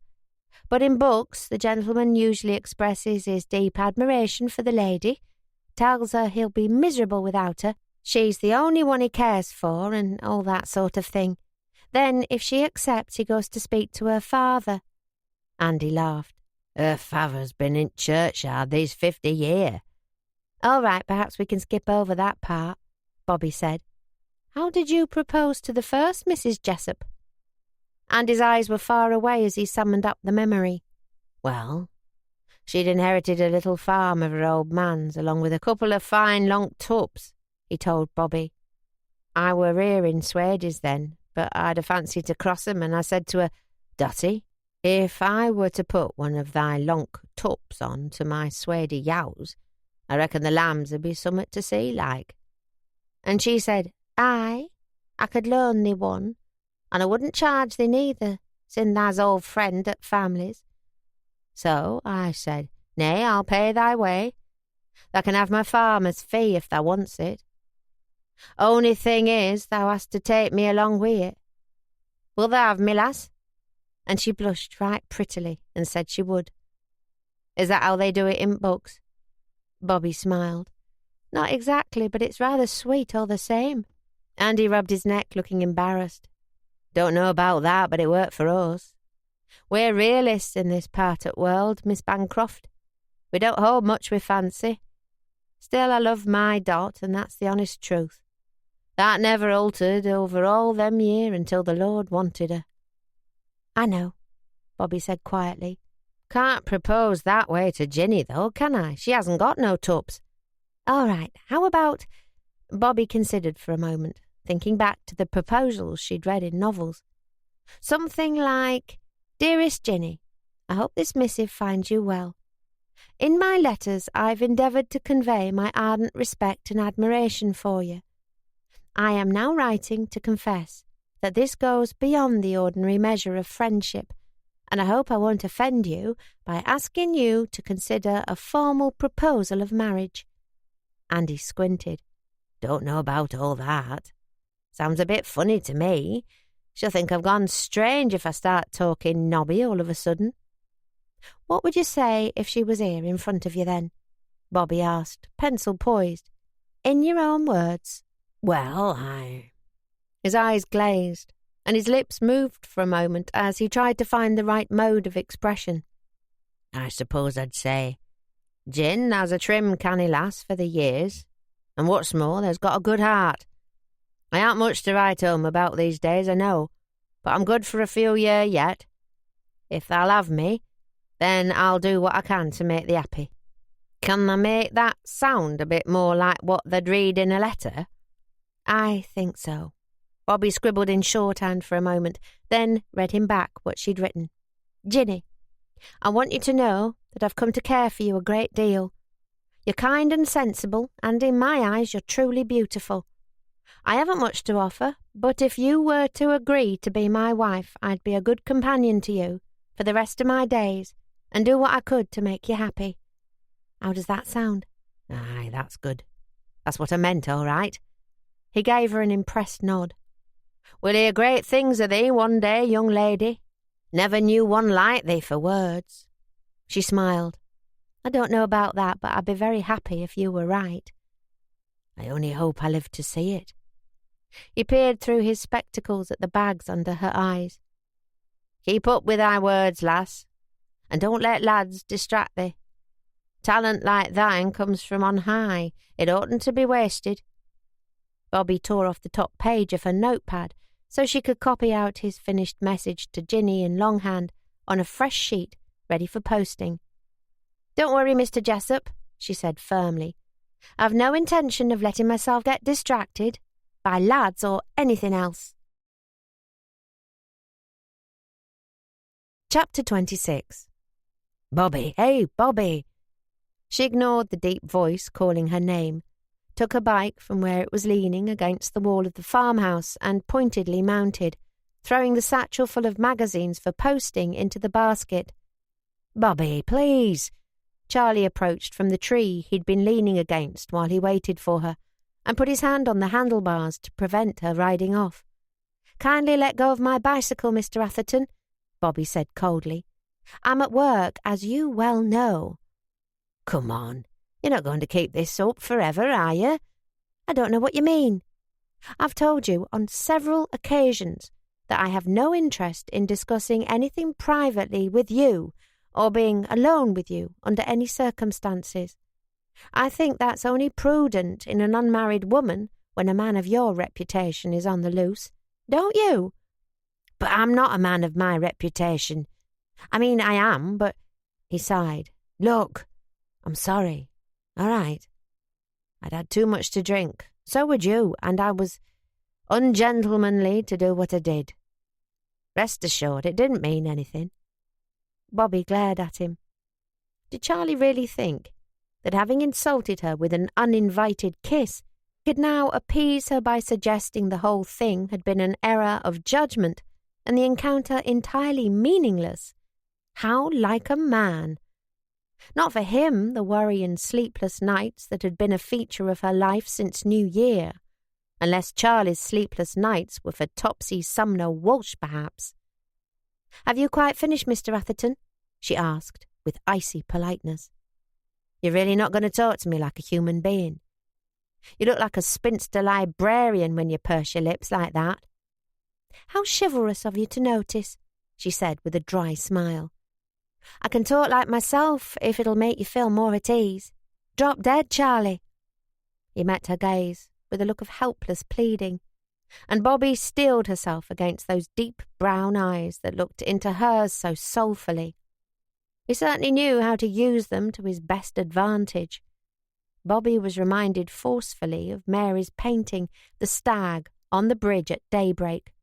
"Nothing I can do to get you to forgive me?" Charlie asked. "Yes, you can stay out of my way and let me do my job." "You know, I distinctly remember that you kissed me as much as I kissed you." "Exactly the sort of thing I'd expect an incurable cad to say. You might also remember that you'd spent the night plying me with drinks to make me lower my guard." Bobby pushed down on a pedal with her foot, hoping to propel the bicycle out of his grip, but he held it with a firm hand. "Hang on a moment," he said.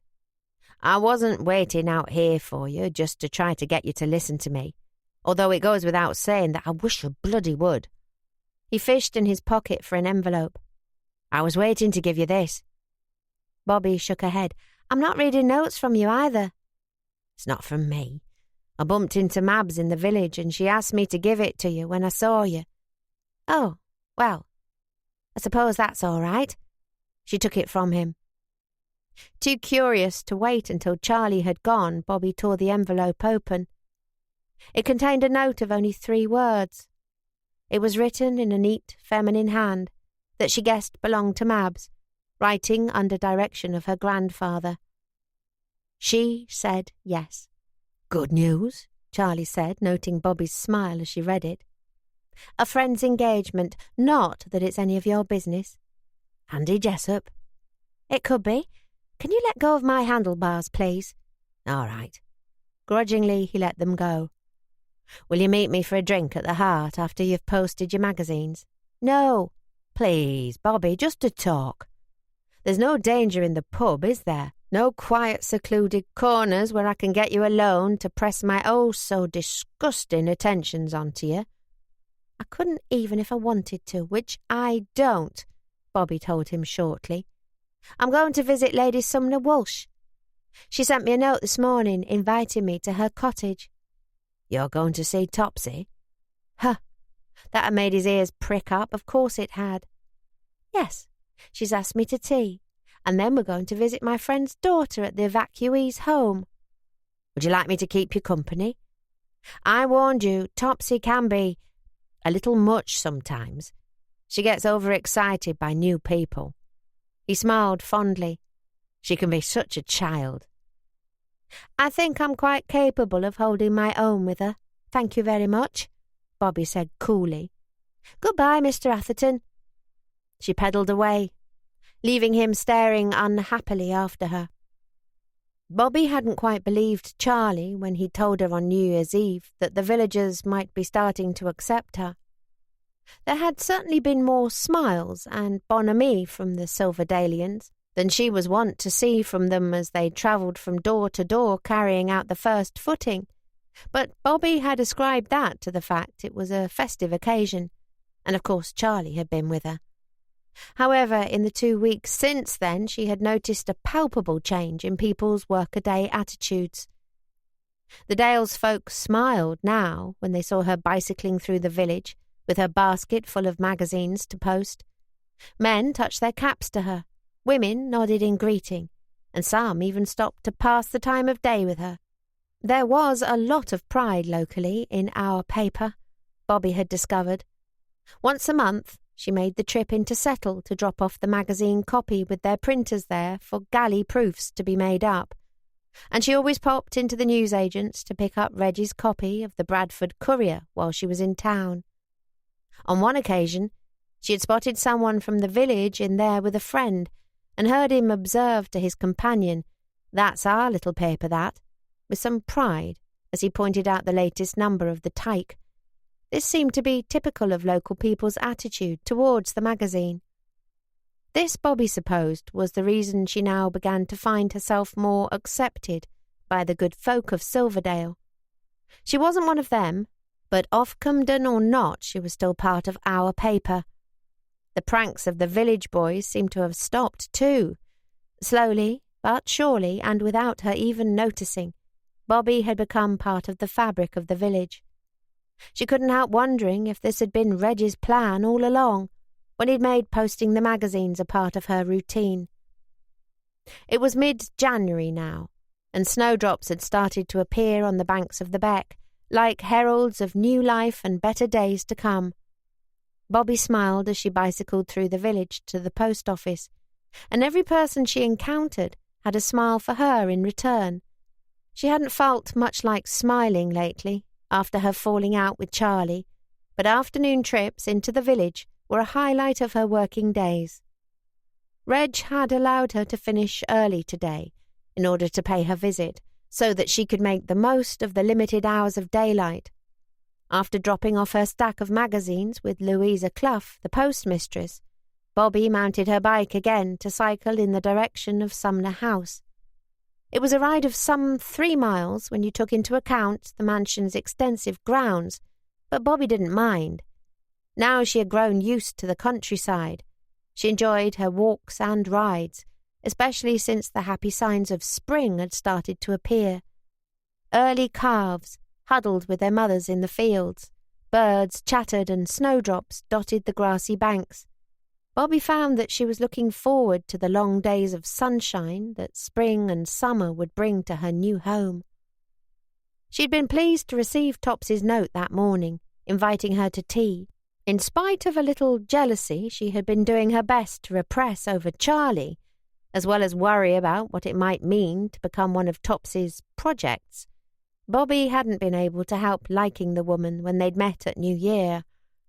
She'd been craving friendship with young people her own age since coming to Silverdale, young people who weren't Charlie Atherton, with all the danger his friendship entailed, and Topsy seemed equally anxious to make a friend out of her. The lively, attractive heiress couldn't be short of hangers-on of both sexes, so the fact she'd chosen Bobby as a recipient of her friendship felt rather gratifying. Today's visit also meant that Bobby would be able to pay her debt to Don by checking on the welfare of his daughter Sel, since her friend had been as good as his word in his promise to keep an eye on her father. She had had a letter from him yesterday. This had followed one from Lillian 2 days earlier to tell her that Jake had left for basic training, with a cursory goodbye for his family and a long and tearful farewell with his Triumph motorcycle. Lil informed her that Raymond would be shipping out in 1 week's time to North Africa, although of course her sister had been unable to name the location in her letter for fear of careless talk. There had been enough said over Christmas for Bobby to work out where her brother was being posted, however. Lil herself was full of excitement about her own imminent move to Greenwich in mid-February, where she would begin training as a wren. It had made Bobby rather sad thinking of the family nest emptying as her siblings left home, and filled her with worry for her father. Lillian was always sparse in her descriptions of life at home, which made Bobby suspect there was more going on than her sister was prepared to say. It would be typical of her twin to conceal information she believed would worry her. But the letter from Don had reassured Bobby to an extent. He had visited her dad the week before, taking with him fresh supplies of whatever the liquor was that his friend made from potato peelings. Her dad, who craved only oblivion and the ability to forget his memories in sleep, hadn't commented on the decline in the quality of his spirits. He cared merely that it was strong. Don reported that he had found the old man in fine fettle, inhabiting the real world for once, as he boasted of his 2 soldier sons, and filled with friendly camaraderie for the man who Bobby knew reminded him of his lost brother. Don wrote conservatively and without sentimentality, according to his style, but nevertheless his words were infused with a great deal of compassion. The men who had suffered in the last war were, Bobby knew, always guaranteed to elicit care and sympathy from her pragmatic but secretly tender-hearted friend. Apparently he had taken her dad to a local pub, where the 2 men had chatted over a pint. Bobby had felt 100 times better after reading Don's report and vowed to write that evening with her effusive thanks, but now she had Topsy's invitation she could go one better and repay him in a more practical way by looking in on Sal. Don had sent other news too. Tony's hunch, it turned out, had been correct. Mr. Clark wasn't quite at death's door, as Tony had hinted to Bobby over Christmas, but he had found himself in hospital when his cough had progressed to pneumonia. Under orders from his doctors to rest as much as he could, if he wanted to enjoy many more years on the planet, old Clarky had made the decision to retire from the Courier, and, just as Tony had predicted, the proprietors had promptly appointed Don to the editorship in his place. All of this he reported modestly, as if it was of only minor importance, but Bobby could sense he was justifiably proud. It felt right to her, too. Clarky had been a vague and frightening presence in his office upstairs when he worked for the Courier, but it had always felt like Don's newspaper at heart.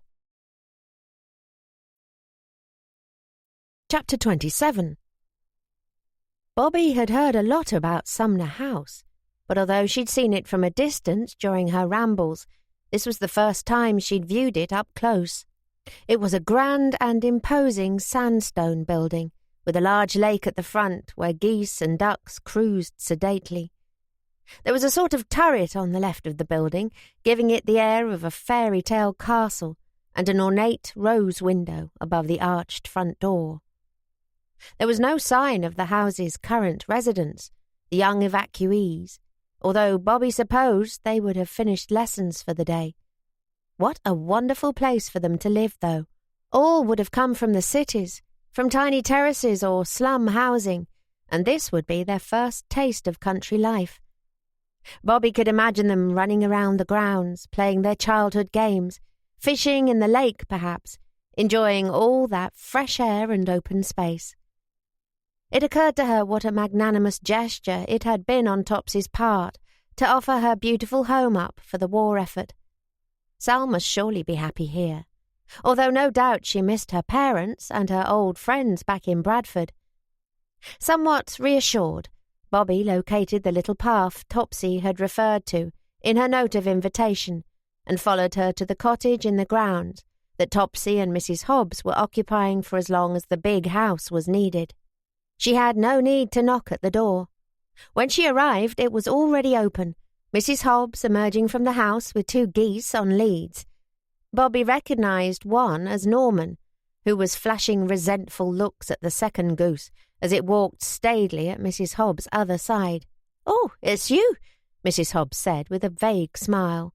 She called over her shoulder, "Topsy, visitor for you." Topsy appeared almost immediately, running out of the house like a schoolgirl at 3:30 on the last day of term. She beamed when she saw Bobby and immediately grabbed her for a hug. Hello," Bobby said, rather windswept at the warmth and energy of her welcome. "Darling, I'm so pleased you could come," Topsy said. "Oh, did you bring me some of your writing? I did tell you to come prepared for me to worship you." Bobby blushed. "I do have a December edition in my bag if you really want to read it." That has my article on Mr. Jessup, the old farmer at Newby Top. It's the only thing I've had printed so far." She took it from her handbag and handed it to Topsy. "Thank you. I can't wait to read it." Topsy cast it a cursory glance before her attention was claimed by something else.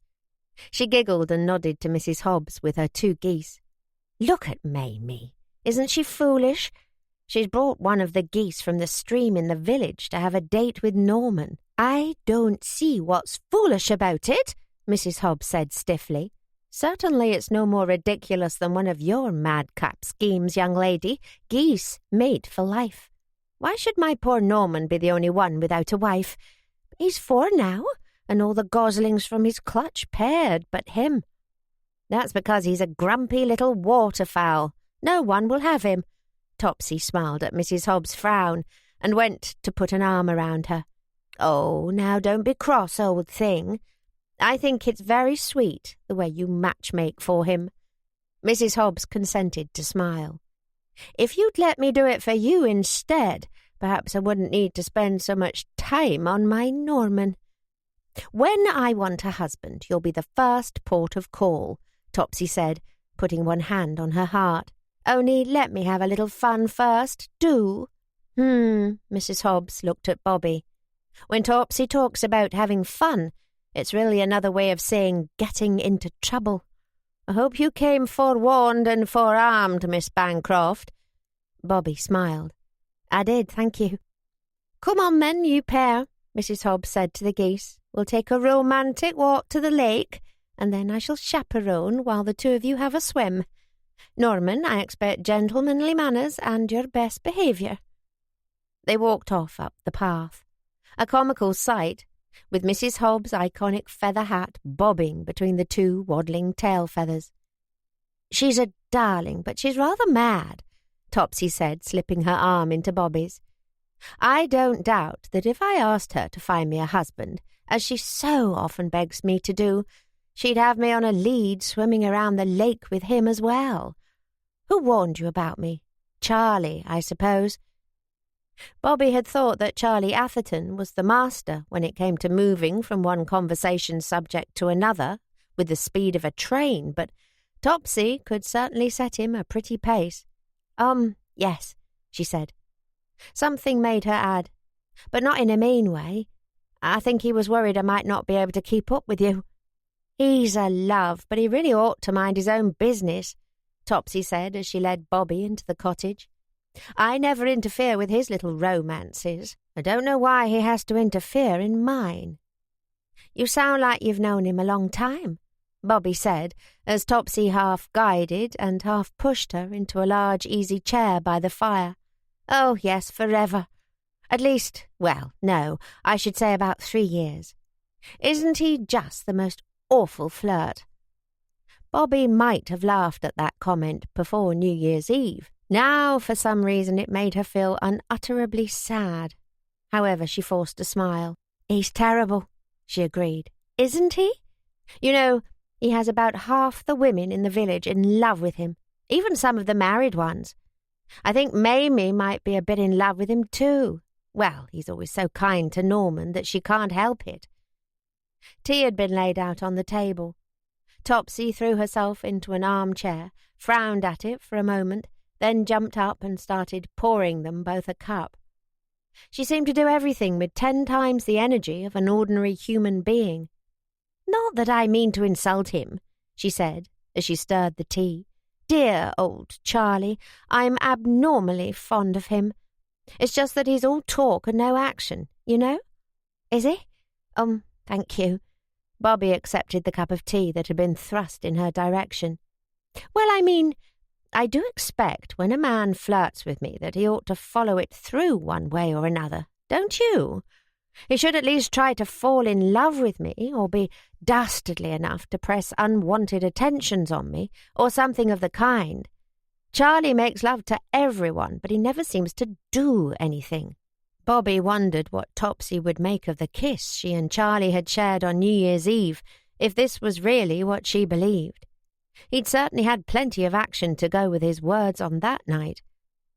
I think he likes having people fall in love with him. Then he gets bored, Topsy went on.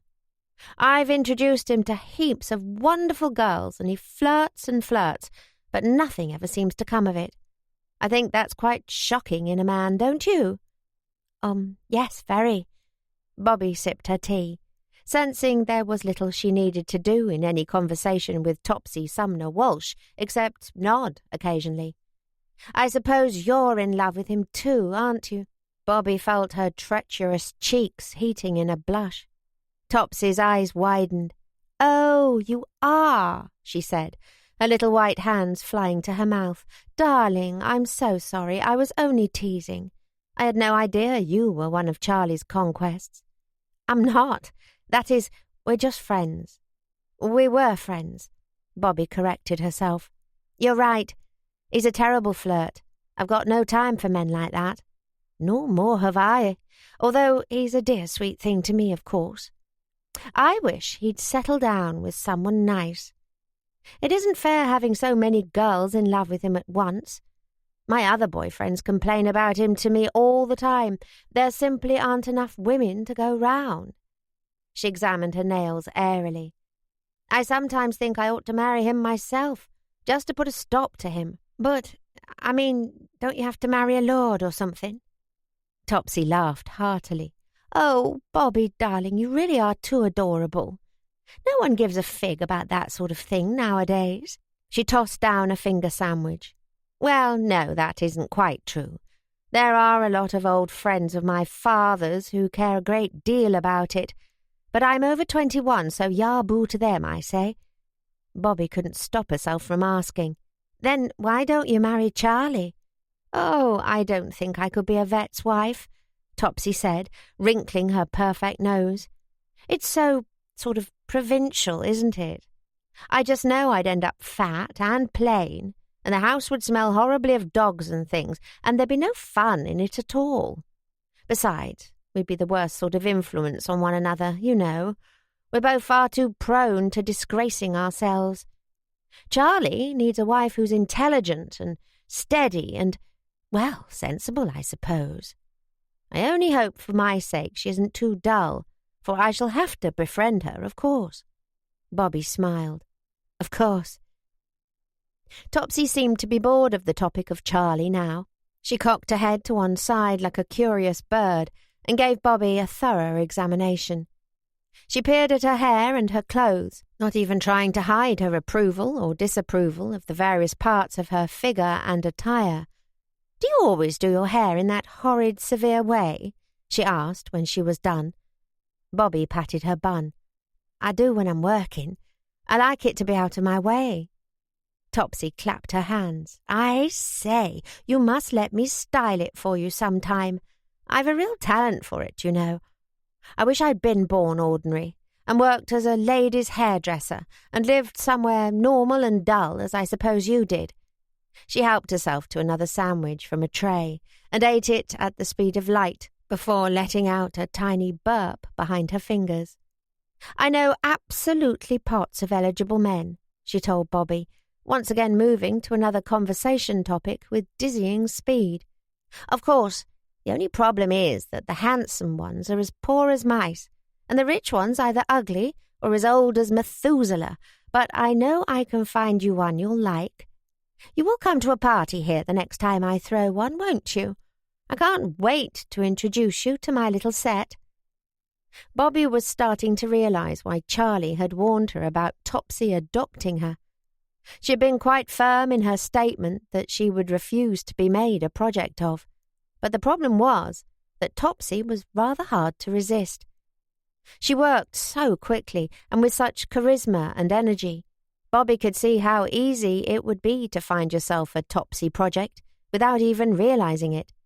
If I'm available, she answered cautiously, half wishing she was still on speaking terms with Charlie, so she could ask what any party of Topsy's was likely to entail.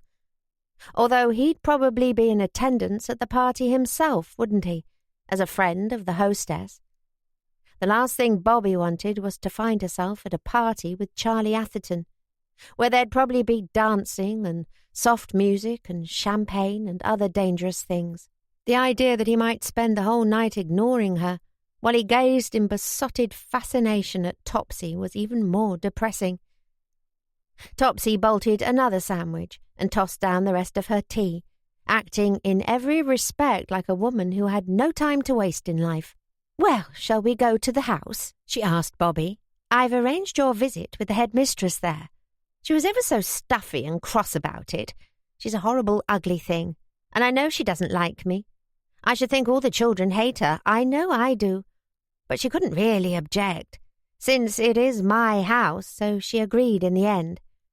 I'm to take you up at 4 when the children are having study hour."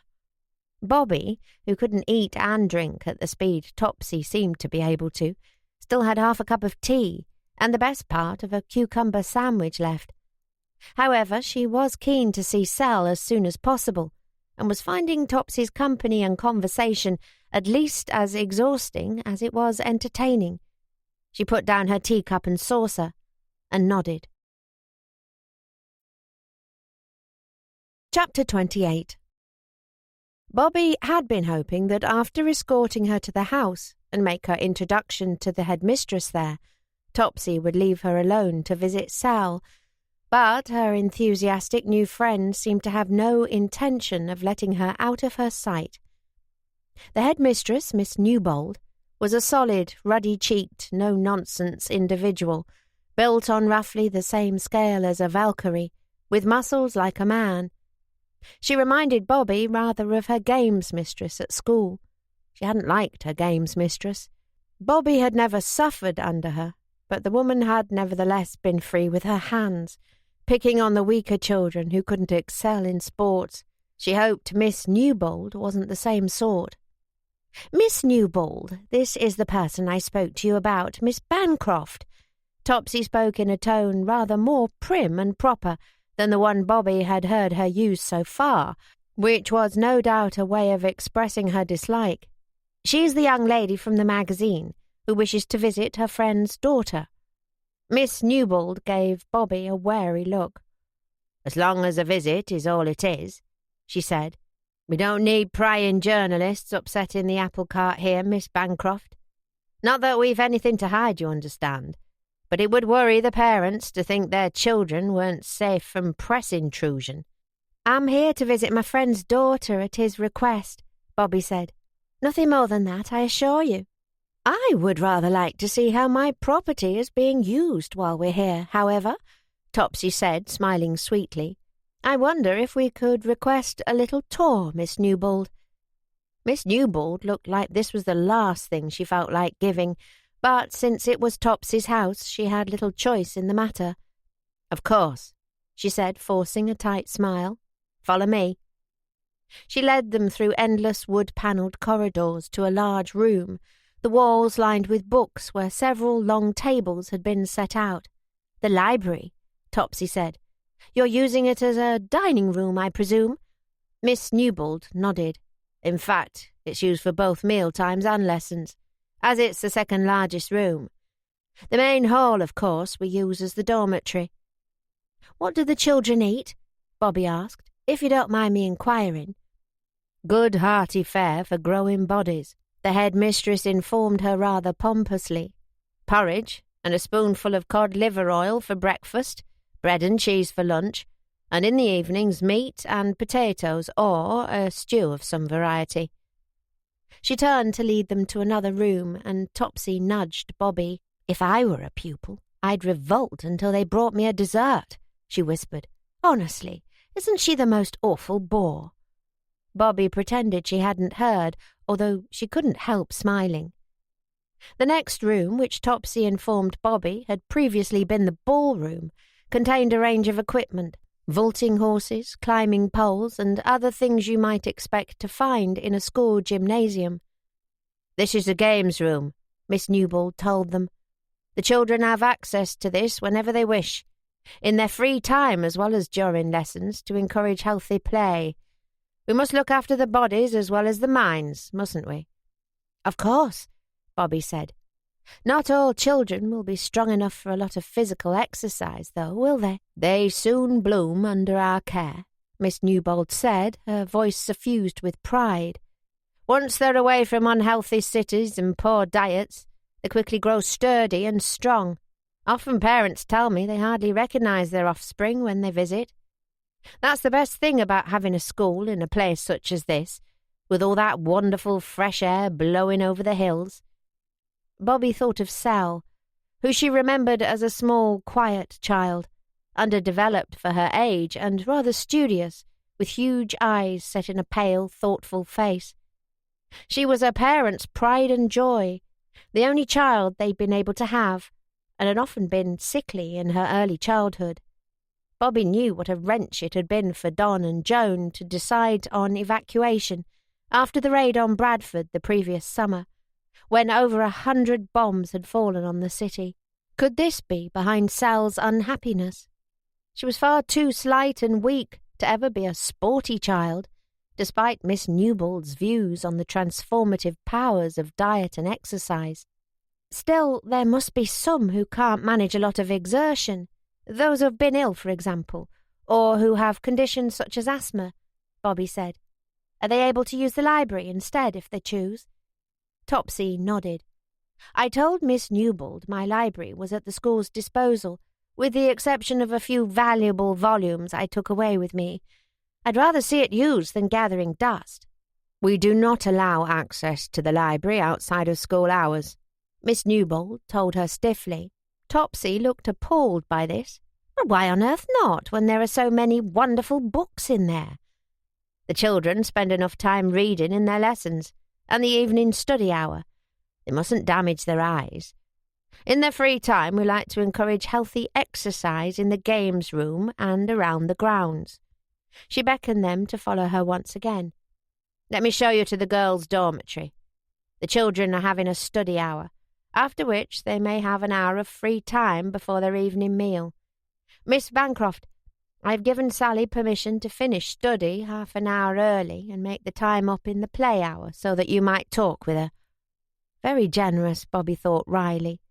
Surely the child could be granted half an hour of holiday rather than having to make the time up when she ought to be playing with her friends.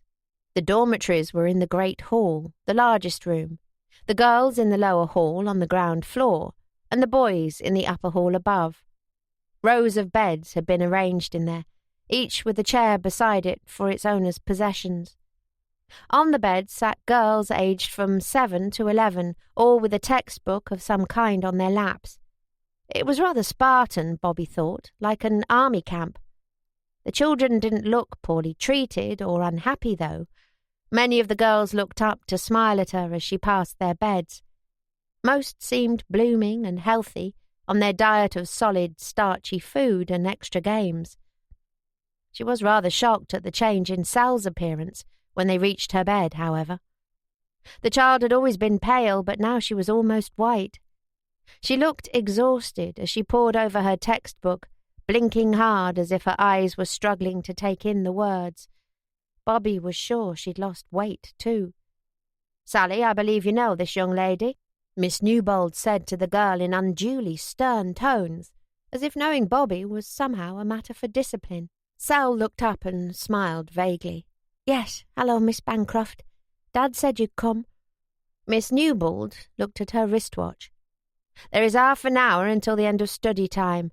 You may use that period to talk with Miss Bancroft and make up the time in your play hour later. I hope I can trust you to be conscientious about the additional time. Yes, Miss Newbold, Sal said obediently, looking up at the headmistress with her big eyes.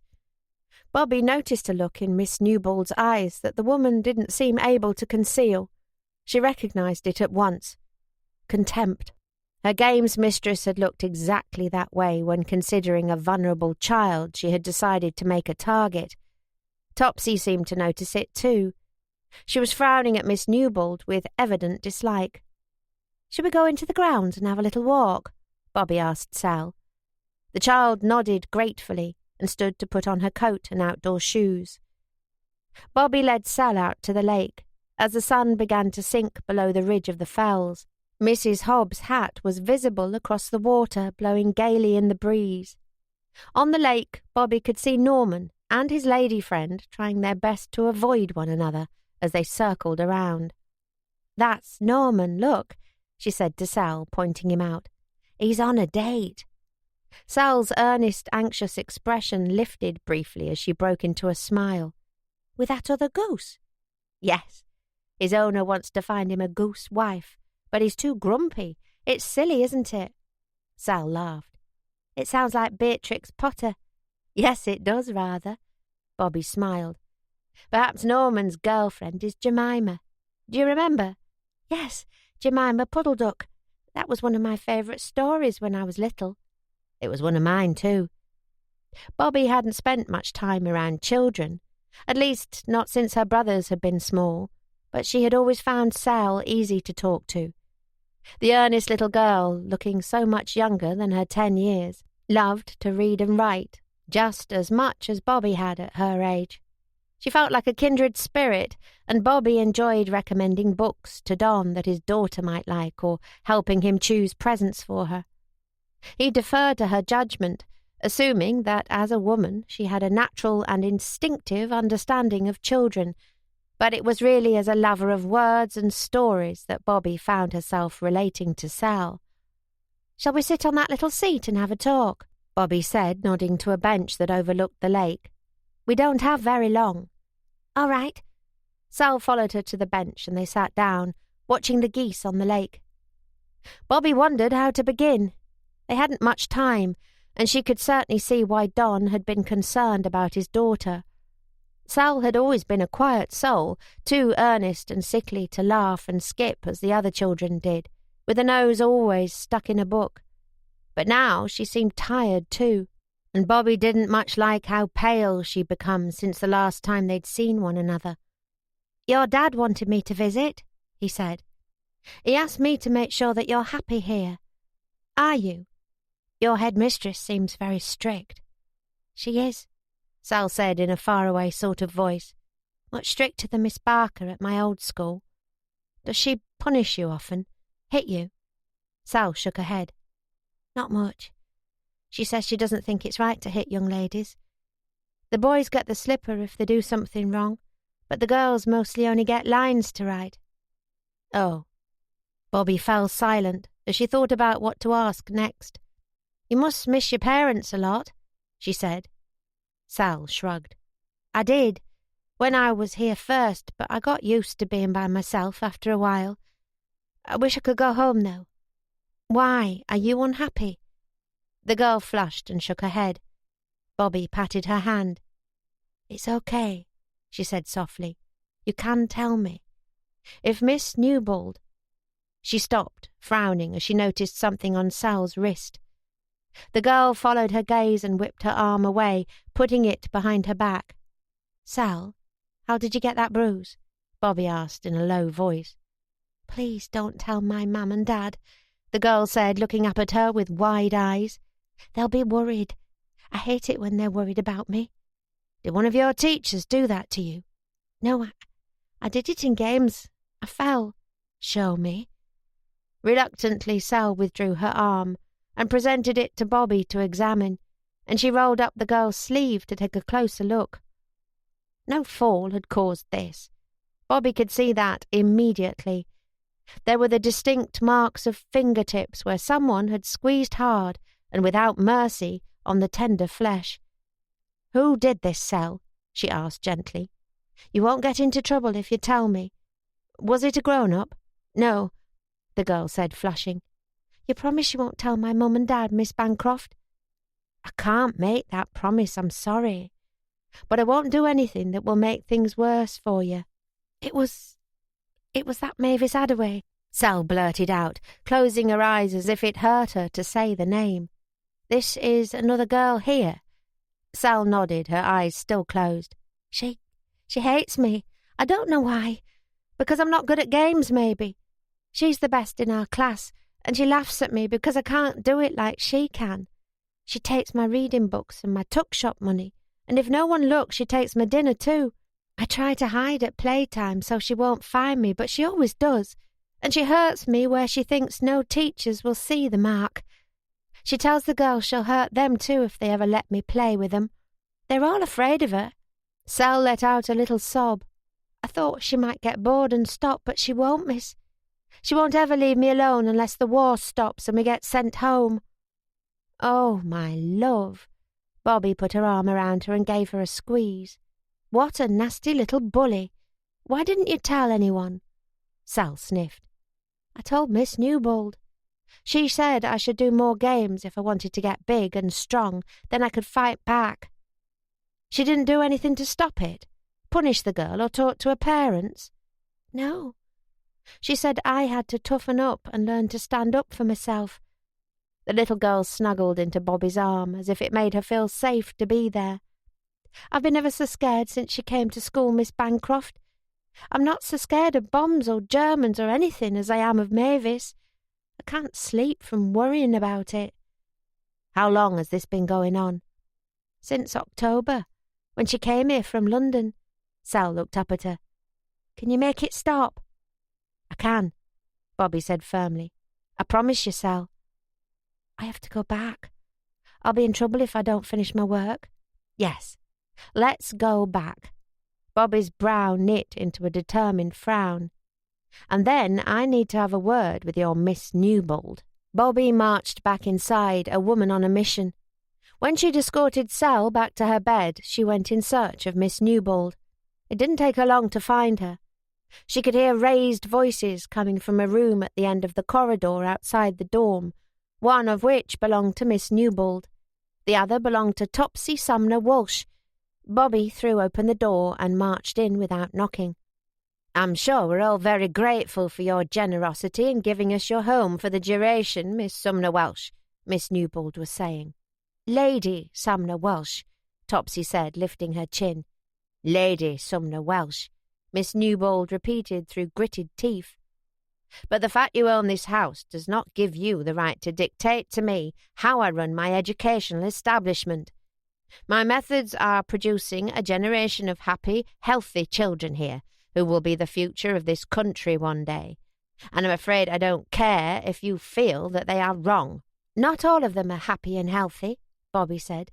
Two sets of eyes turned to her. Miss Newbold raised an eyebrow. "I'm sorry." "Are you aware that for 4 months one of the children in this school has been tormenting another to the point of ill health?" Bobby demanded. "You don't need to answer that because I already know the truth. Sal told me."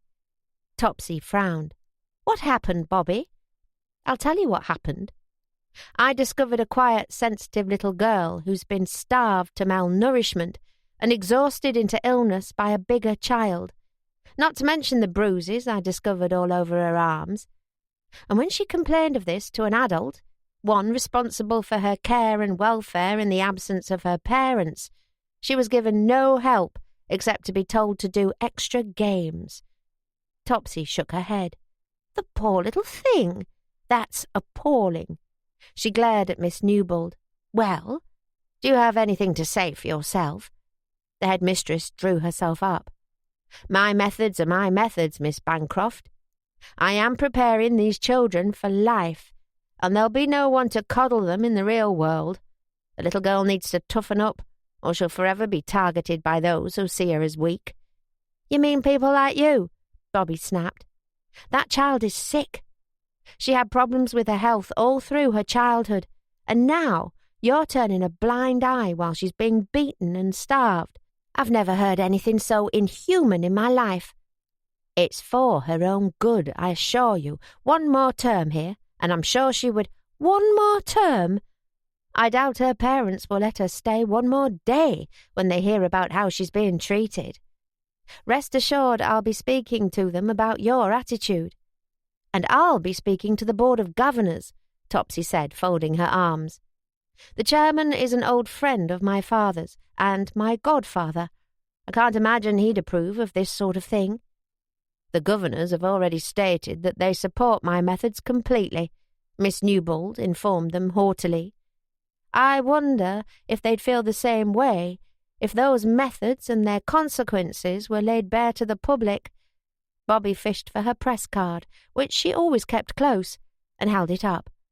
"What do you think, Miss Newbold? Should I tell them?" For the first time the woman sagged a little, looking nervous. "I stand by everything I've done here," she said, but there was a little tremor in her voice. "We'll see how that works out for you, shall we?" Topsy said with a deceptively sweet smile. "Come on, Bobby. Let's leave Miss Newbold here with her methods." Bobby was still seething when they got outside. "That poor child," she said to Topsy. "She looked terrified when she told me what had been going on, and I had the devil of a time getting it out of her too. Another month and she'd be in hospital, I'm sure of it." "I had no idea that was the way Miss Newbold was running the place, or I'd have stopped it sooner," Topsy said, looking nearly as angry as Bobby felt. "I don't doubt the capable children are thriving, but those who are ill or weak are being left to rot under her regime. It's a disgrace. I had a teacher like her," Bobby muttered darkly. "Worse in a way, because she seemed to enjoy beating the children she saw as weak. Miss Newbold's more misguided than sadistic, I should think. At least she really seems to believe these methods of hers are what's best for the children. But something has to be done. I'd take Sal away myself right this moment if it was allowed." "What will you do? Will you write about the school in your magazine?" Bobby laughed. "In the Tyke? We publish articles about rope making and sheep and dry stone wallers, Topsy. Investigations into school mismanagement aren't really our area." "No, the press card was to scare her more than anything, really." "Well, do we have a plan?" "I think your suggestion was best. Since you know the chair of governors, you ought to be able to arrange an interview with him. But I have to do something about Sal right away, before any more damage is done. She'll be safer in Bradford than at that school if they're not going to protect her from this bully. Do you have a telephone?" "Yes, but the dial is broken," Topsy said. "We can receive calls, but we can't make them at the moment. The big house has one that I use if I need to phone anyone. I can't call from there with Miss Newbold spying on me. I better bicycle back to Moorside and ask Reg if I can make an urgent call on the magazine's phone."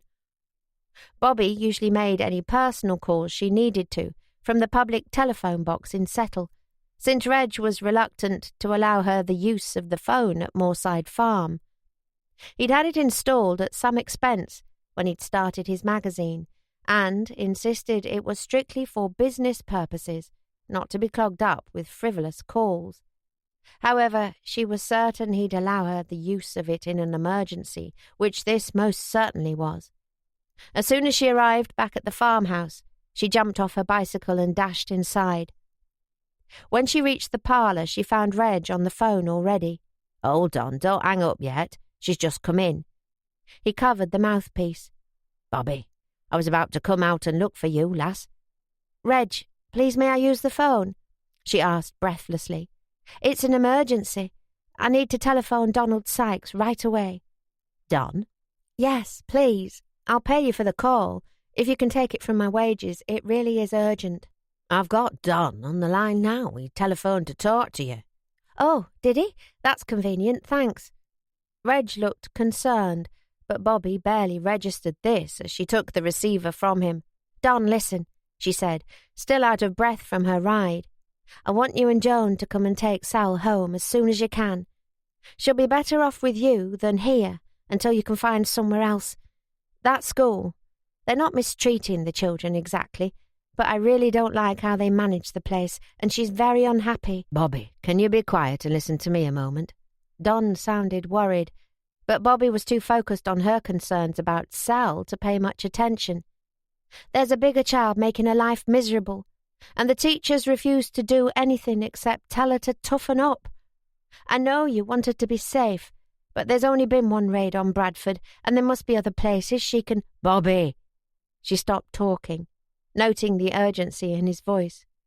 "What is it?" "We'll fetch Sal tomorrow if you really think it's for the best. But I didn't call to talk to you about that," he said. "Your sister asked me to call. She's too upset to do it herself.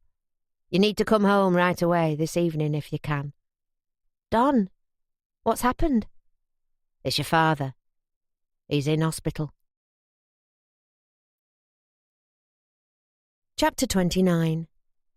Of course, Reg gave her a leave of absence as soon as she told him what had happened, and Bobby hurried back to Bradford as quickly as buses, trains, and her own 2 feet could take her there.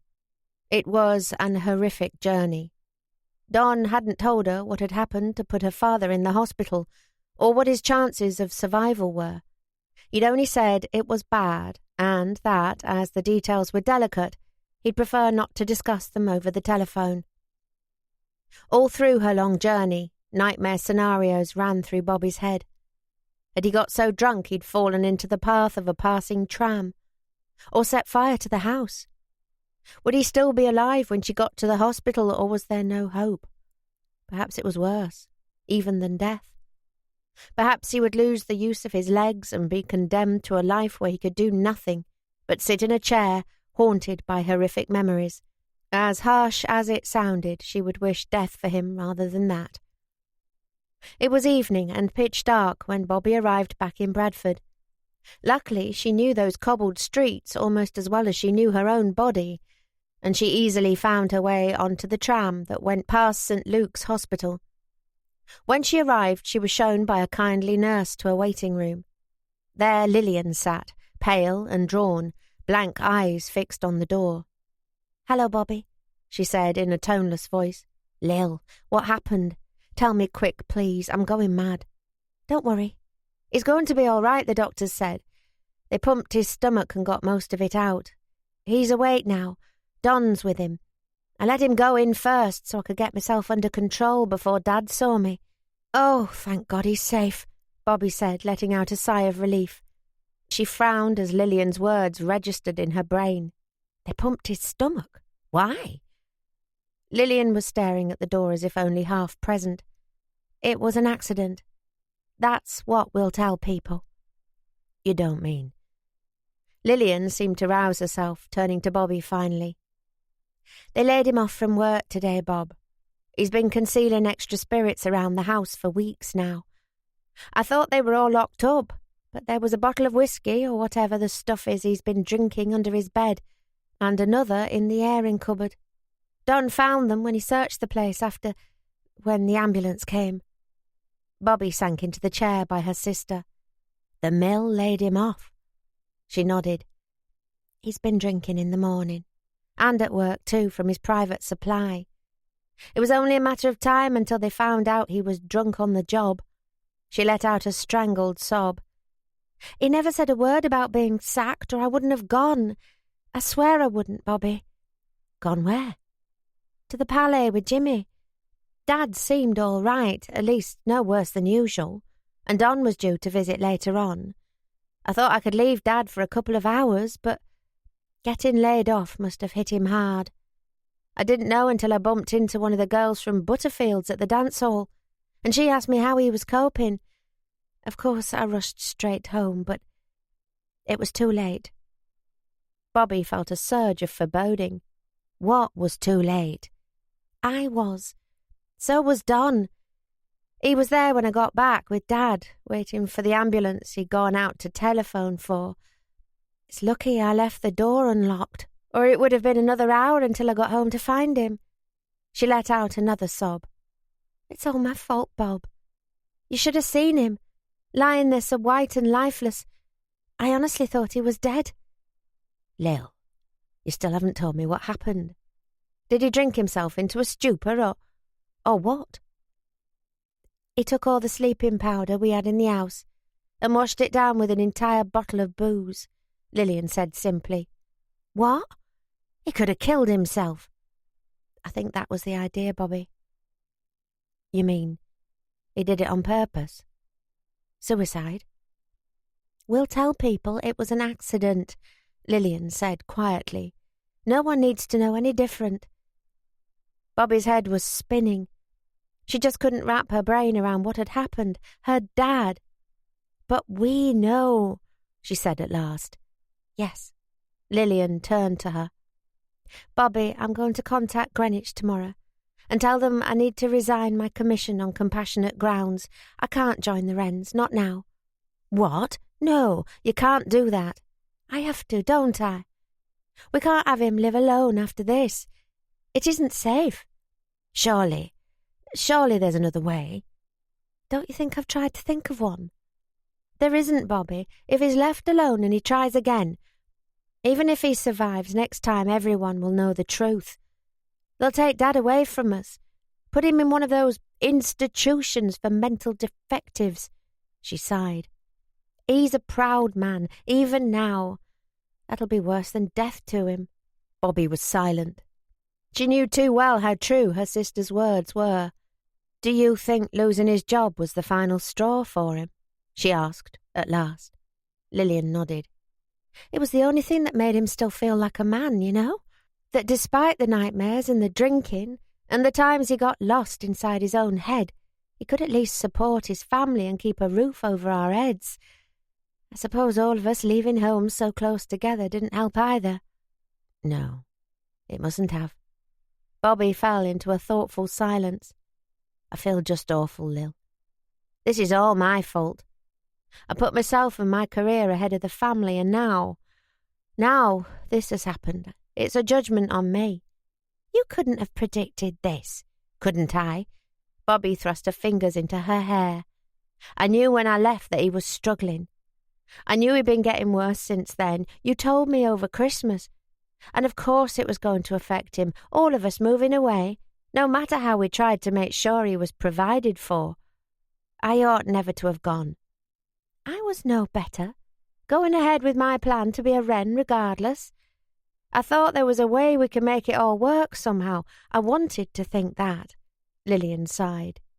It seems so unfair, having to put our dreams to one side. But I suppose sacrifice goes along with being an adult. With being a woman, especially. Yes, I suppose it does. The door opened and Don appeared. Bobby. He smiled with relief. Thank God you're here. Lillian stood up. How is he, Don? He's already forgotten what happened. If I were you, I wouldn't remind him of it. He'll only feel humiliated. He glanced from Lillian to Bobby. Which one of you wants to go in? One visitor at a time. They say we've got an hour before they close the doors to us. Lillian wiped her eyes with the back of her hand. I'll go. I'm ready now. I need to tell him. Tell him I'm sorry. She marched steadfastly out of the room, as if going into battle. Don took her place next to Bobby. Thanks, Bobby whispered. For what? Looking after my dad. Huh. Don propped his chin on one fist.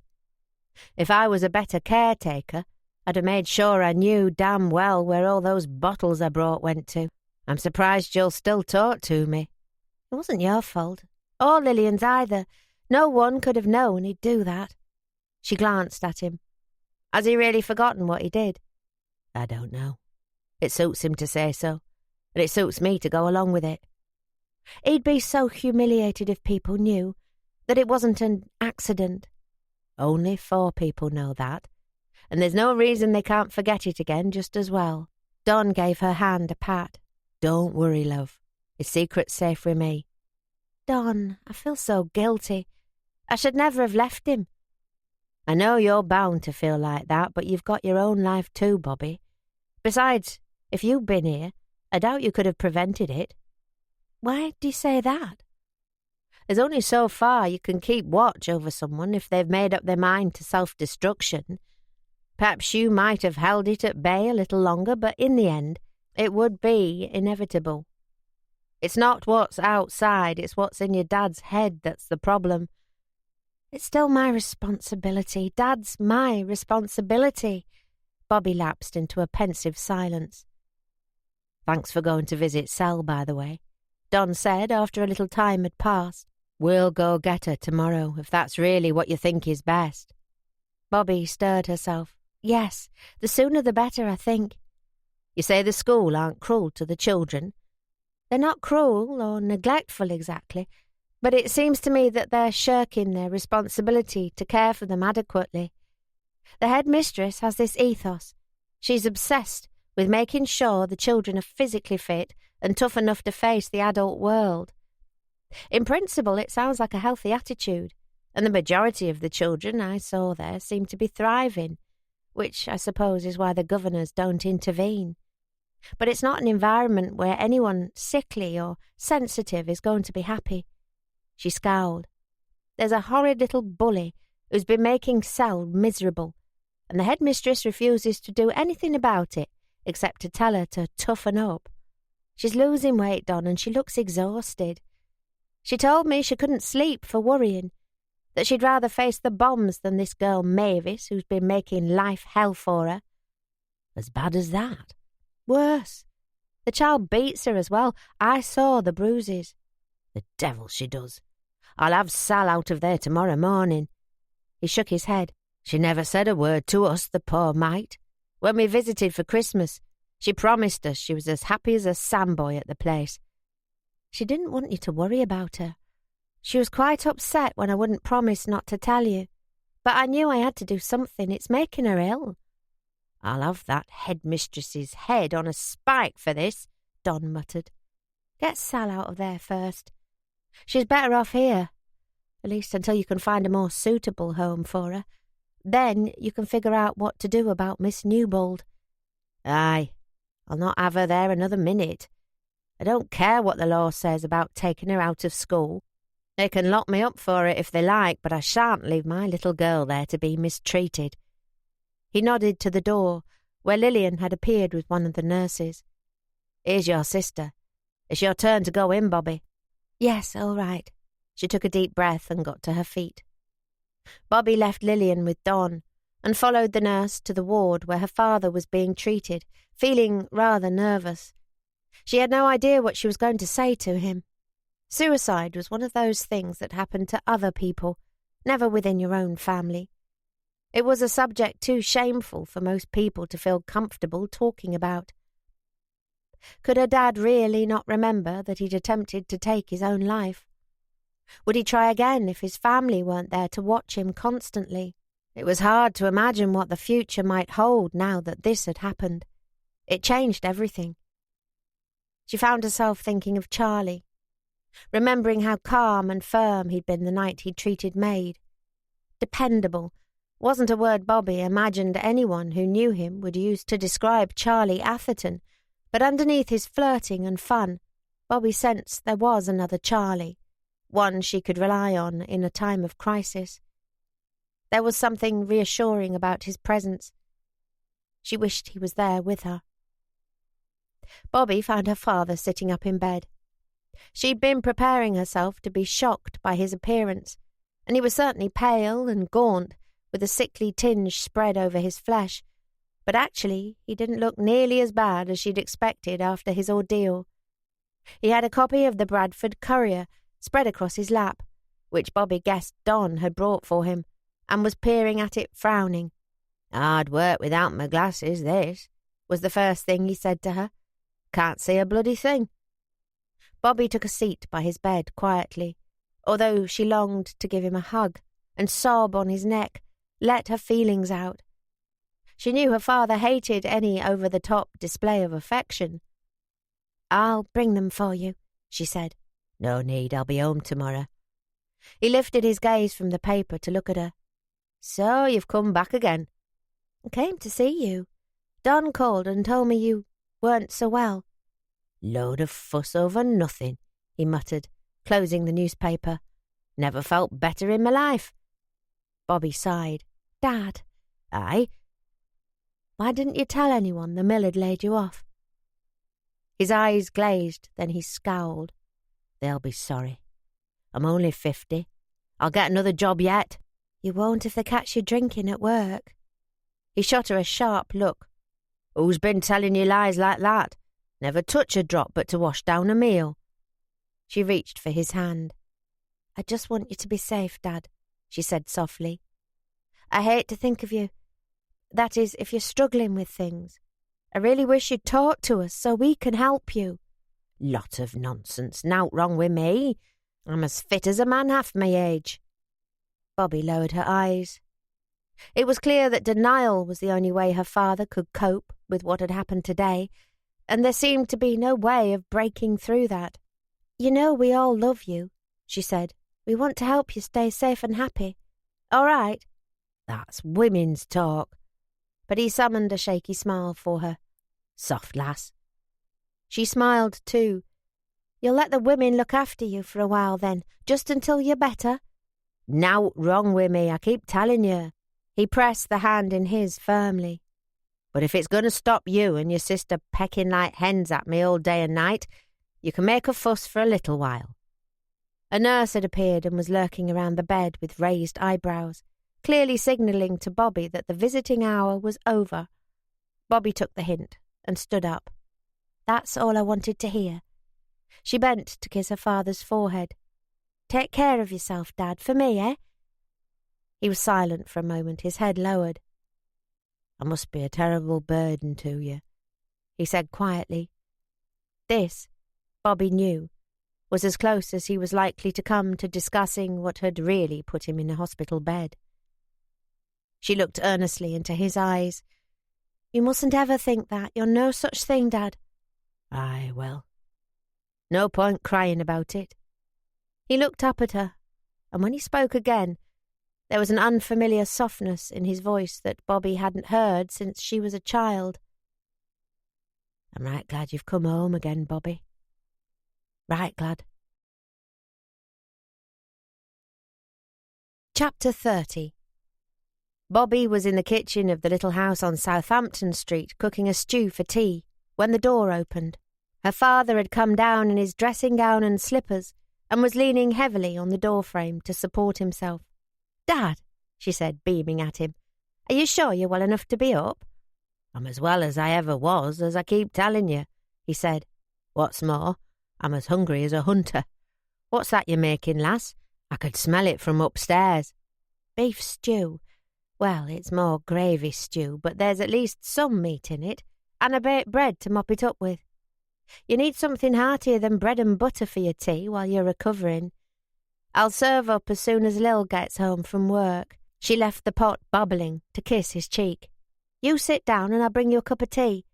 There's an Ensa show on the Forces programme, I think." When he'd gone next door to settle into his easy chair by the wireless, Bobby leaned over her pot for a moment, closing her eyes. She had now been at home a week, and her father's recovery had progressed rapidly. In fact, he was practically thriving after his recent brush with death, giving himself up fully to rest, freed from the tedium and long hours of the mill, and with his daughters attending to his every need. Bobby couldn't remember when she'd seen her father so jolly or so lucid. The doctors had advised that he refrain from alcohol to give his liver time to heal after what had happened, which the girls had worried was going to be a problem. But, other than a few medicinal draughts in the middle of the night to counteract the effect of a nightmare, he'd coped very well. He hadn't asked for it either, which Bobby felt was a good sign. Already he looked healthier, and his daughters were cautiously optimistic that his hospitalization marked a turning point in their father's battle with his demons. The only problem was, when he told Bobby that day in the hospital that he was glad to have her back, he seemed to believe that was to be a permanent state of affairs.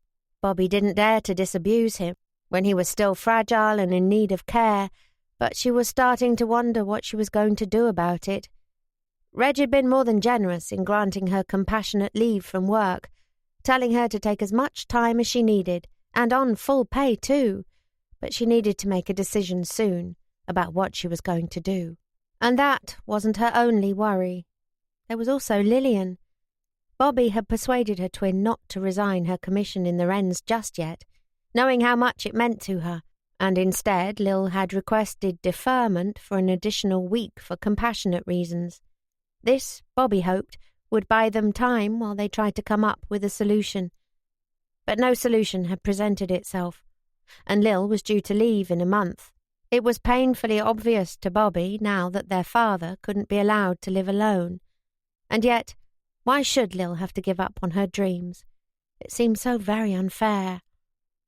Finally, there was the question of money.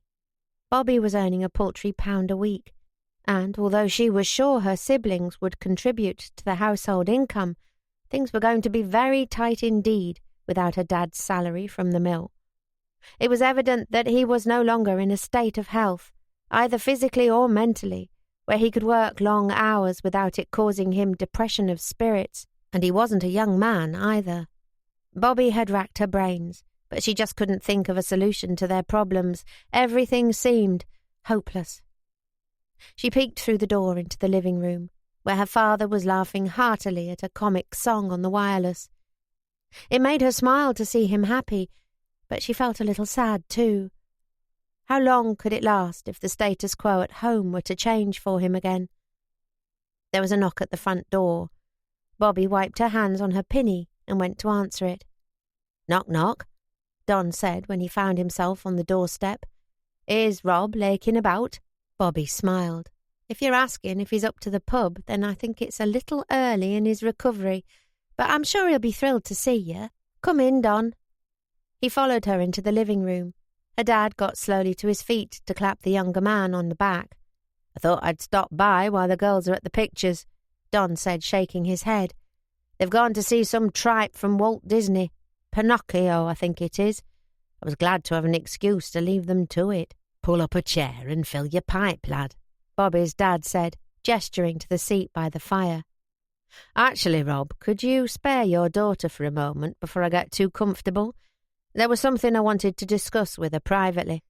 It was a mark of her dad's trust in Don that he agreed to this without hesitation. He was always cautious about his daughters spending time alone with men, even if they were married. "You can come into the kitchen, Don," Bobby said. "I've a stew you can keep an eye on for me while I brew the pair of you some tea."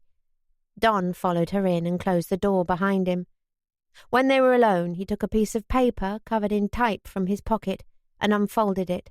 "You sent this into the paper," he said, holding it out to her. Bobby flushed. "Oh, yes."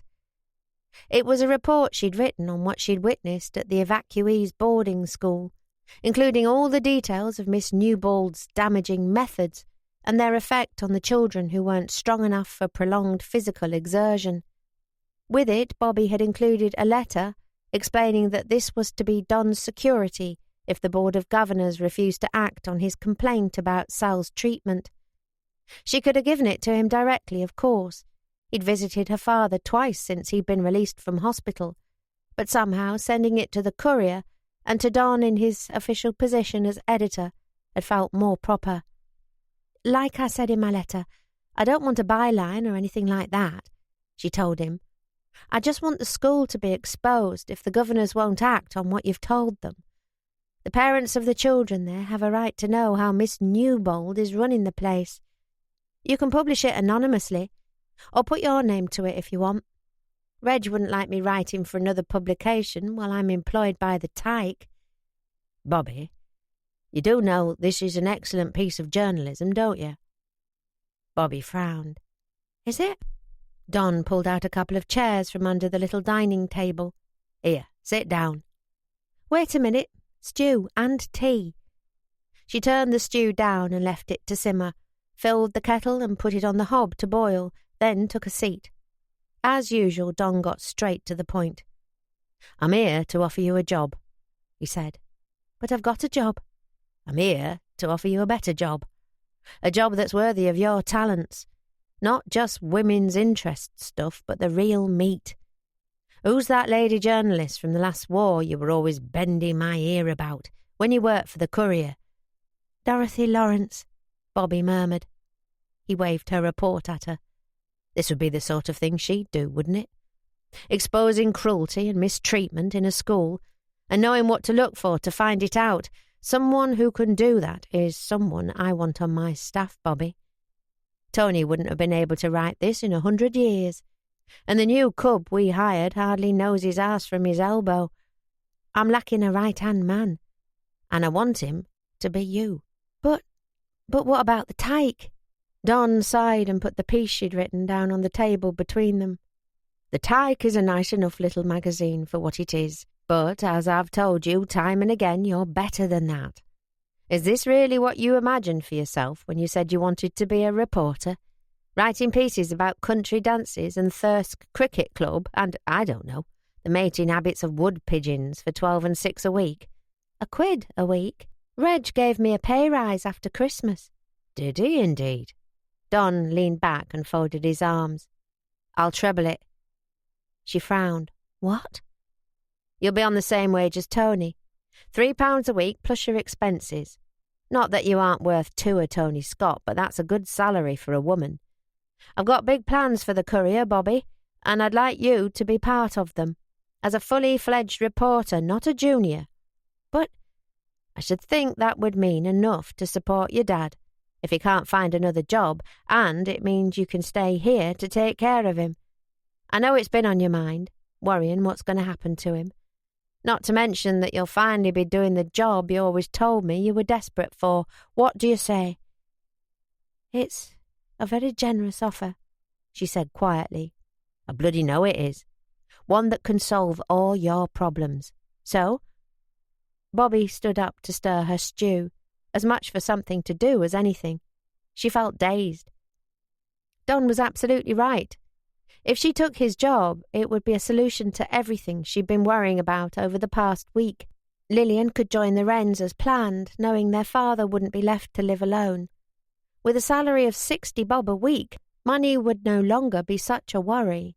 And Bobby would finally be a reporter, a real fully fledged reporter on a respected weekly newspaper with a circulation of 60,000. Her job at the Tyke had only ever been intended as the first step on the ladder, and now here was Don offering her the chance to jump up several rungs at once. So why was something holding her back? "Sorry, Don. I know I ought to jump at the chance, and I'm honestly so thrilled and proud you think I'm worth it," she said with an apologetic smile for her friend. "But would you mind if I took tonight to sleep on it and talk it over with my sister?" Don raised an eyebrow. "Really? I thought you'd be biting my hand off. Are you holding out for a deputy editor position or something?" "Don't be daft. It's a big decision. I was really starting to make a life for myself out in the Dales." "Are you joking? Sod the Dales, Bobby." "I'd miss it, that's all. Miss the people." "I swear you must be allergic to success," Don laughed. "Or is it a specific person who's holding you back? You haven't got yourself besotted by some country swain out there, have you? Shoulders like oak trees and stinks of cow muck. Bobby, I'd never have believed it of you." "It isn't that," Bobby said, although she couldn't help blushing slightly. "I'd just grown fond of the place. I've made friends there." "I'm offering you everything you ever wanted here, love. You're not seriously going to turn that down for a life tramping through manure, in a village so insignificant that it isn't even included on most maps?"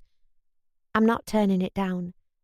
I'm asking for 24 hours to get my affairs in order." "It's a job, Bobby, not death by firing squad." Don stood up. "But if that's what you want, so be it. You know where to find me." She smiled gratefully. "Thank you." He looked again at the report she'd written on the school at Sumner House. "You mention a lady Sumner Welsh as the owner of this place. Know her, do you?" "Yes, a little. She was with me when I went to see Sal." "Reckon she'd give us a quote to use with this? Always adds credibility if you can say you've got a knob on your side." "I think she might. She was ever so angry after she saw what her house was being used for." "Right. Then I'll let you get in touch with her. Doesn't matter what she says, really, so long as she's backing up your version of events. If the governors refuse to cooperate, I'll run this in next week's issue." He nodded to her. "And I'll hear from you tomorrow on the other thing, eh?" Lillian was late home. Bobby guessed she'd gone out with one of her boyfriends after work, which she couldn't begrudge her. Her sister needed some relaxation time after what had been a difficult week, and it didn't take both of them to look after Dad. Still, she felt anxious waiting for her twin to come back. She was desperate to discuss Don's job offer with her and know her thoughts on the matter. Of course, she guessed Lil was going to be all for it. She never had understood what the Tyke was all about, and the salary was a big consideration, not to mention the fact that she could then follow her dream of being a Wren after all. Still, Bobby needed to share her thoughts with someone. They were only confusing her, whirling around her head with nowhere to go. Don couldn't be persuaded to share their tea, but he did stay to spend some time with her father while Bobby washed up afterwards. When he was done, she took off her pinny and went into the living room, where the pair of them were playing whist. "I have to go out and make a telephone call," she said. "I won't be long." She'd decided she may as well kill some time speaking to Topsy Sumner Walsh as staying at home fretting, and then Don could have his quote before he left. There was a call box around the corner. Bobby grabbed her coat and handbag from the hall and went out. It was Mrs. Hobbs who answered the phone. There was rather a lot of noise in the background. Sounded like Topsy was having some sort of a gathering. "Is Lady Sumner Welsh available to talk briefly?" Bobby asked. "It's Miss Bancroft." "I'll fetch her for you," Mrs. Hobbs said, and a moment later, Topsy herself was on the line. "Darling," she said in her usual gushing tone. She sounded a little tipsy. "Where on earth are you? I thought you'd surely have come back to us by now. It's really quite cruel to stay away when I've got so much jolly company I'm dying to introduce you to." "Sorry," Bobby said. "I've had to take a leave of absence to come home for a little while. My father's been unwell." "Yes, I heard about that." "Well, no, actually, I thought I heard that he was dead. I'm very glad for your sake that he isn't," Topsy said earnestly. "When will you come to see me again? I told Seb Abercrombie all about you, and now he's desperate to meet you."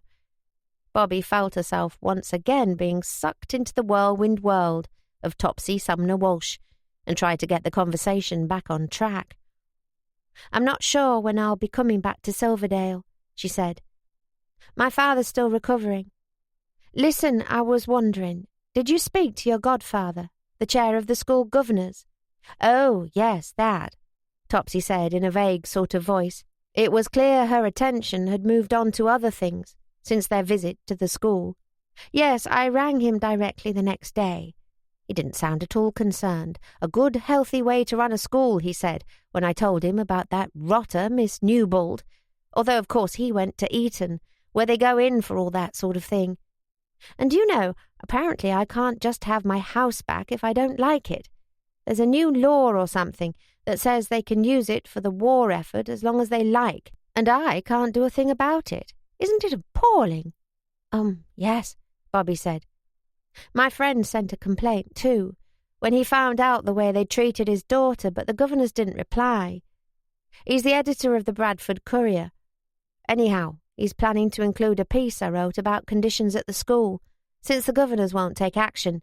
"Good," Topsy said with some satisfaction. "I can't wait to see the look on Miss Newbold's face. She looked frightened to death of that little card you showed her.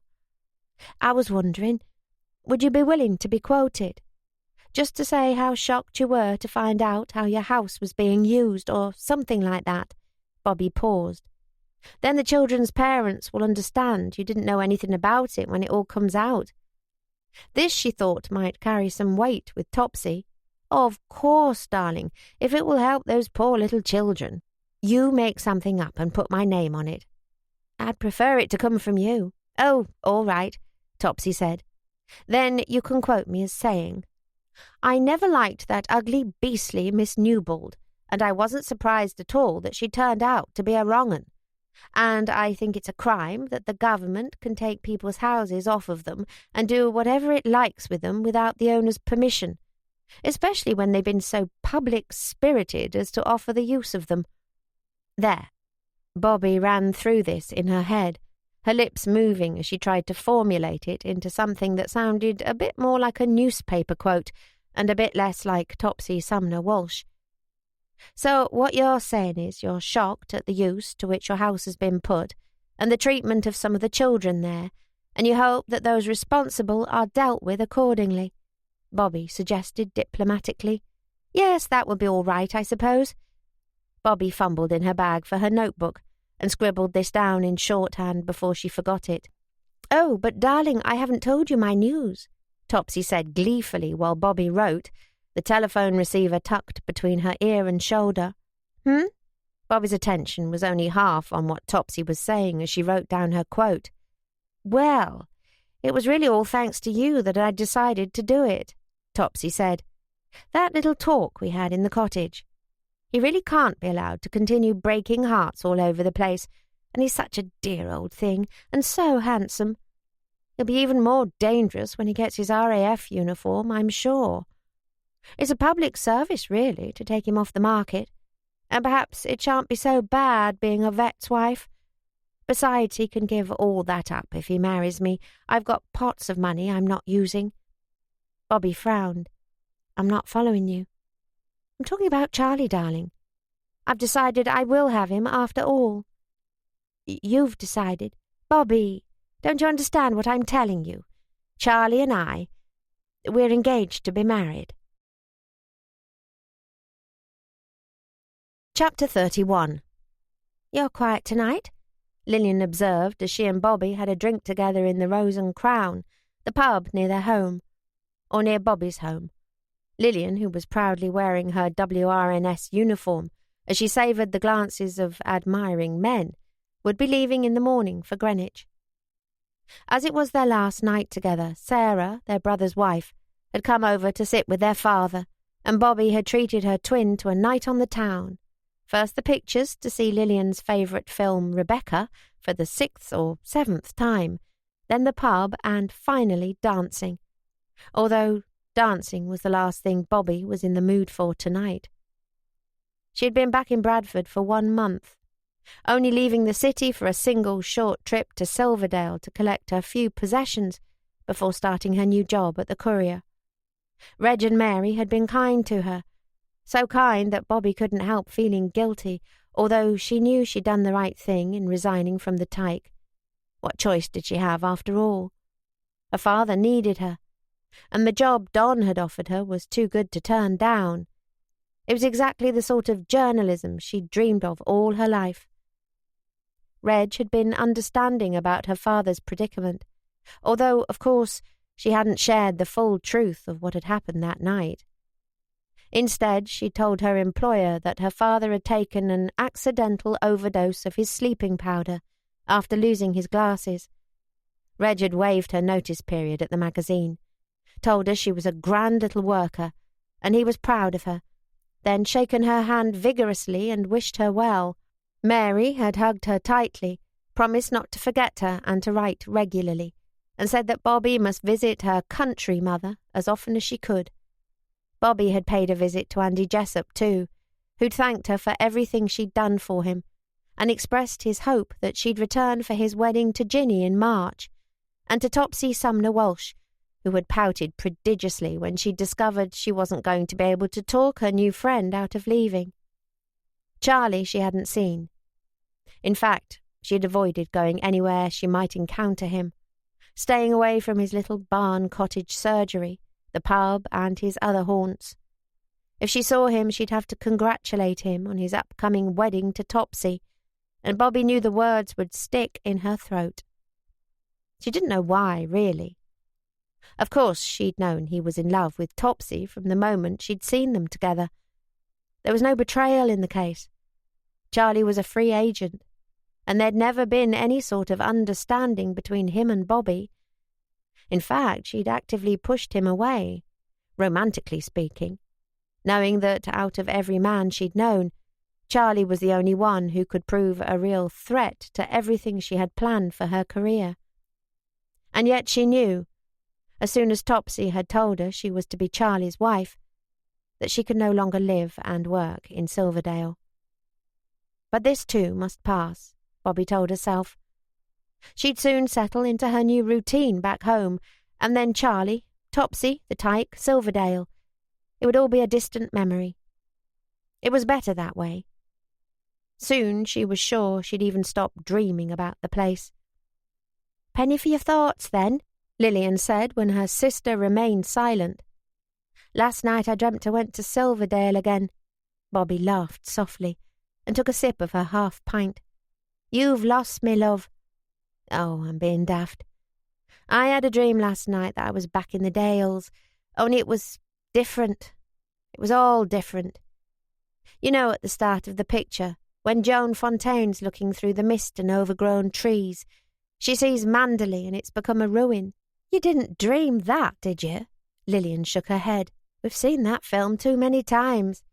"It wasn't like that. It was Silverdale, just as it was when I lived there. Bobby sighed. But everyone had forgotten me.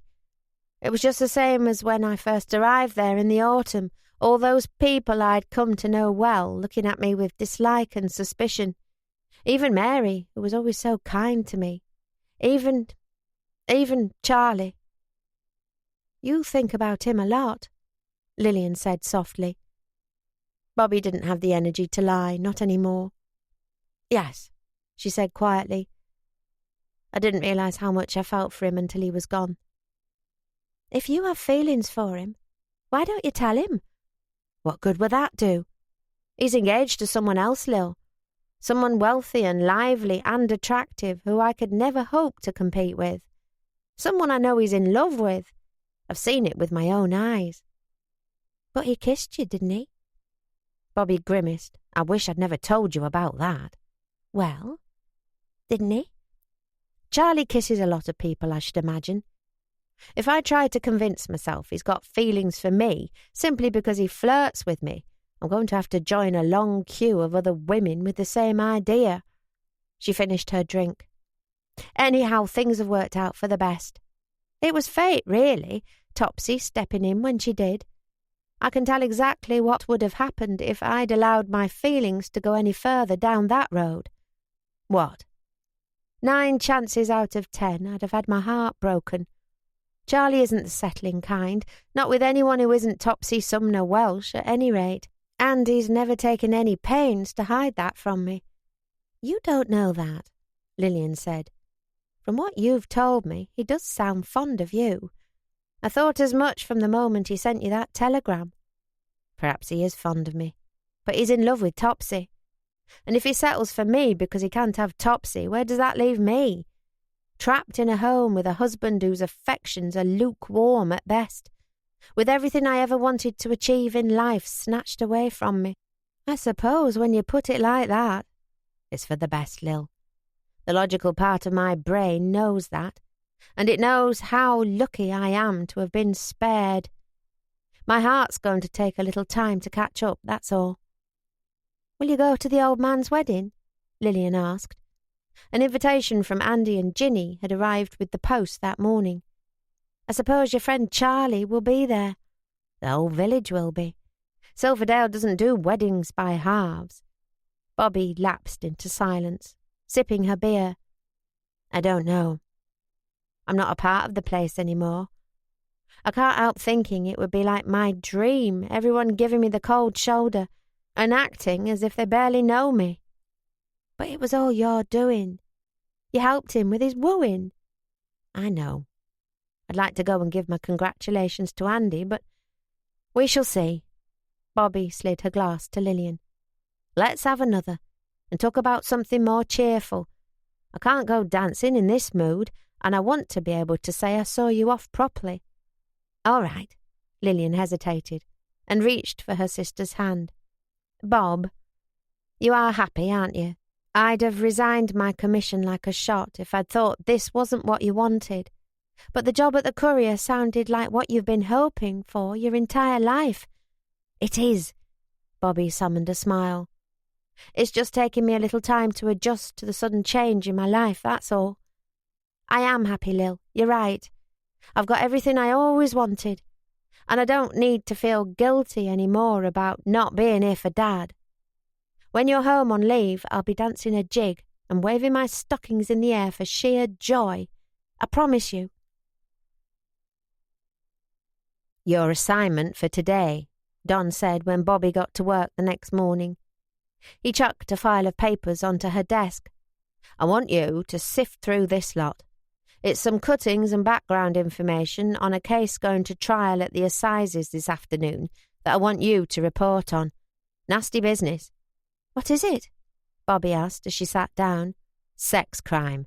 Rape and murder of a 19-year-old girl from over Clayton Way who was walking home from a dance in the blackout.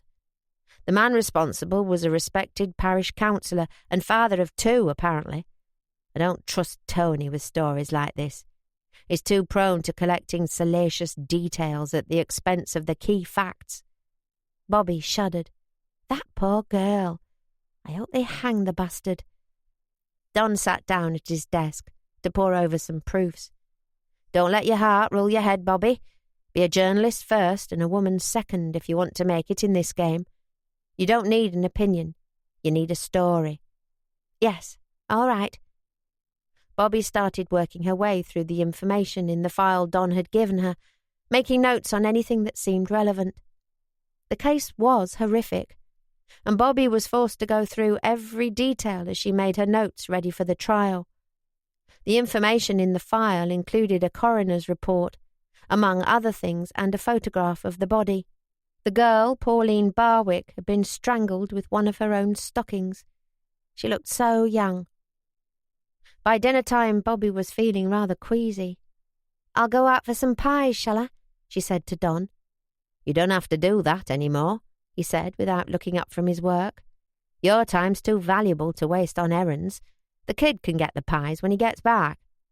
"Right." Tony arrived with Len, the new 16-year-old junior reporter. "Oh, nice," Tony said when he'd approached Bobby's desk to see what she was working on. He picked up the photograph of the murdered girl. "How come you're getting all the juicy stories these days, Bobby? Editor's pet?" "You'd have been welcome to this one," Bobby said, wrinkling her nose. "This poor girl went through hell before she was killed. It's traumatic even reading about it." "Front page for that one, then. Nothing sells papers like sex and death, especially if we can get the two together." He glanced at Don. "Why is she getting this sort of thing to report on, while I'm out covering peeping toms at ATS barracks, and disputes about errant husbands not paying their wives' maintenance? I'm the more experienced journalist." "Because she's a better writer than you," Don told him shortly. "Not to mention that I trust her to actually go where she's sent, and not to the nearest pub." Tony grinned, unperturbed at this summary of his professional skills. "Are we playing darts tonight?" he asked. Bobby shook her head. "I can't. My sister's left this morning for Greenwich. My dad'll be waiting for me to make his tea." "Oh, come on. Leave the old man to open a tin of corned beef or something. We never win when you're not there." "I can't, Tony." She stood up and grabbed her handbag. "I'm going out to get the pies. I need some fresh air." When Bobby arrived home after work, she went through her usual routine, checking that the kitchen cupboard where she stored her dad's alcohol was still locked, looking to see that there were no glasses by the sink with the smell of booze on them. When she'd satisfied herself that all was as it should be, she called up the stairs to her dad. "Dad?" He appeared at the top of the stairs in his vest, his face covered in shaving foam. "Where the devil have you put my razor blades?" he demanded. "I've looked a right daft bugger this last half hour, covered in foam and out to get it off." Bobby couldn't help laughing, and her dad gave a reluctant smile too. "You know I keep them locked away," she said. His razor blades were sealed in the same cupboard as his whiskey, along with a bread knife and carving knife. "Damn fool thing to do when you know I need to shave," he muttered. "Don't see why you can't leave them by the sink, same as usual." "I want to keep an eye on how many are left. We need to make things like that last, Dad. You know, shortages and everything." That was the explanation she and Lillian had decided to give him, and he seemed to accept it, or at least he pretended to. "I'll fetch you one." She went to get it, then followed him upstairs, and pretended to be doing something in her own room so she could watch him shave. "You go downstairs," she said when he'd finished. "I'm going to make some bread and cheese for tea. Then, if you like, we can have a game of cards and listen to the evening play together." "When's your sister coming home?" "She's gone, Dad. Do you remember? Lillian left this morning to go to her war work down south. It's just us now." "Oh, aye," her dad said vaguely. "That's right, I'd forgotten." As soon as he'd gone downstairs, Bobby took the blade from his razor, rinsed it and slipped it into her pocket to go back in the cupboard. Then she went to brew the tea and prepare their food. While she made the cheese on toast, Bobby reflected how the same food tasted different here to how it did in the countryside. Perhaps it was because the cheese in Silverdale was made by dairy farmers with their own herds. Bobby couldn't say where Mary Atherton got her flour from, but whatever it was, The bread it made was a darn sight tastier than the gritty brown loaves they lived on here in the city. What would her friends in Silverdale be doing now? Bobby wondered. The carriage clock in the living room had chimed 6. Mary and Reg would be having their own tea now, she supposed. She thought wistfully of bacon and scones. Perhaps Charlie would have joined them, as he sometimes did of an evening. Mary insisted that he couldn't live every night on bachelor fare, and must have a proper hot meal inside him now and again. Or perhaps he was at the cottage in the grounds of Sumner House, bathing in the smiles of his betrothed. Bobby speared a slice of bread rather too violently with her toasting fork and held it up to the flames of the kitchen fire to brown. And then, what usually happened next? Bobby would stay in the kitchen to help Mary clean up after the meal, while the men went into the parlour to discuss the war, the state of the government, and generally put the world to rights over pipes and cigarettes. Bobby and Mary would join them, everyone would settle where they liked best, and they'd spend a pleasant evening listening to the wireless or gramophone records while the men smoked, and the women knitted or sewed, a wolfhound occasionally laying its huge grey head in your lap. Damn! Bobby dropped the slice of flaming toast and sucked her fingers. She'd been too lost in her daydream of days gone by to notice the flames licking around it. Cursing, she tossed it into the fire and went to cut another slice. That wouldn't do. Food was scarce enough without her Silverdale nostalgia costing them bread. Nostalgia. The word made her think of Andy Jessup, how he'd spat the word to her the day she'd gone to interview him. He'd been absolutely right, of course. The past always looked better when you didn't have to live in it. Bobby thought with affection now of her quiet evenings with Reg and Mary, a picture of domestic bliss. But at the time she had missed her life at home terribly. Missed the excitement of the city, with its dance halls and cinemas where the young people who had been her friends were enjoying themselves. And now she was back at home. It was Silverdale that haunted her thoughts. It seemed she was destined never to be satisfied, even while she had everything she always said she wanted. She carried through the tea on a tray, silently berating herself for her ingratitude. "Where have you been all day?" her dad asked, as she put the tea down on the coffee table and poured them each a cup.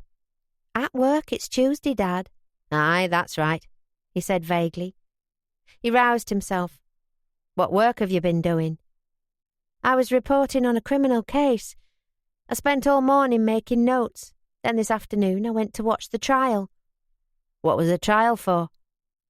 She suppressed a shudder.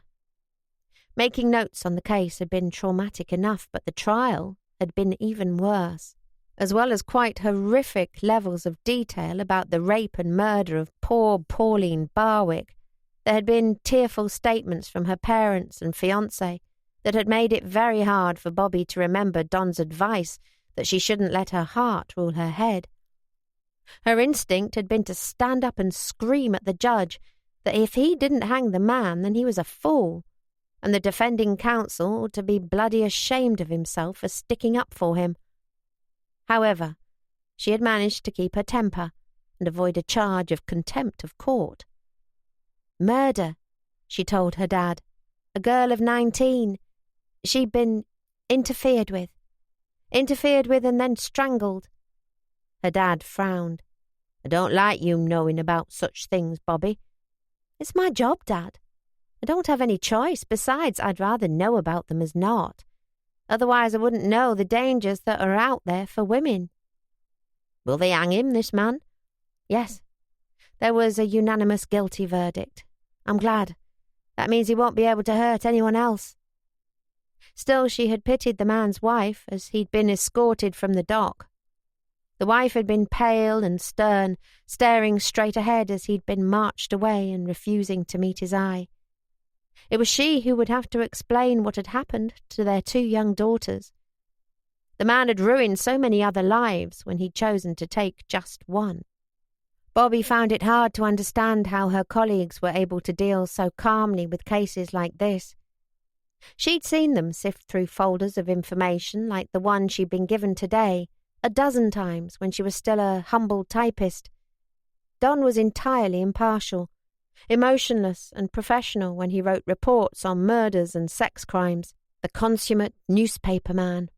Tony, as Don had observed, seemed to relish the most gruesome and salacious facts about such cases, writing reports on them that read like something from a penny dreadful. Bobby could tell when he stumbled over something juicy, as he described it, because he always let out a long, low whistle before scribbling it down in his notebook. Was it because she was a woman that she found herself filled with anger when she covered these stories, as Don had suggested? Was that why the details turned her stomach? Or was it because she was still new to the newspaper game? Perhaps Bobby, too, would one day be able to look at a photograph of a murdered girl, with nothing but a low whistle, taking pleasure in the fact that her story would make a compelling item on the front page. Bobby didn't much relish the thought of becoming hardened to those sort of cases. It felt right that they should be shocking to her, and worrying that she could ever find them otherwise. And yet this was important, wasn't it? It was real journalism, informing the public that a crime had been committed, that justice had been done, and warning them about the dangers that might await them outside their front doors.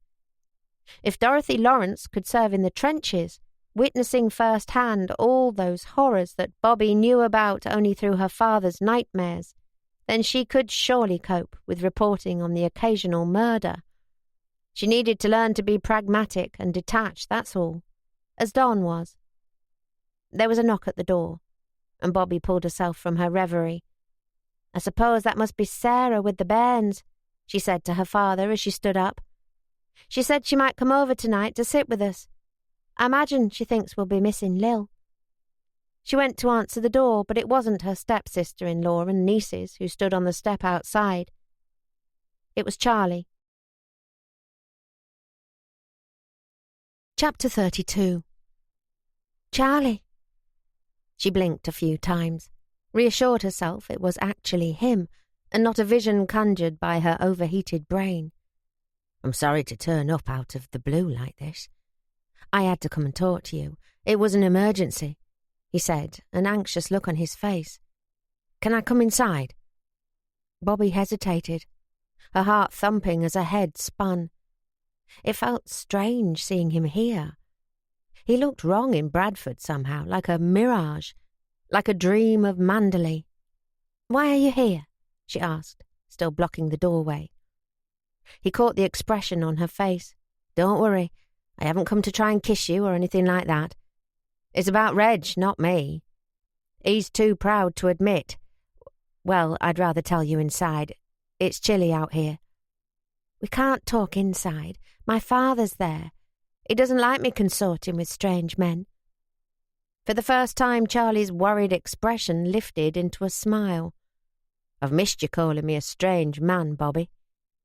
She almost smiled back, but managed to restrain herself. "Hold on," she said. "I'll make sure everything's locked up that ought to be locked up.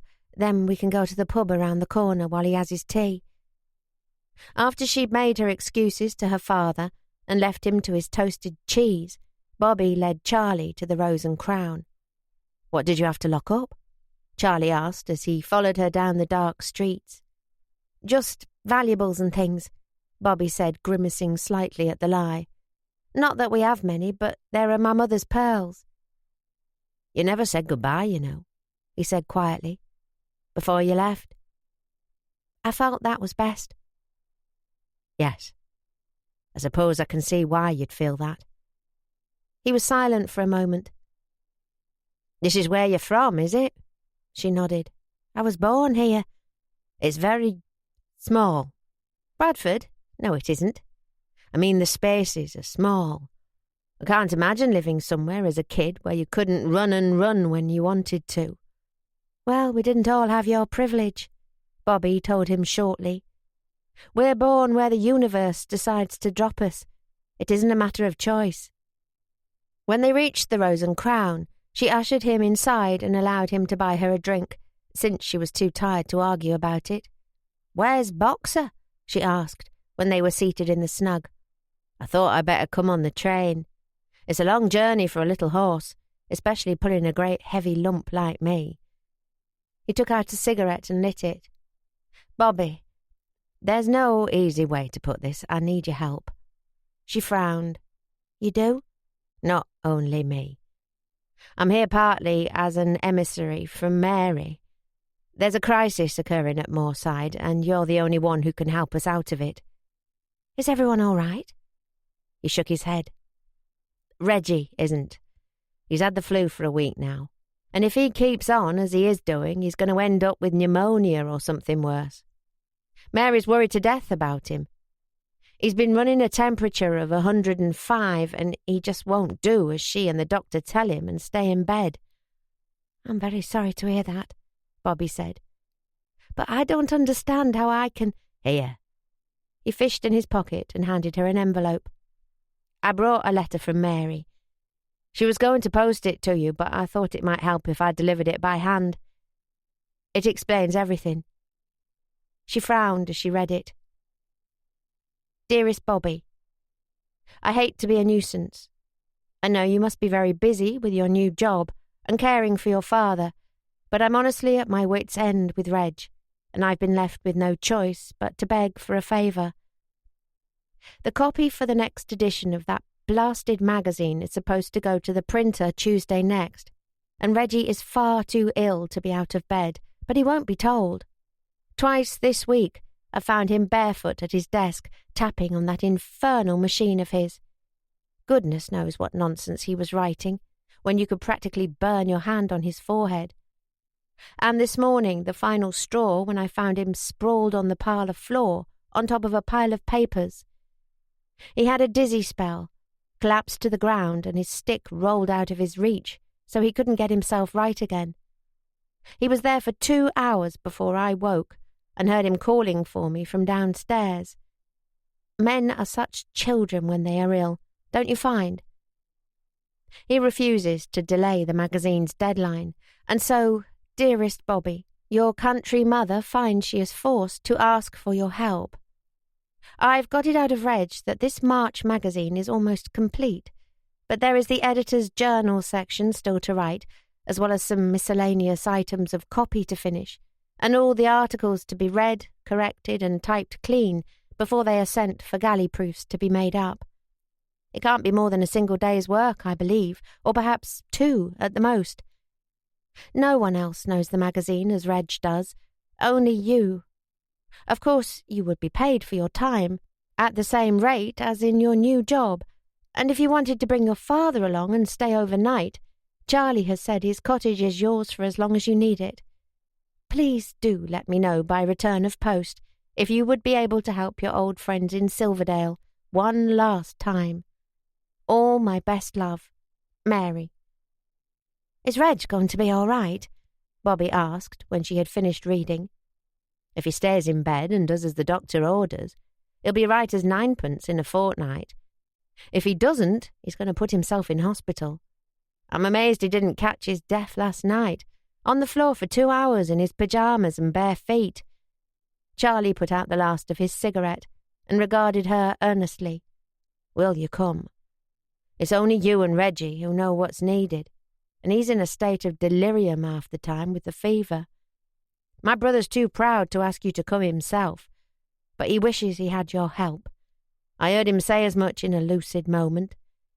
As Mary says, you can stay in my cottage. I'm preparing to move out anyhow. Of course, he would be getting ready to move in with Topsy after the wedding, wouldn't he? That meant it must be soon. And one day after the war, Charlie would be living with her in the big house. Lord of the manor, if you please, like Maxime de Winter in Rebecca. That definitely didn't suit him. Charlie was very much of the irresponsible younger son persuasion, not at all the stuff country squires were made of. Would he be an actual lord, since Topsy was a lady? Perhaps he would. Very odd to consider it. Or would Topsy lose her title for marrying a commoner, the way people did in books? Bobby wasn't quite sure how these things worked in modern times. "If I came, I'd have to bring my father," she said. That's all right. There's room in the cottage for you both. I'll stay in the farmhouse. Bobby hesitated. Did she really want to go back to Silverdale?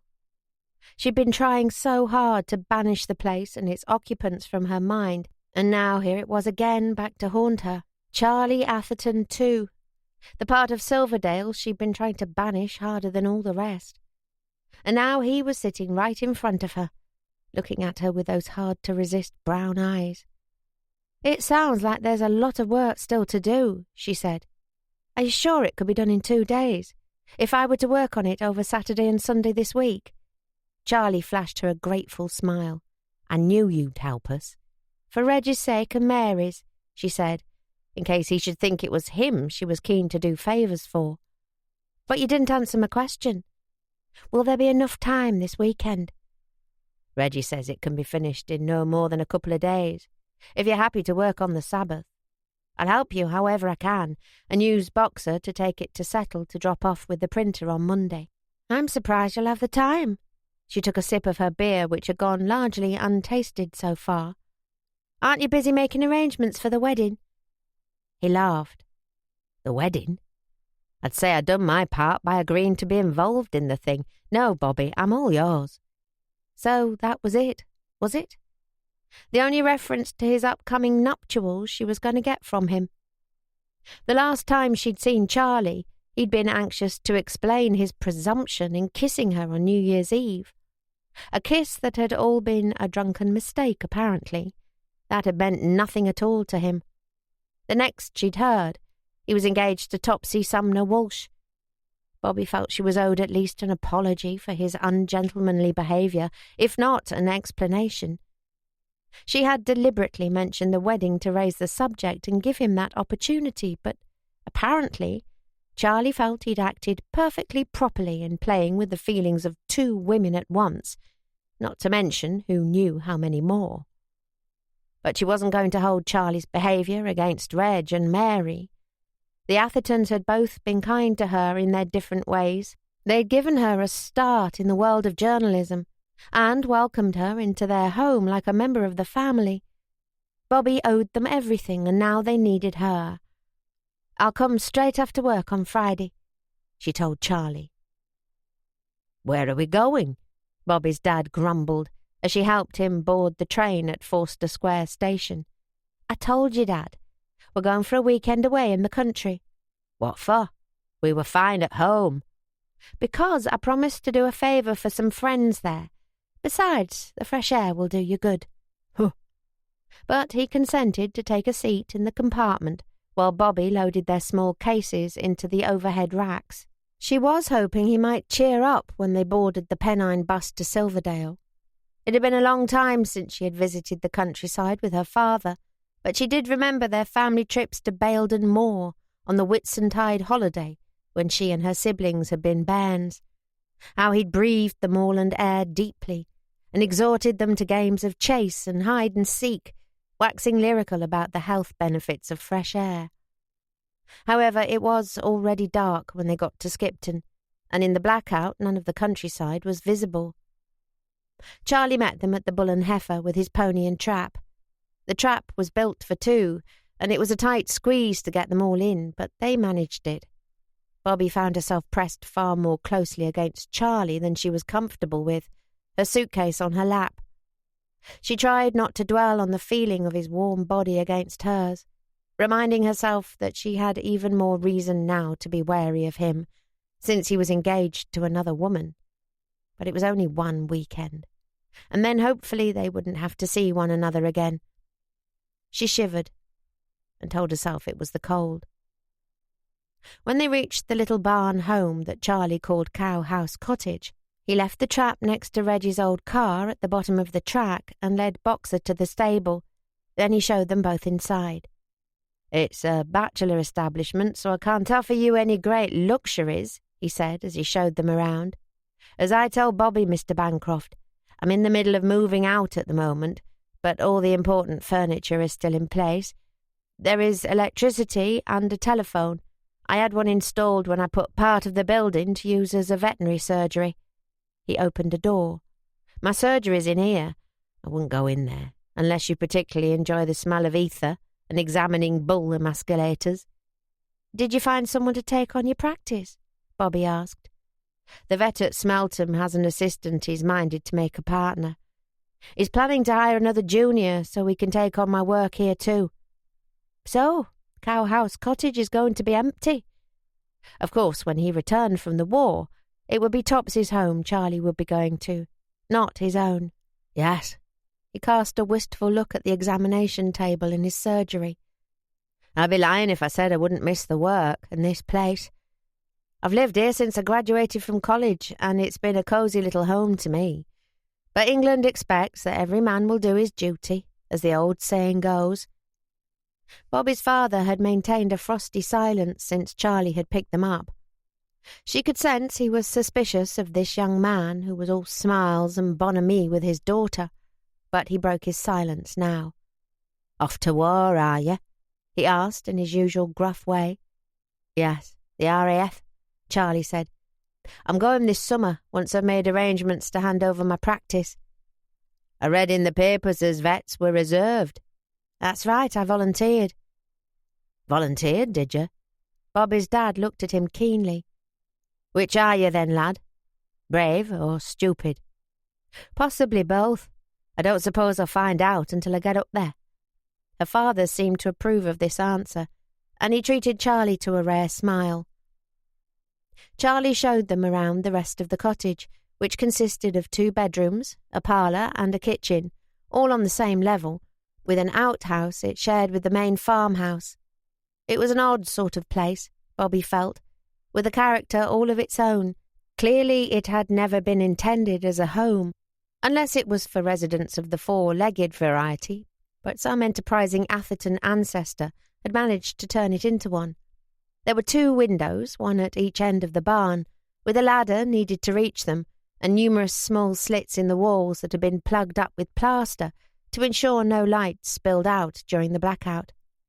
The bedrooms were more like stalls, with partition walls to separate them from the parlour, but no ceiling. Apart from the surgery, which was an attached side building, all the rooms were divided in the same way, separated by a stone partition wall from the neighbouring rooms by sharing the same high-beamed ceiling. It made Bobby feel a little like she was in a doll's house. "Have you both eaten?" Charlie asked when he'd finished giving them the tour. "Mary said you must go up to the house for a supper if you haven't had anything." "That's all right. I brought a packet of sandwiches for us to have on the train," Bobby said. "It's after 9, and I don't want to disturb Reg, since he's supposed to be resting. I'll see them both in the morning." "All right. I'm sleeping in the old nursery tonight, so I'll see you at breakfast, ready to do whatever journalistic task you think my big stupid brain can manage." Bobby glanced at her father, who was examining a shelf of books in Charlie's parlour. "Could you, show me where the privy is again, please?" she asked Charlie. He frowned. "I'd have thought you'd remember that. You lived here for months." "Yes, but I'd like a reminder, please." "All right." She followed Charlie outside and closed the door behind them. "Ah," he said. "You don't want to know where the privy is?" "No, I want to ask you to do something for me." He put one hand on his heart. "Anything, fair lady?" "Firstly, I want you to cut that out. I didn't come back to be flirted with. Secondly, if you're not busy tomorrow and you really want to help me, will you do something with my dad? Go for a walk on the moors or something." "I thought you needed help with the magazine." "All I need is a word with Reg, if he's well enough, and access to his typewriter. After that, I think I'll be better off being left alone to get the job done. Civilians will only slow me down." He laughed. "Is this the same girl I met in October, who worried she didn't have what it took to make it as a junior reporter? Now you're all set for temporary editorship." "Well, will you do it?" "If it's really going to be more use to you than being an extra pair of hands on the magazine. I'm sure your father can take care of himself, though, can't he? I got the sense he didn't like me much. He's barely spoken a word to me all the way here." "He's warming to you, I think," Bobby said, smiling. "Anyhow, I'd feel more secure knowing you were with him." "Why's that?" "Because he doesn't know the area. He might get lost or be head-butted by Troy or savaged by a rampant Norman. I'd feel better knowing he was with someone who knew their way around. He enjoys country walking. At least he used to." "All right, if that's what's going to be the most help to you." Before she could register what was going on, Charlie had leaned forward and planted a single kiss on her cheek. "It's good to have you back where you belong, Bobby Bancroft." Chapter 33. Breakfast was always served promptly at 7:30 at Moorside Farm. Weekends no exception. Bobby woke her father early, and having persuaded him to dress and wash himself at the small basin in Charlie's surgery, she took him to the farmhouse. Mary was in the kitchen frying bacon, with Charlie seated at the table waiting hungrily for his grub. "Good morning," he said, smiling at them. "Did you both sleep well?" "Aye, not bad," Bobby's dad muttered. "Mary, this is my father, Robert Bancroft," Bobby said. "Dad, this is Mrs. Mary Atherton. She was very kind to me when I was working here." Mary wiped her hand on her apron and held it out. "Welcome to our home, Mr. Bancroft. It's our pleasure to have you here. I must apologise that my husband can't be here to greet you, but he's rather unwell, I'm afraid." Bobby's dad, whose default state of curmudgeonliness had been exacerbated by finding himself in an unfamiliar place, softened rather in the face of Mary's warm welcome. He consented to smile. Everyone always did smile for Mary. "Thank you," he said, shaking her hand. "You must be very proud of this daughter of yours. We loved having her here with us. Such a well-brought-up young lady." Bobby's dad glanced at her. "Aye, I am that." Bobby patted his arm, touched. "Take a seat, please," Mary said. "I hope you're both hungry. I've cooked enough to feed the 5,000 this morning, not knowing what appetite you were likely to have." Bobby laughed. "I think we can manage to do it justice, can't we, Dad?" "I don't think I'll struggle," he said, almost jovial now Mary had put him at his ease. Bobby examined Mary, who looked tired. There was a fretful look in her eyes she was trying to hide, but Bobby couldn't help noticing it. "How's the patient, Mary?" she asked. "Oh, he's as stubborn as a mule, and as sullen as a schoolboy," Mary said, giving the bacon in her pan an exasperated poke. "Thank goodness you've come, Bobby. You're the only one who'll know how to deal with him. He won't trust anyone but you with his precious magazine, and he won't postpone the deadline. He's determined to finish it for Tuesday, even if he kills himself in the process." "Is he no better?" She sighed. "A little. The fever's dropped this morning, but he complains his head is aching, and his chest feels like sandpaper and of 100 other things. You know, I never appreciate the hard work done by nurses until my Reg is ill." Mary put a plate of bacon and eggs on the table, and the men started helping themselves. "My Nell used to say I were worse than the bairns when I were badly," Bobby's dad observed. "I think women like to make a fuss about their men making a fuss." He glanced at Mary. "But they're good to us, better than we deserve." Bobby shot him a surprised look. It wasn't like her father to contribute such a long speech to the conversation unprompted, especially with strangers. For a moment he'd almost sounded like his old self, as he had when her mother was alive. He didn't seem to notice her looking at him, tucking happily into his bacon and eggs. Mary laughed. "I can't deny it gives the village housewives somewhat to gossip about, comparing menfolk," she said. "Everyone likes to think theirs is worse. We wouldn't swap you, though." She rapped Charlie's knuckles with her wooden spoon as he reached for more bacon. "Although happen any wife of yours will say different, Charlie Atherton. I swear you'll eat me out of house and harbour before I get you safely wed. Leave some of that bacon for the guests." Charlie thrust his hands into his pockets in a comical manner, like Billy Bunter caught with his fingers in the biscuit jar.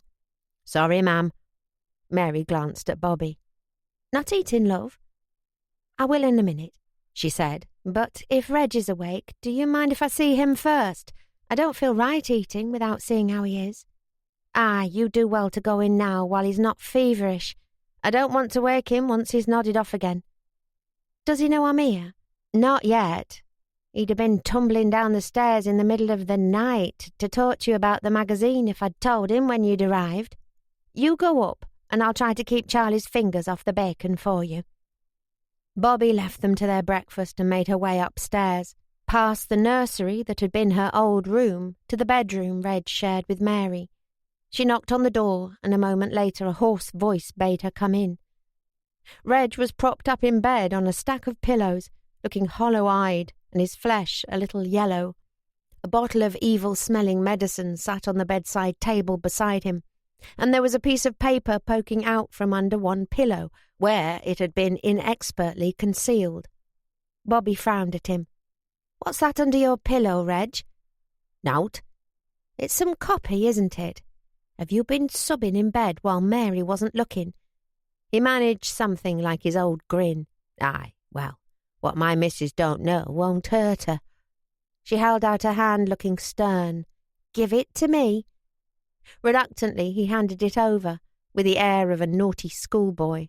"So you're back, are you?" he grunted. "I am. Pleased to see me?" "Huh, wouldn't know about that. But since you're here, you might as well sit down." Bobby sat in Mary's chair by the bed, suppressing a smile. Men, honestly. However such a ridiculous species had come to rule the world, she had no idea. Her father was exactly the same, incapable of properly expressing joy or happiness, or melancholy or hurt, no matter how deeply felt it was, because his pride wouldn't let him. Were these emotions really so unmanly, when every human being had them? It wasn't every day that Bobby felt glad to belong to the gentler sex, a term she felt sure had been coined by someone who had never met Miss Newbold, but just now she was glad that she had society's permission to show how she felt without being expected to conceal it. It was evident that Reg was pleased to see her in spite of his words. His eyes, watery from his recent bout of illness, had crinkled at the corners when she'd come in, and he'd shuffled up eagerly on the pillows. She knew he wanted her here. Charlie had said so. But he was a man, of course, and it was only a matter of pride with him to pretend he could cope, even after days of fever and delirium. He had to act as though it was only with the greatest reluctance he now tolerated her help, and for the sake of his manly pride, Bobby would have to go along with it. Thankfully, having grown up with a father and two brothers, and after working in the almost exclusively male environment of the Courier, Bobby knew how to handle men. What she had to do now was make Reg think that letting her take over the mag for a day or two was all his idea. "What brings you here, then?" he asked, reaching for the medicine bottle and taking a swig of what was in it. It smelt foul, and judging by the face he made, it tasted even worse. "I brought my dad for the weekend, to show him where I used to live," she said airily. "I thought it would do him good now he's suitably recovered from his illness. Mary mentioned in her last letter that you weren't so well, so I thought I'd drop in and see how you were bearing up." "Courier treating you well? Getting lots of big stories?" She smiled. "Come on, Reg. I know you've read them." "Happen I might have seen a couple of your bylines," he admitted grudgingly. "Not bad, lass." "How are things with the tyke? I suppose you must be going to print with the March edition soon," she said, as nonchalantly as she could. "Aye, Tuesday." He broke into a fit of coughing. "If I could only shake this damned foolishness, I could have it finished by Monday. Mary keeps hiding it all from me. I tell her the fever's gone, but she's got me sealed in here like a bloody prisoner of war." "I'm sorry to hear that. Could no one help you finish it off? Charlie?" "That hulking idiot. It's a magazine, not a colicky horse." He coughed again. "No one knows the magazine but me. No one knows what it's all about, its tone, its humour, what needs to be done before it's ready." "Well, that's not really true." Bobby paused for a short moment to give more impact to her words. "I mean, I know those things, don't I?" "Huh. What good is that to me? when Don Sykes has filched you off me. Don doesn't own my free time, and I'm here now. If you want me to help, Reg, I will." He looked at her. "I thought you were on your holidays." "Well, we really came so my dad could visit an old comrade in Smelton," Bobby said, deciding a little white lie for the sake of Reg's health might be permissible. "I'd only be the third wheel once they got together and started talking army days. It sounds like it'd be more helpful for me to stay here while he pays his visit." She met his eyes earnestly. "Reg, look. You and Mary were very kind to me when I worked here, and if it wasn't for you taking a chance on me, I'd never have got my position on the Courier. It seems to me I owe you both a favour. So if I can help her to stop worrying and you to get well by taking on the rest of the work for the March number, I'd like to do it. I feel guilty as it is for leaving you both, especially when Mary said in her last letter that you still hadn't been able to recruit a new junior reporter." He narrowed his eyes at her. "This isn't something you and my wife have cooked up between you, is it?" "Absolutely not," Bobby said firmly. That was technically true, since, in fact, it had been Mary and Charlie who had cooked it up between them. "Well, then I suppose.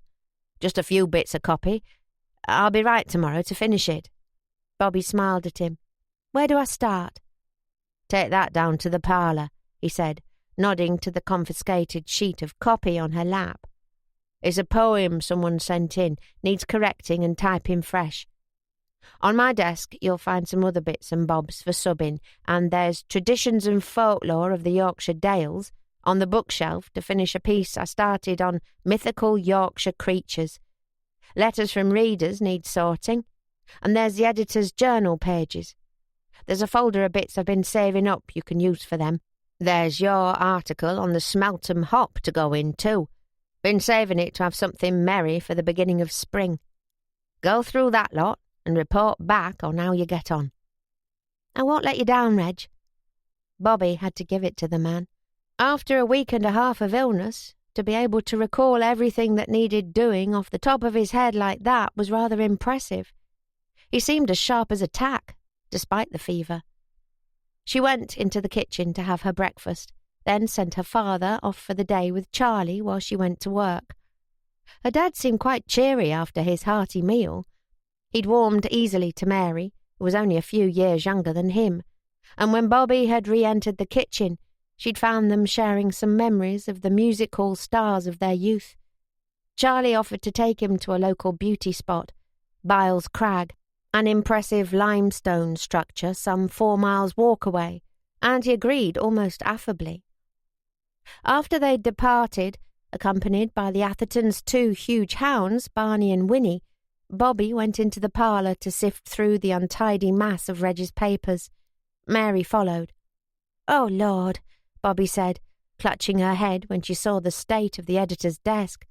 "Did he get even untidier since I went away?" "He's made a right mess trying to work while he's ill," Mary said. "I hope you can find everything you need." "I suppose I shall have to." "Do you want some tea while you work?" "No, thank you. I think you had better just close the door and leave me here for a little while so I can impose some sort of order." Mary smiled. "Well, good luck." Chapter 34. One of Bobby's major frustrations while working at the Tyke had been that the magazine's proposed contents, like most other things, tended to not live on paper, but in the untamed jungle of Reg's brain. When she reached the parlour, she discovered nothing had changed in that respect. Various folders and files on his desk were home to newspaper cuttings, scribbled pen portraits, items from church newsletters he'd jotted down. Anything he felt was interesting enough to form the basis of an article, or perhaps an item in the editor's journal section of the magazine.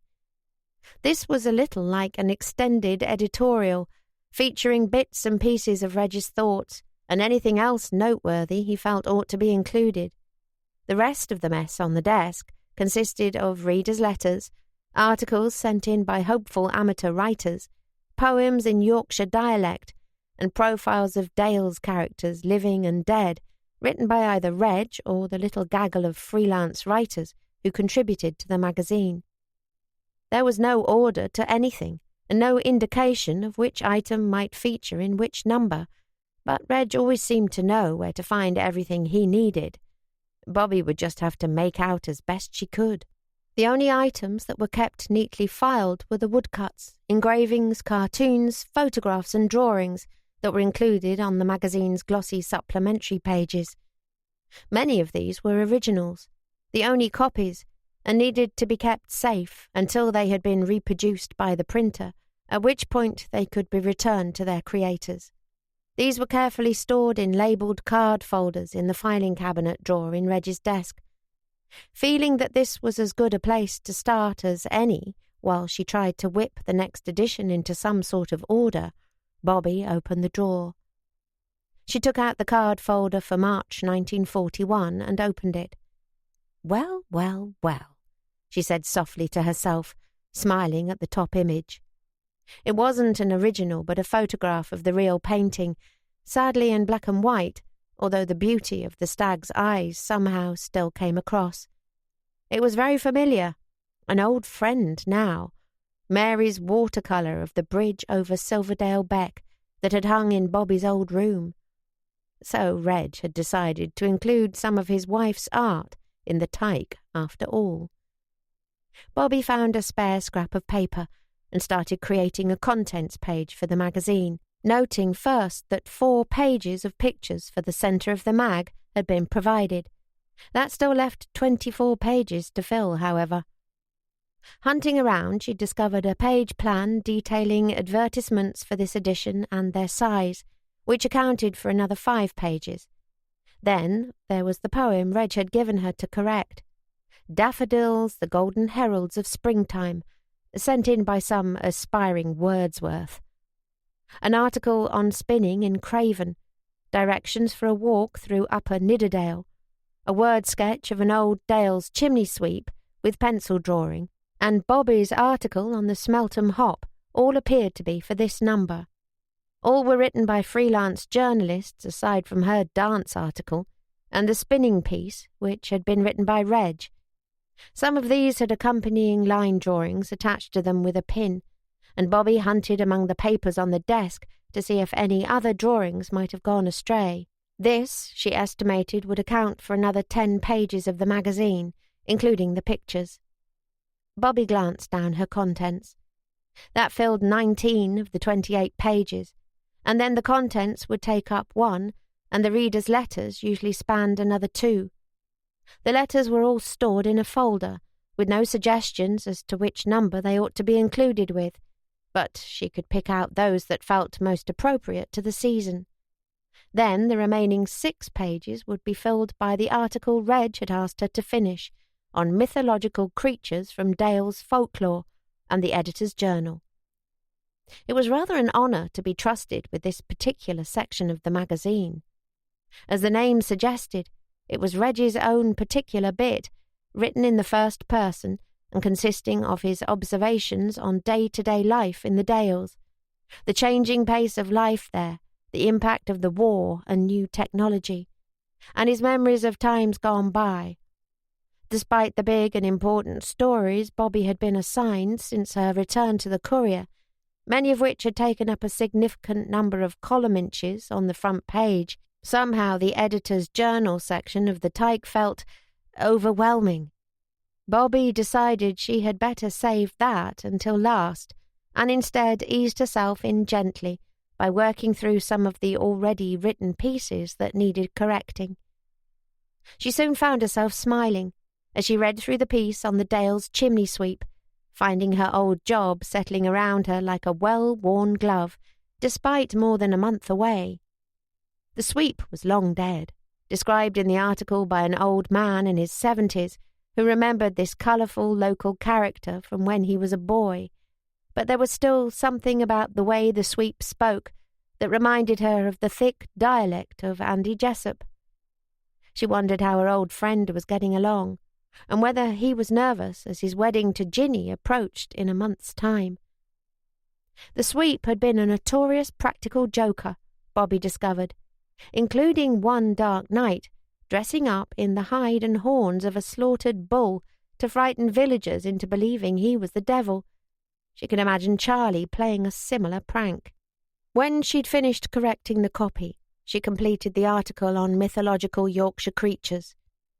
That didn't take too long, since all the information she needed was to be found in Reggie's old volume of folklore. That was rather dry in its style, however, and she tried to give the words a more engaging slant as she wrote, infusing them with the sort of dry, deadpan humour she knew their readers liked. The creatures were rather interesting. There was the giant spectral black dog known as the Gytrash that roamed Baildon Moor. Bobby was glad she hadn't known of that legend as a child, when she and her family had gone for wit walks around the place. Then there were the mysterious lights known as peg-o'-lanterns that appeared on the moors or hovering over bogs, said to be the torches of fairies or evil spirits. Could any of it be true, Bobby wondered? Or was the Gytrash simply another mischievous dalesman, dressed up in an old fur to scare his neighbours? She rather liked the thrilling shiver you got down your spine when you imagined there might be truth in the tales, as long as she was indoors in front of a warm fire and not roaming the moors at night. Finally, all her copy was laid in neat piles, and she came to tackle the editor's journal, the section she'd been dreading more than all the rest. Bobby sucked her pencil, as she always did while she was thinking, and tried to work out how best to tackle it. Reg always wrote in the first person, beginning with an introduction suffused with humour and his own distinctly Dale's voice. He would often follow this with some observations on local life here in Silverdale. The Dales folk loved it when they were mentioned in Reg's journal, with Gil Capstick at the post office practically swooning when he discovered the editor had made a reference to his unique way of predicting the weather, although he'd made it clear to Reg that any sharing of his specific methods would be met with dire wrath.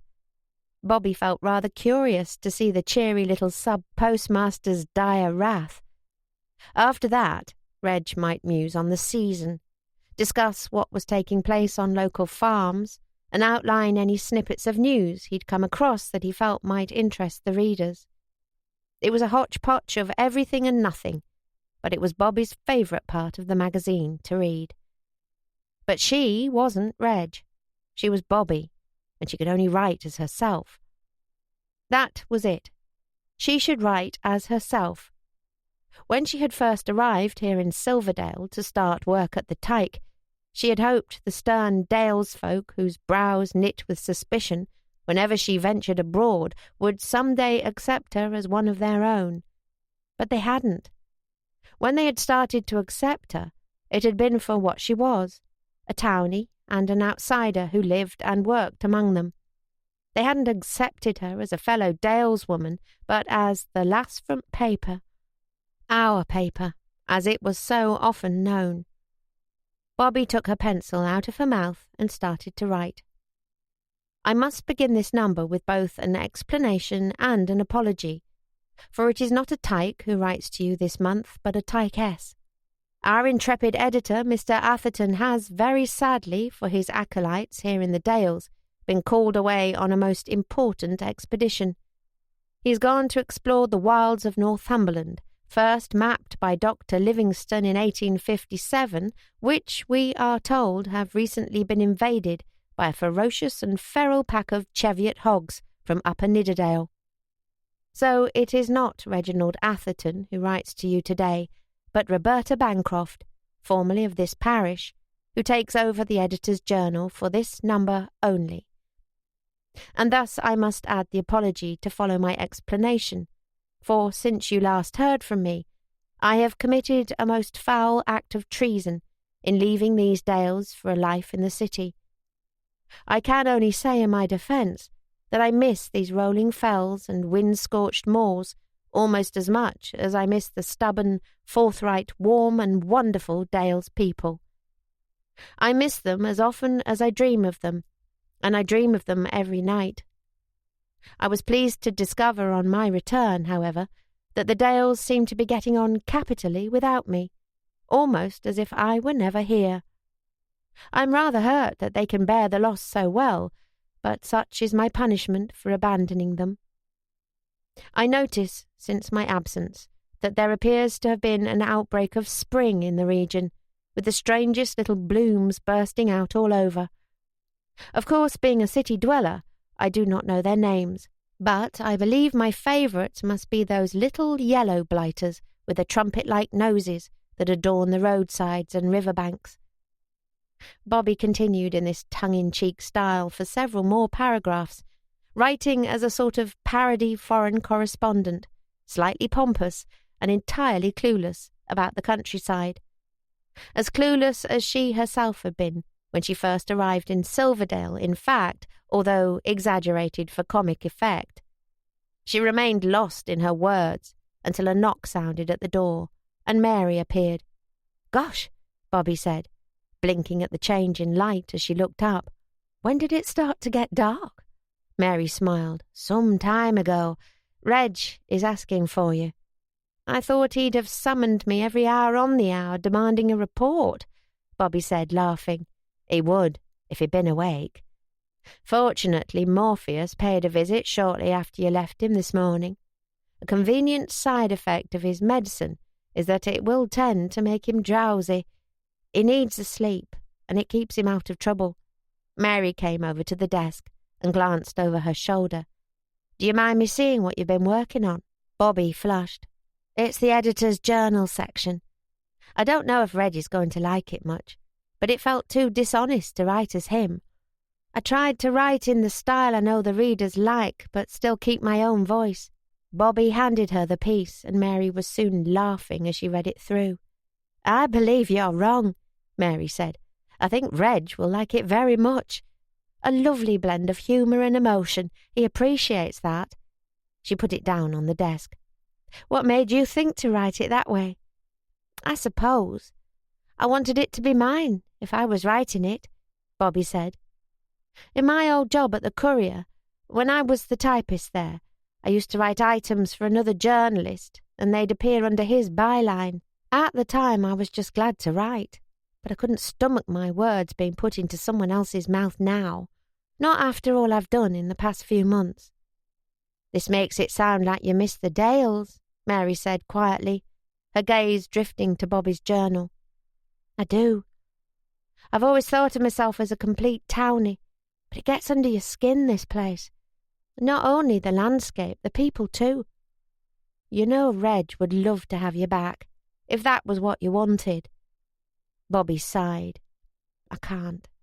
I've got my dad to think about, and my job at the Courier. I don't mean to sound mercenary, Mary, but it's £3 a week. I need it now I'm supporting two of us. I doubt my dad's going to be able to find work again with his health problems. And I'm doing something important there.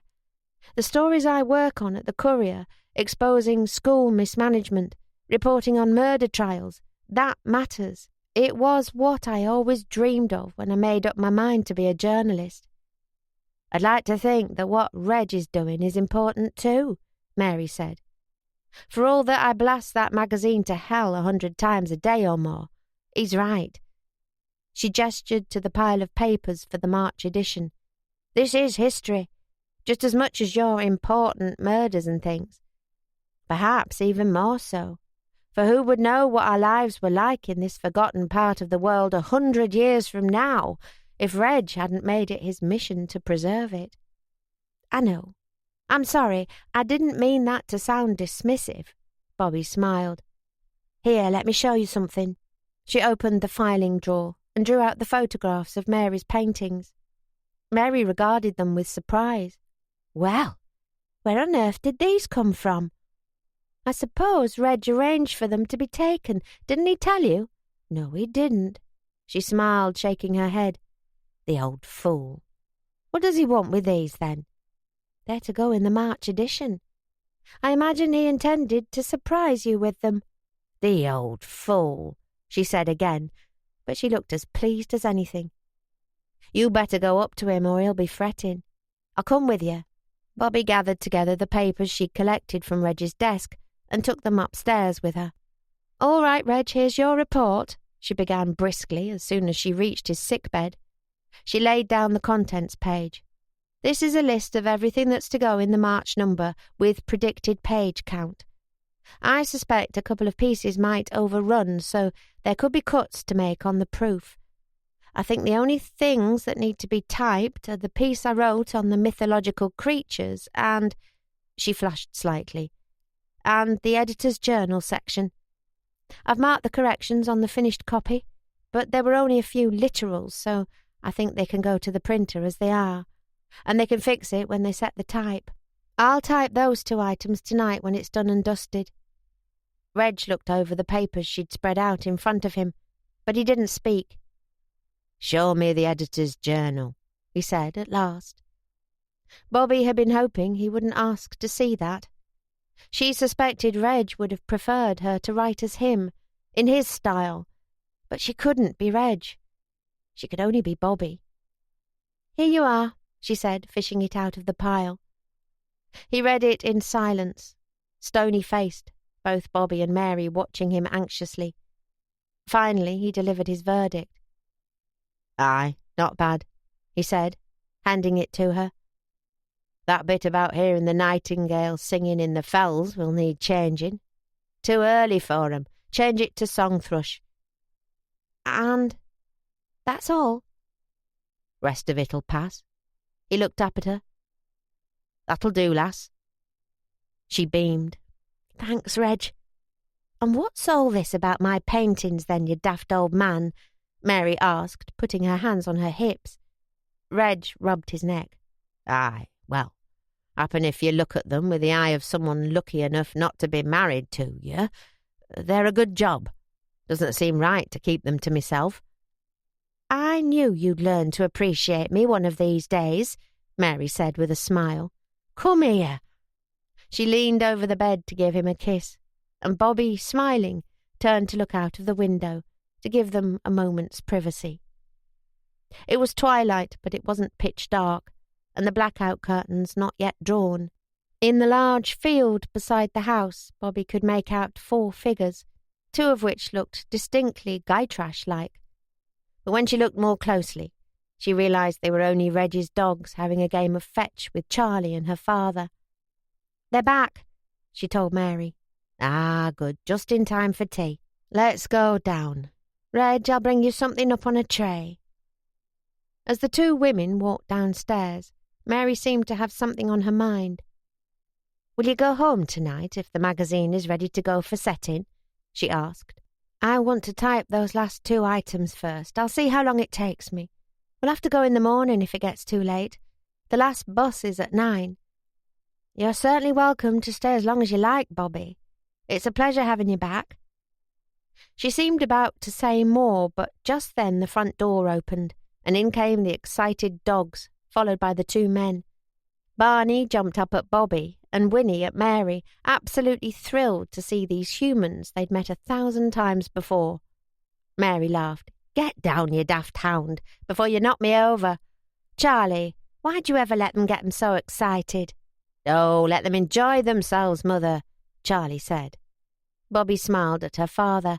He looked quite happy, his cheeks rosy from his walk and the game with the dogs. He approached her to give her a squeeze, which was the most affection she could remember him showing her in a long time. "Now then, lass," he said in a voice practically jolly, "did you finish your work?" "Nearly. I need to type a couple of things, then it's all done. We can go home tonight if I finish before the last bus, or tomorrow morning if you'd rather wait until it's light." "There's no need to rush back, is there?" Charlie said.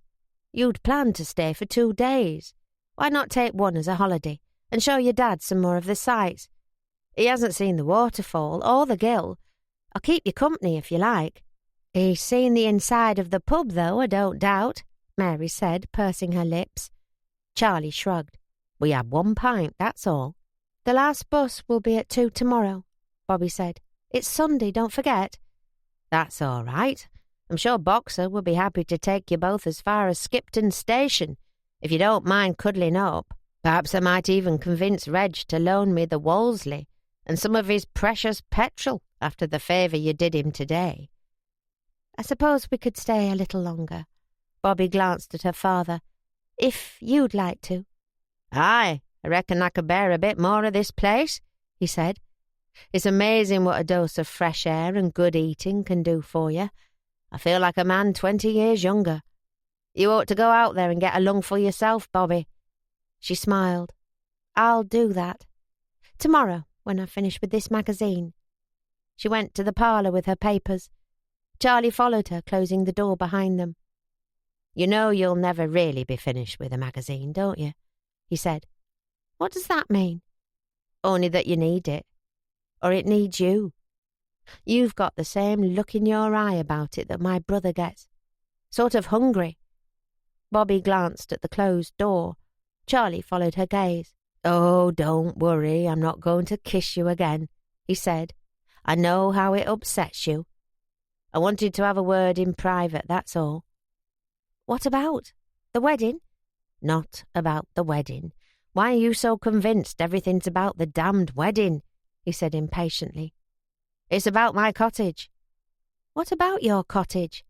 Bobby couldn't imagine what that could have to do with her. It's going to be empty soon, like I told you. It isn't me who owns it, you know. Isn't it? No. My brother owns the farmhouse, the grounds and everything in them. Dad left everything to him when he died. There's a story behind that, which I'll save for another day. Anyway, Reggie lets me live here rent-free, where he can keep an eye on me. He looked at her. He'd like you back, Bobby, back at the Tyke.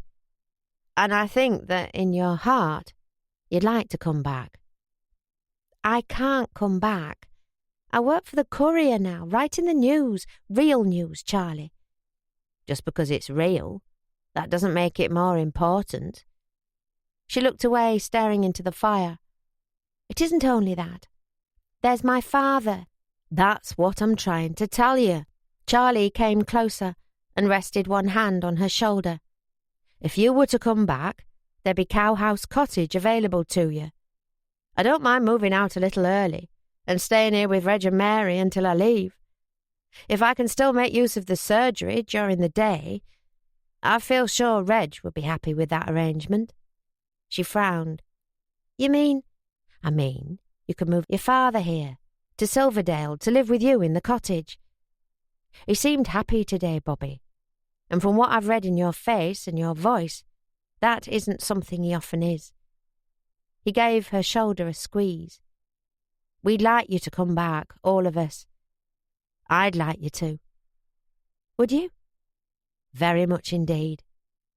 Nothing's been the same since you left. Think about it, all right? Oh, and here. He took the handkerchief he'd once given her from his pocket and handed it to her. Take this back. I have a feeling it might have brought you more luck than you know. Chapter 35. 3 weeks passed and Bobby did think about it. She thought about it every morning when she awoke and when she lay in her bed at night. She thought about it when she walked past a newsstand and saw the March edition of the Tyke, which she'd worked so hard to bring out on time. She thought about it whenever she got a letter from Mary in the post, telling her about the goings-on in the village. Her short trip to Silverdale and the work she'd done on the magazine hadn't exorcised the place from her mind as Bobby had hoped it might. If anything, it had made it worse. She still dreamt of the place, still missed the people she'd met there. Missed Charlie. And that was exactly the reason she shouldn't go back, wasn't it? To go back to Silverdale, to live in the place alongside Charlie once he was married to Topsy and settled at Sumner House. She couldn't bear it. Bobby had spent a long time trying to deny her feelings for Charlie Atherton, but seeing him again that weekend, pressing up close against him on the trap, the scene when he'd returned her lucky handkerchief and looked so deeply into her eyes, she just couldn't do it anymore. She wished Lillian was here to listen to her cry and talk about him and cry some more, but she wasn't.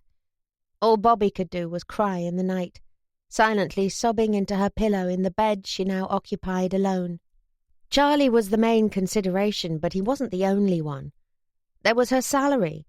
which would drop suddenly from 60 shillings a week to 20 if she returned to Silverdale, a sum on which she had both herself and her father to support. And there was her job at the Courier. Bobby knew what the tyke was doing was important in its own way, but it wasn't news, and her ambition had always been to be a newspaperman. Now she had achieved that, and Don had even hinted there could be a deputy editor position in her future if she continued to work hard and well, a feat few women reporters could dream of achieving. Perhaps she might even work her way onto one of the national newspapers eventually, as she'd always wanted to. Don was right, she did have a talent for it, as she'd proven to him when she'd written about the school. Such had been the success of that story that several parents had revolted to put pressure on the governors. Eventually, Miss Newbold had been let go in favour of a caregiver with a more balanced view of how to keep her charges well and healthy.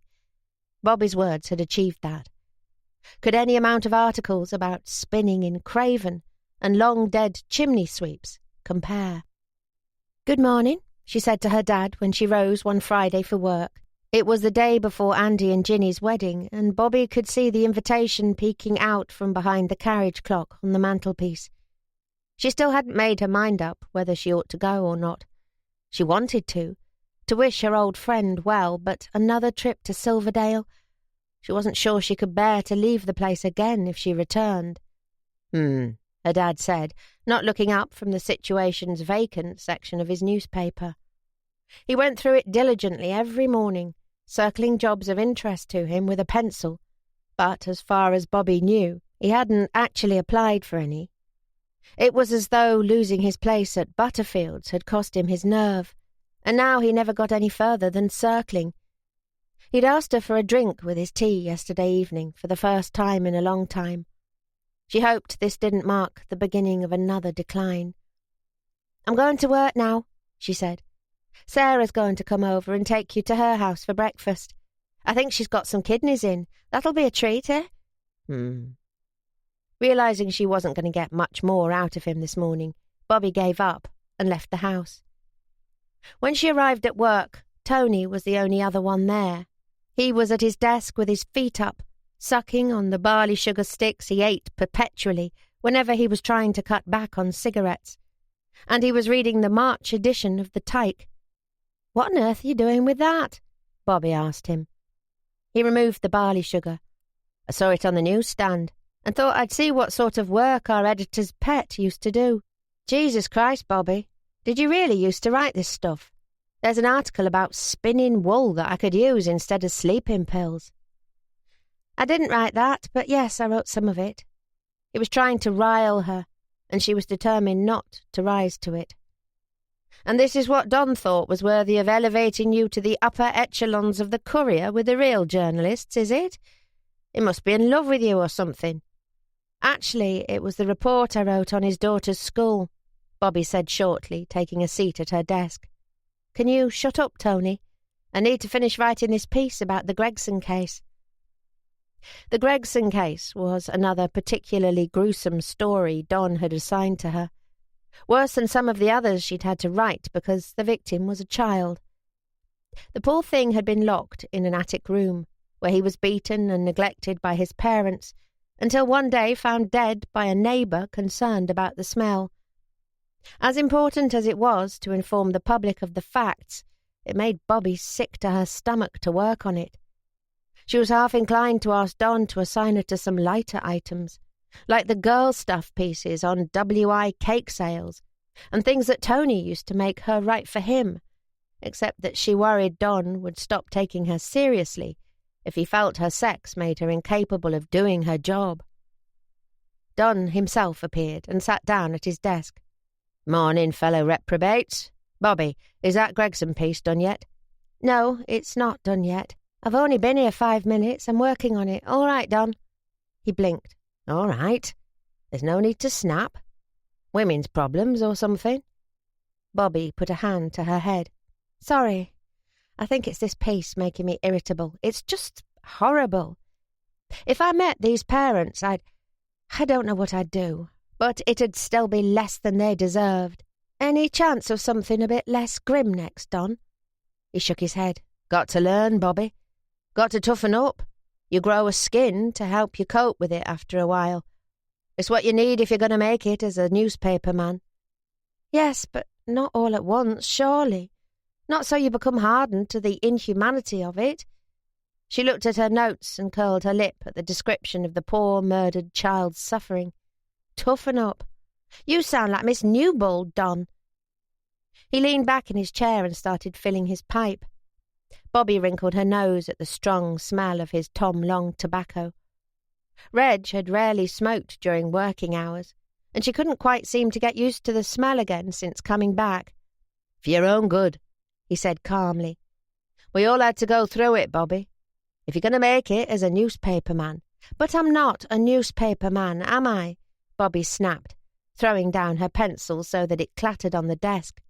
I'm not a man at all. I'm a woman, as you two keep pointing out to me. And if that means having compassion and feelings and being angry and sickened when some poor kid or a defenceless girl is killed, then what the hell is wrong with that? It doesn't make me a bad journalist. What it makes me is a bloody human being. Maybe the rest of you could try it once in a while. Definitely women's problems, Tony muttered under his breath. Don paused with his pinch of tobacco halfway to his pipe, looking taken aback. I didn't say you shouldn't care, did I? He said. I said you can't let your feelings get in the way of a story. You need to use your head, not your heart. Yes, well, I disagree. Don laughed. Do you indeed? You disagree with me, do you? With your oh-so-many years of newspaper experience. I was a cub reporter when you were in your pram, Bobby. I still disagree, and I think I'm right to, she said firmly. It's head and heart, isn't it? Using both is what makes a good writer, what makes an engaging story. Like the interview I did with Andy Jessup. Your head knows how to sort through the facts and what order it needs to present them in, but it's your heart that knows how to engage the reader's emotions. You have to combine the two. Reg said we got more letters about that piece on Andy than anything he'd ever printed. That nothing nowhere mag, Don said dismissively. Are you still talking about that? Because she's been working for it on the side. Tony approached Don's desk and tossed his copy of the Tyke onto it. This is this month's edition, and her name's all over it. Bobby glared at him. After all the time she'd covered for Tony over the pieces he'd got her to write, the mornings he'd played truant from work and the money-making schemes he was always running on the side, he'd tell tales on her to Don just like that. He'd been riddled with jealousy ever since she'd come back to work on the paper as his equal. Don looked at the magazine, then up at her. What's this, Bobby? She flushed. Can we talk about it in private? We can talk about it here. It was a favour to Reg, that was all. He had the flu. It was in my own time. No one else could help him put it to bed, and he was making himself ill trying to do it, so Mary asked me to help. Don glanced at Tony. Go out and get us something to eat, will you? Now? It's first thing in the morning. Yes, and I'm hungry. Fetch some butties or something. Send Len when he gets here, Tony said, folding his arms. I'm not the office errand boy. Tony, bugger off for 15 minutes, can you? Oh, I see, it's like that, is it? He cast a suspicious glance at Bobby. All right, fine. But don't think I don't know what's going on here. When Tony had gone, Don picked up the copy of the Tyke and leafed through the pages. You know, I should have realised you weren't cut out for this job the moment you told me you needed time to think about it, he said quietly. Bobby bowed her head. I'm sorry, Don. I've let you down. After all you did for me and for Dad. You haven't let me down. I just wish you'd been honest with me. He stopped at the editor's section and smiled. This is funny. Thank you. Clever idea, writing it like a foreign correspondent who's stranded in some unfamiliar land. I suppose the readers like that sort of thing. Yes. He put the magazine down. Bobby, I'm going to have to let you go. Because of this, Bobby said. I told you, Don, it was only while Reg... Not because of this. You're unhappy with my work? I'm very happy with your work. I've said it before and I'll say it again. You're a natural writer. and you're worth 10 of Tony Scott, even on one of his good days. He looked again at Tony's copy of the Tyke. You believe in fate, don't you? You talk about it enough. In a way. At least I believe some things are meant to happen. Well then, wouldn't you say that's what this is? Reg gets the flu, and you have to put his magazine to bed.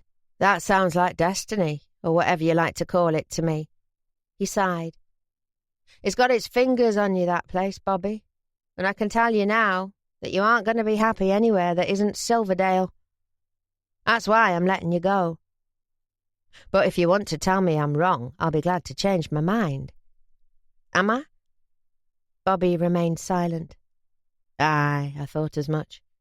Don nodded to the magazine.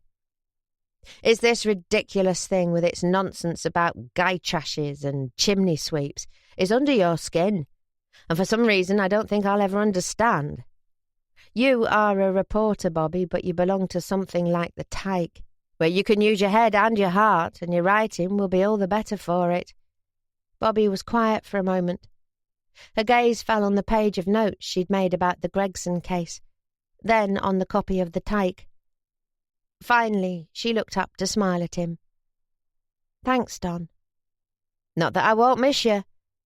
You're the only person around here who talks like a sensible human being, not to mention being the sole person on my staff who can actually write.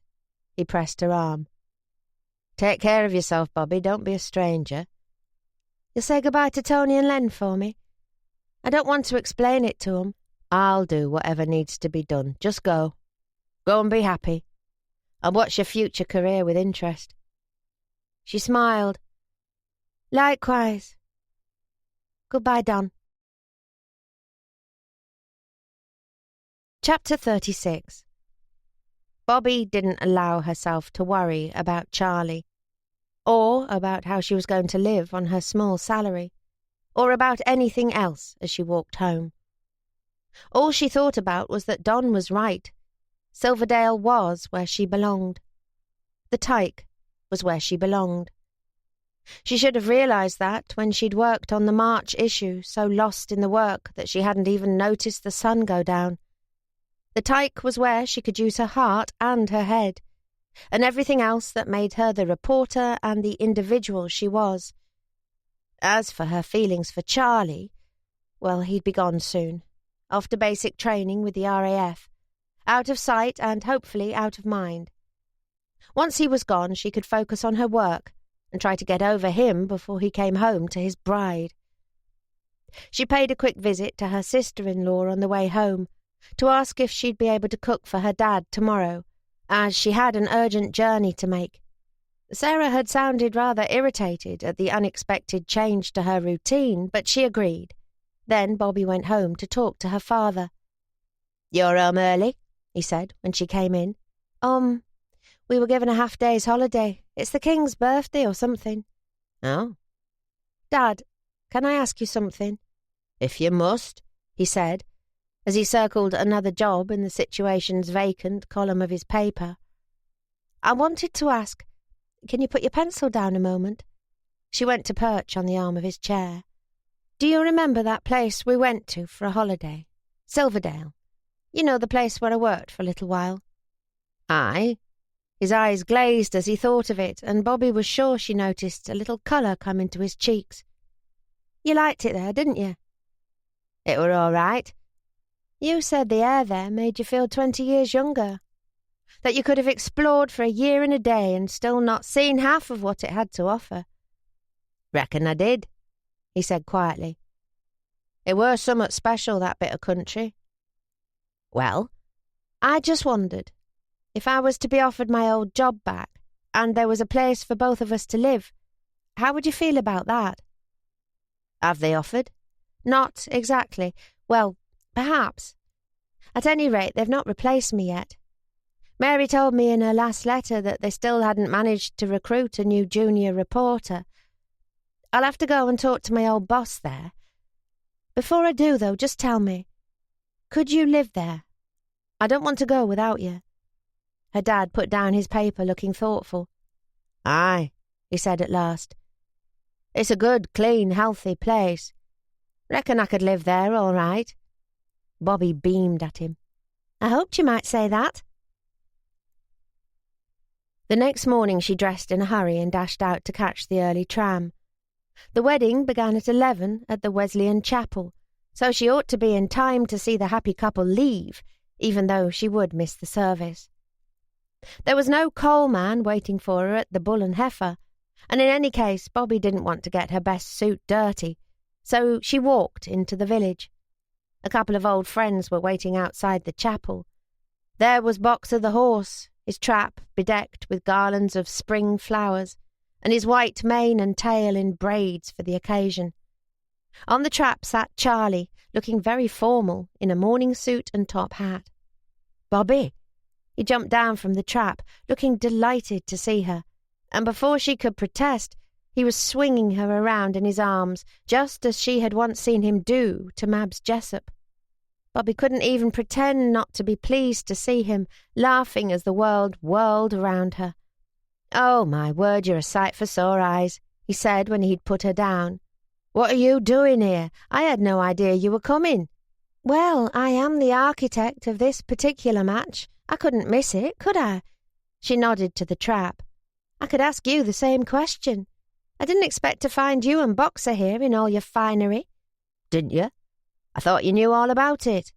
"No. How would I?" "I don't know. Could have sworn you mentioned it to me. I suppose Mary had told you in one of her letters." He patted Boxer's flank. "We're to be chauffeurs for Mr. and Mrs.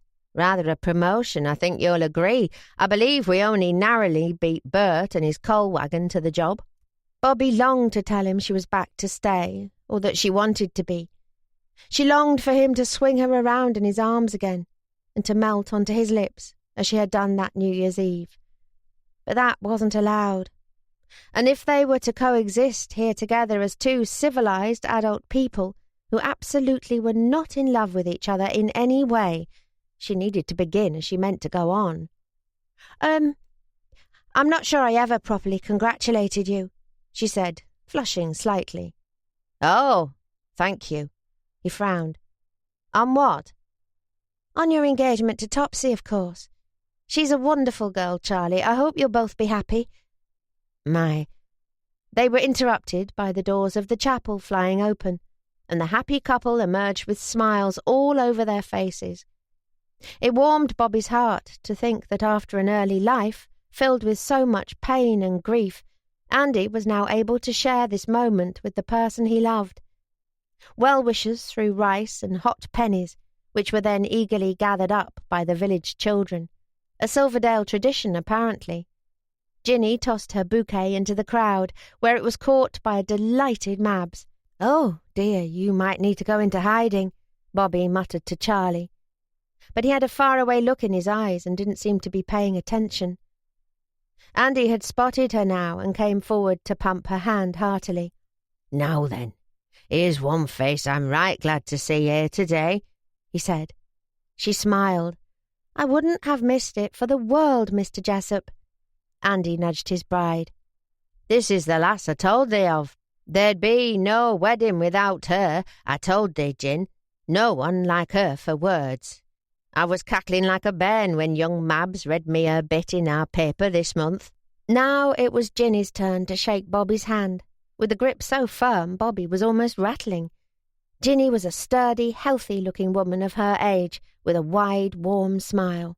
"It sounds like we owe you a lot," she said, "but I'm afraid all we've got to offer is ham sandwiches and a little piece of fruitcake at the pub. Shall we see you there?" "Of course." "We're to ride in state," Andy told her with a faux pomposity that was highly comical. "Ginny, my love, may I hand you up?" Ginny smiled and gave him her hand to be helped into the trap. Charlie climbed up next, with Andy squeezing in on his other side. "I'll see you at the Heart," Bobby said, as Charlie clicked to Boxer to carry them off. When they'd gone, Bobby went in search of Reg and Mary, who she knew would be somewhere in the crowd of well-wishers outside the chapel. It seemed like the entire village had gathered, Wesleyans and Anglicans alike, to see off the happy couple. She soon discovered them in the now dispersing crowd, Reg leaning on his stick with his other arm through Mary's. They both looked sort of far away, as if thinking back to their own wedding day. Mary blinked. "Bobby, oh my goodness, we had no idea you were coming today, child." "So you're back, are you?" Reg said, greeting her, as he always did, with a taciturn air of the dalesman who never gave anything away. Bobby smiled. "Aye, I'm back." "Ah, now you're talking like one of us." "I hope so. I hope I am one of you, because—" She took a deep breath. "I lost my job at the Courier yesterday, Reg." "Oh dear," Mary said, her brow knitting into a concerned frown. "Whatever for? We've been reading all your pieces. You seem to be doing so well." Don felt that I didn't really have my heart in the job, and now I've thought it over, I quite agree with him. Reg frowned. "And you think I'll have you back, do you? Just because you've no better offer?" "You don't understand." Bobby glanced at Mary, who seemed to know what she meant, and nodded encouragement. "Don didn't sack me exactly. I suppose you could say he freed me. He knew this was the only place I could be happy. Here, working for you. He said the Tyke was where I needed to be." Mary smiled. "I'm sure I remember saying somewhat of the kind myself." "You did, but I was too foolish to realise how right you were. It was only yesterday, in the office, that I managed to make sense of it all." Bobby looked at Reg. "Would you still have a job for me?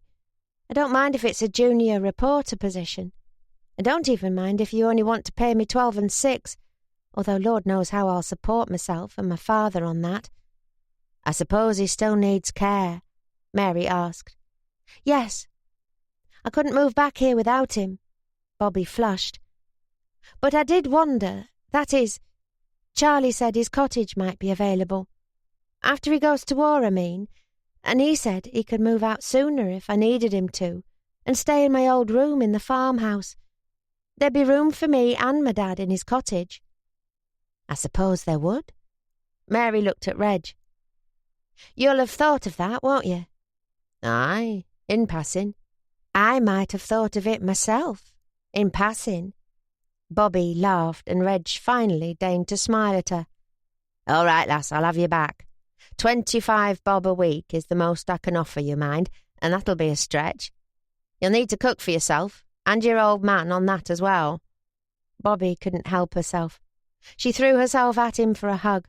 "Thank you," she whispered. "You won't regret it." "Huh, you told me the same when I hired you, and look where that landed me." "Oh, give over, you grumpy sod."